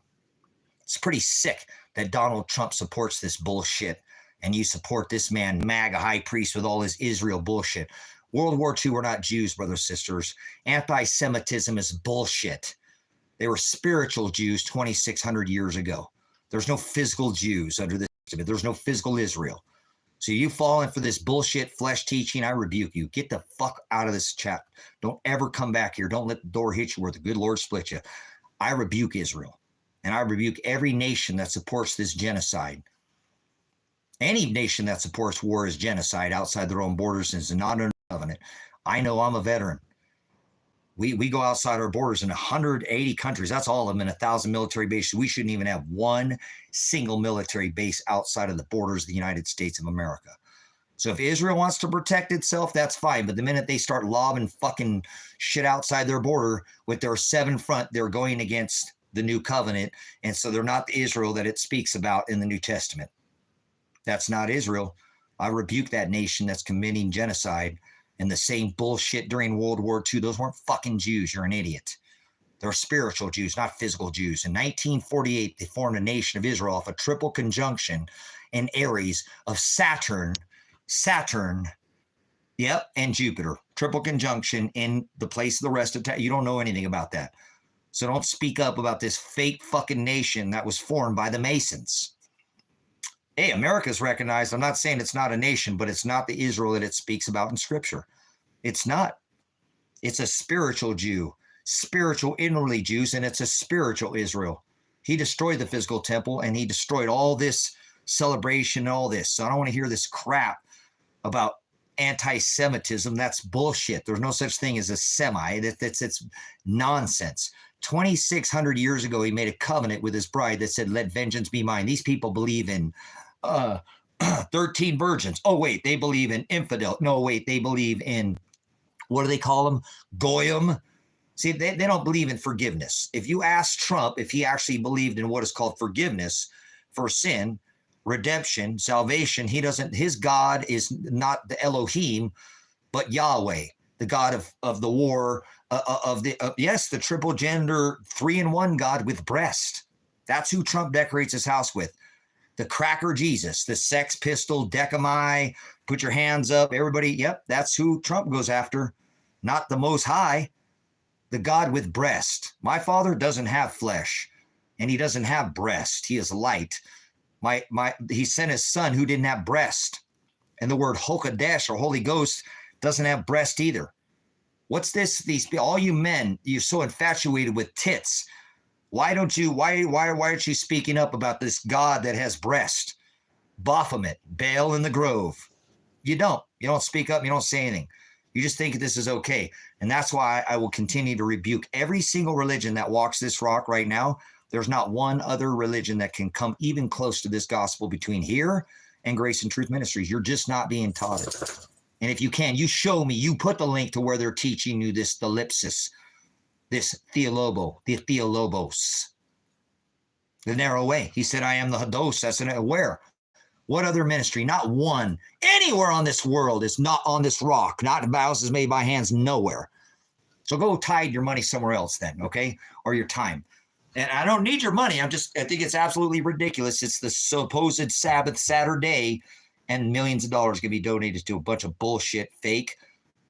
It's rubbish, brothers and sisters. It's garbage. Unless you're being shown to the book of Matthew, Luke, Peter, Paul, all the gospel, you're going after some other, one day Sunday fun day Jesus, where he sits down in a church and he doesn't dwell in a temple made by hands anymore. That's not a thing. He is inside of us, and so is Father. That's why your body's a temple. They're not going to tell you that in church. You're not going to put any money in a basket to support their 501c3. That's not how it works, brothers and sisters. Whether you realize that he said twice, I don't dwell in temples. The most, M-O-S-T, H-I-G-H, the Most High does not dwell in temples or houses made by hands, brothers and sisters. That's what he said twice, and he always declares 2 witnesses, makes this a contract. So your body's a temple. He became the high priest, the severing of the head, eat my body, drink my blood. That's cannibalism. Vampism, drink my blood, eat my body, masse, the same thing. So if I have it right, the Son of God is not equal with the Father, right? No, that's not true. They're hados. He said, before Abraham was, I am. So he is the God of wrath, the God of sacrifice, the God of fuck your sister, be fruitful, be multiplied. Remember that God? Eye for an eye. He sneaks in your house, you can go kill his brother. Tooth for a tooth. You remember that God? Fire, fee, 5 shekels, right, to the king. A sacrifice of a lamb marked at your doorway, your headdress, your address of your post of your doorway, in blood rituals. This is God of Aleph. He is the Hados. He is in the same. He said, before Abraham was, I am. He is blameless, spotless, and sovereign. He cannot sin. That's what Paul said, that inner man. It's the outer flesh that causes us to sin, brothers and sisters. It is the traditions of men. If we were following in the Agape, we would not be doing self-will. We would be doing the will of the Father. That is the word love.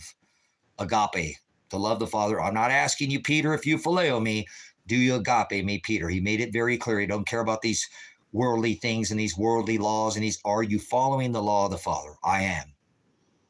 Jehovah means self-existent. Most High, the one who reigns over as the head of the body, We are the body, and he is the head, the high priest. That happened with the Shiloh sign. The scepter shall not depart from Judah. This is known as the sign of Shiloh, the one who holds the inheritance to the church, the high priest. He severed the head of the father. Oh, Father, I've covered their sins. Remember the shekels, we don't do this anymore. And they didn't do this, so I'm covering their sins because they wouldn't do it, and all the friends hated them. They wouldn't go to the Christmas parties. Theolobo, pinched from your hate, from your fat, pushed on one side.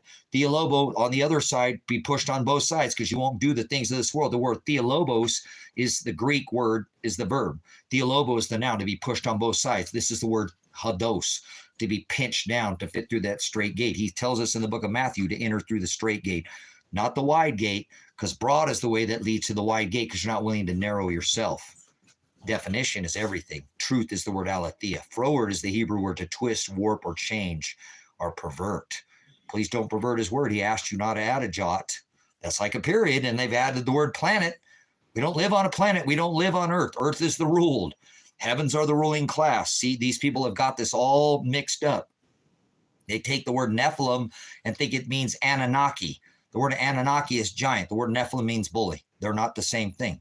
A son of God is not a fallen angel because he's doing the will of the Father. It says in Scripture, your brothers and your sister are your mother, which is your instruction that gives you that's your family. It's going to be who you with after you die, not your nieces, uncles, aunts, if they might follow the word, and that would be your brother or sister in Christ. So you have a father. He said, call no man father, papa, or pope. Hello, Catholicism. Call no man teacher. That is the word prophet. A false prophet is scorpizzo, and he warned of the Antichrist would be coming and mirroring, not some red leotarded kitty Jesus, devil Jesus, this red spandex wearing kitty devil. That's Christ, the Hamashiach, born in the middle of the winter, Satan with horns. Whether you understand what it is that you're going, and this devil over here, I thought this was bad and this was good. These are both evil. This is the serpent, the halo. Anytime you see a halo, that's the crown. Like the scorpizzo, that crown, Anytime you see a serpent or a crown, he said, I come quickly, Revelation 3:11, let no one take your crown. That's the high priest, that's the head. He warned of this. Don't let them sever that head and put you under the law of flesh, because where the wages of sin was death, one. That's what happens when you rip Christ down from that covenant he made with his bride. You put your laws under like the Noahide laws that Trump's going to bring us back under the 7 Noahide laws. That's putting this nation and all nations back, the Sunday law, back under the laws of flesh. We don't celebrate anything. So it's the Sabbath. You weren't supposed to be doing anything today. You're supposed to sit on your ass and not do anything. Just give all glory to Shiloh. That's it. Everything had to be prepared on Friday. There's no question on the day of the Sabbath, but we're not under that tradition anymore. We take up our cross daily in Matthew. We deny ourselves daily, and we do what he did. And we're disciples because we know how to execute the mission. We understand the mission. Love me. If you love me, no weapon formed against you shall prosper. Bam! Grenaded to the face. Tear gassed. I'm still here. No fiery darts will penetrate your armor. Ephesians 6:11, he said twice, put on the whole armor of God. Finally, my brethren, be strong in the Lord by the power of his might. Put on the whole armor of God that you may be able to stand against the wiles of the devil. For we wrestle not against flesh and blood, but against principalities, powers, the rulers of the darkness of this world, spiritual wickedness in high places. Wherefore I say unto you, put on the whole armor of God. Twice, Ephesians 6:11 through 12, he defines what it is. Continue to read the breastplate of armor, the helmet of salvation. Continue to read Ephesians, and you'll see exactly what Paul was telling us. Twice he declared, put on the armor. That's the word, brothers and sisters. Our Father who art in heaven is not above your head. That's the ruling class. How would it be that? That means to edify, lift up, glorify, Hosanna, raise up in the highest. Edify his Shem. Shem is what it said, not name, not Jesus, not Elohim, not Yeshua, not Jehovah, not God. It said Shem. Shem is the authority. I'm not asking you, Peter, if you phileo me. Do you agape me? He said, Peter. Any making any sense? Probably not. Just like America don't make any sense, not even one single penny anymore. I rebuke this nation and everybody who supports it. If you don't stand against this apostate nation, once a constitutional republic, now a corporation, you're not a disciple of Christ. You're not Christ-like. Judge, this shall be judged. I judge with righteous judgment. I'm allowed to judge. I judge everybody. The word is love. Agape. Love thy neighbor like thy love thy enemy, like thy love thyself. If somebody's in the broad way, show them to the narrow way. Don't turn a goat into a sheep. It's not possible. Don't even try. Show them to the narrow way. If they're in the broad way, show them to the narrow way 2 times and then let them be. You can't turn a goat into a sheep. Isn't that believable? Believable. The word to believe is an action word. It's a verb, not a noun. You can't believe in God. You can't believe in Jesus. You can't believe in the devil. You're an idiot. Stop it. Stop trying to use words you don't even know what the hell you're talking. Hell is the word abyss. It doesn't say bottomless pit. It doesn't say lake of fire. It says abyss in the book that I read because the original text has not been changed. That's what he said. Don't add a jot or a tittle or I'll blot your name out of that wedding feast of the lambs, that book, Lamb's Book of Life. By self, they'll send themselves to hell. Self is the Greek word latria or porneia, idolatria, idolatry in English.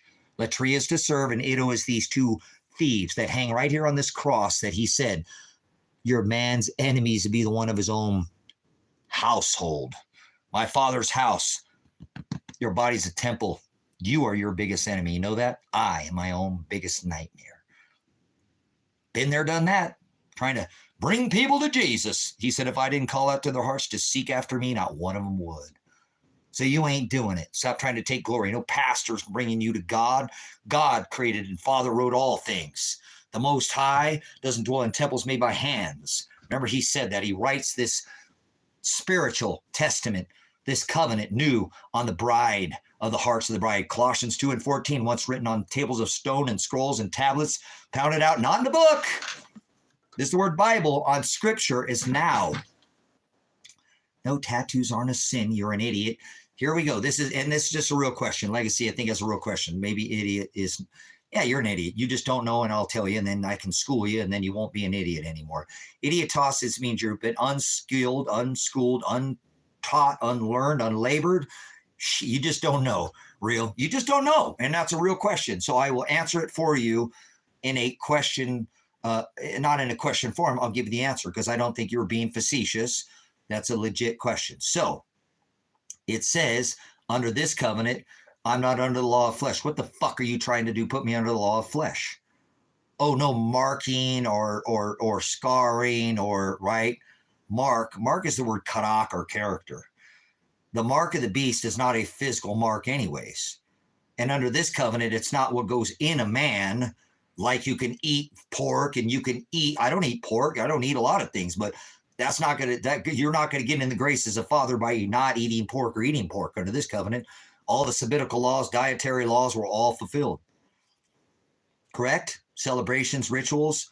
So in this book, it tells us it's not what goes in a man that defiles him. It's my cursing, saying fuck and all these other things that I shouldn't be saying. But hey, pluck you. They used to cut their bird finger or flipping the bird off because that was the string finger that would pull the yew bow back and pluck the yew bow. It was from the yew tree. So you don't know what the word fuck you means. That's not even anything you even probably studied. That's a war term. And we're talking about France and that they would cut their bird or middle finger off and go, ha, ha, ha, you can't use a bow, pluck you, flipping the bird. This is the draw finger of the string to pluck the yew bow. So pluck you. You don't know what the pluck you're talking about.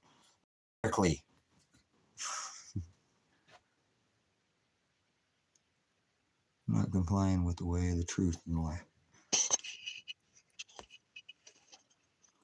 If you have a moment when you know you're being compelled by the Holy Spirit and you don't do it, you're complying with the way, the truth. It doesn't say life, Donald. You've been in here longer than that. And thank you for that wise as a serpent and gentle as a dove image. Awesome. But it doesn't say light. Remember? Stop saying that, Donald. You've been here long enough. I'm going to rebuke you. Life. It says horizo. I am the hados, I am the aletheia, and I am the horizo. It doesn't say life, and it doesn't say light. It says horizo. Remember? Yes, you've been here long enough to know that, Don. Yes, you have.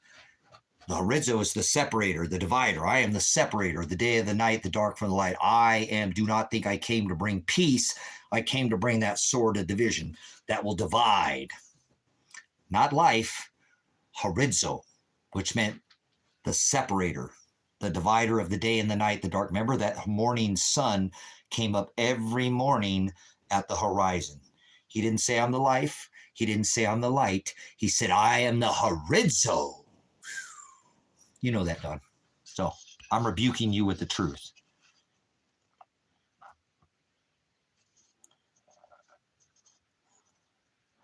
So, describe the character of the beast.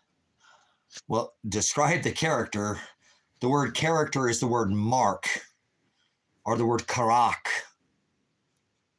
Karak or character. To sin is to be off the mark, causing the sheep to scatter, the scorpizzo. Which beast are we referring to? The neuter gender beast in scripture that's not an actual physical entity, but a neuter gender, it. It says it gave its power, not his. In your text, it says his. You're an idiot. You read text that has been changed. Mine doesn't say his. Mine says its. And I know I can study the Greek. It's not nor their male gender nor feminine gender. It's neuter gender. So which beast are you speaking with? Tori, describe the character of the beast. The United Corporation, the United Nations, NATO, 1,000+ military bases in 180 countries. All those who partake and drink of and fornicate with this nation, the wrath, the cups, the bowls will be poured out, the cup of wrath on the nations who fornicate with her, called her out as a whore, the mother of all idolatry in scripture, the whore that rode the beast. Hello, McFly. Your shoes untied. Don't be so gullible, you butthead. Hello, Bueller. Anyone? Bueller? More than one beast in scripture, brothers and sisters. Many beasts. 666 is the number of what? Let's show you that most of you are very uneducated in scripture. Biblically or scripturally, you don't know what it is the beast is. There's more than one beast. I'll send the sword, the famine, the pestilence, and the beast. That's Walmart. Work camps, Walmart work camps, get into your, it's right here. I already just showed you. They're going to do it to you. How many people honestly, oh, hey, look, there's that Alice symbol over the U.S. again. Gee, how come all the work of this ministry is done on, oh, there it is, April 8th. Oh, we are 2017, 2023. All the work of the ministry right here. You can go right now on the U.S. debt calculator and go check it out. If you need to be schooled, get in your Walmart work camps. I guarantee you 34 or 5 of you guys are going to go into this camp right here. This is you, just so you know. You're going to follow this yellow brick road because you're a straw man. See this straw? This is you. They made a movie about you. It's called The Wizard of Oz. You see this straw? This is you. You're the straw man, and you follow the yellow brick road, and you'll be wondered because the wonderful things he does. Wonders. The age of wonders, of golden wonders. You notice this camp?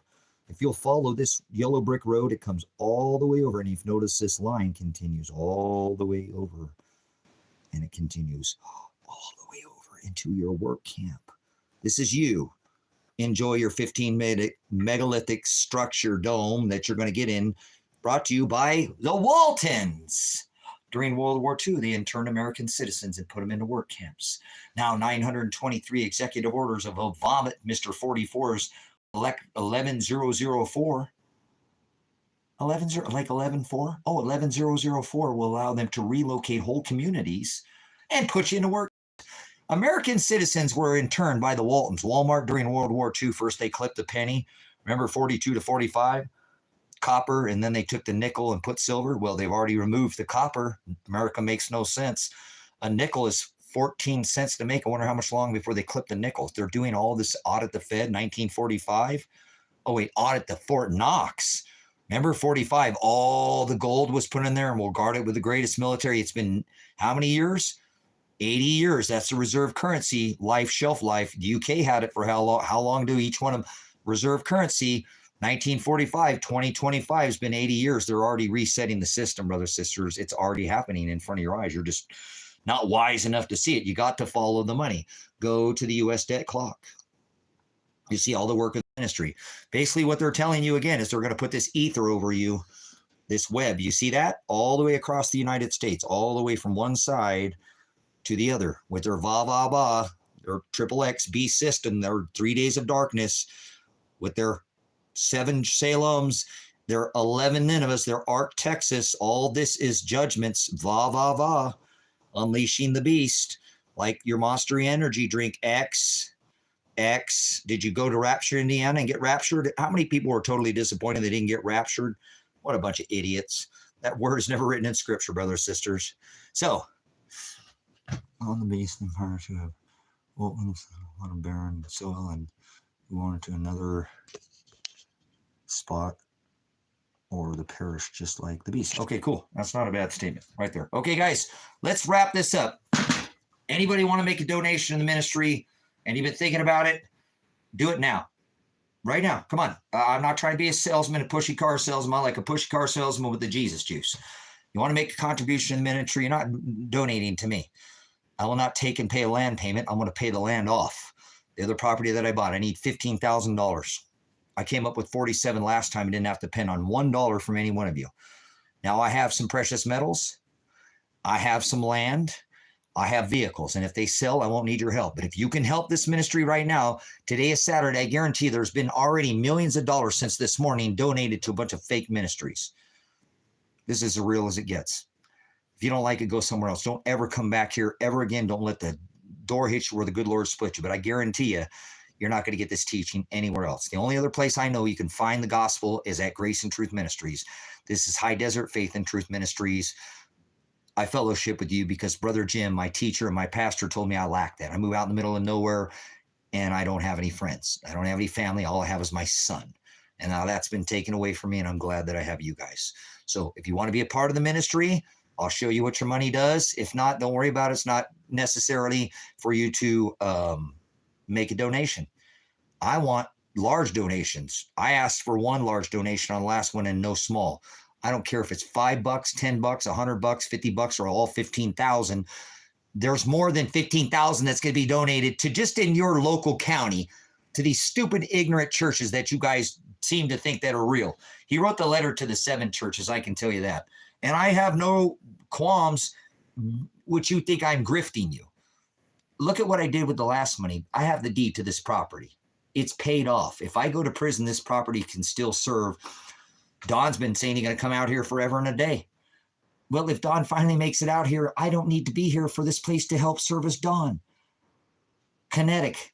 Look at all these people have been saying they're going to come out here for. Maybe they don't come because Father's not ready. But when they're ready to come and Father provides that place, it'll be here for them. That's a beautiful thing. Maybe it's finances. I don't know what it is. It doesn't matter. Don's not here because Father's not ready for him to be. He's talked about coming here for forever. Like Kinetic was going to be here months ago.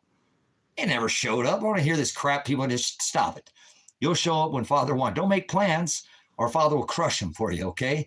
But my point is Don wanted to come out here, and the ministry's paid off now. If I end up going to prison, he can come here and stay here. He knows that already. I've already talked with him on the phone. He's very aware of the situation. So if you want to be able to do the same thing, donate right now. Cash App, PayPal, or Super Chat. Otherwise, no worries. You don't have to donate anything. Go look at my Facebook marketplace, maybe buy something off the marketplace from me. I'll take the money and do it that way. I don't care how it happens, brothers, sisters. I don't feel like I'm begging from anybody or I'm even grifting you. I'm taking the money and putting it towards a ministry where we can install freeze dryers. Probably more than one. I can run off that property. I don't think it's going to, I've looked at the wiring. It's going to have to do some updating, but it should be, a person's razor when you shave your beard. Cool. All right. Well, here it is, brothers and sisters. Here's your opportunity. Don's already tied to this ministry multiple times. So Don is not required to tithe anything. And again, I'm not telling you that you have to. Okay. You don't have to tithe anything to this ministry. You're not going to gain anything by donating. It doesn't put you above anybody. You're right in the same thing as everybody else. Okay. But if you have abundance, somebody left a $50 Super Chat. Appreciate it. That's a lot of money taken, and that's why I have the Cash App and the PayPal. So if you see this restream and you're like, honey, let's do this. Let's sell the car. We already have some money. this guy's right. There's a bunch of ministries that are fake. And this guy has actually given us, I can relate to this, honey. Let's help this soldier out. Let's help this guy out. Let's help him get this ministry, and we'll watch and see what our money does. Is he going to rob us? You tell me. I'm not a thief. I'm not. I've never taken anything from anybody as far as, I've been a thief before. I'm not saying, in my life when I was young and taking things, but everything that's on this property, it's all earned by the sweat of my brow. So I'm not saying I never taken anything from somebody. I'm not saying I never lied or cheated or I've done all those things, but none of this is happening now. That's not part of this ministry. So as a matter of fact, I like to give up every single possession I own and not own anything. That'd be much less of a burden for me. That way I can just travel around the world and shed the gospel off of my heart. I don't need the books to actually talk to you about it. I'm always in a study mode, and I'm going to continue to learn, but I don't need scriptures to continue to teach this lesson. I can do it without the books. He wrote it on my heart. I'd hope that you could recite a few passages. You don't need to know them all, but it's on your heart. Seeking you shall find, asking you shall receive, knock, and I will come sup with you. That is what I'm talking about. It's the gospel. It's on your heart. I really wish that each and every one of you could recite to me Matthew 10, 34 through 39 without even looking in the book. That's the backbone of this ministry, Matthew 10, 34 through 39. And I really wish you could say this without looking again, so you knew what it is that you should be doing to be a disciple, to understand what it is that I think that scripture. What's your favorite verse in scripture? Well, obviously the only way to the Father is through the Son, through this New Testament, but do not think that I came to bring peace. I came to bring a sword of division. So, well, cool. At least try, Justin. You know what I'm saying? Die trying. Don't be a lay down. Like most women, you get them on their back, they're screwed, right? Every woman I've ever gotten on her back, she was screwed. I'm sorry, ladies. It is what it is. But like a turtle, right? They can't even flip over. They've got no kick in them, if you will. Some of them, like, turn over, honey. There's, whatever. I'm not trying to go there, but like a turtle, at least try. It's good to see that you're at least dying. You're a diehard. I'm not going to just lay down like a turtle or get on my back and be screwed. I'm going to kick and turn over. I'm going to keep trying. I might get my teeth kicked out of my head. I'm going to put them back in my mouth, and I'm going to get up on my horse and ride again. Good for you. I mean, seriously, we got to keep going. You have to endure to the end to be saved. So we must go through a lot of long suffering. The lips is tribulation, narrow is the way. That's what it is. So, yeah, there you go. So, brothers, sisters, if you're new to the ministry, you don't have to make a Cash App or a PayPal donation to be a part of the ministry. You can comment in here, or you can sit in here and be quiet. It's amazing how people say, man, I've been watching for years, and I finally have come to make a statement. I want to tell you that I've been watching, and I enjoy the minute. That's so edifying for somebody, because people be quiet in here. They don't say anything for years. That's amazing. That means they're just writing down, and they're actually watching your comments too. So I encourage you guys to, put good comments in here when you have a chance. If you can participate in preparedness or scriptural, that's why I always ask you to put the actual verse. I don't do it that way. Well, that's kind of hypocrisy. Look, you guys are supposed to be the mother helping each other out with the word. That's what we do. Your mother is your instruction. That's your tree of, knowledge, if you will, because it's going to give you, like it says in Timothy, the ability to refine this word with each other. That's what we're here to do. That's what this whole ministry is about. It's about fellowship. It's what I lack. I get off here. I'd never turn the internet on. I never talk to you guys again. That would suck. I've gone 6 months without ever talking to another human being. For 6 full months without talking to an adult. It's quite, alarming that I could have gone that long. But I was in this phase where I just really wanted to separate myself. The world had hurt me. I got robbed again. It just, every time I get up, Father kicks me down. So I didn't want to bring it out on the world, and I chose to separate myself. And 6 months is a long time to go to without. I didn't talk to my son. I didn't talk to anybody. I kept to myself, and for 6 months I didn't do anything but study, and it was a very difficult time in my life. But it is what it is. We're supposed to be set apart anyways, and in prison. And he did that to me for a reason. And I'm glad that he did. It gave me a whole different understanding when I don't have to talk to any human being for 6 months. All I can do is have a personal relationship over and over with my Father. It came to a whole different understanding on what it is that that he did to me. So he continues to beat me. Guys, I don't want any special treatment, but I feel like Father hates me more than anyone else on this rock because he continues to punish me. But I know he beats the people he loves, and it's not hate. He doesn't hate me. He actually loves me. And he does this thing because he does love me, and he's trying to beat whatever it is out of me that I don't seem to understand. I can't wrap my brain around, that I haven't matured myself into Ben 7 to keep beating me, to refine me, so that when he puts me in my final fire, that I don't crack or break. See, it's a refiner's fire. When that final judgment comes, if you have any impurities like clay, if you don't push those out, pushing that out of you, he beats the people he loves, you're going to have an air pocket or some kind of impurity, and that goes into the kiln under the seventh judgment. You're going to crack. It makes everything vain, worthless. You could just throw it away. It was a waste of time. He is shaping you right now, beating you because he loves you. Whether you realize a bird cannot achieve lift without resistance. It takes that theolobo, pushing from both sides, theolobos, okay, to be pinched to that straight gate. So he's pinching you and he's beating you. He's refining you like gold and silver, so that when you put in that seventh judgment, seal, final shofar, ram's horn, the final trump, if you have impurities, brothers, sisters, it's going to be vain. You're going to crack somewhere along, and you're just going to be thrown back into the pile of rubbish. He's creating a masterpiece in you. If you let him beat you and beat the snot, beat the impurities out of you, you will eventually be able to put into a fire without any impurities or any air. Impurities is air. An air pocket would cause it to break. He got to let him beat this out of us, okay? And it's very difficult. Sometimes I feel like, Father, I can't be beat anymore. I mean, I don't know what to do. What do you want me to do, Father? Please, somehow I pray for your will. I don't pray for anything. What is it that I'm doing incorrectly? Yeah, like our 7 shot. It's very similar. It's a similar thing. I don't want to go with the Jacob's ladder and go into too much of this Reikiism, but it's very similar. Obviously, we have from our groin to our top of our head, we have this, understanding. So obviously, you should be careful with this Reikiism, but there is a lot of validity to our body, how it raises itself to where, again, you got to remember, he's the high priest. So be careful with that top of that ladder, if you will, okay? Climbing that spiritual ladder to be 7 is the number of maturity, brothers and sisters. To be 7 is to be completed. He tells us to do the 7 things in Scripture, and this will help us to be mature. So hopefully, that's what I said. Chakras are into idolatry. You got to be careful. Thank you again for pointing that out, Justin. Thank you again. Like Torah reading.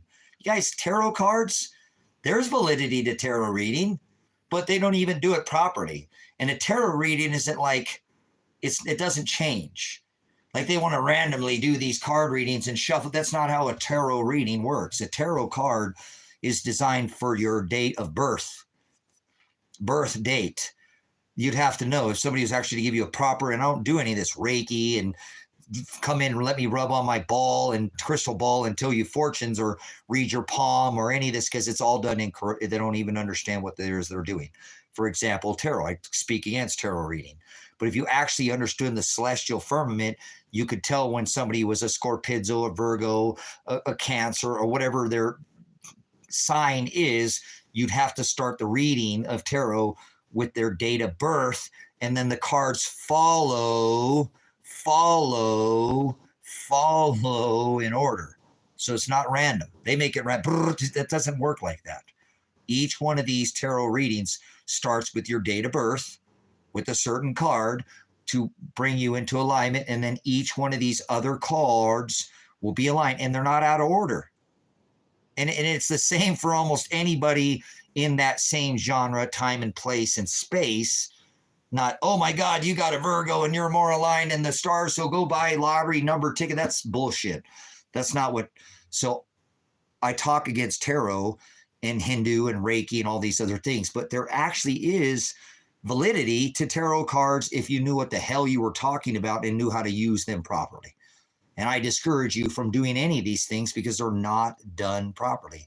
It doesn't even matter. It's not even like it's going to tell you something that you couldn't even find out already through Scripture. These are just a way to take these celestial cycles and take them and take your time born into this slice of Aries, Aquarius, whatever portion you were born in during this celestial wheel will have to do with your birth date, and then each card that follows would be in an order, not out. So all these people who say they do tarot readings are a bunch of idiots. They need, whatever. I'm not trying to be physical. They're idiots. They're Satanists. They don't even know how to tarot read the cards the way that they were originally designed to be read. And these cards are not something random. You don't just pick them randomly. That's not how it works. Once again, you're a Scorpio. So they would know which base card you start with, and then each card in tarot would lead you into whatever your history would be. It doesn't change for the next person in your time. You're all born in this, I would fit the ability of a Scorpizzo. I only feel comfortable in black. Well, there's only other color I can wear is green. Every other color, or maybe a beige or a sand, but I feel like I'm crawling out of my skin. I wear red, I wear white, I don't like it. I'd rather die. I feel like I'm going to die when I wear other colors. I'm not irritated, but I can't stand that color being on my skin. It doesn't work for me. So as a Scorpizzo, the color of the Scorpizzo is black. So I guess I do kind of fit the what it says is that the way I am and the Scorpizzo is the most strongest celestial sign. In all the celestial signs, you're not going to find a more powerful sign than a Scorpizzo. You're looking at one. The Scorpizzo is the false teacher. You've been warned of this celestial sign. And I'm warning you now to discern everything that comes out of my face. Because I mirror and wonder the same wonders that Christ did, as he said. And he warns of people just like me. I can speak the halakha. I can speak the Haggadah. I am more like a Sadducee than a Pharisee. I understand the Old Testament. I understand the New. I can explain to you things that nobody else is going to teach you, just like the serpent. So he warns of people just like me. You better discern everything that comes out of my mouth, because I am trying to mirror Christ, and that's exactly what the Antichrist does. He mirrors Christ, not some leotarded Jesus, kitty devil over here, or this white devil over here with the halo, with the crown. They're both evil. Good and evil is bullshit. Nuh-uh, that's evil and evil. White or red, they're both evil. So as a Scorpizzo, that word is prophet or teacher. That is the one that causes the sheep to scatter, the flock. And he warns about people like that, to use your spiritual discernment, and as I've given you, which has never been said before, your spiritual calculator. A spiritual calculator. So it adds up. He said it must be in the same hados, narrow way. Hados. Not one above another, brothers, sisters. Equal. Not equal rights. Like exclusive, whatever they do that. Like one above another, hados, like hovering over the same. Like two spoons laying in a door. Any ladies like to spoon with her man? I know I like to spoon with a lady if I can find the right lady. I don't think I'm ever going to be married or ever get to even have any intimacy with anybody ever again. And maybe if they even shave in the face, I might attract. I don't want anybody in my life. Actually, I would not want to drag anybody. The crap that I've gone through in the last year, I would never want. Look, my son's daughter was my son's wife was arrested and had to go through all that crap because he's involved. That would mean the same thing with me. If I had a woman in my life right now, she'd have to be going through all this crap. So I'm so thankful that I don't have a partner in my life. So thank you, Father. And I don't think and I don't mean to like overspeak, but I don't think there's even one woman on this rock could even handle me. I'm a lot of dude. I'm a lot of man. I truly am more than most. I can even hardly handle myself sometimes. I really am just not like anybody else. You can't clone me. In 10 or 15 minutes, you'd be hanging around me and go, that's not Pastor Revelation. That's not him. Those aren't the words that come out. You couldn't, let me see your belly button if you're not a clone. Remember Bob said that, right? No, I'm not going to show my belly button, but you know what I'm saying? You couldn't make another one of me. So I don't think a woman can handle me. I don't think she would. How would you go when I go to the store and I'm gone for an hour and a half and I was supposed to come back in 10 minutes and I'm over there sharing the gospel? Honey, I thought you were going to bring home milk for their fettuccine. Oh, I apologize, honey. Got caught up at the store again. Honey, you're going to have to wait in the car. Don't come in there and bitch at me, lady. What the hell, honey? I thought you were going to... Shut up. Get out of my face, woman. I'm sharing the gospel. You're supposed to be doing the same thing. Go share it with somebody else. See, I don't know if I could find another woman that's equally yoked with me, because I don't know of a woman that loves the word more than I don't. And that's okay. And we're not supposed to marry truth to. So I'm not supposed to sup with somebody who's not equally yoked with me. So it's okay. You know what I'm saying? And if I ever do find somebody, it's because Father has prepared this woman for me as I am being prepared for her. We will be an exact match. And so I don't have to worry the rest of my life. I've actually already been married once. I already had a kid. I've already bought land. I've already done everything in this life that I need to do. I actually don't have to do anything to feel a sense of accomplishment. All I need to do is be taking up my cross daily, denying myself as he tells me, and following after him. That's all I have to do. That's all I feel obligated in this life to do. I don't have any commitment to anybody. Kiss off. I will talk to you later-ish. Don't put me on no stupid clock. I will not be put under some, do it now. I'm not going to do that. I will not do that. I'm not that kind of guy. I do things in the time that I have set on. Father has provided for me. As I say, ish. I leave myself a little wiggle room.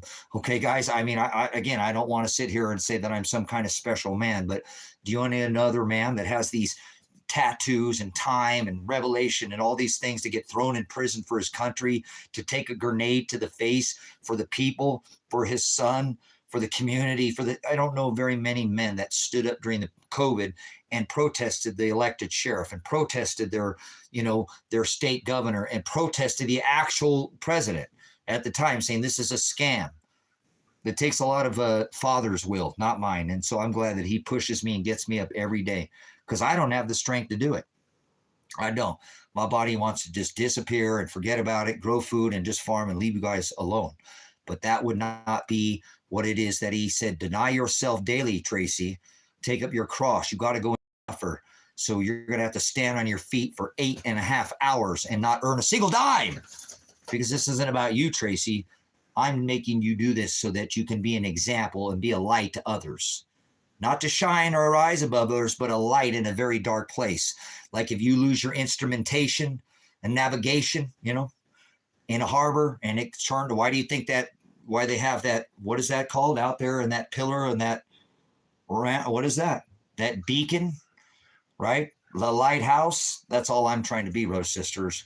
It's just, is the light in a dark place. I don't want any glory. I don't want any edification. I do this because Father is the one who's shining at the top, like the Statue of Liberty. Obviously, I'm not that, but that light is put at the top of my house so that people can use this ministry when they're lost, because I've been lost before in darkness, that they can be shown. You'll know them by their fruit, those who do works in darkness or those who do works in light. Remember, the word broadcast is to sow seeds. I'm trying to show seeds of light, feed this ministry, and that be that beacon of light for people in a dark, dark place that we will live in, so they can have some, hey, this is the direction that we go in. He says the Hados is the way. That's the way we got to go, honey. So if there's this woman out there who's, I don't think so. Actually, I don't think God's preparing anybody for me. I think God's going to make me single. I don't think I'll ever see my son ever again. And I think all I'll have until the day I die is this ministry. There's a good chance nothing will happen in this case, and I'll be thrown in prison for the rest of my life. There's a lot of innocent people in prison, brothers and sisters. A large number of people, whether you realize it or not, take an agreement whether they're guilty or not. So the chances of me ending up in prison are probably better than not. And that's why I'm the time to pay off the ministry, to actually try to obtain this other ministry so that this ministry can provide for the people, even if I'm not here. I don't know if I'll be able to live stream from inside a prison or whatever that would happen, but if I'm not here, this ministry will still be able to provide for the people. There's two kinds of people on this rock, brothers and sisters: service to self and service to others. There's no way you can't tell me that I ain't serving other people. I joined the military at 17 years old. Left my family, said, you're crazy. You guys tell me I'm crazy, I'm out of here. You tell me I can't fix the world and I can't figure everything out and I need to stop worrying about everybody else's problems and fix my own. The hell with you. I'm joining the military. I'm out of here. I'm going to have a voice. I'm going to serve my country. I'm going to serve the Constitution, and I'm not going to let anybody take this voice from me. And Father made me do this. At 17 years old, I was a minor child, tested out, scored one of the highest ASVAB scores, and went straight in and can choose my job. And either as an airline reconstructionist to do reconstruction and air traffic control. I chose to be an investigator as a police officer. People couldn't believe I came to law enforcement, but it was a stepping stone to learn how to investigate and reconstruct. So it was either fly, or reconstruct. And I actually had a child, that I didn't plan on having. I didn't even think I was going to be able to have a child. I've been blessed with my son, and that changed the direction. How come you're still not? And well, things change in our life. Father, we make plans and he knocks us off those plans. So that's where I'm at right now, guys. I appreciate, your understanding in the ministry. And yeah, 8.5 hours is a full day. So let me wrap it up there, and I'll see you guys maybe later. I'm not sure what I'm going to do. I said I haven't even eaten today. I don't know what time it is, and it's okay. I don't need to eat. Gee, it's 5 o'clock in the afternoon. I haven't even eaten anything. So let me get off here, guys, and feed my face, hang out with my animals, go hang out with my kitties a little bit. I feel a sense of accomplishment here. Hopefully you guys were able to glean something. I appreciate that $50 super chat order. That's a lot of me money be taken by YouTube with the YouTube, AdSense takes like 30%. So thank you so much for that tithe earlier. And thank you for everybody for their tithe of time. If you don't have the monetary ability, that's totally okay. It doesn't change anything of you being a part of this ministry. Actually, your conversation, your chat, and your time is much more valuable to me than any monetary gain. So blessings to the ministry, blessings to everybody who is a subscriber, long-term subscriber. Some of you have been in with this ministry for years. And again, if you feel like you need to make a tie to this ministry, I don't need to be online for you to do that. Okay, you can do that at any time. It's not very often that it happens, but every once in a while I've had it in the last couple of years, small donations here or there. It's a blessing, and I try to put that and show you where all your work is going. So I will offer you too, offer to come out here and stay here out at High Desert Faith and Truth Ministries, out at some of the cabins. If you have a tithe or you want to come to the area and you're in the area, please let me give to you an amazing dark sky sanctuary, a view of the out here at the Moonshine Cabins. And I do them as Moonshine Cabin rentals. I haven't rented them out because I need to finish them up. So that's what I'll be doing next week. So I won't probably be doing as many live streams. And if I do, I'll probably just set the camera down and you guys can watch me build a little bit. So we'll go off that. Puppy's at the door. He's got to go. He's got to get out. He's probably used the bathroom. They've been in here for several hours. Let them go outside. I love you, brothers and sisters. Again, hit that thumbs up. That doesn't cost you a dime to do that. That's just, your thumb. Okay. Comments are always welcome after the video. If you're watching the restream, leave a comment on something you saw. I think you're stupid. I think you're ignorant. Why you cuss so much? Whatever. Critique me. Use the word of God to judge me, please, righteously. I know my cursing is not, it's what defiles this ministry, and I apologize. It is what it is. I'm trying, and I'm just doing the best that I can. I'm filthy rags. I'm no better than any one of you because I have an abundance of abyss knowledge. Doesn't make me above you. Okay, I might have had more time to study. That doesn't mean that I'm above you. Okay, so we're all in this together. One race, the human race. Okay, let's act like human beings. Be humility, have some humanity towards each other. Love thy neighbor like thy love thy enemy, like thy love thyself. You can't turn a goat into a sheep. Don't hang out with people who are not in the narrow way, brothers and sisters. He says, do not cast your pearls in the mud before swine.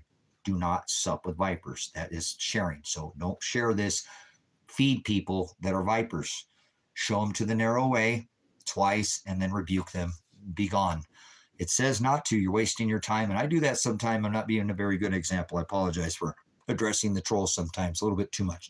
But all right, we'll shut it down at 8 hours and 30 minutes. That's half an hour overtime today, baby. Did I take any breaks? I think I took a little bit of a break, didn't I? All right, it is what it is. One break in 8.5 hours is not too bad. I'll see you guys again on the next High Desert Faith and Truth Ministries live stream.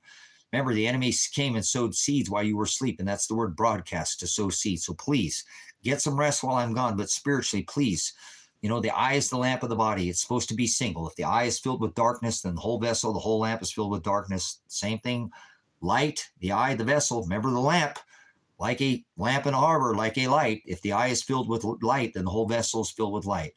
They don't mix. Dark and light do not mix. That's lukewarm, and Father will not have that. That's mixing truth with a lie. Stop adding to scripture, brothers and sisters. He makes it very clear. I am the aletheia, I'm the truth, and the only way you're going to find that is to define the words that are in this book. If I'm not mistaken, I'm 100% certain that this is all created with the word. In the beginning was the word. So if you love Father, you will research his words and you will define what it is that you're speaking, so you don't speak false teachings or scorpizzo and cause the sheep to scatter or the flock. I've done it.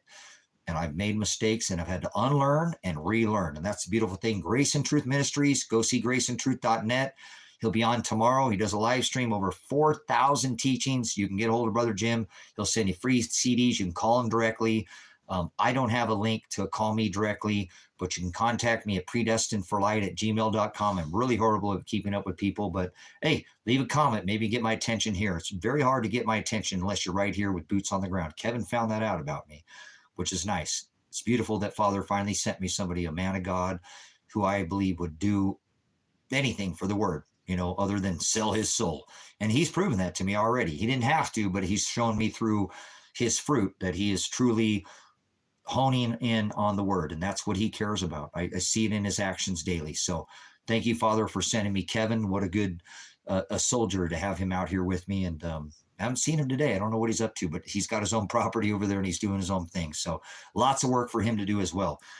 We've got him off grid solar. He's doing really well out here. So I'm really happy again that Father was able to have Kevin purchase the land, because that land money was part of the payment that it took to pay this ministry off. So thank you so much. Kevin is able to obtain a beautiful property right next to the ministry. And it was 40. It didn't need the 40. So now it's 20, but it's 20 beautiful acres out here in the high desert in the dark sky sanctuary, largest in the world, protected from light pollution. So a unique place to have a visual celestial firmament view. And I couldn't see of a better place at this point in time right now for me until I can get out of the U.S. And I'm going to have to do this through obtaining some more property, so I have income when I leave here through the rentals that I can produce off of renting some of these properties out. At least, the ministry be paid off, but people can come out here and do cabin rentals and potentially, like I said, gain some more income. So I have an income when I leave the country. So seeking, asylum, as soon as that's possible, but I have to do this all the legal way. And so again, I appreciate all your comments and your time of the time. You can't get it back. And I appreciate you for giving that to me. And if I've stolen any of it from you, I thank you. If I haven't taken it, I've been known to be a time robber. I take a lot of people's time. I just took 8.5 hours of the day, and hopefully you can glean something from it. So links are in the description. If you want to support this ministry monetarily, hit the thumbs up button. It doesn't cost, and comments are obviously, it's your time that it takes to do that, but leave those after this video, after it's been uploaded. Pastor Revelation, Pastor Apocalypse, welcome to the last book. Welcome to Revelation. Whoa.